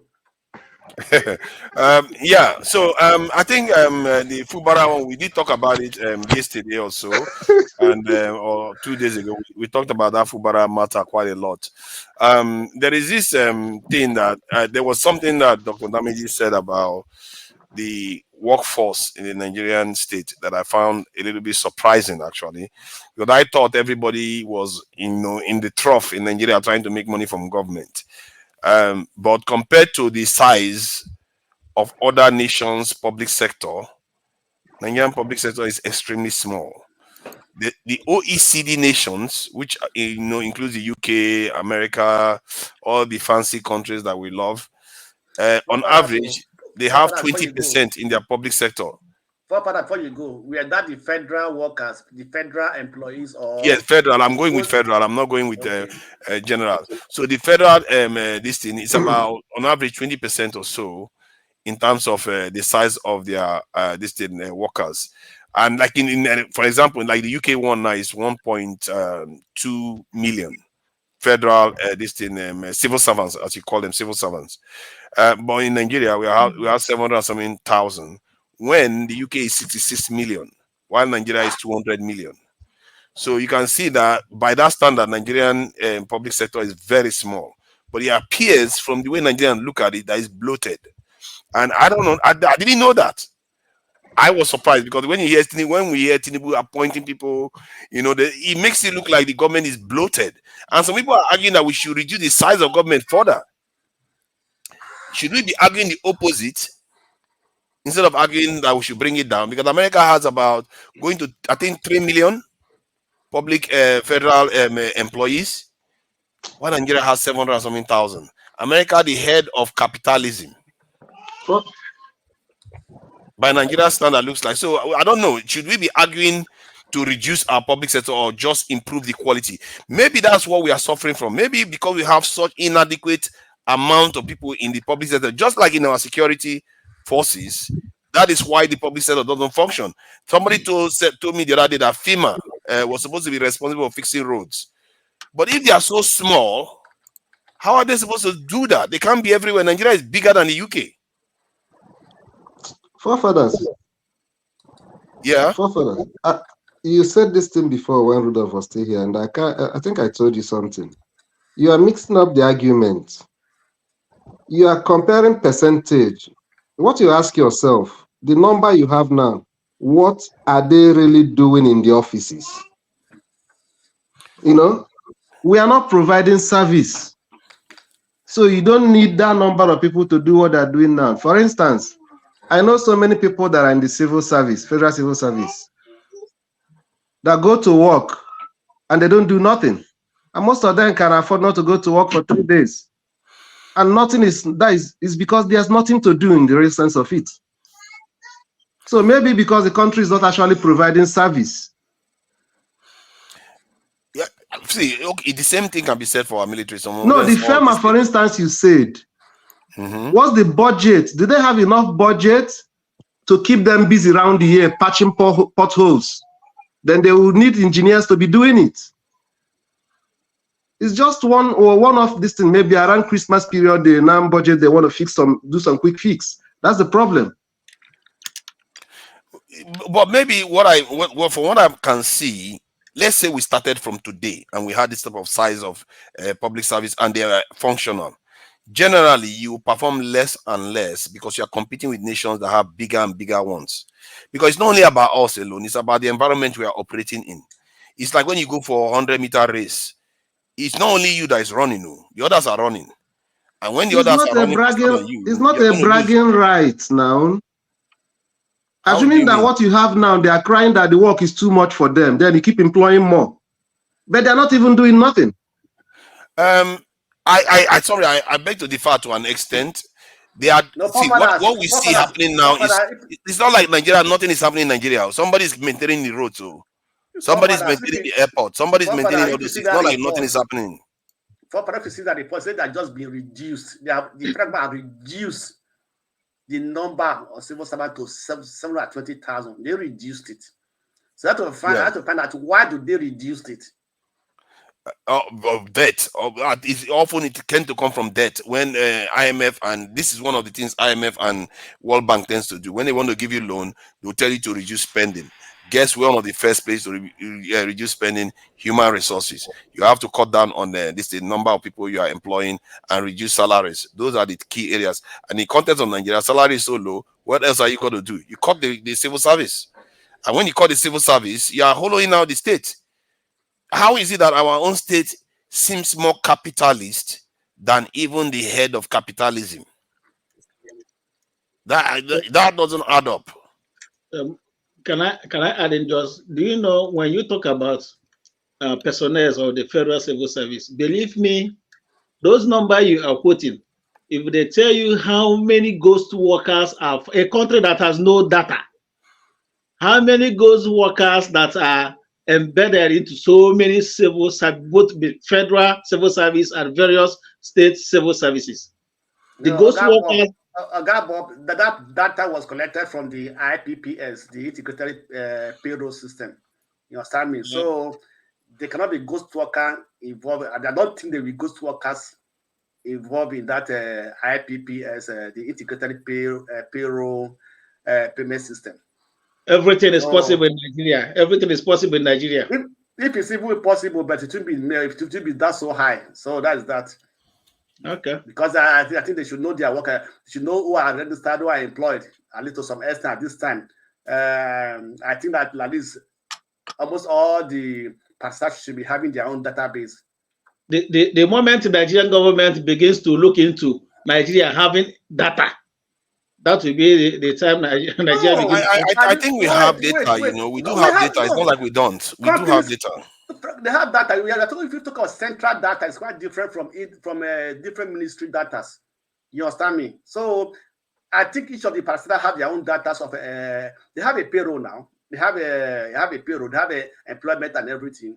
You understand me? They have a HROs and everything. So they should be able to have their own standard data. But central data for the whole nation is not collated into one database. That's the problem that Nigeria say Nigeria doesn't have data. Well, sir, I disagree with you. You know why? If you have data from various places, you can actually clean up that data and bring it into one. So that's what I'm saying. I think within months, brought into one single database. So that's not wait. Within months, you can bring data to one collated database. Yes, because the government have not set up that database. That they have to bring all the data together into one database. So that will have to be. I must say, even in the UK, I'm not sure all the data is in one database too. It's possible, but they have not done that. I don't think you need the government to do that, sir. You can contract it out. You can contract it out. There's open AI, open source. Excuse me. Wait, let me ask you a question. Do you know what you call data mining, or how people say data? Do you know your data? No, so every data excuse me, every data in every country is managed by the government, not by private. But hold on. Let's slow down here. There is data in the banks. There is data in payroll. There is data in phone lines. There's data in so many different sources. You can collate the data and have an average. This is a reasonable guess of what where the this in an educated guess of what the population is doing and what is going on in the country. I don't think data is the problem of our government. The government, everything we are doing is too small for a big nation like Nigeria. It's too small. That's what. Okay, how can you expect Nigeria to function? And like the UK, when Nigeria is spending $27 billion on for their national budget, why UK is spending 1.4 trillion? That doesn't seem right. You can't expect the same result. No, sir, the problem with Nigeria is this. I have a friend that works in the bank. He's been very far in the bank. So I was talking to him and I told him, look, with a population of 200 million, he said I should shut up. Nigeria's population is not up to 200 million. All that is fake data. That's why the government cannot. Look, the truth about it is that the period whereby we could pad these things have passed. Yeah. So right now, people can get data, real data, and you can clean it up. Before, in Nigeria, people go and count cows as human beings and put it down. Now, Chad. it will be very difficult to do all that. So that's why the government cannot even go back and collect the data again. Because, example, let me give you an example. Buhari said he had 150 cows when he entered office in 2015. By the time he was leaving office, they said he still had 150 cows.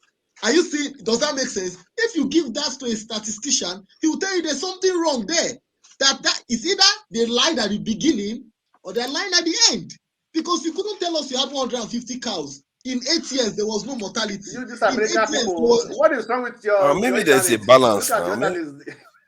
Maybe there's a balance, or they are eating every time it goes past that one. Maybe whenever I go past 160, eat that one. They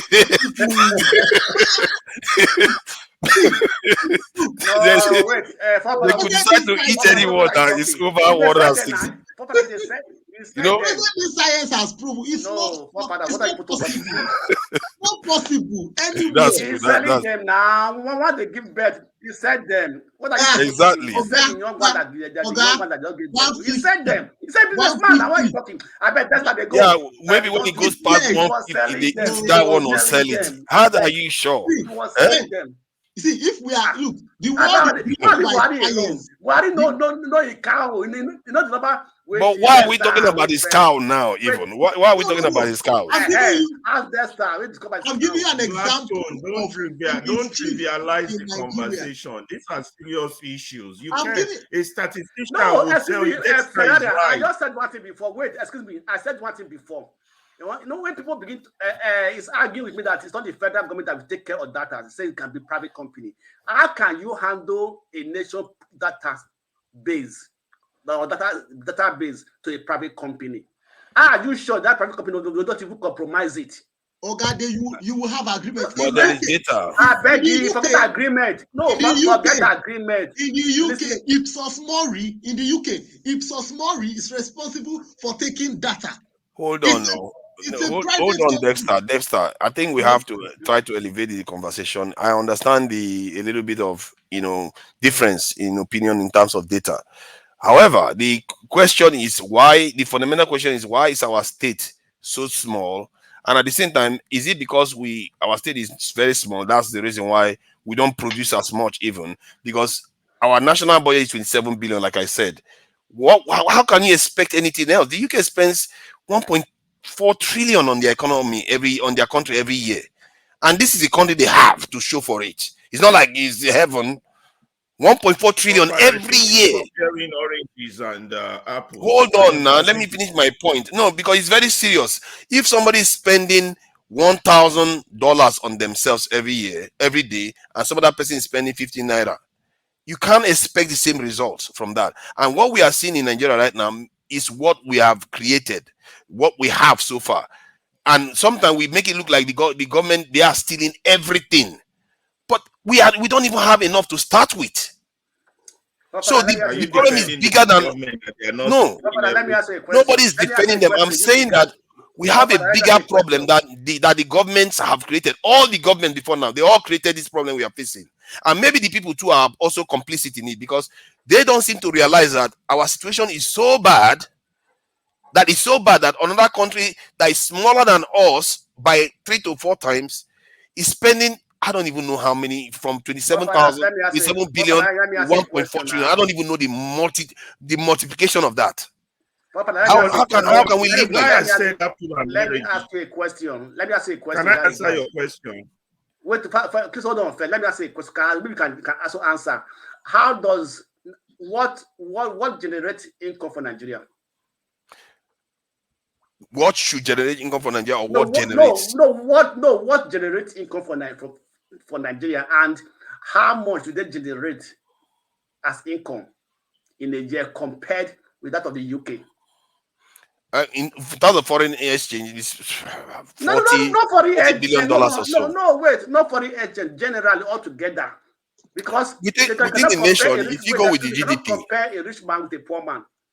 How a rich man generates his income is quite different from how a poor man. That's why I said apples and oranges, and I can explain if you let me. Okay, let me answer him that very you're one first before you explain. Hold on, let me answer him that one first before you, because I know you're going to try to dispute the point. Their economy is about 3 trillion. The Nigerian economy is about 500 billion. That is 6 times more than the Nigerian economy. But their spending is way more than that. From, let's say we are spending 30 billion, which is less, 30 billion per annum. They are spending 1.4 trillion. That is more than 20 times more than what we spend. So that is what I'm talking about, that the gap is too massive, even based on the size of the economy, which is what they generate. You see what I mean? Please go ahead, Ferrari. You see, you're comparing apple and oranges. First of all, their spending will be high because they have various institutions, infrastructure, companies, and things that they spend on. They have a system going whereby it involves manpower, usage of manpower, that is also counter-producing income and generating income. You know, they have monitoring, you know, let's say, for example, good example would be, let's say the judicial system. They would have a system within the judicial system that monitors the judicial system. That's one. Let's say the police, right? They would have internal affairs that monitors the police. Do you understand? So they, like the state, I work for the state of for the state government in Illinois, the state Illinois Department of Juvenile Justice. They would have a, you see, somebody monitors somebody who monitors somebody, and there's the level of productivity is high because the monitors get monitored. So there's no freelance. Somebody got to evaluate you. Somebody is evaluating something. Somebody you don't know, and whoever is evaluating you is being paid. Yeah, but how does that translate to Up the making point so of how, much money? Listen. Yes, Okay. because they are actually running a system of government. Government is actually running. Are you with me? Unlike us, where we are building house on water, nothing is running. Everything is assumed. Our data is assumed. Number is assumed. This is assumed. You understand? Politicians just come, throw out numbers. You understand? There is no system in place in which one checks the other and productivity is monitored. So when you come and compare UK numbers to Nigerian numbers, you're comparing apples and oranges. You have to understand how the Western system works. Let's take the military alone. Someone is monitoring the military. It could be a private firm. It could be this. There will be an auditor. There will be an internal auditor, external auditor. There are things. I can't even go into details. If you know what layers and layers and layers of governance is in the United States. I get the fact that they are the running local level government. alone within the city of Chicago. So there's multiple activity going on, and don't just think those activities are going on in ways as they are being.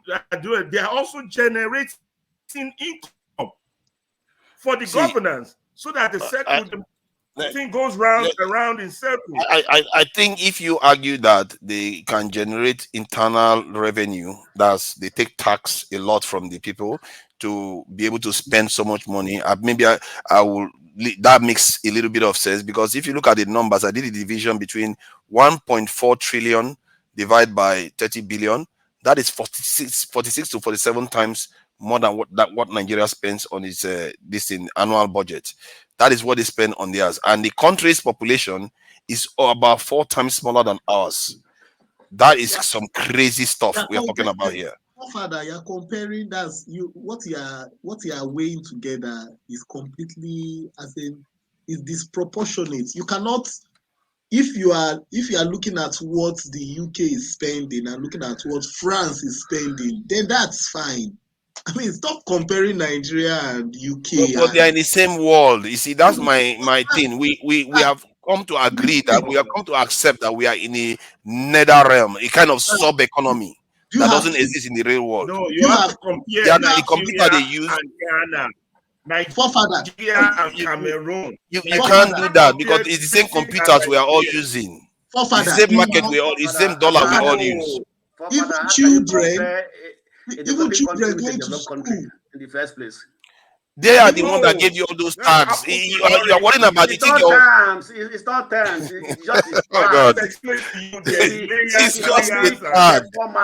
Economic strength. Why you see what you are doing? You are selling yourself short as a human being because you are in a different system. Father, even in a class, you divide the children according to percentile of performance. The children performing at 80% and above are in a different category from the children performing from 80 to 70, different category from 70 to Nigeria is at 20. We are not. But that's okay. Isn't that what I'm talking about? That is what I'm talking about. That's where. Father, that's the truth. That's Father. No, I agree. That is the truth. That's what. But you are not seeing that. That's what I'm complaining about. That we are so low that we don't even seem to understand it. We've just accepted it, and then what we go on to do is start criticizing our own people. That when it's all of us that have screwed everything up. No, because the economy is nowhere. Our public sector is nowhere. Every institution in our country is not fit for purpose. The economy is nowhere because we have not dealt with the fundamentals of the society. We have rule of law. We don't do check and balance. We don't do this. We don't do that. We have not attacked the fundamentals. You have to face the fundamentals first. That's the key issue. You can't just go, we're spending it. And that's why we can't even the reason why I raise the issue. See, the reason why I raise the issue of the public sector is because how do you start dealing with the fundamentals when your mindset already is in the opposite direction? Most of our people start with. Let me finish my point now. Let me say the reason why I think our mentality is going in the opposite direction. Most of our people always start the argument with let's cut down on the public sector. When that shouldn't be the question you should be asking. Because they're already too small. Who does that? Who are those that push that argument? They say that all the time. It will be the same. It's the same. They say government is too expensive. They're just there to eat all the money and all the rest. It's the same. But that's what I'm saying. Forefathers, when they say calm down the president, they are not talking about the federal level. On the state level, that's quite different. Okay? So I've had many of our people come here to say they need to reduce the public sector. Yeah, the government shouldn't be in the business of anything at all. Father, can I ask you a question? Much of that in Nigerian politics. Father, can I ask you a question? Yes, they will say the government is too large. Let him finish, then you can ask. In Nigerian context, you understand? You see, in America, they will say, the government is too large. The Republicans will say they want a smaller government. Smaller. That the arguments are different. That doesn't even apply to Nigeria. Nigeria, we are saying we don't even have a structural government. We don't have things in place at all because we have structure. We just don't have enough size. We have structure. We have structure. We just don't have enough size in everything we do. Everything we do, our security forces are small. Everything is too small. You can't run a country with everything being so small. It can't small because there is no resources to expand it because somebody is sitting on half the money they need to expand it. Let me tell you one thing about Ferrari says something. Let him just finish. Yeah, let me tell you one thing about departments you all don't know here. Here, if you are appointed as an head of a department, as a CEO, you are expected to leave that department better than you met it. That's a fact. And you're being evaluated on how progressively you're moving that department forward. We don't have all that because the guy in charge has already taken half of the money he needs to expand. Nobody is questioning him on expansion. And now you're talking about, no, I have never heard of anybody talking smaller government in Nigeria. This is the first time I'm hearing you I've heard of people complaining all the time. Many of them are complaining that Tinubu is even appointing people at all into different institutions or parastatals. No, that one he is. That one he is, because those ones are just being purely wasteful. Forefathers, that's an entirely different thing now. What is different about it, please? When they say, no, okay, let me answer forefathers. To ask a question. Can I address forefathers' concern?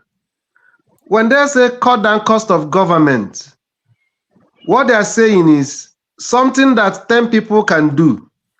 Why would you get 20 people doing it and paying them? That's the question. Okay, that's what you mean. That's what it means. Good we're having this conversation because I know of people that. So assuming that Tinubu employed like 45 advisors, and people are saying, what do you need 45 advisors for? So you'll be happy for the federal government to recruit 10,000 doctors? Why not? Good. Why not? Because some people will not be happy. They will say, why would the government be into that? The government should not do that. They should just leave it for the private sector. I've had many Nigerians come here to say that. That's what they know themselves. I've not heard much of that. You see, the difference between the one about Tinubu appointing many people and let's say I've just used a Federal Road Safety Association of Nigeria, whatever they call themselves. Now, if you're having a Federal Road Safety Association as an organization, you have to employ engineers, you have to employ architects, you have to employ people who will run that system. You understand? So that even when you give a contract to a private firm to do road, your own engineers will go see and assess the impact of what the private sector is doing, because you have your own professionals running things and double checking, not depending on the professionals that you're giving contracts to. That's how it works here. And that's why the government, when they say they have a Department of Road will be so loaded with expert professionals, engineers, architects, doctors, advice. It's unbelievable. That's what that money you're saying Britain is pumping into goes to, as opposed to Nigeria that had an empty carcass and yet call it Department of Road. But there's no, if you look at it, there might be no engineer, there might be no somebody, there's no, you understand? So you're comparing apples and oranges. You see where I'm going? So let me explain that to you. Let me allow, please, what's the question? Yeah, forefather, do you believe that Britain is a poor country? Depends on what you are measuring. If you compare Britain to US and China, Britain is like a third world poor country. How can you compare 28 trillion with just 2-point-something trillion? They should be ashamed of themselves. Your country, that place you are living is a very poor country. After they colonized and stole our gold and took the wealth of our country. Righteous man, take it easy. They are still struggling with 2-point-something trillion. Do you know the number of gold they made away with from Africa and Caribbean and Middle East? And up to today, Britain is struggling with 2.5. They are cost. Cameron said we are fantastically corrupt. They are cost. They are cost. Very cost. In fact, I am surprised you are comparing Nigeria. Look, we're a virgin where this Britain is. That's the country I will never live there for a day, because they brought pain to humanity through slavery. And that was why those who escaped their slavery religious persecution in Europe escaped to the new land called America and fought them and drove them away back to that a country that lives in diplomacy. And you are trying to, after the slave us and cause problem in our country, you are trying to compare 2.5. In a 2 years to come, Slavery we're going was to take over. perpetrated by everybody. But that is not the question, though. I see the reason why I'm comparing People in it at Nigeria, all. they slave now. Father, where are we at right now? Because I don't No, understand. yeah. I'm gonna get back. The reason why that's what I wanted to add. The reason why I'm comparing it at all is because that will inform our discussion when we are discussing these things on that kind of suggestion we make for the state. Because whenever we talk about these things in Nigeria, we never talk about increasing the size of anything. We never do. We always talk about downsizing all the time. Increase the size of So corruption. this is my question. Well, apart from corruption, actually, Forefathers, I just posted a video. Please. The New York Fire Service, if I'm correct, maybe KJ will be able to put me right. He lives there and is a journalist. I learned that the fire service budget in New York is more than the budget of Nigeria, isn't it? I can't confirm that. I don't have. I cannot intellectually discuss that. I don't know. How many fire outbreak? How many fire outbreak happen in New York in a year? Well, why would it be bigger? They're not only doing fire service. I am quoting the former president of Nigeria, Chief Olusegun Obasanjo, when they interviewed him. Okay, forefathers, I put out a video, please. I wanted to discuss this. Righteous man. What I know about that is that fire department, listen, the fire department is under city, not under the state. The fire department, the schools, they are all under the city. Which one is under the city? The police is under the city. They're not under the state, and they're not under federal. So whatever the budget, let's say the city of New York or the city of Chicago or the city of Plainfield, whatever city, they would have their own police. They will run their own schools. They will run their own fire department. While the county will run the prison, some prison. The state also run prison. So each one has what they do: local, state, federal, and things like that. So what if you're talking about the budget? Ferrari, let me show you. Let me show you something. Let me show you something that we need to be seeing. You see the question I asked there: how much is lost to waste in the U.S. healthcare? Look at the numbers they are giving. These numbers are multiple times more than that of the Nigerian entire economy. And my concern is that when we lose sight of what it takes to maintain an average nation out there, we miss the fact that even from the get-go, we are not big enough. And I feel like we need to be thinking from that point of view whenever we confront our politicians. Because when we confront our politicians, we tend to confront them from a low point, where we start from the petty stuff we have. In other words, they could respond to you and the country doesn't change much. So you need to know that this stuff, like the Nigerian economy now, if I'm dealing with the Nigerian politician, I won't be saying that we should be going to 1 trillion. I'm saying that we should be going to 2 to 3 or 4 trillion. That excludes that of the US, UK, because impunity. You can't do that now. You have to clean up the impunity aspect. But there is impunity here now. This is almost 1 trillion lost. Ferrari, there is impunity here. All these discussions, it will not work. We are not ripe enough. It will not work. I don't know. It's like you are talking as if you don't know Nigeria. Wait, is it the woman that says, is it the woman that says pepper and Titus fish that is after knowing how many billions or trillions that America or Germany or China, is having as their budget? Or the poor woman on the street that is hawking pure water, we confront Nigerian politicians who wants to crush them with their sirens.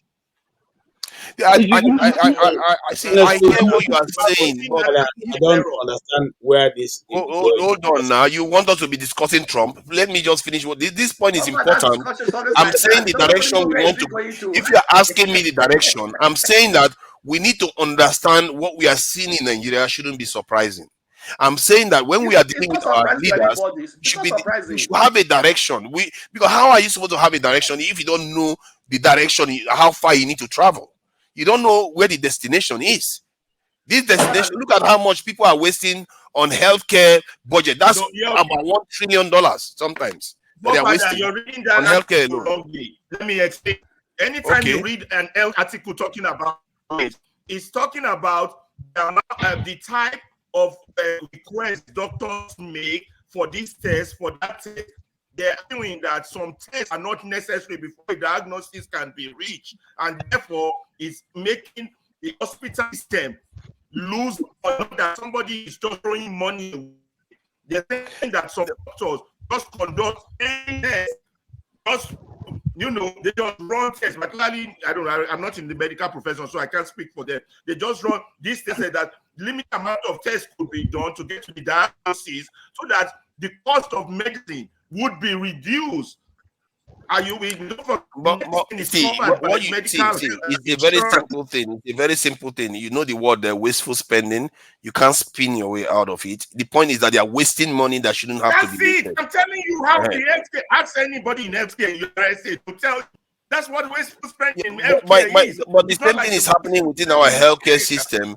See, this goes back to the question that I was asking before. When I asked that question, I said most of the vices we have in our country is present in all other nations, but the difference is that they are. Hold on! Oh my God! You're reading that actually in error. It's an error. It's not error. It's wastage. Wastage is wastage. They call it wastage. But the wastage in Nigeria is stealing.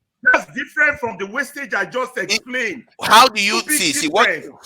See, you are missing the point what I'm making. What I'm saying here is that, however way you look at it, you want to call it theft, you want to call it waste, you want to sanitize it here, you want to blow the other this and use a different language to describe it here.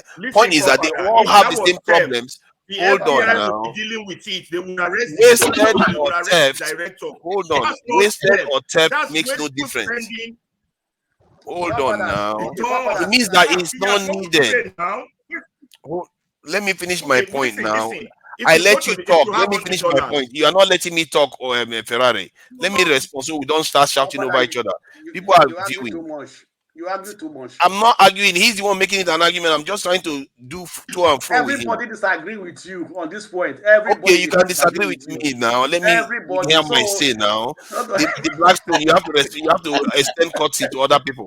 So my point is that if they are describing it as wastage, it means the money shouldn't have been spent on that. Whether they stole it or not, it doesn't matter. It's still waste. And they are also there's also theft. You've heard of the drug epidemic stuff that happened in the US, where they are literally giving people heroin to take as health. These are actual drugs, until they found out that was addicting their people and killing their people. They stopped it. My point is that they have vices in their nations that waste a lot of resources. The difference is that because there's a bigger cake that they have, it doesn't show. You have 40-something thousand people losing their life to gun violence alone in the US, but because there's a bigger cake, nobody cares. It tells you that our problem is magnified because everything we do is small. We don't have enough to go around. Don't you think that is one of the greatest difference we have between us and them? Because they have problems too, but their problems don't stop them from functioning. Oh, Father, I don't think it's a problem. I don't think it's a problem because there's enough activity in Nigeria to generate the kind of economy we want. But is the government ready to put money in those areas, to develop those areas, to generate the money, the kind of economy they want? The answer is no. We'd rather spend the money on luxurious goods, on mansions of houses, on going to foreign trips, on sending people abroad to come for trainings. In fact, so that is the thing. That is the thing. Yeah, and entertainment. Yeah, but that is us now. Is it not only the government? That is us, isn't it? So if we take, that's what I'm trying to change. That's why I'm saying we should change. Or if the people insist that it shouldn't be so, we have many times here laid out on how we can develop Nigeria by first picking the low-hanging fruits. Because in every state in Nigeria, there's low-hanging fruits. You don't even need to go too far for those industries to be put in place. Cottage industries doesn't take more than 3 months to put it in place, and it will you can begin to have. Okay, the low-hanging fruit is the cottage industries. Sorry, what is the low-hanging fruit? Low-hanging fruit, for instance, in Benue, you have fruits there. A cottage industry will take you less than 3 months to build. In Plateau, you have fruits. You have what do you call potatoes. You have all that. You can bake them, prepare them for export. Okay? And Nigeria, you have these places. You have low-hanging fruits everywhere.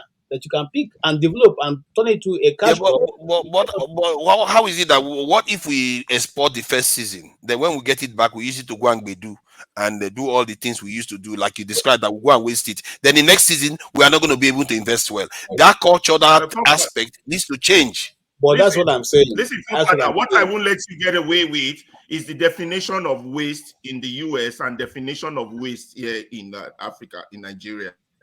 No, I won't let you get away with that. Those are two totally different things. And I will use two industries to explain. I've used health earlier. You were not listening. I'm going to use road again to explain. Now, what you calling waste for the US is not waste.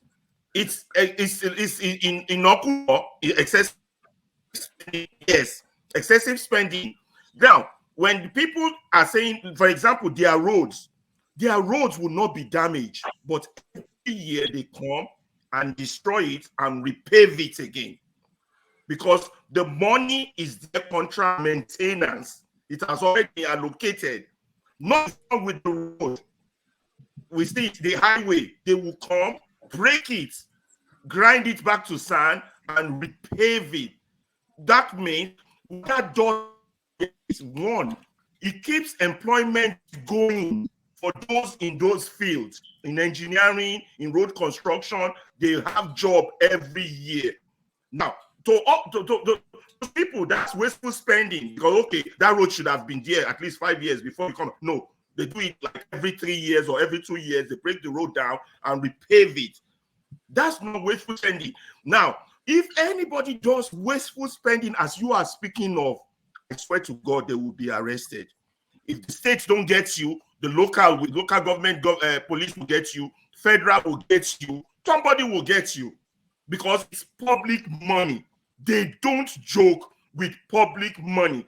Let's say you're in the health sector now. That waste you're reading, that headline you're reading, you go and waste their money like that. Whoever you are and your cohort, they will be in jail. In fact, a lot of Nigerians are currently in jail here in America because of the fraud they did on Medicaid and Medicare. You will be in jail. So that's not the same waste. The waste we're talking in Nigeria, we're talking about Now, hold on. Apart from that waste that you're talking about in terms of the spending waste that they do, in terms of fraud, they are losing about $100 billion too, and they are persecuted. Which is almost. Hold on now. If it's increasing, they're not clearly they're not catching enough. All of them. Are you telling me that? Hold on now. Come on. Okay. When you finish talking, so we don't shout over each other. The point I'm trying to make. Let us know, because I don't have access to the article to buttress my point. You're doing. But I have to bring evidence now. Your position and being all right. Of course, I have to bring evidence. You are saying does fraud, they are prosecuted. Do you agree they are prosecuted? Not everybody is caught. Yes or no? Of course, if they catch you, you'll be prosecuted. You're going to get it. No, if they catch you, you'll be prosecuted. But if they don't catch you, okay, you want me to search how many fraudulent activities caught every year? There's somebody observing something. Okay, Ferrari. I'm trying to have a civil conversation with you. Okay, I know you are telling me now. Let me ask you a simple question then. Do you want me to search how many fraudulent activity is actually prosecuted in the America every year? That way you know how many. We doesn't educate our people that are but you have to speak. See, hold on now. See, I'm trying to let you understand something, but you seem to want to dogmatically hold on to it. Because if I search how many fraud cases, how many of the people get away with fraud per annum, if you get the numbers, what that would tell you is that this is how much America is losing to criminal activity. Just like in Nigeria, Nigeria is losing money to criminal activity, which still makes my point stand that it's not because criminal activity is not present somewhere else. It's because the criminal activity that they have so much big cake that it doesn't affect them that badly. That is the point I am making here. Because if they are losing $100 billion, which is 4 times our national budget, to fraud alone in healthcare only. That should tell you something that is why they are able to. No, look at it now. Medicaid is right on the screen there. It's in CNBC. This is not a Nigerian channel. They are the ones telling you how much they are losing per annum to fraud. $100 billion. Google how many people have gone to jail on Medicaid. Google how many people have been arrested and prosecuted on Medicaid fraud. You can put arguments out like that. It doesn't make sense. The Nigerian situation is that somebody take the entire budget of the Department of Health. That's different from what you're talking about. Okay. You understand what I'm saying? Don't push arguments out there like that. There are people listening to us. You're going to create the wrong impression, and we won't be. Majority of healthcare fraud offenders were sentenced to imprisonment. We cannot even deal with the low fruit. We have to deal with the low fruit first, which is whoever director general that steals the money, we need to put them in jail. Okay, yeah, I get your point. I'm not saying they should not put them in jail. I'm not saying, don't make the mistake of thinking that I'm not saying they should put them in jail. Everybody that breaks the law deserves to answer for justice. Go to jail, executed, whatever needs to happen, as long as it's by the law, they should face it.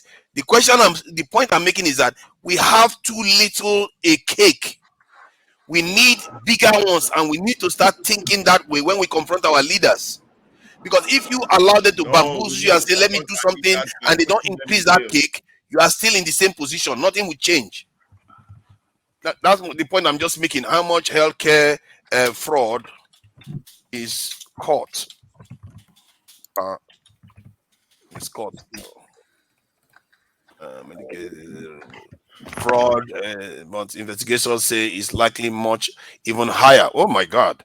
They're even saying that it's more even higher. Let me see whether they catch them. That it may even be a convicted fraudster, a convicted what is it now? Where is he gone? Okay, yeah, a convicted fraudster tells CNBC it's easy to steal from healthcare programs because there aren't enough agents to keep up with the various schemes. This is a country with 3 million civil servants, and Nigeria has 700 and something thousand. Now, this is kind of problem that is highlighting what I'm trying to say here. Every direction we look in Nigeria, I tell you, what I see in Nigeria shouldn't be surprising to anybody. We have to start knowing what to ask from our leaders, because if you don't ask those things, you are not getting to the end of the solution. We have to be more ambitious and demand more from these leaders. What do we ask from our leader? Number one thing you have to demand from your leaders. Number one thing you have to demand from your leaders is security. That is what other nations have, because if you don't have that, all of us here will not go home and feel safe at home. Many of us will not. Do you know how much many of the diaspora control? We just send about 20-something billion to Nigeria every year. If all of us were in Nigeria, that's a lot of money, and we are going to drag all our Western connections to Nigeria, to business expertise, not to mention foreign direct investment, not to mention business activity that will grow in Nigeria. You can't even start. Can you let the others on the stage so they can have their input? Okay, thank you for your patience, all the other guys. Yeah. Go ahead. Godfather. I'm not Godfather. I'm not into Godfatherism at all. Oh. Don't bring me into Godfatherism. Forefather, I mean grandfather, whatever. Sorry. I'm going to take that father away from there. At this rate, this okay, forefather. Yeah. See, you're talking about security. We should be asking for security. The people that came out at the NSAS at the Lekki toll gate, what are they asking for? Is it not for security? They did get it to an extent. They didn't get it. Actually, what they are demanding is to remove a security apparatus, which was SARS. Listen, forefather, that is a starting point, because when if they come out and said they need security, they'll ask the government will be like, are you out of your sense? You have the police, you have the military, you have the air force, have everything. They are doing their best, they are working hard, they are doing their best. You should tell them. Just like recently, the chief of army staff come out to the national television, say that most of the military, they are doing their best, they're working hard, and they lost their life. Instead of Nigerians to appreciate them, they talk down on them. You look that kind of a thing. And now you are talking about, let's ask for security. Listen, forefather, the question, the argument you brought this night is something like you are just bringing an argument that we shouldn't be discussing. I don't even see anything you should talk about when you talk about the civil service and the Nigerian complaining about the government is employing more. Nobody has ever complained in Nigeria. I've never seen it. The only complaint that people give in Nigeria is one, the appointees. Listen, the appointees, that is the political appointees, that when people get to political office, they appoint people into political offices, all these ministers and others, and when they appoint them, they over appoint them, and they spend more money on few individuals. Do you know how much federal civil servants are earning? Do you know the salary of a PAMSEC in Nigeria? How much is the salary of a PAMSEC, which is the highest, almost the highest card and the civil service commission? How much do they earn as a salary, monthly salary? Then if Nigerian government increase their civil servant, nobody service system, nobody will complain, because there are a lot of unemployed people. People are crying for employment. They need employment and they are not getting it. So the only thing they are against is when the government, a particular government, come to an office, they call their friends, everybody just give them a portfolio under the political appointment, paying them millions spent. Can I ask you a question? Have there been any time when Nigerians have said, government, you need to recruit more people into our security service so they can protect us? Has there been any time? Why would they say that when government has not even given them food? How would they? You're very funny. Hold on now. I'm just saying. I'm just asking. You're saying, no, I'm asking a question.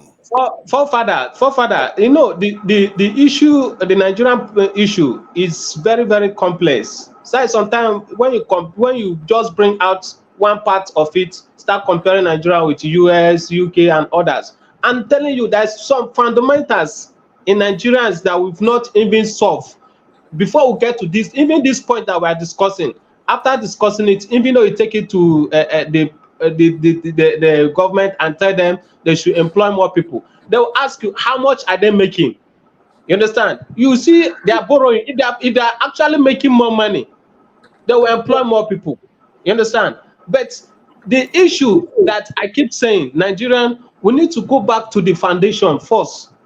Many people will tell you this, but it's very difficult for some of us to kind of accept the truth. It's bitter. It took me a very long time to accept this truth, that we need to go back to the foundation. I'm in the school of thought in those days that, okay, and if Nigeria can come together, we'll discuss about our progress. Let's change this thing this way. Let's look into the service, the Nigerian Service Commission. Let's check the politicians. Let's do this. But sometimes I sit down and think, I keep thinking, okay, so many people have come out and said that they'll do, some politicians will come, some government will come, they'll do it this way, it doesn't work. Do it this way, it doesn't work. What is the problem? What is the root problem? We need to tackle the problem of Nigeria from the roots, from the basic. So my thing is, if until it doesn't have to be the masses that demand these things, but the elites that understand nationhood, you would think there will be a time they will all gather and say, you know what, we need to change our position here, because they should know better. Like if I post this quote here that was said for about 500 years ago, it says, where there are good arms or security, good laws inevitably follow. This is a statement by Machiavelli. See, it's okay. I don't know, man. I don't. It's okay. It's okay. It's going to Machiavelli. Father, just on this your own agenda. You're trying to win convert and call it a day. This is a waste of time. No time for this rubbish. You want to win an argument. I want to present my own argument. It's argument versus argument. If you want to surrender, you surrender. It's not. I accept your surrender. It's all right. Okay. You're free to surrender, Ferrari. Okay. Even me too. I'm wondering now. Those in the comment section, I want to address a bit of them. If you think you have something to say, you are free to hook on to the platform and make your point known. Calling someone in names and all kinds of stuff that you are calling there doesn't make you a better person. That simply means that you have no ability to be able to absorb, just like those of us sitting here can absorb all the nonsense you are talking about. And if you think I don't, maybe what I discuss, I don't know about it, you are free to search for my name. I can give my real name, so you search for it. And I still stand by what I say here. If you want, I can give you more information. I've already dropped some, but if you want, I can drop more. So it's not a question of when you come here because you're back there, you insult people and write all kinds of nonsense. If you think you have something to offer and you can stand the heat, come to the platform and make your contribution. You see, when I was arguing this a long time ago, and now when you mention Machiavelli to Nigeria, Nigerians, they are obsessed with Machiavelli. These same people, they talk about Machiavelli all the time during the time of Abacha. When I was growing up, I didn't know anything about Machiavelli when I started arguing for our national security, because when I study other nations, how they are. But when you quote it to them and tell them, this is your problem here, some of them be like, no, I can't take this, let's run away and let's. But this Machiavelli guy in the Western Hemisphere is one of the few political scientists that most people recognize because of, and if you look at his theory based on the nation today, you see that the nations that do what he's saying are the ones that are performing well. This is not theory. This is real in the world today. And still, fellow Nigerians will be like, this is too much. I have to go away. Guess what? This is why Fela is correct. We are the problem. Our mindset is wrong. And there's a reason why Fela sang this song. Our Pan-Africanists and visionaries of the past, what they did was they codified the message into songs because we don't have them. How many politicians talk like this in Nigeria? You see that in some other countries in Africa. You see that in America. You see that in even in the the Caribbean and other areas. But you hardly see that in Nigeria because all of them went into music. For Fela to understand this, that who teaches the government? If somebody came here to, pardon? Are you giving a lecture? Yes, I thought you didn't get it. I thought you were struggling. You're struggling to understand. I don't know why you can't understand. I'm giving a lecture. You have to talk to yourself. Nobody's saying you have to stay quiet. You're talking to yourself. Why you are then? If you have something to say, I'm not going to stop you from saying something. But these things are important because it matters to our people, doesn't it? No, I believe they are important.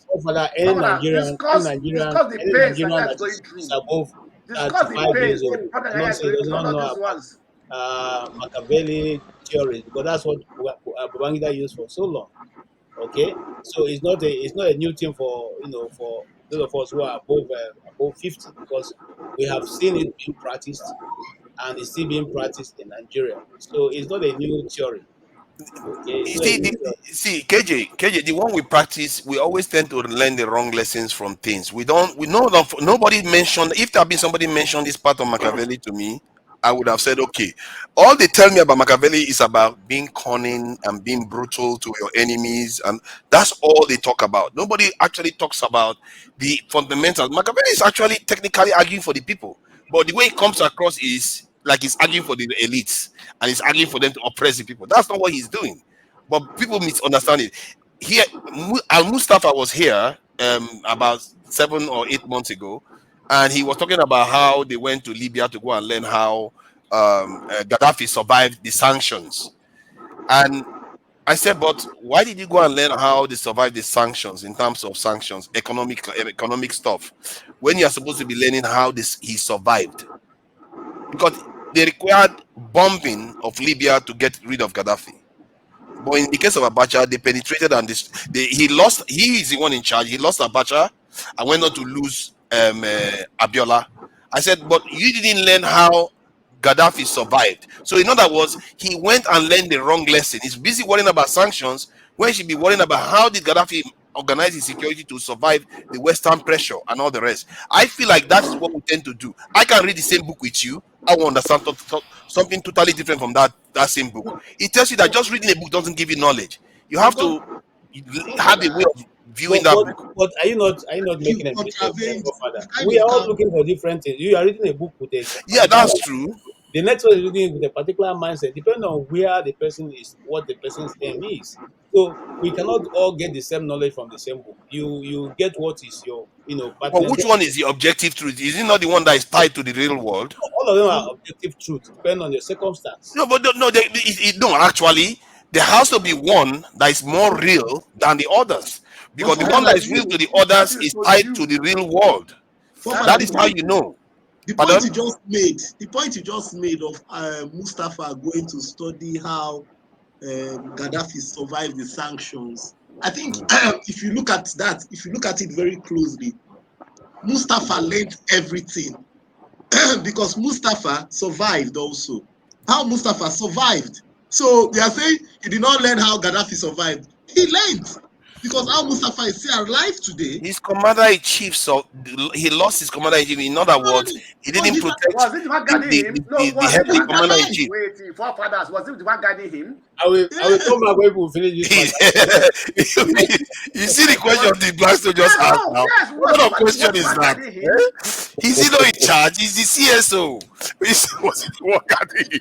What kind of question is that? He is the CSO. He's supposed to organize the security, even national security. He's supposed to organize it. How did Abacha die? No, how did Abacha die? They poisoned him now. He said they poisoned him. He said it here himself. Eh?